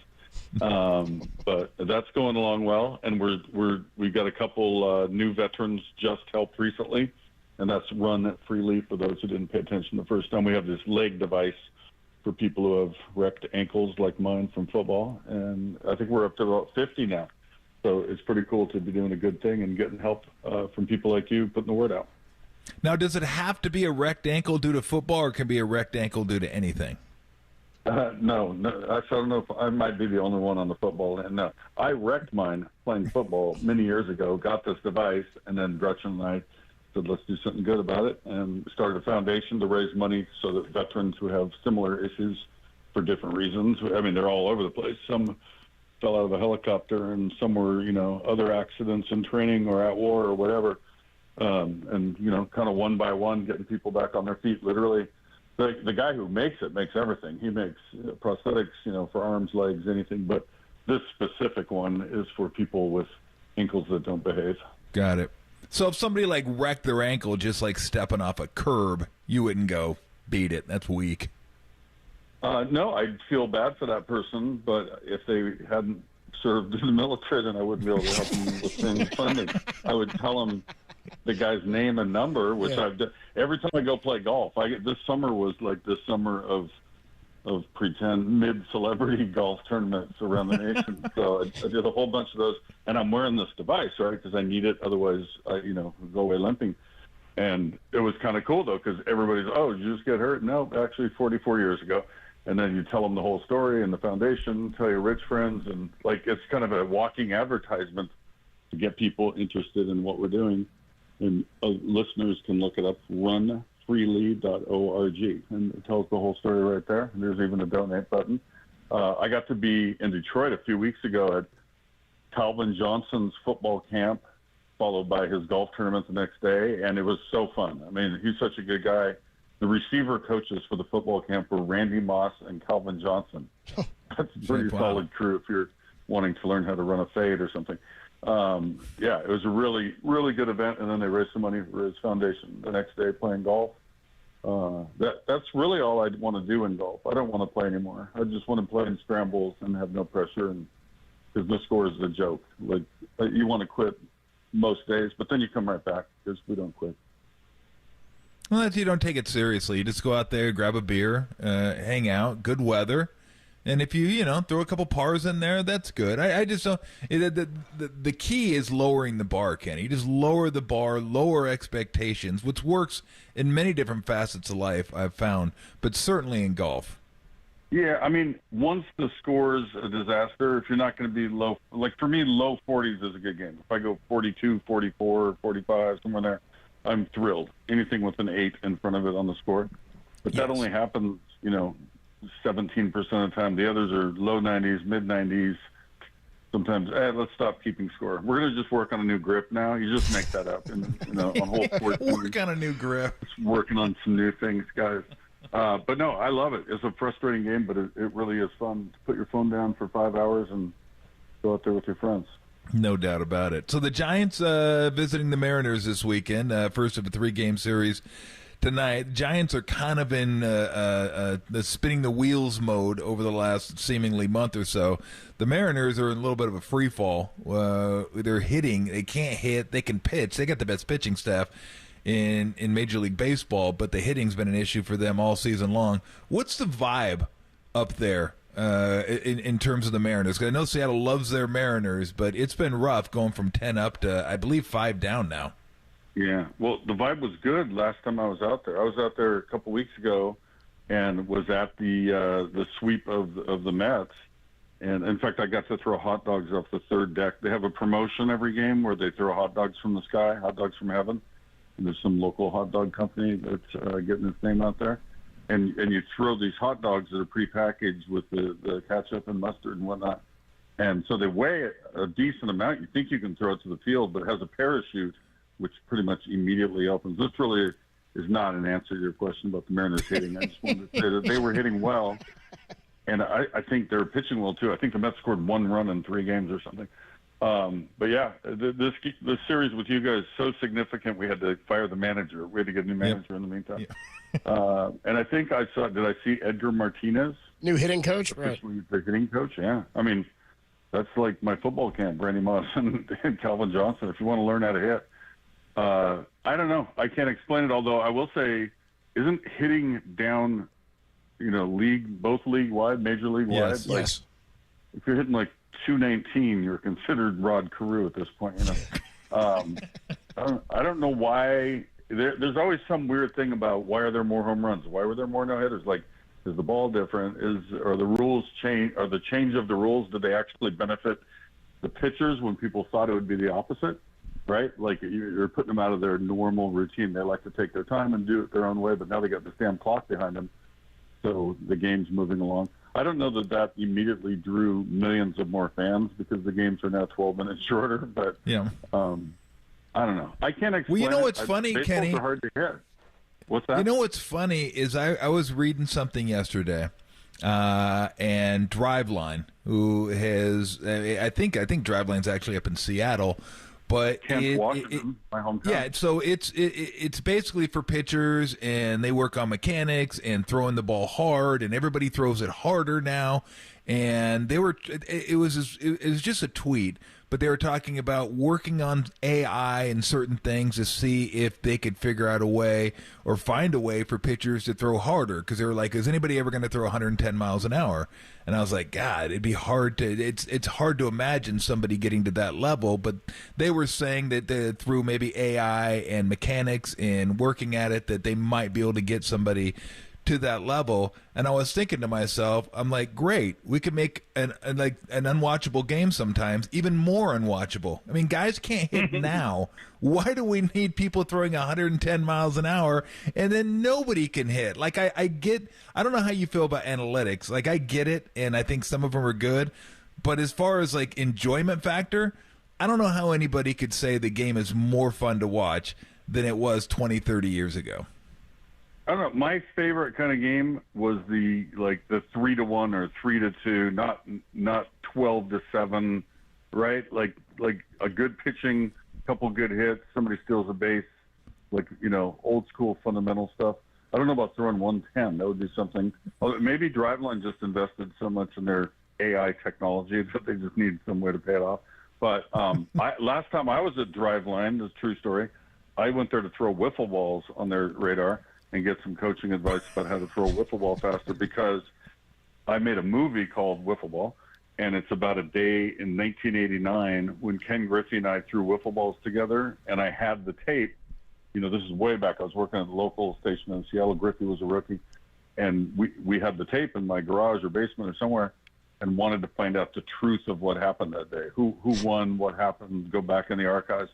And so we made like a little half-hour kind of comedy documentary, and we're hopeful that it's getting out soon. We're kind of fighting with some music clearance things. But I literally went to Driveline to have the chance to try to beat my number from 1989. Turns out they think I threw faster at my age now, but back in 89 we weren't using a real wiffle ball. It was like more of a pickleball. It had like 1,000 holes in it, you know. And Yeah. Wiffle balls, as you know, only have the slots on one side. I like to take whatever your question is and just take a piece of it and go another direction. That's kind of Yeah, I see that. I like it. how I play. But no, look for Wiffle Ball the movie. Yeah. Hopefully one day soon. No, there's all these sort of, I've seen all sorts of, like, talking to Kenny Mayne on the Uma guest line, videos and articles about it. I found one here, Sportscaster Kenny Mayne's quest to prove he beat Ken Griffey Jr. in wiffle ball contest. Do you have a case for it? Like, was it close? Did you face him? Like, were you on the hill and he was hitting? What did you beat him in? No.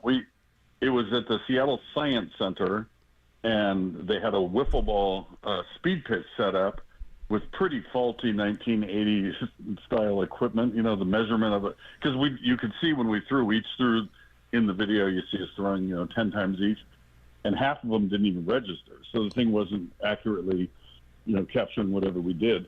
There's a chance Griffey wasn't going full speed, although when he heard that I led him, he asked Harold Reynolds was there. He said, "Hey, what do I got to beat?"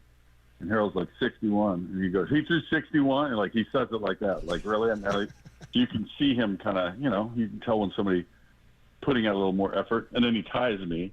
So on tape, we tied. I'm kind of blowing the whole movie here. But in my mind, I still think I beat him, and my cameraman double-clicked. Like those who know photography, like you press it once, and if you actually hit it twice, nothing rolls. It doesn't matter. It was a thrill to have, that old footage.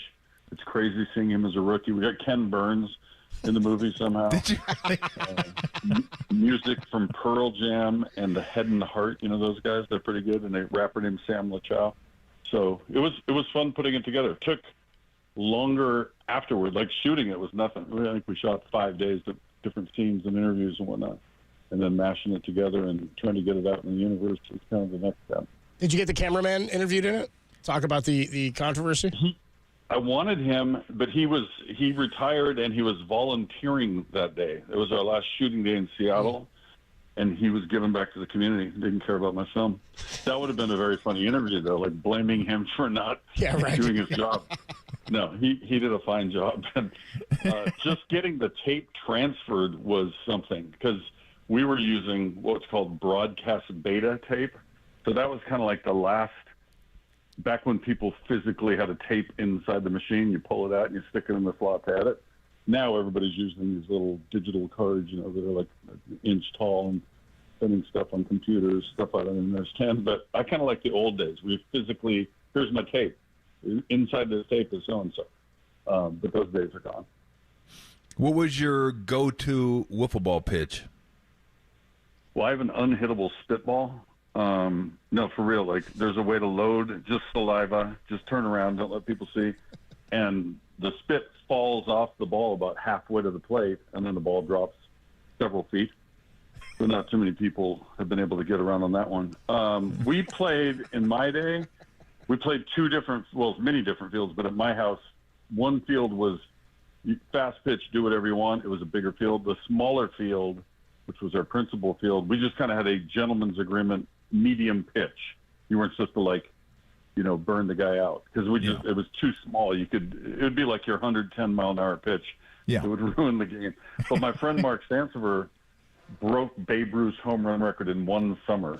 He literally hit like 780 home runs. We kept stats every day. Like we made my sister come up and sing the anthem. We light up firecrackers. One summer he line the field with my mom's flower. Yeah. We take it very seriously. Talking to Kenny Mayne on the Uma guest line. Just switching gears here. I saw you've been tweeting a bunch about the DNC, and we were riffing on Steve Kerr's speech, and that he stole Steph Curry's night line at the end and politicized it. What'd you make of Steve Kerr's speech at the DNC? I thought he was pretty solid. And then Curry backed it up, right, with his little video appearance as well. I thought he was pretty clever. Like he was on the undercard. You know, the thing went on really long. It was like, speaking of baseball, it was like World Series games would go till 12:30 at night. So I'm sure they lost a lot of the Eastern audience that just couldn't stay up. But I watched most of it. I was both inspired and entertained. Dr. Kenny Mayne, nice enough to join us here. New football season rolling around in about a week or two. We always try to figure out what are the most interesting storylines this year. Aaron Rodgers and the Jets certainly going to be a big storyline. Caleb Williams in Chicago. Can the Lions do what they did last year? Repeat performance. Anything that is intriguing to you coming up with this football season? I just care about the Seahawks. Normally, that's it. That's your problem. The other things are your problem. No. I'd say all the young quarterbacks. I already had one get hurt. That was too bad. Kid out of Oregon.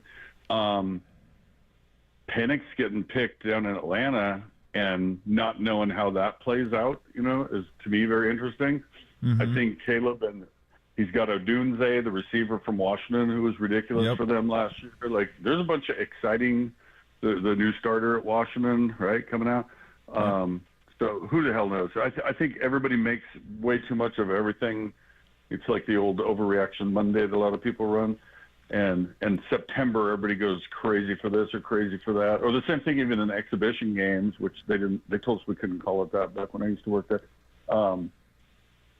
Too much is made of with little information, right? So you can even have a very good team that, whatever, they miss a game or two and they end up September 2-2 and they end up making the Super Bowl. So I think everybody needs to kind of let it breathe for a minute and then things start revealing themselves better. I think other than the New York biased people on the networks, I don't think people care quite as much about the Jets this year as far as a huge storyline as they did last year, right? That was all that everybody talked about because that was such a big switch. But, wait a minute, you couldn't call them exhibition games? The league did not like that terminology. You were supposed to call it a preseason game. So because ESPN had a relationship with the league, those of us who said exhibition game, that's what they used to be called back in the day. Yeah. I'm old, that's what they were called. Yeah. I don't know. I'll tell you what, I met the Seahawks new coach at the golf tournament. I was out there for the women's PGA championship out at Sahalee. McDonald? And I liked him a lot. He looks like he's 14 years old, but he great energy. The guys seem to be responding to him. He seems to have a really good control. And the funny thing is, the golf tournament was sponsored by KNBR. Do I have it right? The money people, the guys who do your taxes, those guys, the accountants. And he was almost out of football and was going to take a job with that company. And I think it was Harbaugh who said, "Hey, do you want to come back here?" And I forget what his first position there was back in Baltimore. And he, instead of taking a regular old job, he went back into football. And here he is, what is he, 37 or something? So pretty cool. I think they, it's, like I said, it's only preseason or exhibition. So a little too much is made too early. But, I think he's got them just the feel. And I haven't been to the camp to be, giving you first person, notice on it. But they seem to be responding. All the stuff is so positive and he has this great new energy. So I'm hopeful. Talking to Kenny Mayne, nice enough to join us. Something you touched on I want to ask you about because I was at ESPN for a little bit. You were there a lot longer than I was. How much were the leagues involved, baseball, basketball, football, hockey, in terms of how they wanted you to present their sports? Because you weren't cookie cutter when you did your stuff. You had a very distinct personality and distinct style. How much did the leagues get involved, and how much did you have to hear from bosses that this is the way you'd like to portray it this way, portray it that way, or was it just, hey, you do you? Yeah, no, it was mostly that. I guess I brought that up I would just remember that somebody saying that like a big thing, like, hey, quit calling it exhibition. You have to, So obviously somebody had made a phone call. It wasn't like we ever went into a meeting and the show's getting ready and somebody said, all right, today the NFL needs you. You know, it was never like that. But certainly if you said something that wasn't taken well, you know, I'm sure a phone call was made and somebody was spoken to. I think a better one, I remember I was at the TPC Sawgrass back when I used to do golf. So like Ben Pelt and Andy North and the guys were doing the real stuff, and I'd do some stupid make-up story. And on the last line of one of my stories, I said something like, see you at the Masters where we'll bring 4 lucky ladies onto the course, or some dumb line, right? Pretending I'm going to bring some women to play at Augusta. And the show's still on the air. Like, I think it was like a 2-hour show. There's still 20 minutes, half hour left. And somebody from Augusta literally got the number into the truck at TPC. Like, what the hell is he talking about? You know, and the guy who took the call was like, no, he does jokes. It was a joke. Nobody meant anything. So I felt like I then got a lifetime ban. I never got invited to go to the Masters. I was always disappointed about that. But I think my picture was like on the wall, like, do not let this guy in, right there. You and Gary McCord.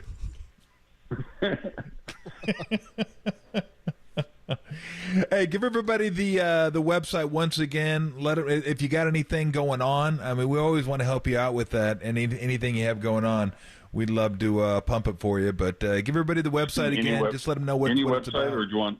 Okay, the one related to my site is run. Well, first there's HTTP, right? Didn't we go over that? / www. No, I think you can just go to Google, type it in, Run Freely, RUNFREELY,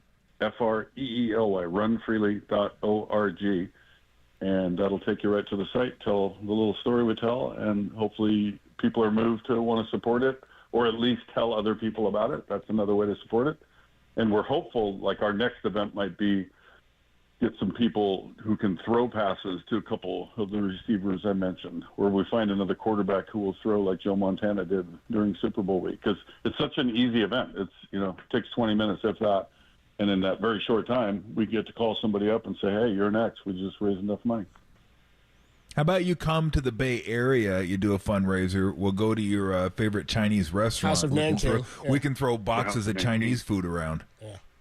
I like that a lot. Do you think people would do that for a lot of money, or would we have to get like 1,000 people at $10? Just a line of people outside of House of Nanking. We could be like the guys, you know, in Vegas that have the cards that smack them on the street and hand them out to you. Yeah. But it could all be. It'll be Chinese food, right? Outside of House of Nanking. You know, you can do like a slant route with some Kung Pao chicken. I'm in.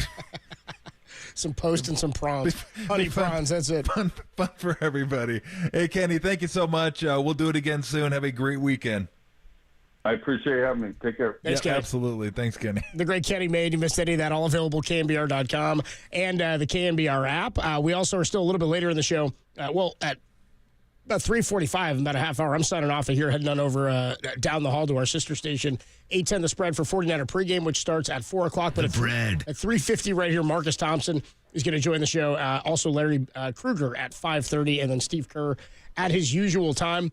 How about this? There is a brand new criteria for NFL coaches making the Hall of Fame, and it could put Bill Belichick in the Hall as early as next year. We'll talk about it next on the Sports Leader.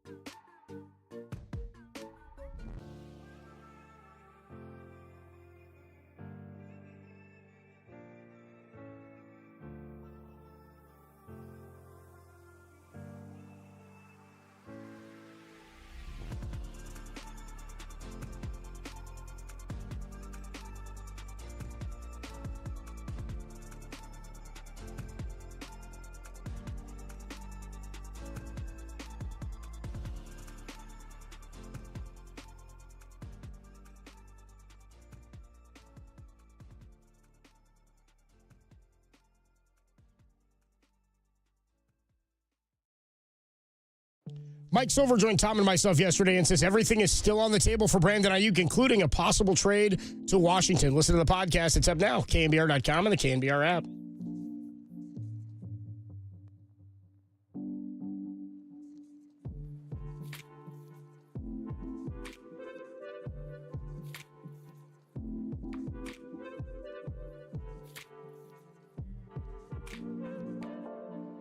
Hey, what's going on, everybody? Adam Copeland here for Underdog Fantasy. The best time of the fantasy year is just about here with the football season right around the corner. Last year, over 1 million fans got in on the game by making picks on Underdog, and you can too. You can win up to 325 times your money just by choosing higher or lower on some of your favorite player stats. Now, we know there's going to be a series of 49ers playing tonight. You can have a guy like Brock Purdy out there. You can go with his yards, completions, heck, Deebo Samuel, George Kittle. Anyway, just about any player in football, especially when the season gets started, but you can get in on the action now just by downloading Underdog Fantasy and signing up. And when you do, use promo code KNBR, and Underdog is going to give you a highly discounted pick to use on your first pick-em entry, plus a first-time deposit offer of up to $1,000 bonus cash. What a deal. You get that? It's Underdog Fantasy or the website, underdogfantasy.com. Promo code KNBR to claim your new customer offer of a gimme first pick and your deposit offer. You must be 18 or older, present in a state where Underdog Fantasy operates. Terms apply. Concerned with your play, call 1-800-GAMBLER or visit www.ncpgambling.org.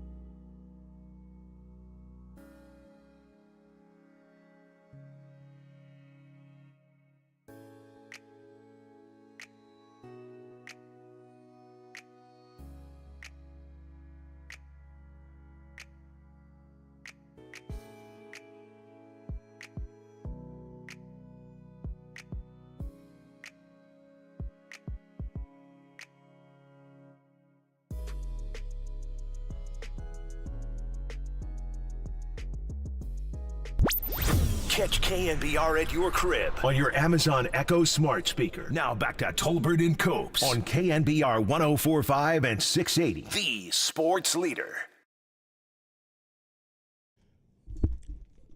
Tolbert and Copes with you Friday afternoon. Giants and the Mariners get going at 7:10 tonight, a 6:10 pregame, and then 49ers and the Raiders wrapping up their preseason in Vegas. We'll have pregame for that over on 810 The Spread starting at 4 o'clock. Kickoff at 7. Was that was interesting ska mix? Yeah, I was thinking that same thing. Never heard that one. Tim says Bully Bully ska. Are you with? I don't think this was ska. Is it really? No. I reject this as ska. Seems like there's a horn in it. I'm going to say no, but what do I know? What do I know? I don't know. I would take your thought on that over I'll take your word over Tim's on that being ska. Today it was announced that criteria for the NFL head coaches to make the Pro Football Hall of Fame has been changed. Okay. I don't know what it used to be. Starting this season, it used to be 5 years, just like it is for players, like regular players retiring. And I've always thought that it's like in basketball, they do it differently because you get to, like there's college coaches that just go in while they're active. Like Calipari's in the Hall of Fame. Mm-hmm. They put guys in just while they're still going. So starting after this season, coaches are going to be eligible for induction after 1 year of being away from the game. How about that? So it was previously 5, and it remains 5 for players. So let's say Bill Belichick or Pete Carroll don't sign jobs after this season. They can be inducted into the Hall of Fame as soon as 2026 and elected in 2025. I mean, maybe they don't want dudes dying before they get in. I mean, that's a good reason. I mean, you get a little bit older as a coach and get them in a little bit sooner. I get it. It's not that big a deal to me. If they go in and they're coaching, it's like, who cares?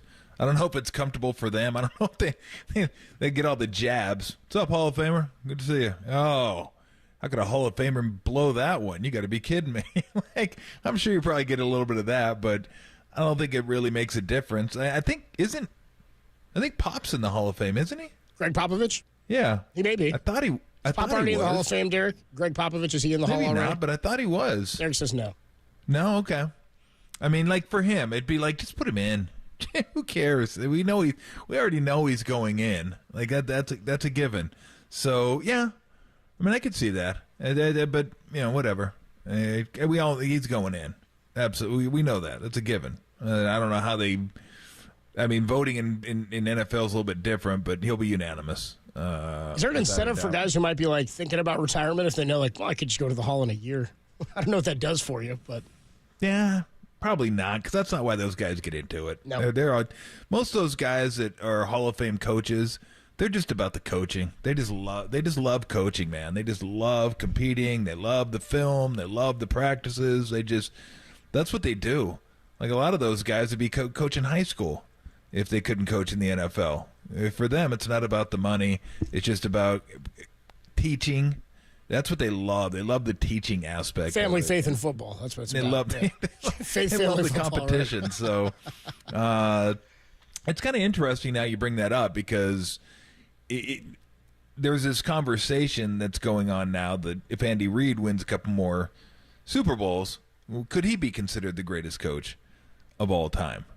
And you know how I feel about that argument anyway. It's, you're among the greatest. You're not the greatest. You can't tell me that Belichick is, if he's better than Lombardi, how's he better than Lombardi? I don't know. The different league, different game, different stuff.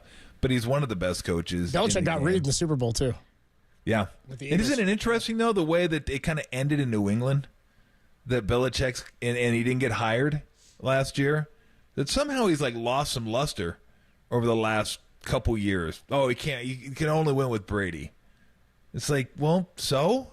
It was exacerbated by Brady leaving and winning without him. I don't remember Walsh winning without Montana. Yeah, that's fair. I don't remember Noel winning without Bradshaw. You go look at all the great coaches. Lombardi may have won without Starr. I'm not positive about that. I'd have to go back and look at that one. I don't remember Jimmy Johnson winning without Aikman and Smith and that offensive line and Michael that great Irvin. team. Now he gets credit because he's the one that put it together, and that's I'm not saying he doesn't belong in the Hall of Fame, but I find it interesting that you could go back, just start naming like dynasties or mini dynasties. And how many times could you say, well, they never won without that quarterback? Well, yeah, that's kind of the way it works.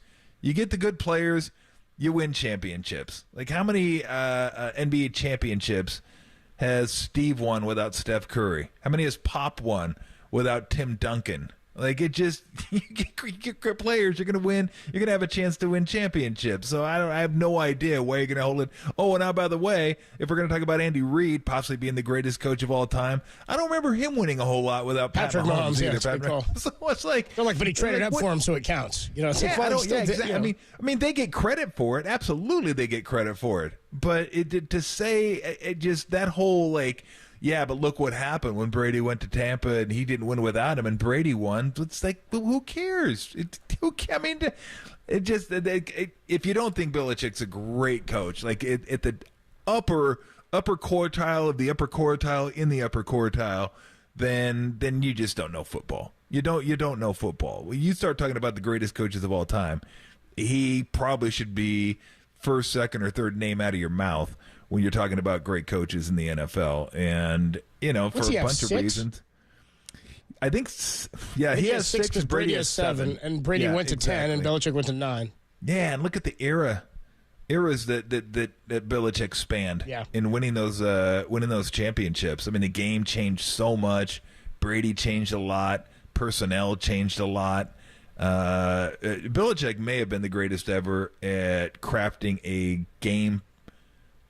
game-specific defensive plan. Like, he was incredible. What do we always say about Belichick? Like, he's going to find a way to take your target. The target you want to go to the most, he's going to take him out of the game.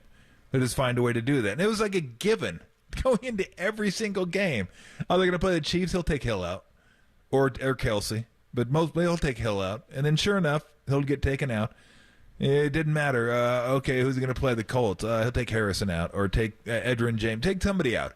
But the fact that he was able to craft that, like, is just incredible. Absolutely incredible. Well, do you think about, like, trying to stop the K gun when he was at the New York Giants and they had Hostetler? Like, he's been tasked in his career with stopping some of the greatest offenses and offensive players ever. And he did it. And he did it better than anybody ever did it, to the tune of 6 Super Bowls. So, again, just like you can't give Brady all of it, you can't give Belichick all of it. Again, that's why they're football teams. Yes. That said, I'm as good as Andy Reid is, I'm with you. I don't know that you can top what Belichick did over the eras that he did it. Now, the reason Reid is that close is because he's been involved and has been a head coach for the entirety of that time in the same kind of era, right? Going from the 90s to where he is now, and had 5 NFC Championship appearances and 1 Super Bowl appearance with the Eagles. On the offensive side of things, one of the greatest drawers of plays or offensive creators that the game has ever seen, which is why when you put a player like Mahomes into his offense, into something he developed, that's what's incredible. Now, Belichick, not an offensive mind, yet had the greatest quarterback of all time, right? Which is pretty incredible.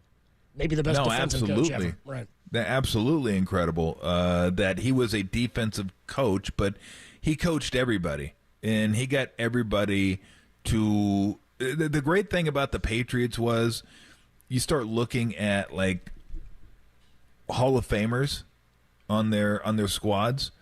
How many Hall of Famers do you think? And it'd be tough to say this because it's hard to talk about offensive linemen as Hall of Famers because I just don't know. I don't know who would be considered Hall of Famers. But you look at that era and you start thinking, okay, who are the Hall of Famers on the offense? Him and Gronk. Moss was there for 2 years, but they didn't even win a championship when Moss was there. No. But who else was there? I mean, so I'll take Moss out of it. Is because Corey Dillon in the Hall of Fame? I don't really. Who? Corey Dillon. He was there for a minute. Is he in the Hall? Who? I don't think so. By the way, Greg Popovich is in the Hall of Fame. Oh, he is. Okay. Yeah. I thought he was. I thought he went in a couple years ago. Yeah. Okay. So that makes sense. Derek. But I mean, I'm Corey sure Dillon there's some. not in the Hall. Yeah, I'm sure there's somebody, but I can't think of anybody. Like, I don't consider Moss a Patriot. I consider Moss a Viking. He was with the Patriots, and he's one of the greatest receivers of all time, but I don't consider him a Patriot. Like, I consider Gronk and Brady are Patriots, period. But I don't know. I mean, can you think of anybody else? It's like a Hall of Famer on that offense? Nobody comes to mind that I can remember because it was a defensive thing. Like, I would think it was more on the defensive side. Brady's the one, of course, but it's kind of what you think about when you. That's what's so incredible to me about Brady winning all those years is it's not like he had what the weapons that Peyton Manning had. I think we mentioned this the other day. It was a rotating door of running backs. None of them were of the elite variety. Like Wes Welker was fantastic. Danny Woodhead really good. Amendola, really good. All awesome in that offense. But they were made better by what Tom Brady could do. It's like when Peyton went to Denver. The first crop of players they had around him, I was like, Eric Decker is going to be one of his main guys. Sure enough, he was incredible. Yeah. Emmanuel Sanders, fantastic. Demaryius Thomas was like the big target there. Julius Thomas became an emerging tight end. But a lot of these guys were guys you never really heard of or paid much attention to and were just kind of middling players until Peyton Manning showed up there and the offense exploded. So I think Tom Brady had a lot of that same impact and effect on the players around him with the Patriots. It's why arguing system for a guy like Brock Purdy is hilarious because the players around Brock are elite. That said, Brock is excelling, and I think he's making guys better, which is why he's putting up numbers that Jimmy Garoppolo never did with some of the same talent around him. Yeah, look, and the league keeps changing, too. Yeah, it's evolving. The league keeps changing, rules keeps changing, all those sort of things. So the numbers are going to continue to go up. Like the numbers, you can't just look at the numbers and say, oh, look at the numbers. Oh, Brock Purdy's better than Joe Montana. No, he wasn't better than Joe Montana. It's just the game has changed. And guys, look at the quarterback ratings. Everybody, if you want to, a fun little stat for you on a Friday night, if you're home alone doing nothing, which probably most of you are, get on footballreference.com. Hey, I'm sitting at home by myself, so I don't mind. I'm going to be watching the football game and the baseball game. By the way, I watched the second half, Game 7, NBA Finals, 1988, Pistons-Lakers. It was on NBA Network. I was cruising by. I was like, God, that was pretty sweet. That was kind of fun to watch. Kind of fun to watch that. Basketball. But the numbers are insane. Look at the top 15 quarterback ratings from last year, and then go back to like 88 and look at the top 15 quarterback ratings. Joe Montana might not even be in the top 10 quarterback ratings. Like if you took his quarterback rating from that year, I'm not even sure it'd be in the top 10 of last year. And then Joe Montana is better than everybody playing now, maybe except Mahomes, who is going to be one of the greatest ever. But the game is totally different. The way it's played, the way it's officiated, all those things. Like quarterback ratings now, I used to think if you were above 90, maybe even 85 or above, that used to be pretty good. Now, like you're a pauper if you're in the 80s. Like 80, if you can't throw, if your completion percentage isn't above like 64%, 63%, it's like, And if you're in the high 50s, forget it. That's garbage. Anything that starts with a 5 is brutal. But hell, I think Drew Brees a few years ago had like 70%. 70% of your passes are complete. I mean, it's insane. I mean, there's a reason why you look at the all-time passing yardage leaders, and they're all dudes from now. And they're all great quarterbacks, to be sure. Brady, Breeze. I think Favre was up there. He's a little bit older, but Manning was up there. I mean, the rules have changed. And maybe really fun to talk to those guys, either one of them, about because they saw a lot of those rule changes. Now, they weren't there in the 90s and 80s when it was much different than it is now, but they were around long enough to where they saw the rule changes. And how often does Steve Young say, God, I wish I could play now? Yeah. Like, literally everyone's open. They can't hit you. If they do hit you, it's got to be between the shoulder pads and the knees. So it just, you feel safer. You feel more secure. Guys are open more now. He goes, it's a different game now. So you can't, you can't just go by numbers when you're looking at quarterbacks because it's totally, totally different. Which, by the way, speaking of numbers, in the pass-happy NFL and the great receivers that I mean, this could be like an all-time era for like receivers. There is great receivers in the NFL right now. It just goes to show you how great Jerry Rice's touchdown record is.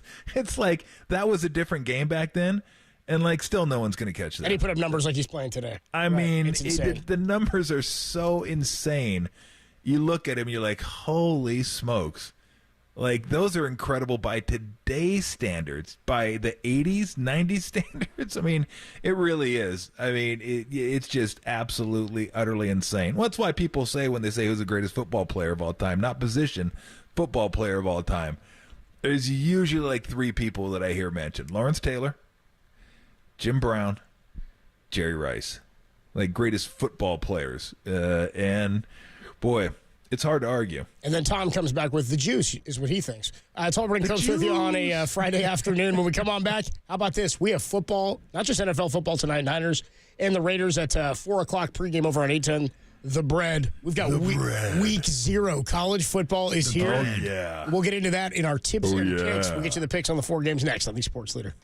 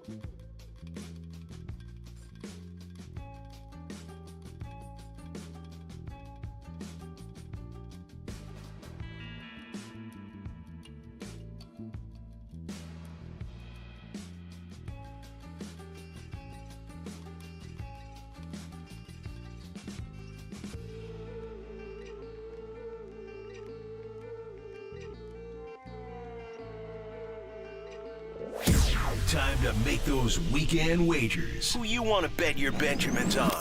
We got you covered with tips and picks. Sponsored by Twin Pine Casino and Hotel. Now here's Tolbert and Copes on KNBR.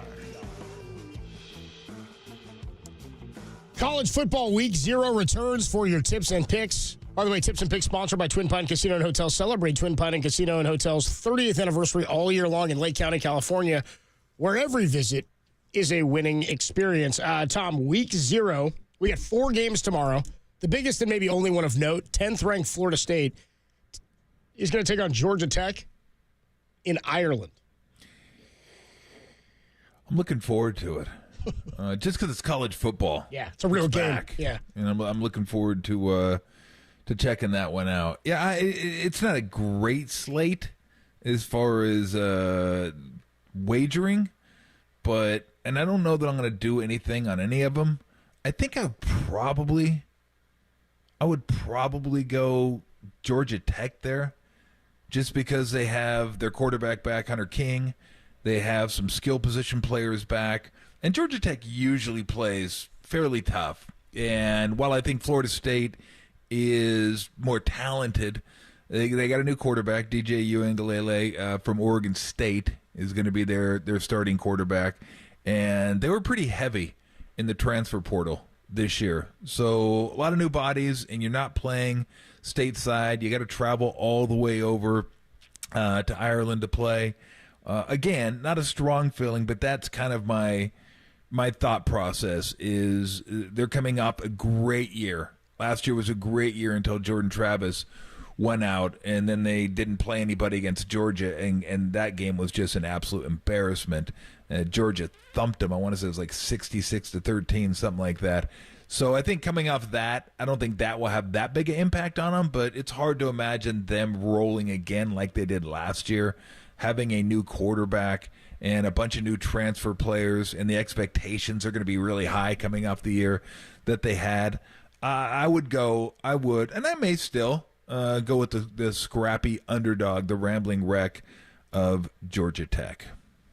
So if you had to make a pick, you're going Georgia Tech. Yeah, so I'm going to go Georgia Tech. I'm not saying I won't. Right now, it's game time decision. I'm not planning on it, but I could be talked into Georgia Tech. I also want to look a little bit more into the Montana State-New Mexico game. New Mexico's foul. I mean, they're just like they're a bad. Are they laying 13.5? Is that Montana? No, State? they're getting. Montana State is getting 13.5. No, Montana's. I'll go. Yeah, Montana State. Saying, they're laying. 13.5. So I mean, Bobcats. I think ranked number 2 in the FCS, and New Mexico's slated to be one of the worst teams in all of FBS. But I do like Bronco Mendenhall, the former coach at Virginia, and I think they're going to. They're going to get better because they can't get any worse. But my whole reasoning on that is, and I have, this is like not knowledge based at all because I don't know any players on either team. I haven't really looked into it, but FCS team's going to lay 13.5 on the road to a FBS team. Like I couldn't bet it without like digging into it a little bit more. But geez, I mean, I know you're bad, but 13, it's 2 touchdowns basically.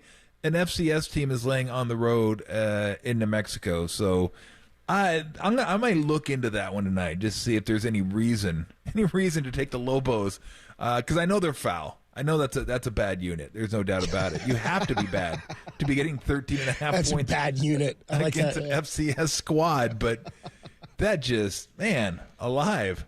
FCS teams are usually like even the good ones are getting 2 or 3, and maybe they're only laying 2 or 3, but they're not laying 13.5 points. So that's just an affront. That's an embarrassment to the FBS team. So I gotta think they're going to take. They're not going to take kindly to that. So I am going to look into that. I don't know. It's definitely not a recommendation, but I am going to look into that because I've never seen a line that big, an FCS team to an FBS team when the FCS team is the one playing on the road.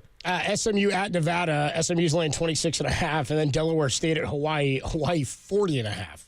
Yeah, those I have no clue. I know Hawaii's supposed to be halfway decent this year. Yeah, it's a decent unit. Yeah, and Delaware State stinks. They're one of the worst FCS teams. So that one I don't That's such a big number. Because you look at games like that and you're like, oh, I'll give everybody a little. It's not a trick that I use. Sorry, Tom. We got breaking news as it relates to Delaware State, Hawaii. Kerry, are you Kerry Crowley in studio? He's going to take over from me here momentarily. We got breaking news, a little insight on this game from Kerry. Okay. Yeah, I've been following closely. Delaware State missed its flight to Hawaii. So What? Yeah, I don't know how many flights. Are you kidding? What do they have? Your travel agent? Yeah, was it Air I Malta? made my flight today. Air Malta? Is that what you were Air Malta to Hawaii? But Delaware State missed its Tuesday flight, so I think they may have gotten in Thursday, based on my research on this one. This is hilarious. But the team got caught in traffic, I think. So Fantastic. That's incredible. Yeah. What are they? The Delaware State? Are they the Hornets? Great question. Great question. I think they might be. I think Delaware may be the Blue Hens. Delaware's definitely the Blue Hens. Yeah, Delaware, one of the 5 colleges to have both a president and a Super Bowl winning quarterback. That's right. That's Good knowledge. right. Yeah, there are. By the way, they are the Hornets. Okay. Delaware State, they are going to make it after some significant travel issues ahead of their season opening game to Hawaii. Was on its way to Honolulu despite missing a scheduled flight Tuesday because of a shuttle bus delay. No changes have been made to the game time, which is set for Saturday at 6 p.m. Hawaii time or midnight on Sunday in Delaware. So they got in. They got in. What are they flying? Like Southwest? Don't they have their own plane? They split up their team apparently. Then over the next 36 hours on various commercial flights to make it to Hawaii. So that is what has happened for Delaware Here, you State. get Delta, you get United, you get. Oh my gosh, that is. See you in wild. Honolulu. Don't put the quarterback on Spirit. I Like we wanna need know that how guy there. Hawaii's- We need that guy there. Hawaii's paying him for that game. But here's a little. Again, it's not really a trick, but it's games occasionally I will look for early in the season, and you'll get them when usually an FCS team plays an FBS team, but the FCS team or the FBS team is like a dominant team, and they're just like it's the body bag, pay them $2 million to show up at the stadium type game. And although it may apply, I haven't looked yet to Ohio State Akron in week 1. So what you do neither. Zips? No. is you look for a game that's like the spread is 50. High 40s, low 50s, something like that. And then you look for a total that's within, let's say, 13 points of the spread. Ideally, you'd like to get the spread to be like 50 and the total to be like 61. And then you got to ask yourself, do I feel lucky? If you do, take the underdog and the over. Because if the underdog scores 1 touchdown, that's it. And you assume that there's going to be a fair amount of garbage time in the game. So if they get 1 touchdown, and let's say the spread's 61, but the total 61, spread's 51, they score 7, then Ohio State would have to score 59. 59. That's all they'd have to score to cover, but then you'd go over. So you can't lose both. So now, worst case scenario, you lose 60-0, and then you lose both your bets. But that's something that I always look to see if there's any correlated lines early in the game where if the underdog I take scores 1 touchdown, the game's going to go over, and I can't lose both. So look for that. I'll play those a few times during the course of the early season if I can get spreads that are close or totals that are close to the spread and just hope for 1 touchdown. By the way, Delaware, they had to put players on 3 different planes to get them there, break it all up. They had to spend the night in New York because they were trying to fly indirect. They were trying to fly direct without having any stopover. It's like a 6,000-mile flight, right? Going from New York to Hawaii. But they were going to make that trip and play that game because they are owed $180,000 from Hawaii. So they're showing up. Yeah. Tolbert and Copes with you on a Friday afternoon. I'm signing off. I'm going to head on down the hallway to our sister station, AM 810, The Bread, where you can get 49er pregame starting in about 10 minutes. Kerry Crowley takes over. Guys, have a nice weekend. I'll catch you later. Thanks. More to come. Marcus Thompson next on the Sports Leader.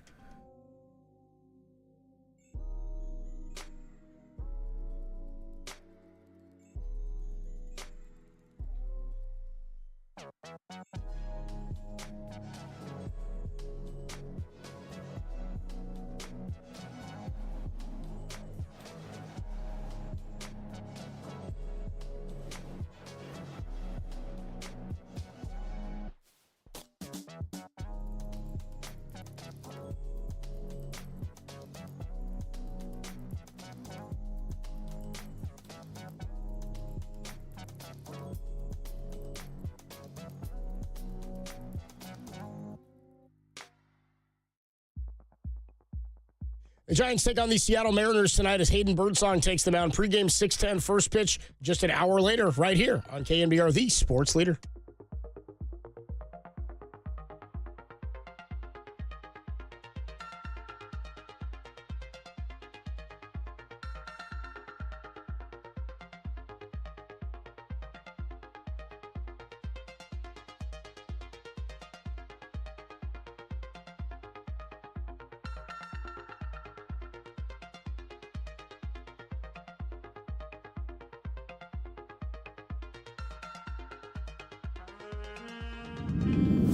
Sorry to steal your thunder, man.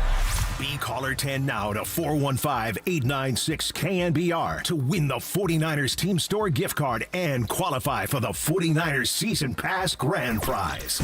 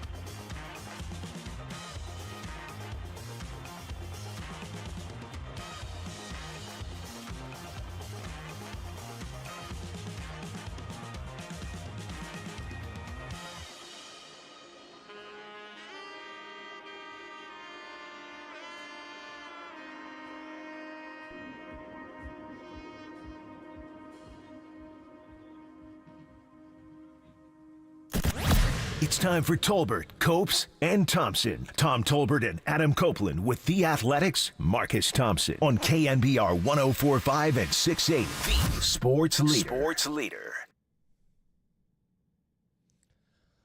We are back here on Tolbert and Copes. Kerry Crowley subbing in for Adam Copeland here on Friday afternoon as the 49ers get set to wrap up the preseason against the Vegas Raiders. Joining us now, senior columnist for The Athletic, Marcus Thompson. Marcus, back from Paris, ready to cover the 49ers. How are you? I'm good. I don't know about ready to cover the 49ers, especially not during preseason. So holler at me like week 3, and then we can talk. We can arrange that. But meanwhile, how was you extended your trip in Paris, right? No. I went pre. I went there before you go. Okay. To chill, and then afterwards. So by the time I got home, I was cooked. I was done. You're done. So there was no. There were other people who went, and they're like, they went on family vacation afterwards or to hang out, and they all were like, yeah, I couldn't even enjoy it. Like, I was too cooked. So that was the smartest move I made, was kicking it before the Olympics. Because afterwards, you are done, buddy. Yeah. Now, what did you do before? What was the itinerary? I mean, we did all the, the Parisian stuff. We went to the Palace of Versailles. We went to the Louvre. We did the Seine River walk stuff. We tried every crepe and croissant and, cafe we could find, like all of that stuff. And then after a while, the cigarettes and the sugar and the butter just gets to be too much. So we went to Amsterdam. You did? That's the way we went to Amsterdam. How was that? So, it was eye-opening.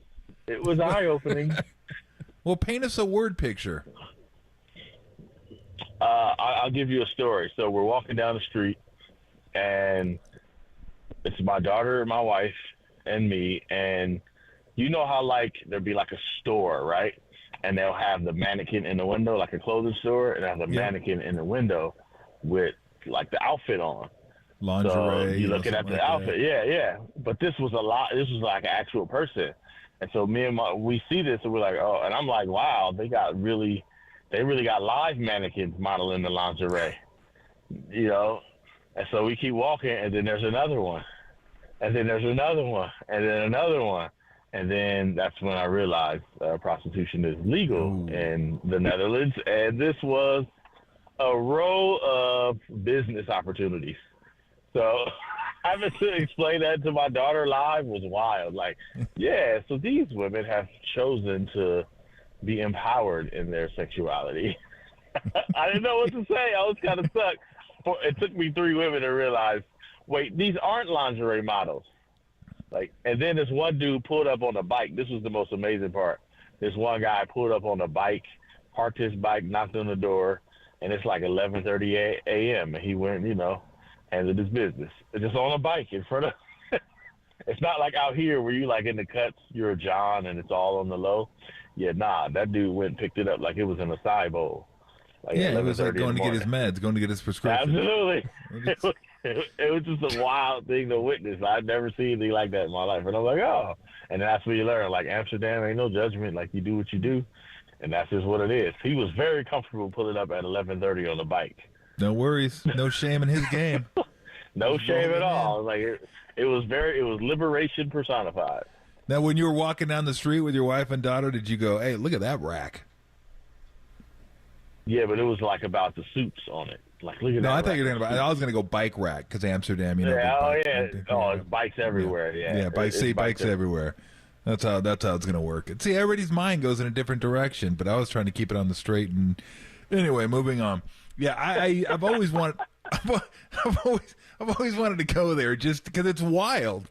It's wild just to see, and I think for the most part, certain countries, and I don't know if Paris is one of those. I think they are, but what they show on TV and how they look at the nude body or sex and stuff like that, it's totally different than the way we look at it over here in the States. People over there don't have as big a hang up over that kind of stuff. Obviously in Amsterdam they most certainly do not, but over here, boy, it's totally different. Did you kind of find that when you're over there?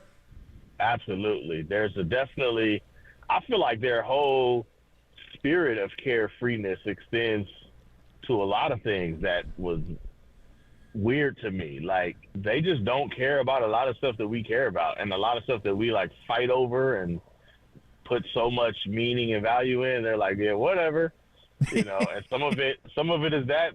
The other part that was irritating is like that's how they felt about customer service. Oh, like, really? Dude, Yep. Oh, yeah. Oh man, like you bought a coffee. Like, you didn't buy a smile and a clean table and you know, speed. Like, you know what I'm saying? Like, it's just a lot of stuff where you're like, yo, like, come on. And they're just like, yeah, nah, we don't really care about any of that stuff. Like, just sit down, have a good time, and you be all right. But we're so used to like the kind of American way that it was irritating at first. It's like, so I'm just not going to get any service, or I'm going to wait 30 minutes for a latte, or, you know, just all this type of stuff. Like, nobody's going to check in and see if I'm good. Nobody cares about my experience through the whole process. Like, that part was weird. We got, like, basically, like, roasted in French by some lady because we bought too much stuff. She was mad that we were buying too much stuff. She just, like, rolling her eyes every time we added more to the thing. She's just like, oh, yeah. And then she starts speaking in French, and eventually like, yo, are you mad? In America, you buy a lot of stuff. They're, like, happy. They turn up the customer service. They're like, listen, dude, this is way too much work. Like, we were at the grocery store, and we bought food for the week because we were in Airbnb. So we go to the grocery store, we buy food for a week. It was the biggest inconvenience for the lady helping us. She was so, every time we put another cart up there, because they don't have the big shopping carts. It's all like hand baskets. I don't think they do the week thing. So every time, my wife went nuts in there too. So it's like we had 5 of those little baskets. So every time we put one up, she's like eye rolling, talking to her colleague in French. And the only thing I understood she said was Americans. Right? I was like, American. Yeah, that's the only thing I understood. Like, she was hot. And every time we put it up, she's like throwing stuff in the bag, like, geez, you gluttons. That's what I felt like she was saying. So I went and bought some more stuff. And then we were looking for her. Like, where you at? I got 6 more things to buy. I don't even want them. I'm just buying them to annoy you. In fact, I'm going to buy them and give them away when I walk outside the store. Exactly right. Yeah. I found that approach to be about a lot of things where you normally would think we're so uptight about it. They don't care. Like, they don't care about, like, if they stink, they stink. Like, it don't bother them. Yeah. Well, here's another thing, too, I found. They're not as constricted by time as we are. It's like, hey, just enjoy your day. Just do you want to hang out and drink coffee for half an hour, 40 minutes, 3 hours. Go ahead and do it. You just enjoy the day. And over here, it's like, you know, get in, get out. They want to turn over the restaurants. They want to turn over everything. They want to keep things moving. Everyone's got money to make. Let's get this going. Let's try to give everybody good service and get them out of here. Over there, it's just like, what are you doing today? I don't know. Just going to go chill a little bit and do this. And nobody really cares. And I kind of like that way of life, to be honest with you. It does get a little annoying where it's like, look, we got to pay attention to some things a little bit, don't we? Yeah. Over there, the answer is usually, nah. Yeah, I didn't like it at all. Like, of all the things, I did not like that part. I was like, you didn't like that? No, I'm spending $47 right now. That should get me a little bit of urgency. Like, something, like, you know what I'm saying? Like, I'm so used to, like, having my money, like, mean something. Like, over there, they really don't care. Like, listen, they're like, dude, at 5 o'clock, I'm going to be at, a cafe down the street having my daily alcohol and a baguette. So I ain't, like...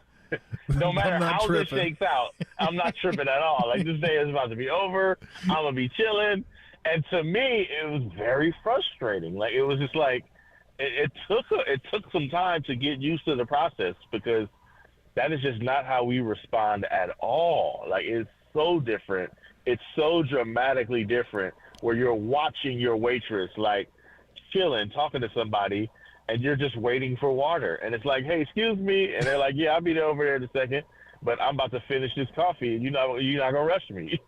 Yeah. Well, it's like literally get out of my way, out of my own way. Because it's I know exactly what you're talking about because it's very similar, and this doesn't happen a lot, but occasionally you'll go into a restaurant, and not a restaurant per se, like a coffee shop or something like that, and they'll be on the phone while you're getting ready to order. And they're we cutting them up. They're right? like, oh man, you doing? tell Gene to go ahead. No, I can't. Friday, we ain't doing no Friday. What are you talking about? Maybe Saturday we'll go over there. We'll do this. Like, yo, can we maybe order here and get off the damn phone? I mean, can you take care of that later? 1 minute feels like 5, right? You're like, you've been on the phone for 37 seconds. Because you're steaming. You're just steaming. Like, you are so mad. Like, you guys, I can't believe you're doing this. But they didn't expect tips, did they? Like, they don't expect the same type of tips we expect over here either, do they? They reject them. They're like, there you go. Then that's why they don't care. Absolutely. Their service is their service. No, it's terrible. As an American, you can't buy your way into anything. It's like, I know you can't. I'm gonna buy throw extra 10 in there for you. It don't mean no. Keep your money. The government already took that out. Like we straight. We're good. Like it's infuriating. It's like, all right, I just put an extra $15 on there. That ain't gonna buy me nothing. Like nope. Nothing. Nope. I'm still at 5 o'clock. I'm going down the street to get me some alcohol and a baguette. Like ain't nothing changing that. So like you enjoy this or not. Like and then you start learning. Like, Don't hey, care. I'm about to order this. Yeah, I'm about to order this, and I know it's gonna be 20 minutes. And then by the end, you're just like you're not rushing like them, right? Like you're not worried about being late. Like it's the only way to be sane, and it ends up being actually sane, right? It ends up like. Yeah, I'm going to go have a cup of coffee, and I don't need to be out of here in 15 minutes because nobody in society is rushing. I'm going to look like an idiot rushing. And the trains, like you're running trying to catch trains, it's like it's one. There's another one coming. They're just fine. They're just walking slow. Like they're not ADA compliant, nothing old people carrying stuff upstairs, no ramps, no lifts. They're like, yeah, whatever. It's all good. Eventually you're like, yeah, whatever. Why am I tripping? But then you get back home and it's like, yeah, I kind of prefer this. I like my 20% tip mattering. Like I want it to matter. I need it to matter. Oh, that's hilarious. We're talking to Marcus Thompson of The Athletic. All right, let's ask you a couple Niner questions. Does the noise surrounding this team this offseason, and it's mostly Aiyuk, but Williams is in there, and now Pearsall's hurt. It seems like there's a lot going on around a team that's trying to get back to a Super Bowl. Does that color your judgment any way as to how this season will, if not go, will start out? Yeah, it does. It's hard not to. Like, I mean, it's hard enough to, like, get to the Super Bowl. But getting back, and then this would be their third time, like, or their, like, fourth straight NFC championship. Like, this underscores how hard it is. And then you start thinking about they're fighting against that natural current, and you're already starting to see it develop. You know what I'm saying? Like, you're already starting to see how the little things kind of matter. Like, they're no longer under the radar. They're no longer kind of this team that nobody's expecting there. Everybody's picking everything else. To me, it feels like, yep, this is how it starts. This is the chaos. And we saw, like, what the difficulty was when Nick Bosa miscast. Like, it takes some time. And it's small, but when you're trying to do what they're doing, you kind of need it to go pretty swimmingly. So it does make me sit up in my seat and it's like, all right, is this the beginning of how it goes? I think we had this experience with the Warriors. Like, all year they're like, all right, yeah, it's coming. And then at the end, what do they say? Like, yeah, we kind of got off to a bad start with this. So at the end of the year, we're going to look back and be like, yeah, it kind of was messed up from the beginning, right? So to me, it's like, are they going to be able to rein this stuff in and kind of just lock in on doing what is incredibly hard, which is getting back to the Super Bowl? And again, like we're talking Super Bowl, they got to win a championship. That's the thing. But just getting to the NFC Championship game, like, it's going to be difficult. It's tough because they've done it. And it's going to be difficult to focus. When the stakes is winning the Super Bowl, how do you pay attention to all the little things along the way? So to me, that's going to be the difficulty. And you're already starting to say, all right, here you go. Here's the stuff. Like, we forget about Trent Williams. That's kind of a big deal. Mm-hmm. That's kind of a massive deal. If they're not ready for week one, now you start like, does this stuff unravel? Is it pulling the sweater, or can they kind of right the ship in time? I think they can, but I wouldn't be surprised if we look back and say, man, this thing was off kilter from the beginning with the Aiyuk situation. And just like the Warriors, they wouldn't tell you until after the season. Absolutely. Afterwards, it's like, man, we've been asking you this all year. Now Steve is like, yeah, we were kind of No, we're good. We're good. Oh, goodness I was so mad at that when he's like, yeah, well, we kind of knew in camp. Man, we asked you this 1,000 times. You're like, we're straight. It's all fine. And then at the end, yeah, we were cooked. We had a bad camp. Like, it's hard to overcome what we went through. If the Niners don't get it done this year, they should go, yeah, we were cooked as soon as Draymond punched Jordan Poole. Yeah, exactly right. I mean, it was kind of over for the Bay. It was over the at Bay that ain't point. really won anything since Draymond punched Jordan Poole, so we can just always point to that. Oh, my goodness gracious. Got anything fun lined up this weekend? Listen, I am about to go camping with some young people from church. Oh, I'm my. not ready for this life, yo. Wow. Like, now I got to go spend the night outside. You ever do this and be like, yeah, I'm doing this. It is going to be fun. And then you get there and it's like, no. But I will say this. Maybe I could ask y'all this. And last year, I brought a king-size blow-up mattress, and I put it in my tent, and they derided me for a year. I mean, it's called glamping, right? Yeah. But so I'm like, actually, it was queen. So this year, I bought a king and a bigger tent. And I got like my own, I got like all this stuff so I can have my natural. I'm basically creating a home on camping, and they saying that's wrong. They're like, oh, you can't do that. You got to like live in the rough. But I'm like, listen, this is the rough, but I just, I glamorize it outside. I know they're going to get on my case about some of the items that I have brought for my own comfort. Yeah, like, yeah, I'm going to have French roast coffee outside. Like, it's going to happen. Like, I brought a machine. Yeah, I could plug it up and I could have me one out there, Like, I'm going to be able to be on my laptop because I brought a generator. Like, there's nothing wrong with this stuff, right? They're just mad because they didn't think of this stuff in advance, and I'm all ready to go. Either that or they're sadists, and they just want to suffer. I'm like, yeah, you mad because my back don't hurt?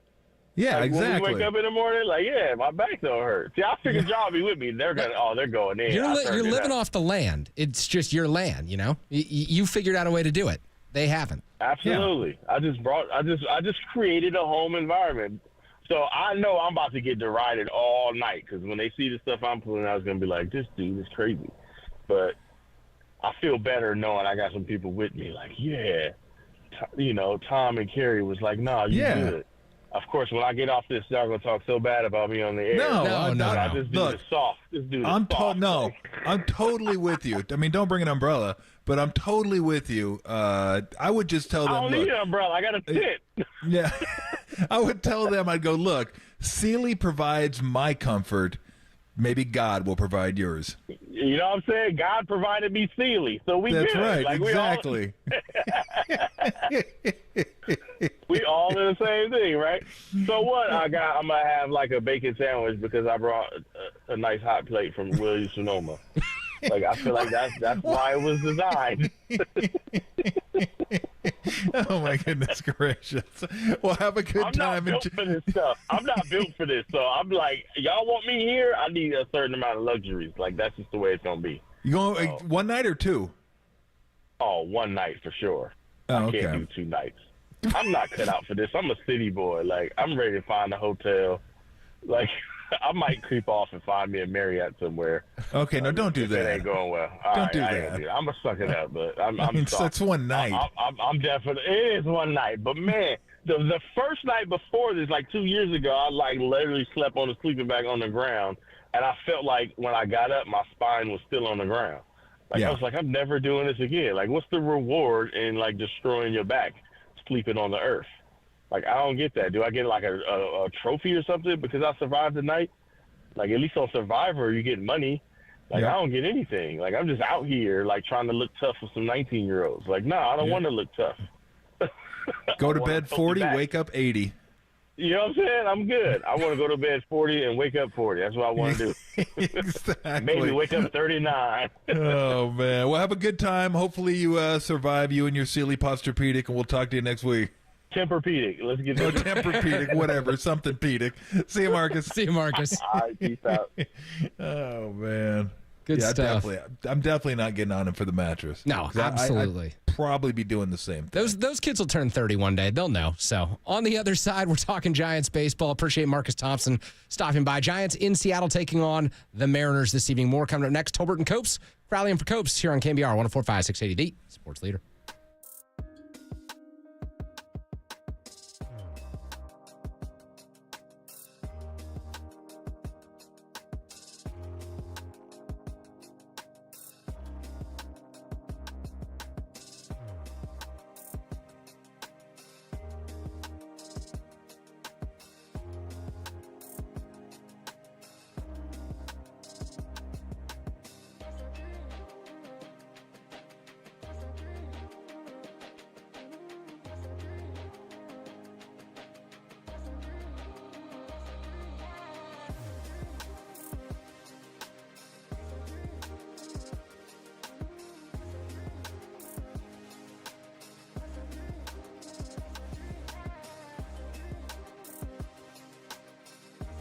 Tonight's 49ers game against the Las Vegas Raiders can be heard on our sister station, 810 The Spread. Tune in as pregame starts at 4 o'clock with myself and John Lund, only on 810 The Bread. All right, we've got our good friend Steve Moskowitz on the line. Steve, tell us what you do if you can't pay your taxes. So many good options that you have. But you have to know about them. You know how to do them. We've dedicated our professional lives to this. We've done so many thousands of these over the years. Don't stick your head in the sand and wait for one of these new IRS agents come knocking on your door, ruining your life, your business, your marriage. We want to take care of you.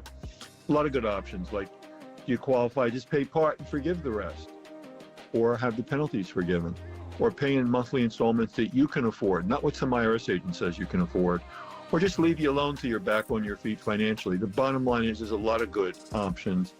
I've only scratched the surface. There's so much more I want to tell you. The only thing you have to do is pick up the phone for a free consultation and say, hey, Steve, get me out of this mess.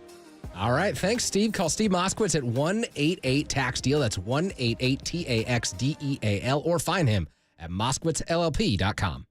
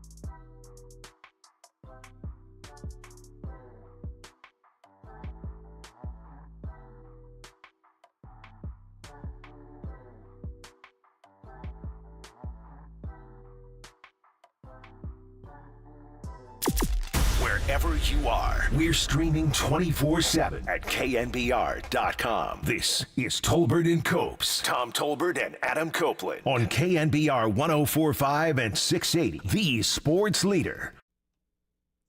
All right, we're back here. Tolbert and Copes. Kerry Crowley in for Adam Copeland here on Friday afternoon. Copes, he's got the 49er pregame show over on KGO this evening. 49ers and the Raiders' final preseason matchup. He's chatting with John Lund. I'm Kerry in with Tom Tolbert this afternoon as we get you set for Giants baseball on the radio this evening. The Giants up in Seattle against the Mariners, a Mariners team that is now 5 games back in the AL West. It has lost its manager, Scott Service. He was fired earlier this week. He was fired, and he's been replaced by Dan Wilson as the interim manager. So the Seattle Mariners reeling. They have made a change, and the Giants will see a different-looking Seattle team this evening. They'll see former Giants prospect Luis Castillo on the mound for Seattle, 10-12 this season, a 3.51 ERA, 154 strikeouts on the season for Castillo. For the Giants, they'll go with a young right-hander, Hayden Birdsong, 3-3, a 5.01 ERA, 49 strikeouts. He's been trending in the wrong direction. It's an interesting decision by the Giants, Farhan Zaidi and Bob Melvin, to start Hayden Birdsong here on Friday evening, as the Giants had the opportunity to potentially push back either Birdsong or Kyle Harrison, and they chose to give Harrison the extra rest. So he won't pitch for the next few days in the Seattle series. I believe Robbie Ray will go on Sunday. He'll face his former team that traded in this offseason. And here is the lineup that Bob Melvin put forth for the San Francisco Giants. Tyler Fitzgerald leading off, playing shortstop for the ball club, 14 homers, 14 stolen bases for Fitzgerald. Lamont Wade Jr. batting second. He'll play first base for the team. Elliot Ramos in left field tonight, batting third, 18 home runs this season, 834 OPS, still chasing that 20 home run threshold for the first time in his career. Michael Conforto batting cleanup. He's the designated hitter. Matt Chapman down in the 5 slot this evening. He will play third base as always. Leads the Giants with 20 homers and 62 runs driven in. Mike Yastrzemski gets the call in the 6th slot in the order. He will bat 6th and play right field. Tyro Estrada back at second base and hitting 7th tonight. Grant McCray, the rookie center fielder, out there batting 8th. And the new addition to the Giants roster this evening, Andrew Knapp, will do the catching.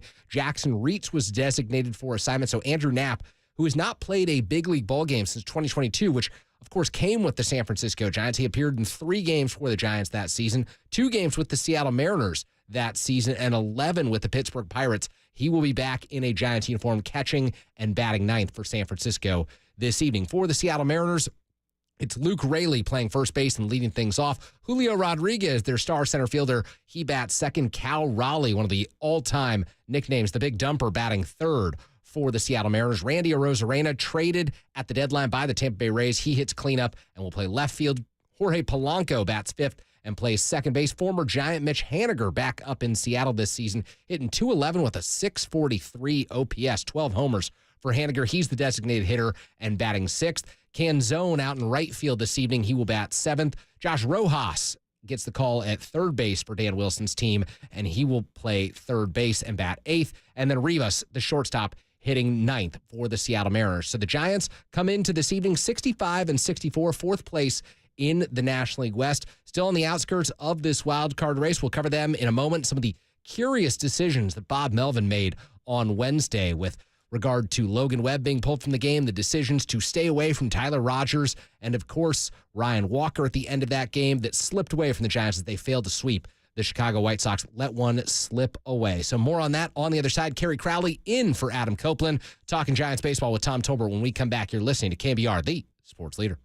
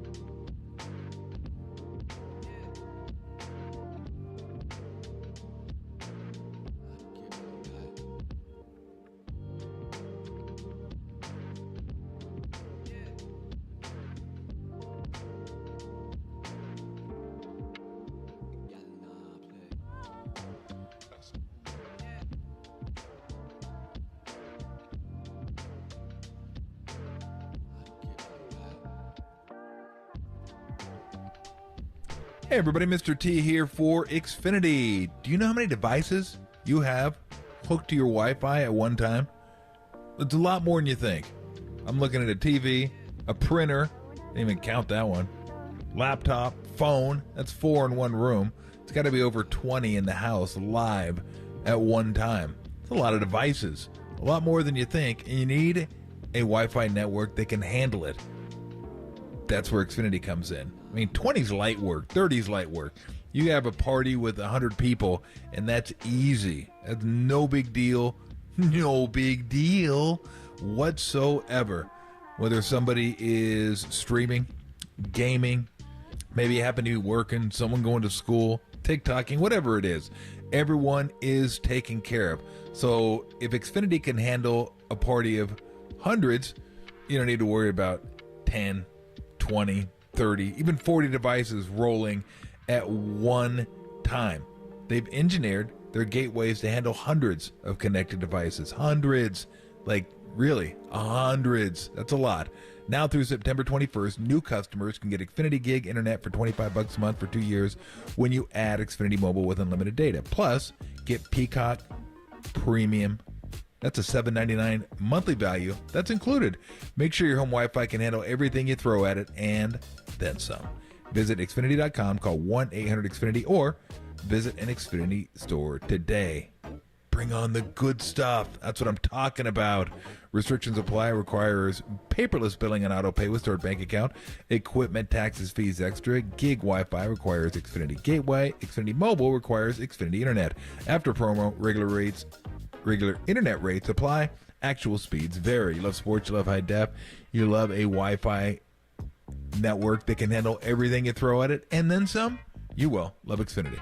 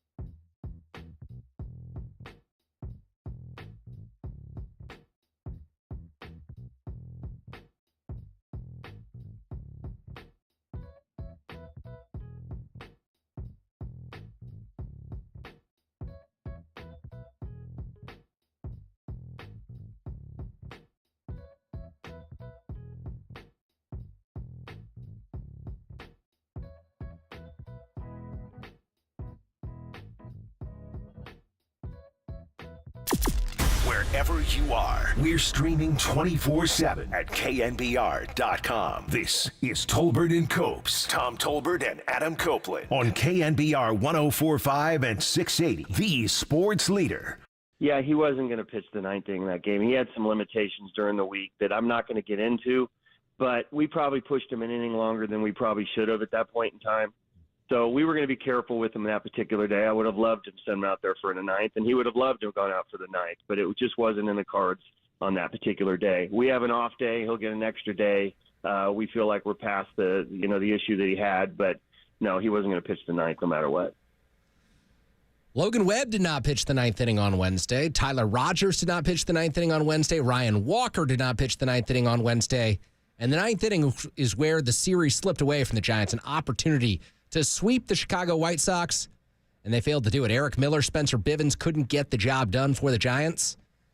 And Tom, this is a team that goes back to Seattle one game over 500, 4 games out of the wild card, and every time we have this conversation, it feels like we say, okay, the Giants need to do this, say go 13-6 over a 19-game stretch to really get back into it. They come a game or two short of it, so they're not completely out of it, but they're never really in it, huh? That's what the Giants feel like. That's what they feel like. They're not good. They're not bad. They're just kind of They are what they are. And I think over that, they started off that stretch that I thought they needed to go 12-7. I thought 13-6 would be a good number, but 12-7. I think they started off 7-3. Mm-hmm.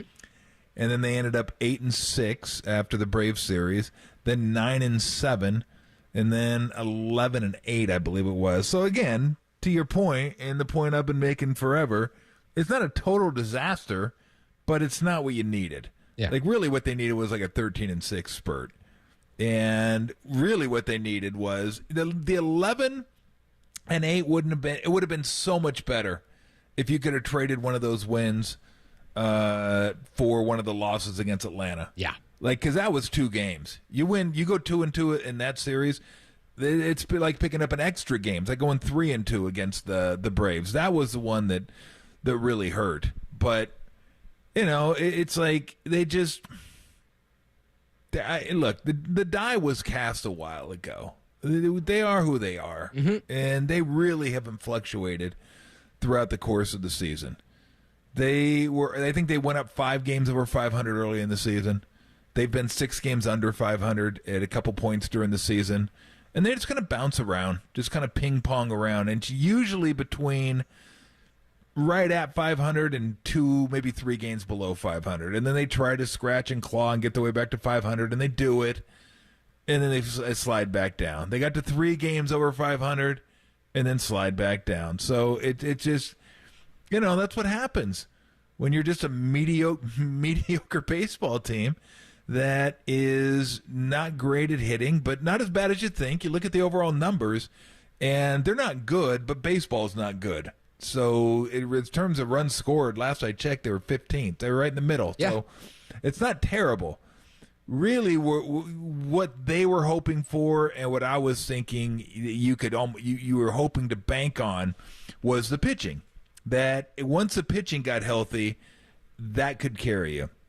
So they've gotten Webb, who after about a month ago, he had like 3 rough starts. Everything's good with him. He's solid. You put him out there, you're expecting to win, even though that didn't happen last game. And that we talked about this yesterday. That's what I thought I heard. I thought I heard him say he had some limitations. He did, yeah. That's where I thought, okay, well then I can't say you got to go 9 because Logan Webb's the last guy I'm going to question on going 9 because that guy wants to go 9, and I'm not going to question him. I'm not going to question Melvin because Melvin's going to put him out there he knows the importance of that game, and he thought if he could go 9, he would have put him out there for 9, and Webb would have gladly taken the ball for the 9th. But he's been fine. Snell's been dominant. Ray's been kind of wildly up and down, which to be expected. I mean, you're hoping for better, and that was kind of the hope. But, you know, coming off a year off, this is what it probably should look like. Dominant, and then just kind of, you know, walking guys, hitting guys, balls leaving the yard. Like, he's not dialed in, nor should we expect him to be. You could hope, but you can't expect that. And then you get Ray and Birdsong, and not Ray and Birdsong. You get Harrison and Birdsong, and I'm not sure how much Harrison's innings are starting to catch up to him because the velocity's down a little bit, and the guy's grinding. I'll give him that. He grinds, and he's a competitor, but he could use that extra 2-3 miles an hour on that fastball, and I know that high fastball plays for him.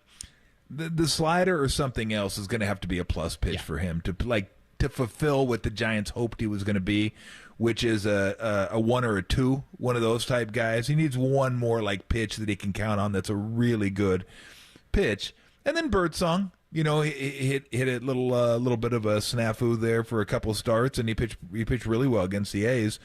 But the hope was the pitching would carry him, and everybody knows, everybody said it many times, usually in a mocking term.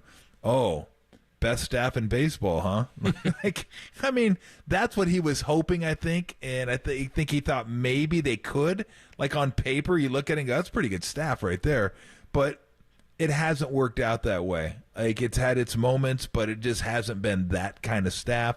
And they really need it to be that kind of staff, and it just hasn't been. So, it's like they just kind of ham and egg it. A little bit of this, a little bit of that, come from behind, blow some leads, and hit some homers, give up some homers, and just, I've said this for 3 or 4 years, Kerry, maybe even longer. It's certainly since Posey retired, that they need to find a way to get a middle-of-the-order bat. Yeah. And I don't really care if it's through the minor league system, and which is why I was kind of hoping that Luciano could get more of a runway and just kind of let him go. I think you made a very good point last time we talked. Like, how do you square the fact you gave up Soler and then he doesn't play? And I get it from Melvin's standpoint. He wants to win every game, and he's trying to win every game, so he wants to put the best lineup out there, and he doesn't think he's part of that lineup. But,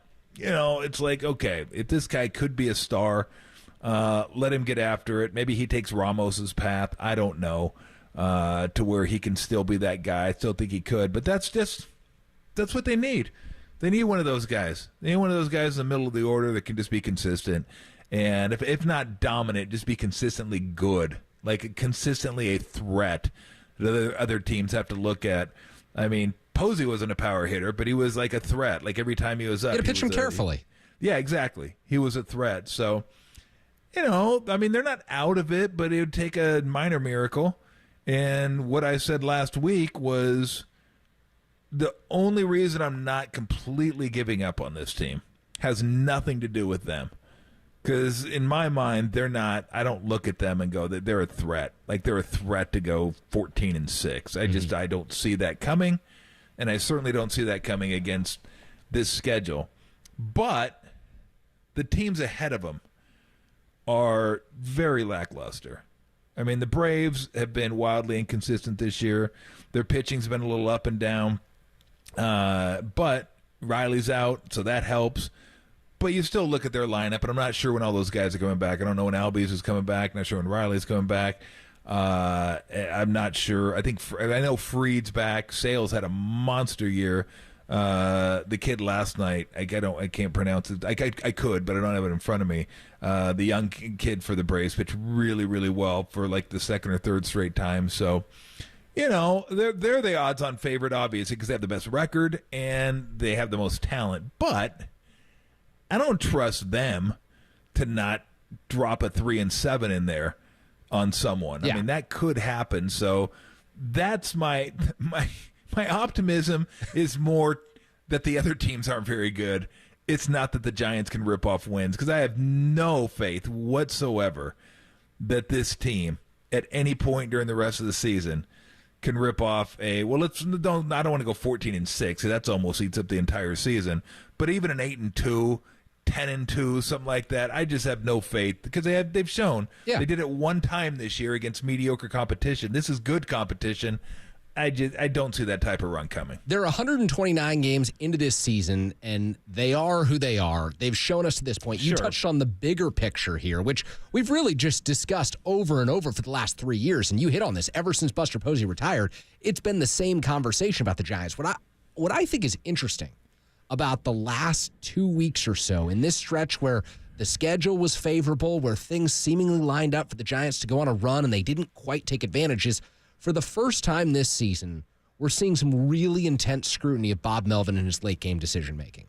Because I think that Giants fans wanted to give him the benefit of the doubt coming into this year that he would be different, that he would somehow find a way to galvanize this clubhouse, that accountability would look different, and that the improved talent would lead to improved results on the field. And then you have the Braves series, where the Giants go into a 10th-inning situation, and they don't bunt, they swing away, and they lose. The next night, they've got their best hitter at the plate, Tyler Fitzgerald. second hottest hitter in baseball at the time of the last 2 weeks.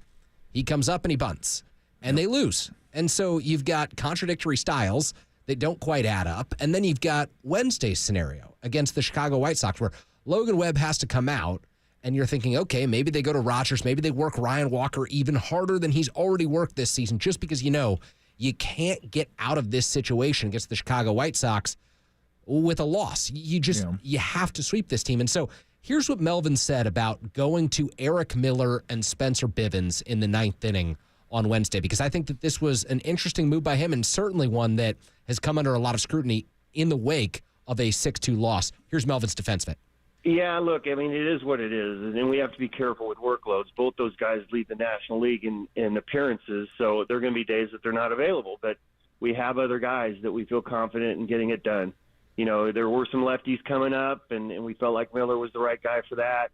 Once it got to Lee, we felt we were in a good spot with Bivens. He's pitched really well for us. He's got like a 2.4 ERA or whatever. He just didn't get it done. Got ahead 0-2 and one bad pitch. And look, in my position, you just have to be right. If you're not, you're wrong. So you can look at all the numbers and how it sets up and who you want in the game. And if it doesn't work out, then it doesn't work out. So that's on me. Now, I don't know if Bob Melvin's covering for him, but Ryan Walker pitched on August 18th and then August 20th. Wednesday was the 21st, so it would have been back-to-back, but he'd only thrown 11 pitches the day before. Yeah. Seems to me like you'd want him in that situation, and I don't know if he's not at full strength. It certainly would be defensible if he's not. He's taken the ball 63 times this season, but that one did not add up to me. The Logan Webb one makes sense because, look, he's your horse. He leads the major leagues in innings. He wasn't feeling well, and he said so after the game. The Ryan Walker one, I just don't quite get. Yeah, I never know, and I get it, but I never know what's going on with the bullpen and how guys are feeling and what they talk about and how much the manager is going to cover for guys. Because Melvin's old school in that way. Like he's not going to tell you exactly what's happening a lot of times, and I think that's probably the right way to go about it too. But no, I agree. That was too important a game to leave. And look, they both had success at points this year too. And I think if Miller can get it over the plate, he's tough to hit. Yeah. Oh, yeah. He's really tough to hit. But he couldn't get it over the plate. I mean, I'm sorry. You just can't walk two guys. You can't come in 9th inning, walk two guys in a tied ball game. Like, you got to be able to throw the ball over the plate. But no, I agree with you. But it's just, again, it felt like, okay, you have to win this game. You need to win this game. You can't lose to the White Sox. Because I thought the same thing, and then I looked at it and went, it's one more game.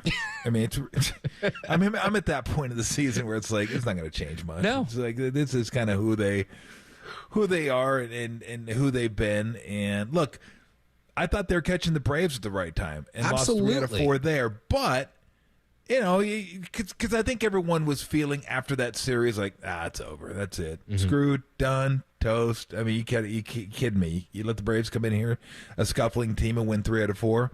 2 of those games were flat coin flip games, just coin flips. I mean, you get to extra innings, anything can happen at that point. And I didn't have a problem with either decision. I just wondered if the lack of success with Yaz not bunting colored the decision to have Tyler Fitzgerald bunt. Yeah. Which, by the way, I didn't mind either. Because I'm like, just tie this game up and get Iglesias the hell out of here and just move on. Try to attack somebody else. Here's the bigger issue, though, and I've seen this with the Giants, and I've seen it with many teams this year, is that no one seemingly, like no one's strong, and that I'm saying no one to emphasize it when I know it's not no one, but no one knows how to just make contact. Like, you get a guy on third base, or you just want to move a guy over to third base, like, handle the bat. Hit it to the right side. Just make contact. That's it. Don't give me your normal, I'm going to drive the ball swing. They don't need that. And that's the one thing, I swear, I'm going to run a baseball team. But if I did, I would tell the minor leagues to, look, we're working on this crap, okay? Great. You can teach driving the ball and everything, but I want guys to be able to handle the bat because there are certain situations in a game, and usually they're critical situations just by definition, that you want someone that can move a runner over, look for a ball up, and hit a fly ball. Like, I don't need to drive it. I just need to make contact with it. And everyone, it's like that's one of the biggest differences in the game now and the way it was maybe 20, 30 years ago, maybe 40 years ago for sure, is that guys had a different approach with two strikes. Certainly a lot of the players, maybe just your big boppers were guys who was like, okay, look, you go up there and we want you swinging away. Yeah. That's what we're paying you for. Now it's damn near everybody on your roster. It's like, we just want you swinging away. Like, what? We're going to have 8th place hitters swinging away, like 2 strikes, let her rip. You only get 3 strikes, make them count. Like, I just think that's the stupidest thing ever. If you're, like I said, if you're the 3, like if you're Soto Judge, yeah, go ahead. Both cheeks every swing if you need to. But even Soto, you watch Soto swing, watch where his heel is with less than 2 strikes, his right heel. Watch where his heel is with 2 strikes. Heel is up. He's going both cheeks with less than 2 strikes. 2 strikes, where's the heel? It's down. Because he's trying to make contact. Because he don't want to strike out. And that's one of the greatest hitters in the game. I just get tired of watching guys that all you need is a ground ball. All you need is a fly ball. All you need to do is hit it to the right side. And here they are, 2 strikes, just like letting it rip. That's the most frustrating thing. So in a situation like that, I actually didn't mind the bunt with Fitzgerald because he has speed. Maybe he could beat it out. It was an awful bunt, and he knows that. He's a guy that's got to be able to bunt, right? He's got at top of the order. When he first came up, he was a utility guy, wasn't going to get a lot of time. Those are some of the things those type of guys need to do. So he should be able to do that, and he knows that. He said as much. It was bad execution. But for me, and I get the people that say, hey, the guy's the hottest hitter, let him swing. I wouldn't argue that. I said I agreed with the bunt, but it was probably like 53-47. Yeah. Like it wasn't 70-30 like, oh, my God, of course I would have bunted. I'm not that strong. But I did like the call to try to get Iglesias out of there. Tie the game. Maybe Fitzgerald gets on. Maybe he steals a base. Maybe you win the game. But tie it and get Iglesias out of there because he's been dominant this year. But that's the thing. The decisions Melvin has made this year, they can certainly be scrutinized, but if they work, then nobody talks about them. And he hasn't pushed a bunch of right buttons this year. This certainly isn't Gabe Kapler a couple of years ago when they won 107, where Gabe could have closed his eyes, threw a dart, and it would have hit the right decision. That was just like the magic carpet ride of all magic carpet rides. But this year, there's a lot of 50-50 calls, I think, that Melvin's made. And I would say more of them have come up snake eyes than anything else. A lot of 50-50 calls, and the Giants, if they lose tonight, will be right back at 500. So it's a team that just finds its way right back to this. But Bob Melton certainly facing more scrutiny. On the other side, Kyle Shanahan joined us on Wednesday. He joined Tom and Adam on Wednesday talking Brandon Aiyuk, Trent Williams, and the 49ers' final preseason game against the Las Vegas Raiders this evening. You can catch that on KGO this evening. Also, breaking news update, Brandon Aiyuk has traveled with the 49ers. He is in Las Vegas tonight. Of course, will not be suiting up and playing for the team, but he is with the team tonight in Las Vegas. So we'll replay Kyle on the other side. You're listening to Tolbert and Copes, Crowley and for Copes. You're on KNBR, the sports leader.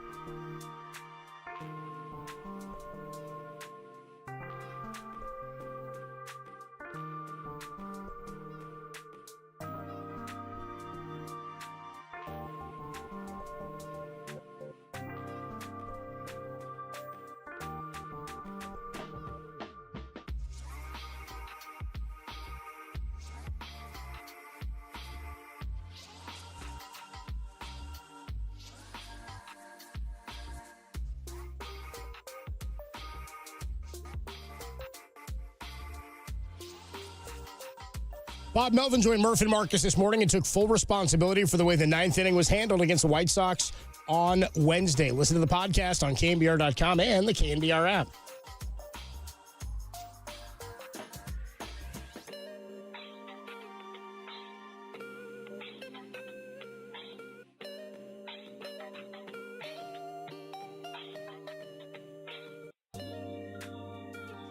Hey, what's going on, everybody? Adam Copeland here reminding you that the Good Guys 37th West Coast Nationals is going down this weekend. America's favorite car show returns to Pleasanton with a jam-packed weekend of cool cars, cool people, and good times, and the Bay Area's biggest hot rodding party of the year. It's the Good Guys 37th West Coast Nationals, and it's all happening August 23rd through the 25th. That's this weekend at the Alameda County Fairgrounds. You can check out over 3,500 of the West Coast coolest hot rods, muscle cars, and trick trucks. Don't miss the Good Guys CPP autocross racing action all weekend long, featuring the Breaks West Shootout on Saturday afternoon. You can explore the all-new indoor car show celebrating the 60th anniversary of the Chevy Chevelle legendary race cars, and many, many more. Plus, there is something for everybody. Bring the family out, enjoy some live music, a free kids zone featuring the Auto World Model Car Make and Take on Saturday and Sundays.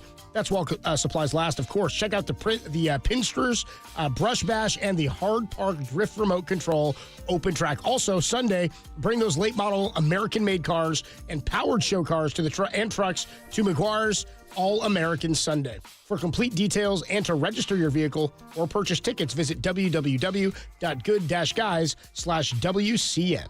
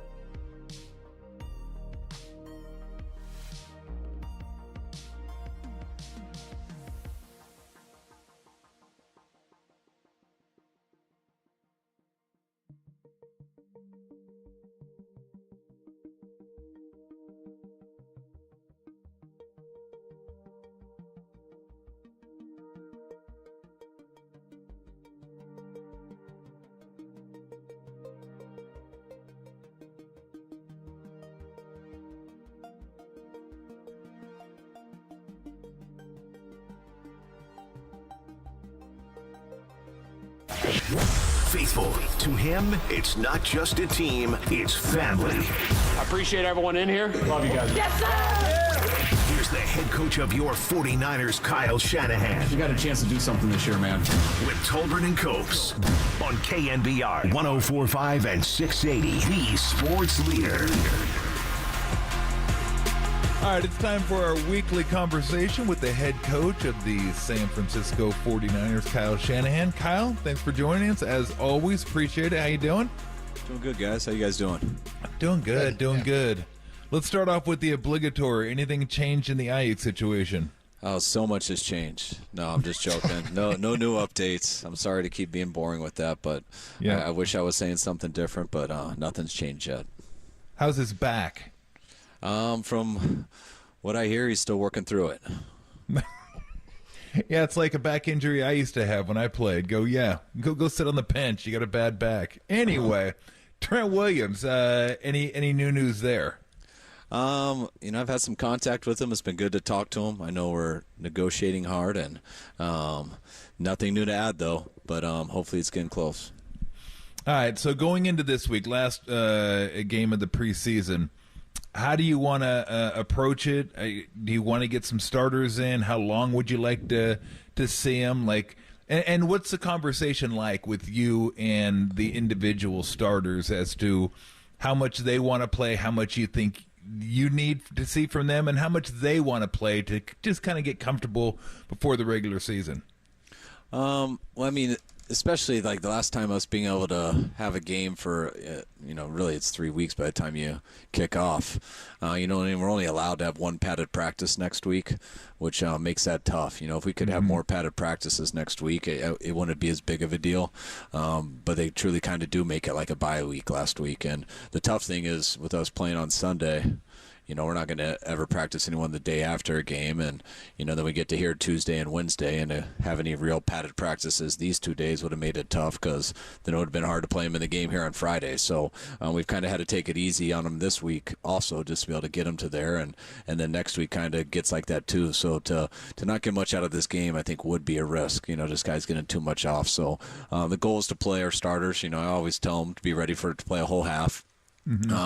Hopefully we get more plays and in some good situations, things go well. So, it only ends up being like a quarter and a half, but each guy's different. But I don't talk to them all individually about it. I kind of tell them what the plan, I tell them my reasoning for it.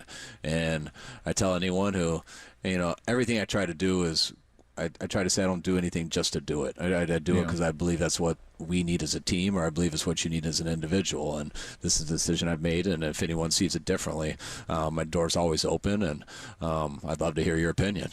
But I'm doing this for a reason. And so that's usually how I roll with it. And not many guys disagree, but some guys can sometimes make good points, and we just deal with that when it happens. So real quick, I want to go back to last week, because I know a lot.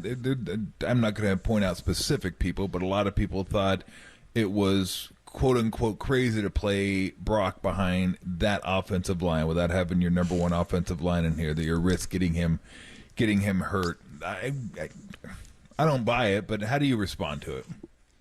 I mean, I get what people say, but I think sometimes people are just trying to be a little bit dramatic with it. If we obviously thought it was something that he couldn't protect himself or the guys couldn't match up at all, then we wouldn't do it at all. But we didn't feel that way.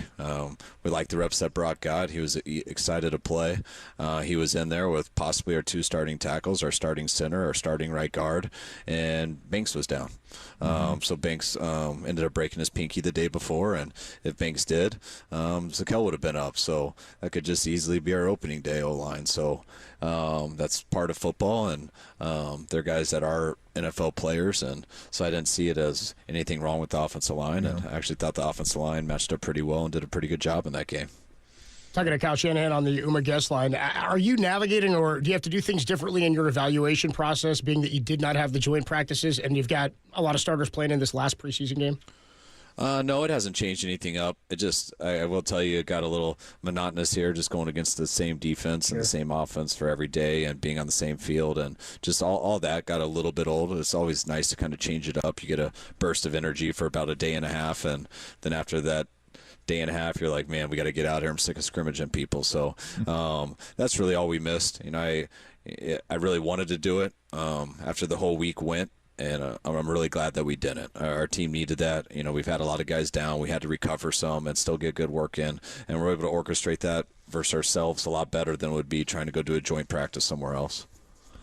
What do you like about this Schrader kid? He's kind of fun to watch. He's feisty. Will run between the tackles, outside. You can tell he's kind of a gamer, undersized. What is it about him that gives him a chance to compete at this level? He runs the ball well, and that's what we saw in his college tape, and it's looked similar in practice, and it looked the exact same in the game. And what I mean by that is he doesn't mess around. He hits it hard. He knows the right holes to go to. He doesn't skip a hole. He takes what the defense gives him, and when they give it to him, he takes it aggressively. So if they give him 3 yards, he takes it as fast as possible and usually turns it into 4 or 5. And when you got guys like that, and I call those kind of true running backs, that they help you call runs. It doesn't always have to be a perfect look. They're not going to mess around, and they help you move the chains, and they kind of help you stick with your calls and things like that. Because if you don't have that, and every time you block it for one and you get one, or you try to skip holes, looking for too many big plays, that happens 1 out of 10, and you get a lot of negative runs. When the game's over, you end up seeing that you threw it 60 times and you barely were able to run the ball, and that's usually a recipe for losing games. We saw a lot of Jacob Cowing last week. I thought he looked good. It was fun to see him out there after he was dealing with the hamstring for some time. But what skill set does he give this receiving core? He's still working to get in there as a receiver. He's got a lot of work to do with that, but he's a tough kid. He's got all the talent that we saw in college. He's, when I say a lot of work, because he's been behind so much. Last week was his first full week of practice where he didn't have any setbacks with injuries. And the main thing we just wanted to see in the game, knowing he was behind, we didn't expect to see a lot of detail and things like that just from the receiver position. But we just wanted to see how he competed, and that's what we were really excited about. The game didn't look too big for him. Really loved how poised he looked at punt returner, just making the right decisions, made some plays doing it, and also when we went to him in the pass game, made the catches, got up the field, and did his job. And we're going to keep working on him in every aspect, but the main thing was getting him out there and showing that the NFL game wasn't too big for him to know if he was poised enough to be able to do it in week 1 on Monday night. I'm sure you guys have gone through these, you specifically, but what are the contingency plans if Aiyuk isn't able to play week 1 opposite of Debo? Well, that's what we got everyone competing for right now. We have Juwan, who's done a lot of good stuff for us here over the years. He's kind of, when guys are healthy, he's always majored as our slot receiver. But we've used him outside too. He's always been capable of being outside, and he's a guy that we'd like to, he's probably the first we would look to because, he has been our number 3 receiver since we've been here. And at times in some big moments, we've used him like a number 1 guy. Juwan's had, he's battling some, hip soreness and some ankle soreness right now, so he wasn't able to go last week. Chris Conley's had a hell of a camp. He came on strong for us last year, did a hell of a job for last year, and made a number of plays going into the playoffs, and in the Super Bowl. He's been on a lot of teams too where he's done it for a while. And then we got these rookies who are all pushing that I know will be there eventually, but they're a little behind the 8 ball with their injuries, but they're guys we believe in, guys who are made of the right stuff. And then we got a lot of depth here with just guys we brought in from other teams who have made other teams before. We have guys that have been on the back part of our roster that are trying still to do that again with Danny and Ronnie Bell and things like that. So we'll see how it plays out. We usually get 5 up for game day, and if BA's not there, we'll plan on using all of them. What have you liked from Josh Dobbs so far? I like that. I like how the fact of how he's looked in these games is how he looked last year playing against them. Yeah. Regardless of whether it goes perfect or not, he finds a way to move the chains and finds a way to win games. And that's what we liked about him the most when just evaluating him with the number of teams he played last year. That's how we felt getting ready to play against him before the Arizona game. And he's done that stuff in practice, and when he's gotten his opportunity in both of these games, he's run around and found a way to get us in the end zone. How's or I shouldn't say how is he looking, but what is the status of Hufanga? Huff's, it was huge getting cleared. I mean, the big thing was getting cleared by his doctor last week, which allowed him to really push it hard on football drills. That his knee was recovered enough to push that hard, and it was safe. And that's really what we've been doing with him since, I believe that was last Thursday. He's got a number of good days in. He's out there with the trainers where they are having him, they're simulating routes and having him do reactionary stuff, which is the last step into getting back to the practice field. And as long as this week and this weekend goes right, hopefully we can ease him into practice a little bit next week. And if he handles that and is able to ease in, then it gives him a better chance to be ready for week 1, or at least not start the season on pop. This just popped into my head because I was at the game Sunday and wondering about this. I've asked you about like clock management stuff in the past and challenges, and like there's no real practice. There's no combine for an NFL head coach to get better at that stuff. You kind of have to experience it. What went into your thought process, or what was the logic behind the challenge in the first quarter on Sunday? And is that something that you would do there in the regular season, or was this just I just wonder in a preseason game what the thought process is? There's not much different in the preseason as the regular season.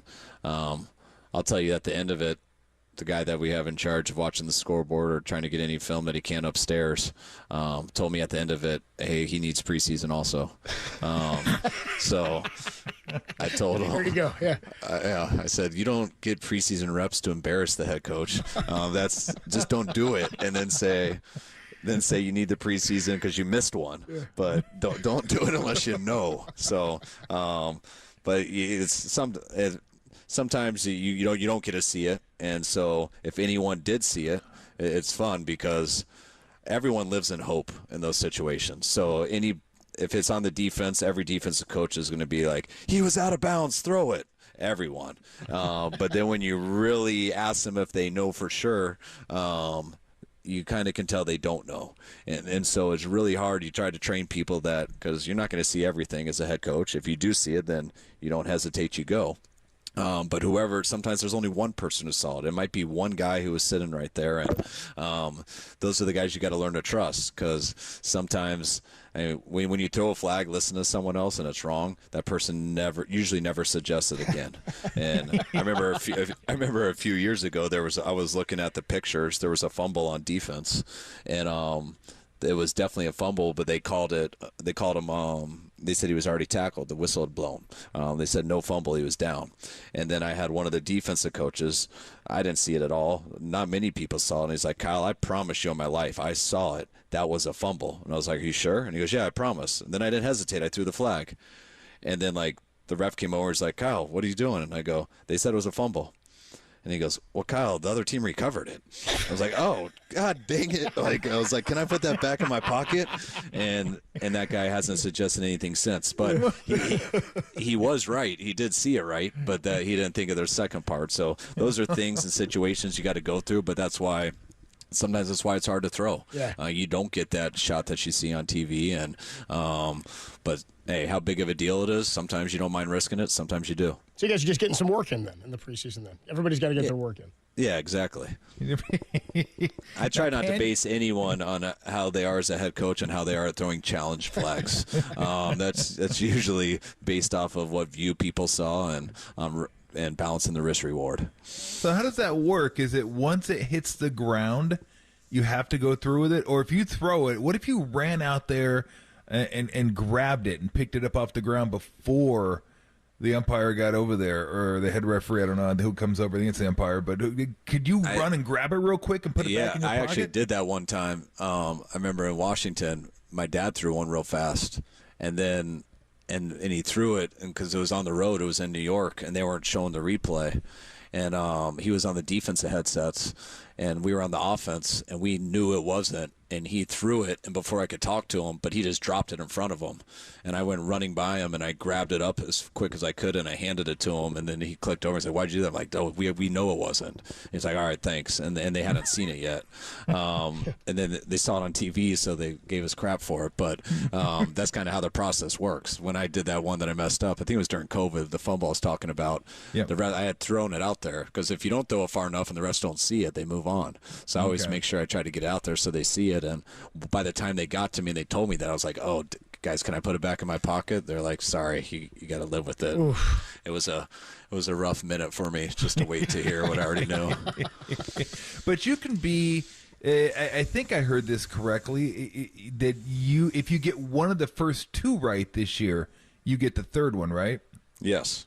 Okay, so Yes, you can be a little looser with the first one, right? Like you could take a little more of a risk. Like if it's the second one and I've already lost the first one, I want to make sure that's about a 90-10 chance, just so I have the last one. But with the first one, I might try a 60-40 or something like that, where it could go my way, it might not. But can you be a little looser maybe with the first one? Yeah, I think so. I mean, just because of that helps. But I mean, I don't really get that picky with it. If I don't gamble that much with it either. If we see it and we know it, we do it. And that's why you got to know who to trust. If I see it, then it's no issue at all. I don't even need to ask. I just throw it. But if someone else sees it and they know it and they've been through this whole process, then, if it's 1 yard, I mean, that's not a big deal, like depending on what down and distance is. But if it affects anything, I mean, last week wasn't that big of a deal. It was only like a 5-yard difference and stuff, but 3rd and 9 is a lot different than 3rd and 4. Someone was adamant about it, and so I didn't mind at all. Let's make it easier for our defense, but we also need the preseason to make sure that someone, when they say they're adamant and they understand that actually needs to be factual, and you need to truly know. You can't just hope. Yeah, he was adamantly wrong. Yes, what he exactly. was. It really wasn't all that close. Do you keep a chart? You should keep a chart like in your office, like a running chart of what everybody's record is. What their score is, what their or do they even get, like if somebody's 0-2, do they not get a third? No, we don't need a chart because everyone has been, everyone remembers the moment, and it gets made fun a lot because people feel bad for it and they say sorry. I'm like, oh, that sorry really helps. You go to the press conference for me after, or it's and they just sit in the box and say sorry. I just got to sit down there and feel stupid, but it's part of it. We live and learn, and we all go through it together and we get better from it. Hey, before I let you run, just curious, we haven't asked you this, but Leonard Floyd, is he going to be mostly a pass rushing guy, like third downs or second long, stuff like that, or do you see him playing on first and second as well? No, he can play all 3 downs. I mean, he's been great here in camp. Just going against him over the years, whether it's Chicago or the Rams, he's always been a problem for us. I mean, he's to me been one of the tougher guys we've gone against. So I love him in all situations. I also love Etor. I mean, Etor's had a hell of a camp. We brought him here for a reason. So I mean, I look at it as we have 3 starting defensive ends, and that's really kind of what we want. We want to keep those guys fresh. We like to kind of platoon our guys and rotate them, and you'll find out as the year goes, like who's more skilled in certain areas than others. But both of those guys bring value in the run game and the pass game. And last one, do you see Lenore as strictly an outside guy, or do you see him kind of bouncing back and forth? What do you think his role is going to be this year? Well, Demo's capable of doing both at a high level, which makes him such a good player. You need a corner on the outside, or it's a huge liability. And as long as you have that, then I love Demo inside because it gives him a chance to make more plays. Demo is so physical. He's such a football player. He can cover, but he plays kind of with a passion where he loves to run and hit. He loves to get after the ball and stuff. And I think that can be a little bit more fun inside, and he can have a little bit more impact. But you got to make sure that you're solid on the outside also. Coach, as always, we appreciate it. Hopefully you get through the last preseason game unscathed, and we'll look forward to talking to you before the game against the Jets. All right, guys. Good talking to you. Take care. Thanks, Coach. I appreciate it, right. man.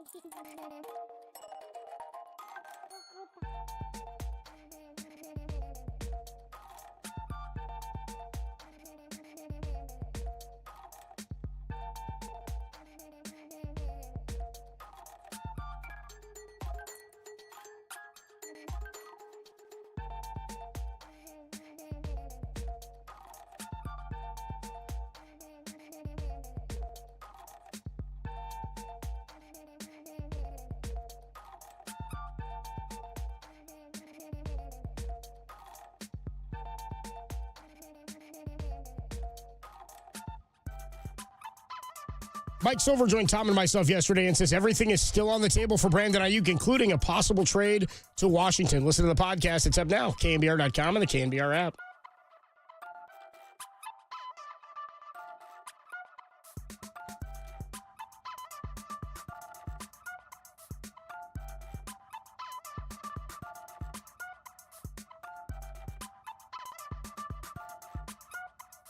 Hey, what's going on, everybody? Adam Copeland here for Underdog Fantasy. The best time of the fantasy year is just about here with the football season right around the corner. Last year, over 1 million fans got in on the game by making picks on Underdog, and you can too. You can win up to 325 times your money just by choosing higher or lower on some of your favorite player stats. Now, we know there's going to be a series of 49ers playing tonight. You could have a guy like Brock Purdy out there. You could go with his yards, completions, heck, Deebo Samuel, George Kittle. Anyway, just about any player in football, especially when the season gets started. But you can get in on the action now just by downloading Underdog Fantasy and signing up. And when you do, use promo code KNBR, and Underdog is going to give you a highly discounted pick to use on your first pick entry, plus a first-time deposit offer of up to $1,000 bonus cash. What a deal. You get that? It's Underdog Fantasy or the website, underdogfantasy.com. Promo code KNBR to claim your new customer offer of a gimme first pick and your deposit offer. You must be 18 or older, present in a state where Underdog Fantasy operates. Terms apply. Concerned with your play, call 1-800-GAMBLER or visit www.ncpgambling.org.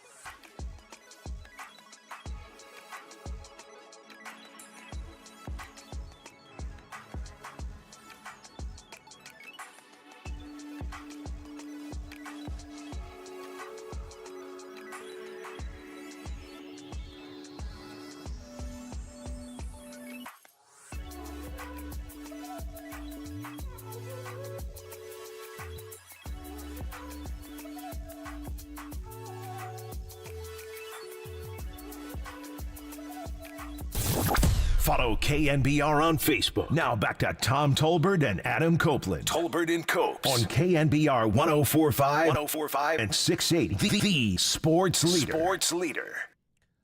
All right, we are back here. Tolbert and Copes, Kerry Crowley in for Adam Copeland on Friday afternoon. 49ers getting set to take on the Vegas Raiders. Preseason finale this evening. And you just heard Kyle Shanahan, who joined the guys on Wednesday. And Tom, I got to give you a quick shout out. I really appreciated the actual football questions. For the first time, I feel like I got to learn more about the 49ers and the Leonard Floyd question, learning about Yetur Gross-Matos, how he views him. And, you know, you look at the nickel corner, slot corner situation with, do the 49ers want to put Lenore there? Do they see him as a better fit for the outside? I actually feel like I'm starting to get a better feel for this team as we inch closer to the regular season. I can't do the Aiyuk. I started off with the obligatory. Anything change? Anything change with Williams? All right, moving on. I don't feel like I've never considered myself a journalist ever. And so I don't feel like that. I don't need to delve deeper into it and find every little nook and cranny that gives me a story. And I get those that do. And look, we all devour it. We read about it, but that doesn't interest me. That's why preseason doesn't interest me, because it doesn't count. It doesn't matter. Like spring training doesn't interest me at all. NBA preseason, thank God it's super short. That doesn't interest me. But even if I were interested in it, at least it's over before I could get interested in it. It's like 3 games. Let's start the regular season. Let's go. Let's get on with it. And the NFL, I mean, it's interesting finding out about different players and how they're going to be used and how he kind of sees them as a fit during the regular season. And look, I'll watch the first half tonight. It's going to be a dress rehearsal, so we'll get a chance to see the guys back out there. But it's not really anything that, I mean, look, we all know Shanahan by now. We all know how he runs his offense. We all know what not the plays per se, but what the kind of the tenor of the game's going to be. We know what Bosa can do. We know what Hargrave can do. We know what all these guys can do. I'm just curious how they, like, with the Lenore one was interesting for me anyway, just because I was like, okay, he's really good in the slot, but you also need to have outside guys, you know, and I think that'll be something that's interesting. Like, I think they really lost something when they lost Williams in the slot a couple years ago. Like, he was a big reason why they were as good as they were, because he was physical and he was quick enough and physical enough to be able to guard a lot of those slot receivers. And with the way the NFL is going, that's a position that is critically important to a team's success defensively. So that went, but yeah, those kind of things interest me. And then during the regular season, thought process interests me a lot. Like, not was it a mistake, wasn't a mistake, like what were you thinking? Why did you make this decision? Like we asked him earlier this month, I think, about last year in the Super Bowl. We kind of revisited that a little bit. And I've talked to him about this before too, about the decision to take the ball first in overtime. Yeah. And his thought process was that he would the analytics said do it, and they were just off a 10-play drive. The defense was, and I guess the analytics reasoning is more times than not the game is tied after the first 2 overtimes, or the first 2 goes at it, and then you'll have the ball third, and all you got to do is kick a field goal and you can win. And that one, I just said, look, I get it, but I'm going to completely disagree with analytics here. I got to know what I have to do the second time. I need to know what I'm going to do. Do I have to go for it? That impacts my play calling. It impacts everything. Obviously, if they score a touchdown, you're going for it on 4th down. And then you have a chance to go for 2. Because more than likely, they're not going to go for 2, because then if they miss it, all you have to do is kick an extra point, you win the game. Yeah. So you're going to have that opportunity to score the touchdown. You're going to get 4 plays to do it every single time. And you can go for 2 if you want to and win the game right there. Like, you don't have to give the ball back to him in that situation. So, to me, that's where analytics kind of misses the point, is that, okay, it'll be tied, we'll get the ball first. Well, why does it have to be tied? You can just go for it on try to get a 2-point conversion and win the game. And if you remember, at the end of that Super Bowl, there was a delay in the game in the fourth quarter. Like there was time between the end Super of the Bowl game. drags. It's just different. Yeah. And the start of overtime, there was plenty of time. Mm-hmm. It's like, you can't tell me that those guys were that gassed that they couldn't get back out there and play defense. And even if they couldn't, then I'd still want the ball second because I want to know what I have to do. But those are the type of thought processes I like to see what he's thinking. Like, I can agree with it or disagree with it, but I'm curious about the rationale going into a play. Because, look, plays can work, plays can not work. You could have great rationale, great thought process, and the play might not work. You could have awful thought process, and the play could work. So those are the type of things that I like too, and that doesn't make any difference during the preseason. Like, I don't really care what your thought process is during the preseason. It doesn't matter to me one way or the other. But the regular season, where the games count, yeah, then I'm curious as to why you do certain things, why you call certain things, why you threw a challenge flag on certain things. Like last preseason game, they throw a challenge flag on 3rd and 7, and they thought the guy was didn't have the ball with 2 feet down. It was clear he did. It was a challenge that shouldn't have been thrown, and it's still going to be 3rd down. Now, I get it. 3rd and 7's different than 3rd and 8's different than 3rd and 3 or whatever. I think it was 3rd and 7 and 3rd and 3. But the thing that's interesting is that, and I've talked to Steve about this plenty of times, like, the head coaches don't have a lot of control over the replay. Like, they're the ones that throw the flag, or in Steve's case, calls a timeout and challenges, but they're not looking at it. They're coaching the game, and they have people that they have to rely on. They can tell them, look, thumbs up, thumbs down, or maybe they'll go 1, 2, 3. Like 1 being, yeah, it's close. 2, pretty good, and 3, do it. Absolutely do it. Like, this is a no-brainer. We're going to win this one. You're relying on people for that. So I told Steve, after looking at his challenge record of the first 3 months of the season, I go, you should fire those guys. I go, sure they love that. I was kidding because I know all those guys. Yeah. I don't want them fired, but I was like, maybe they should revisit their process and what they think is 60% versus 90%. Like, because there were sometimes they'd challenge them, and I'd be like, what are they doing? They can't win this. Of course, Steve told me, and I don't think the NFL does this much because they only get 3 of them. Although this year it's different because you can challenge. If you get one of the first 2 right, you get the 3rd one. It doesn't have to be the first one you get right, and I asked him about that during the interview. Can you be a little looser with the first one? And I think you probably can, because now if you miss that one, the second one is the one that you better be sure, because you want to make sure you get the 3rd one. But sometimes Steve says, yeah, I just challenged it because I wanted to yell at the official. I'm like, oh, okay, I guess that's a good one. Just like, did you think you're going to win it? I don't know. I just wanted to yell at the guy because I thought he'd been awful the whole game, and I thought that call sucked, and I want to see if we're going to win it. But really what I wanted to do is yell at him for 2 minutes.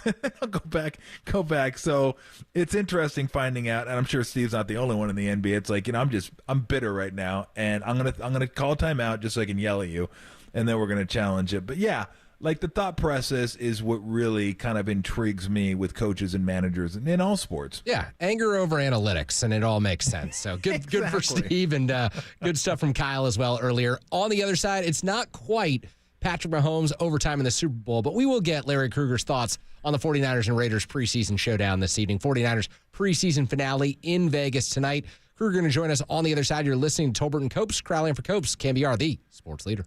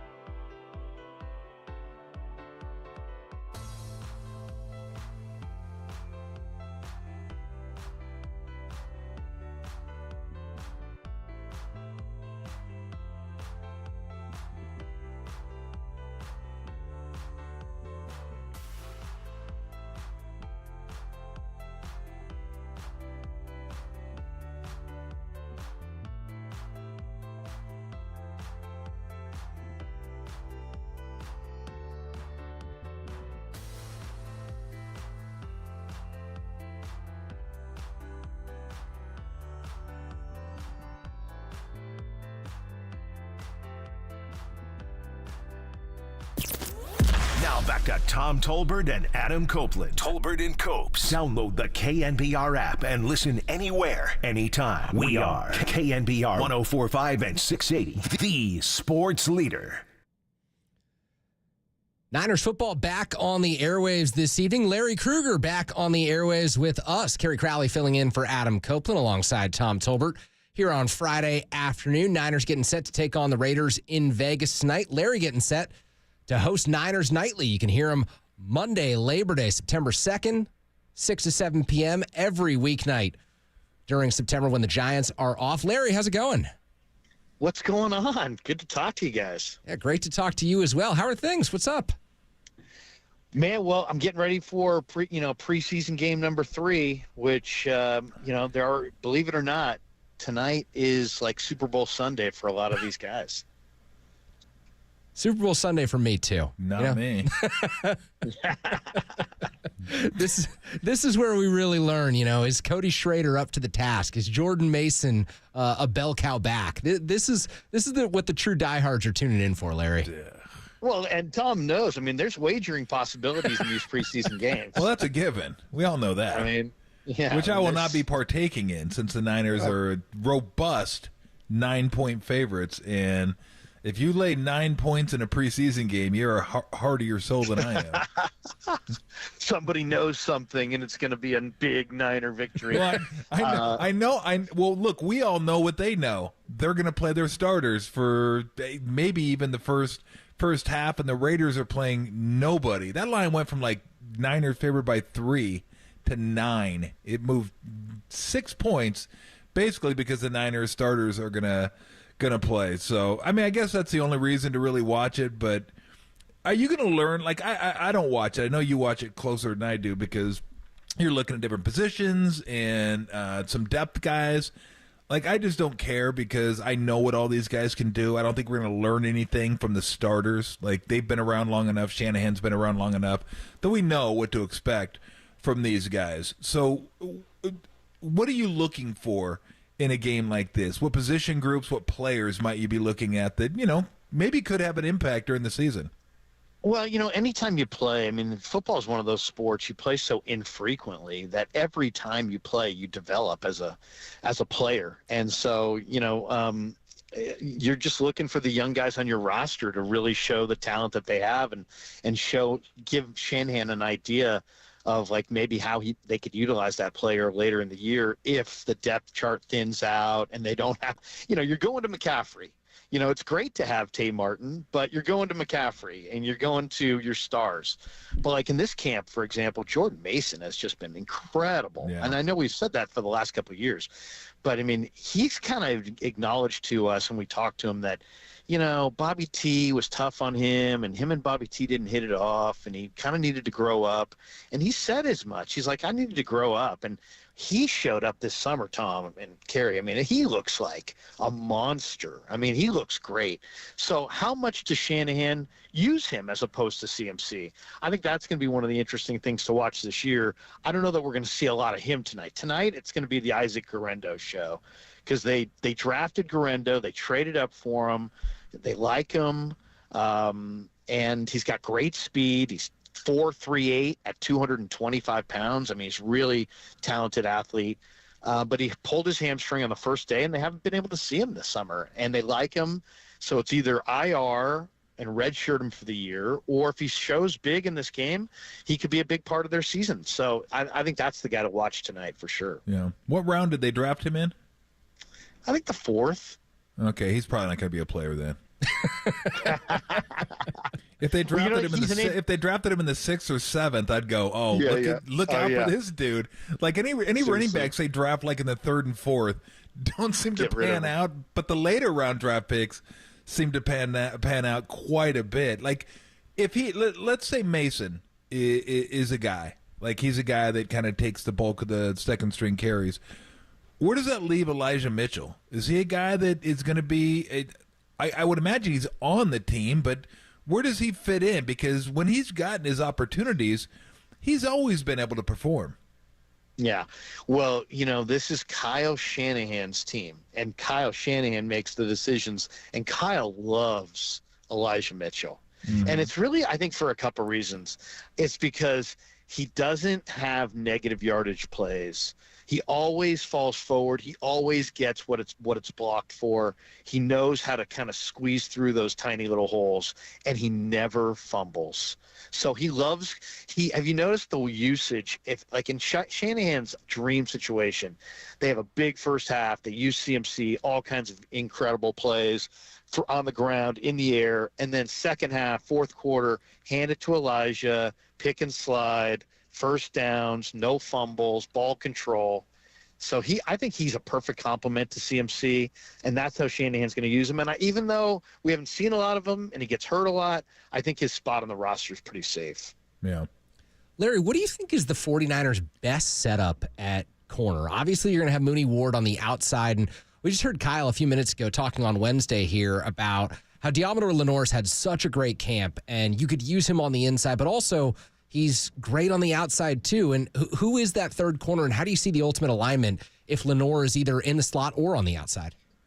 I mean, Lenoir, the slot corner in their defense is in the box and has to play the run. So you have to be like kind of tough. Mm-hmm. So even though Renardo Green can play inside, in the NFL, the slot, you got to really K'Wan Williams, if you remember him, he was small, but he was super tough. Mm-hmm. And you got to be super tough to play that spot. So, because you're basically going to have to play the run, and you're going to have to take on linemen sometimes. So Lenore's so good at it that I think their best alignment, and they've been playing Renardo Green a lot outside.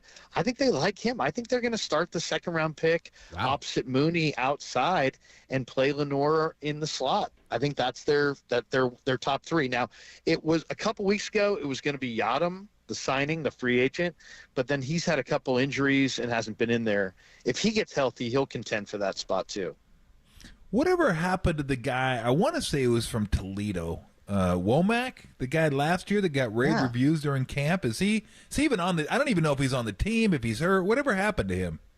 Oh, I love him. He's on this team. I mean, he's a corner with like 4.4 speed, great coverage ability, and he just gets on this team. If there's a chance he may get lost in the numbers, and caught up in the numbers. I mean, the Niners have, every team's different. You try to find guys in free agency, and then you go after guys in the draft. Sometimes you wind up, getting them, hitting a position twice, and they have so much depth at corner. I mean, they've got like 8 NFL caliber corners, and at most you're going to take 6. And so there's a couple guys like Ambry and Rock Yassin, who's had a great camp, and Womack that are right there on the bubble. And I hope they stick with Womack and Luter, because both those guys are terrific talents, and in practice they look fantastic. And Womack's around the plays the last couple of years, but he hasn't quite made the plays. And he's got to make the plays. I mean, it's simple as that. So he's on the bubble. It's a big game for him tonight. Yeah. My guy, Chase Lucas, completely left off the list by Larry. What, 9th corner on the roster, special teamer? I mean, come on, Larry. He's funny too. He's a tough guy. There we go. That guy, he loves to hit. He loves to hit, and he's considered a very good special teamer. So, the 49ers their coverage units have struggled. Yeah. Not just in this preseason, guys. I mean, we know dating back, right? Multiple different regimes, different coaches. They've struggled. So they may take a guy like Lucas because they just want the investment in their coverage units. But to me, it seems like he's on the outside looking in a numbers game with a ton of talent at corner. Still got nightmares of the Richard Hightower special teams era and the coverage era for the 49ers. But I know Tom's going to jump back in here. I did want to ask, how far behind is Ricky Pearsall right now? And, is there a way to salvage this during the first half of the season? Because he's missed so much time during camp due to injury. And the 49ers would have obviously loved to have had him out there during training camp and during the preseason with Brandon Aiyuk not being on the field, Larry. Well, every person's different, so it's a little bit of guesswork. And, I'm going to go against the grain on this one. I'm going to guess, because it is just a guess, that he's, even though he's been out a lot, because he's been in the blue jersey all summer, and he's been out a lot. And at this point, he's borderline, is he glass? I mean, is this guy going to be a hurt guy all the time? And now there's talk about he was hurt back at ASU, and so there's concerns for sure about durability. But I think he is the guy that's going to kind of buck the trend, and he's not going to need a lot because he's so polished. Like when we have seen him, he catches the ball like Cooper Kupp. He runs routes that are really, really precise. He loses guys at the line of scrimmage with his footwork and his quickness. I mean, he looks like a 5-year pro. So, I mean, I know he hasn't practiced a whole lot, but he looks like the kind of guy that's going to be able to get open and catch the ball and make an impact right away. So I'll be shocked if he doesn't. Any chance that Dominic Pooney, what kind of name is Pooney anyway? Comanche Indian, of course. Any chance he lines up with the first team against the Jets? Chance. All the chance. John Lynch, used the phrase plug and play the other day, which, they're thinking that way with Pooney, Tom. I mean, Pooney's he's just a dominator, and they love him. I mean, he's doing some things that are so veteran-like. I mean, the other day he steps on McKivitz's toe and realizes McKivitz is going to get blown by his man, and then, compensates by flipping around and and getting him on the other side. I mean, he's resourceful, he's smart, he's aggressive, he's a finisher. There's kind of a nastiness there. They got a good one there. They got a really good one in Pooney, and I think he's to me he's a wrecker in the run game, but he's also got good feet, and he's played a lot of different positions. But believe it or not, he's not played a lot of right guard, and that's where he's going to play. But when you talk to Chris Forster about him, he uses words like awesome. I mean, and Forster doesn't really compliment these guys that much. So I think he's a really exciting player. Does they say it like Dickie V? He's awesome, baby. He's awesome, baby. Who's going to line up? Who's going to line up next to Warner to start the season? Devondre Campbell. Okay. Devondre Campbell's going to be the guy, and this is going to be an interesting one because he left Green Bay and he kind of talked a big game that it was like Green Bay was the problem and it wasn't him. And so we're going to find out, right? Because now he's in a different scheme. A lot of good players on this defense. He's got huge shoes to fill, right? I mean, Drake Greenlaw is just such a dominating player on that second level, and the Niners' defensive scheme kind of demands Warner and Greenlaw to cover the entire second level by themselves sometimes. So Campbell's going to be challenged in this defense, and it'll be interesting to see how it goes. The nice thing is they are fortified with a ton of talent. This has been a great summer for the Niner linebackers. D. Winters, Jalen Graham, Bethune, they're all kind of flying around making plays and looking good. What do you anticipate once Hufanga comes back? Because Mustafa, I said Mustafa like it's a Lion King. Mustafa, it sounded like when we talked to Kyle that he really liked him. Brown is like Mustafa and Hufanga seem to me like, I don't want to say interchangeable, but they're the same type of guys. In the box, physical guys, get after you in the run game, stuff like that. How does the safety position work itself out, and who's going to be the starting two if Hufanga isn't ready opening night? Well, George Odom's had a really good camp from scrimmage, believe it or not. He's played special teams, but he's really looked good at free safety. He's come into his own. It's a really a bizarre thing to watch because the book on him coming over was that all-pro special teamer, but not a scrimmage player. But he looks good this summer. Now, things change when the season, turns real. Jair Brown is a star. I mean, he is fantastic. I mean, he is a really great young safety, one of the best in the league. And Hufanga, they think, is going to be back. They were hoping for week 1, and it's, they still won't rule it out. But I think they're going to take a conservative approach with him, knowing it's a long year. And also Mustafa has just played spectacular football. I mean, can't even describe some of the plays he's made on the practice field. He had this one play where it was a go route, Dobbs to I forget the receiver, but Renardo Green was the corner. He's helping out, and he just goes over, and the ball's in the air, and all three of the guys jump at once, and he just ripped an interception away with one arm and landed like a cat, and just was with perfect balance. I mean, that guy hits like a truck. He runs really well, and the jumping ability is unbelievable. So I don't know how that guy fell to the 4th round. I mean, this kid is really this might be one of the more exciting players the 49ers have drafted in a long time. He is fun. Krug, enjoy the game, and we'll look forward to talking to you throughout the course of the regular season. Have a good weekend, my friend. Hey, guys, do the same. Go Niners, and hopefully nobody gets hurt tonight, and it should be good. And by the way, I'm out here in the East Bay this afternoon, Tommy. My youngest guy, Christopher, playing his first high school football game, jamboree.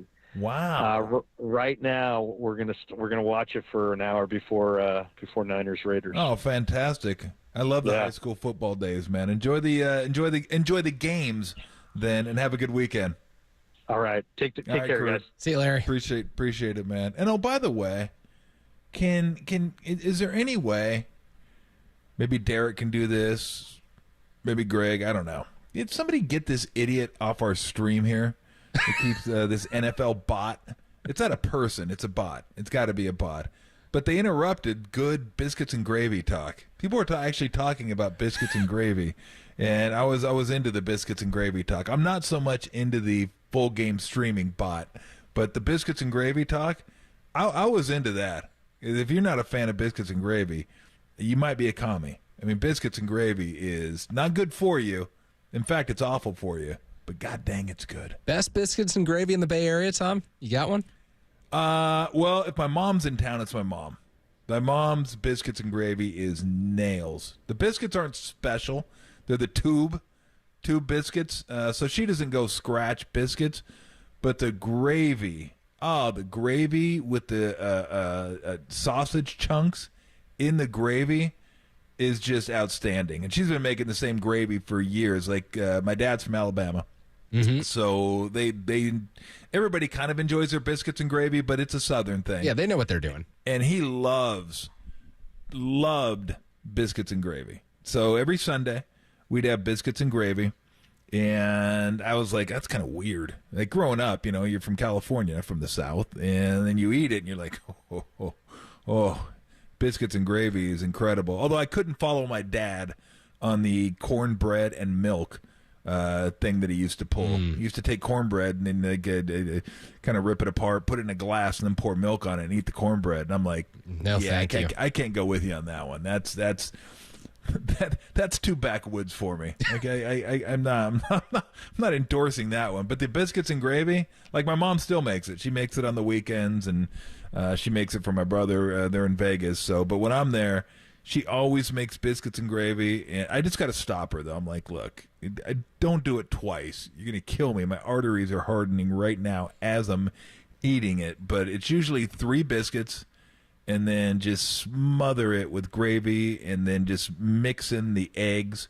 Now that I'm adult, I can mix in the gravy with the eggs. When you're now younger, that you're adult, yeah, you got to keep everything separate when you're younger. Yeah. You don't want the gravy like infringing on everything else on the plate. But now it's like I don't even care. But yes, that is something that when I think of like my mom's cooking, it's like she's a good cook, but there's 2 things that stand out. She does an incredible chicken pot pie, which I love. She doesn't do it as much anymore because it's pretty labor intensive pulling all the chicken apart and doing all that. So I don't ask her to make that as much. But biscuits and gravy, that's pretty easy for her, and she enjoys doing breakfast. So yeah, I'm a massive fan. I don't eat it as much as I used to, but biscuits and gravy, man.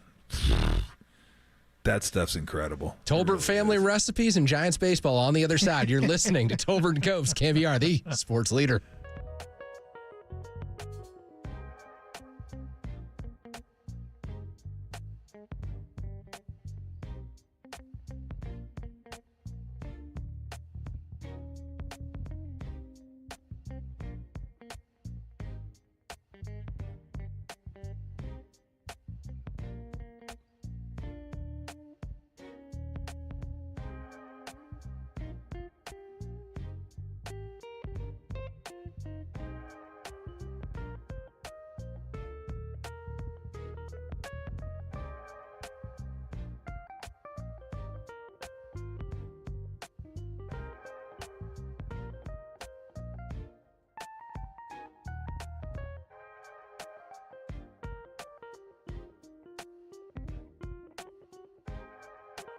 The Giants take on the Seattle Mariners tonight as Hayden Birdsong takes them out. Pregame 6:10, first pitch just an hour later, right here on KNBR, the sports leader.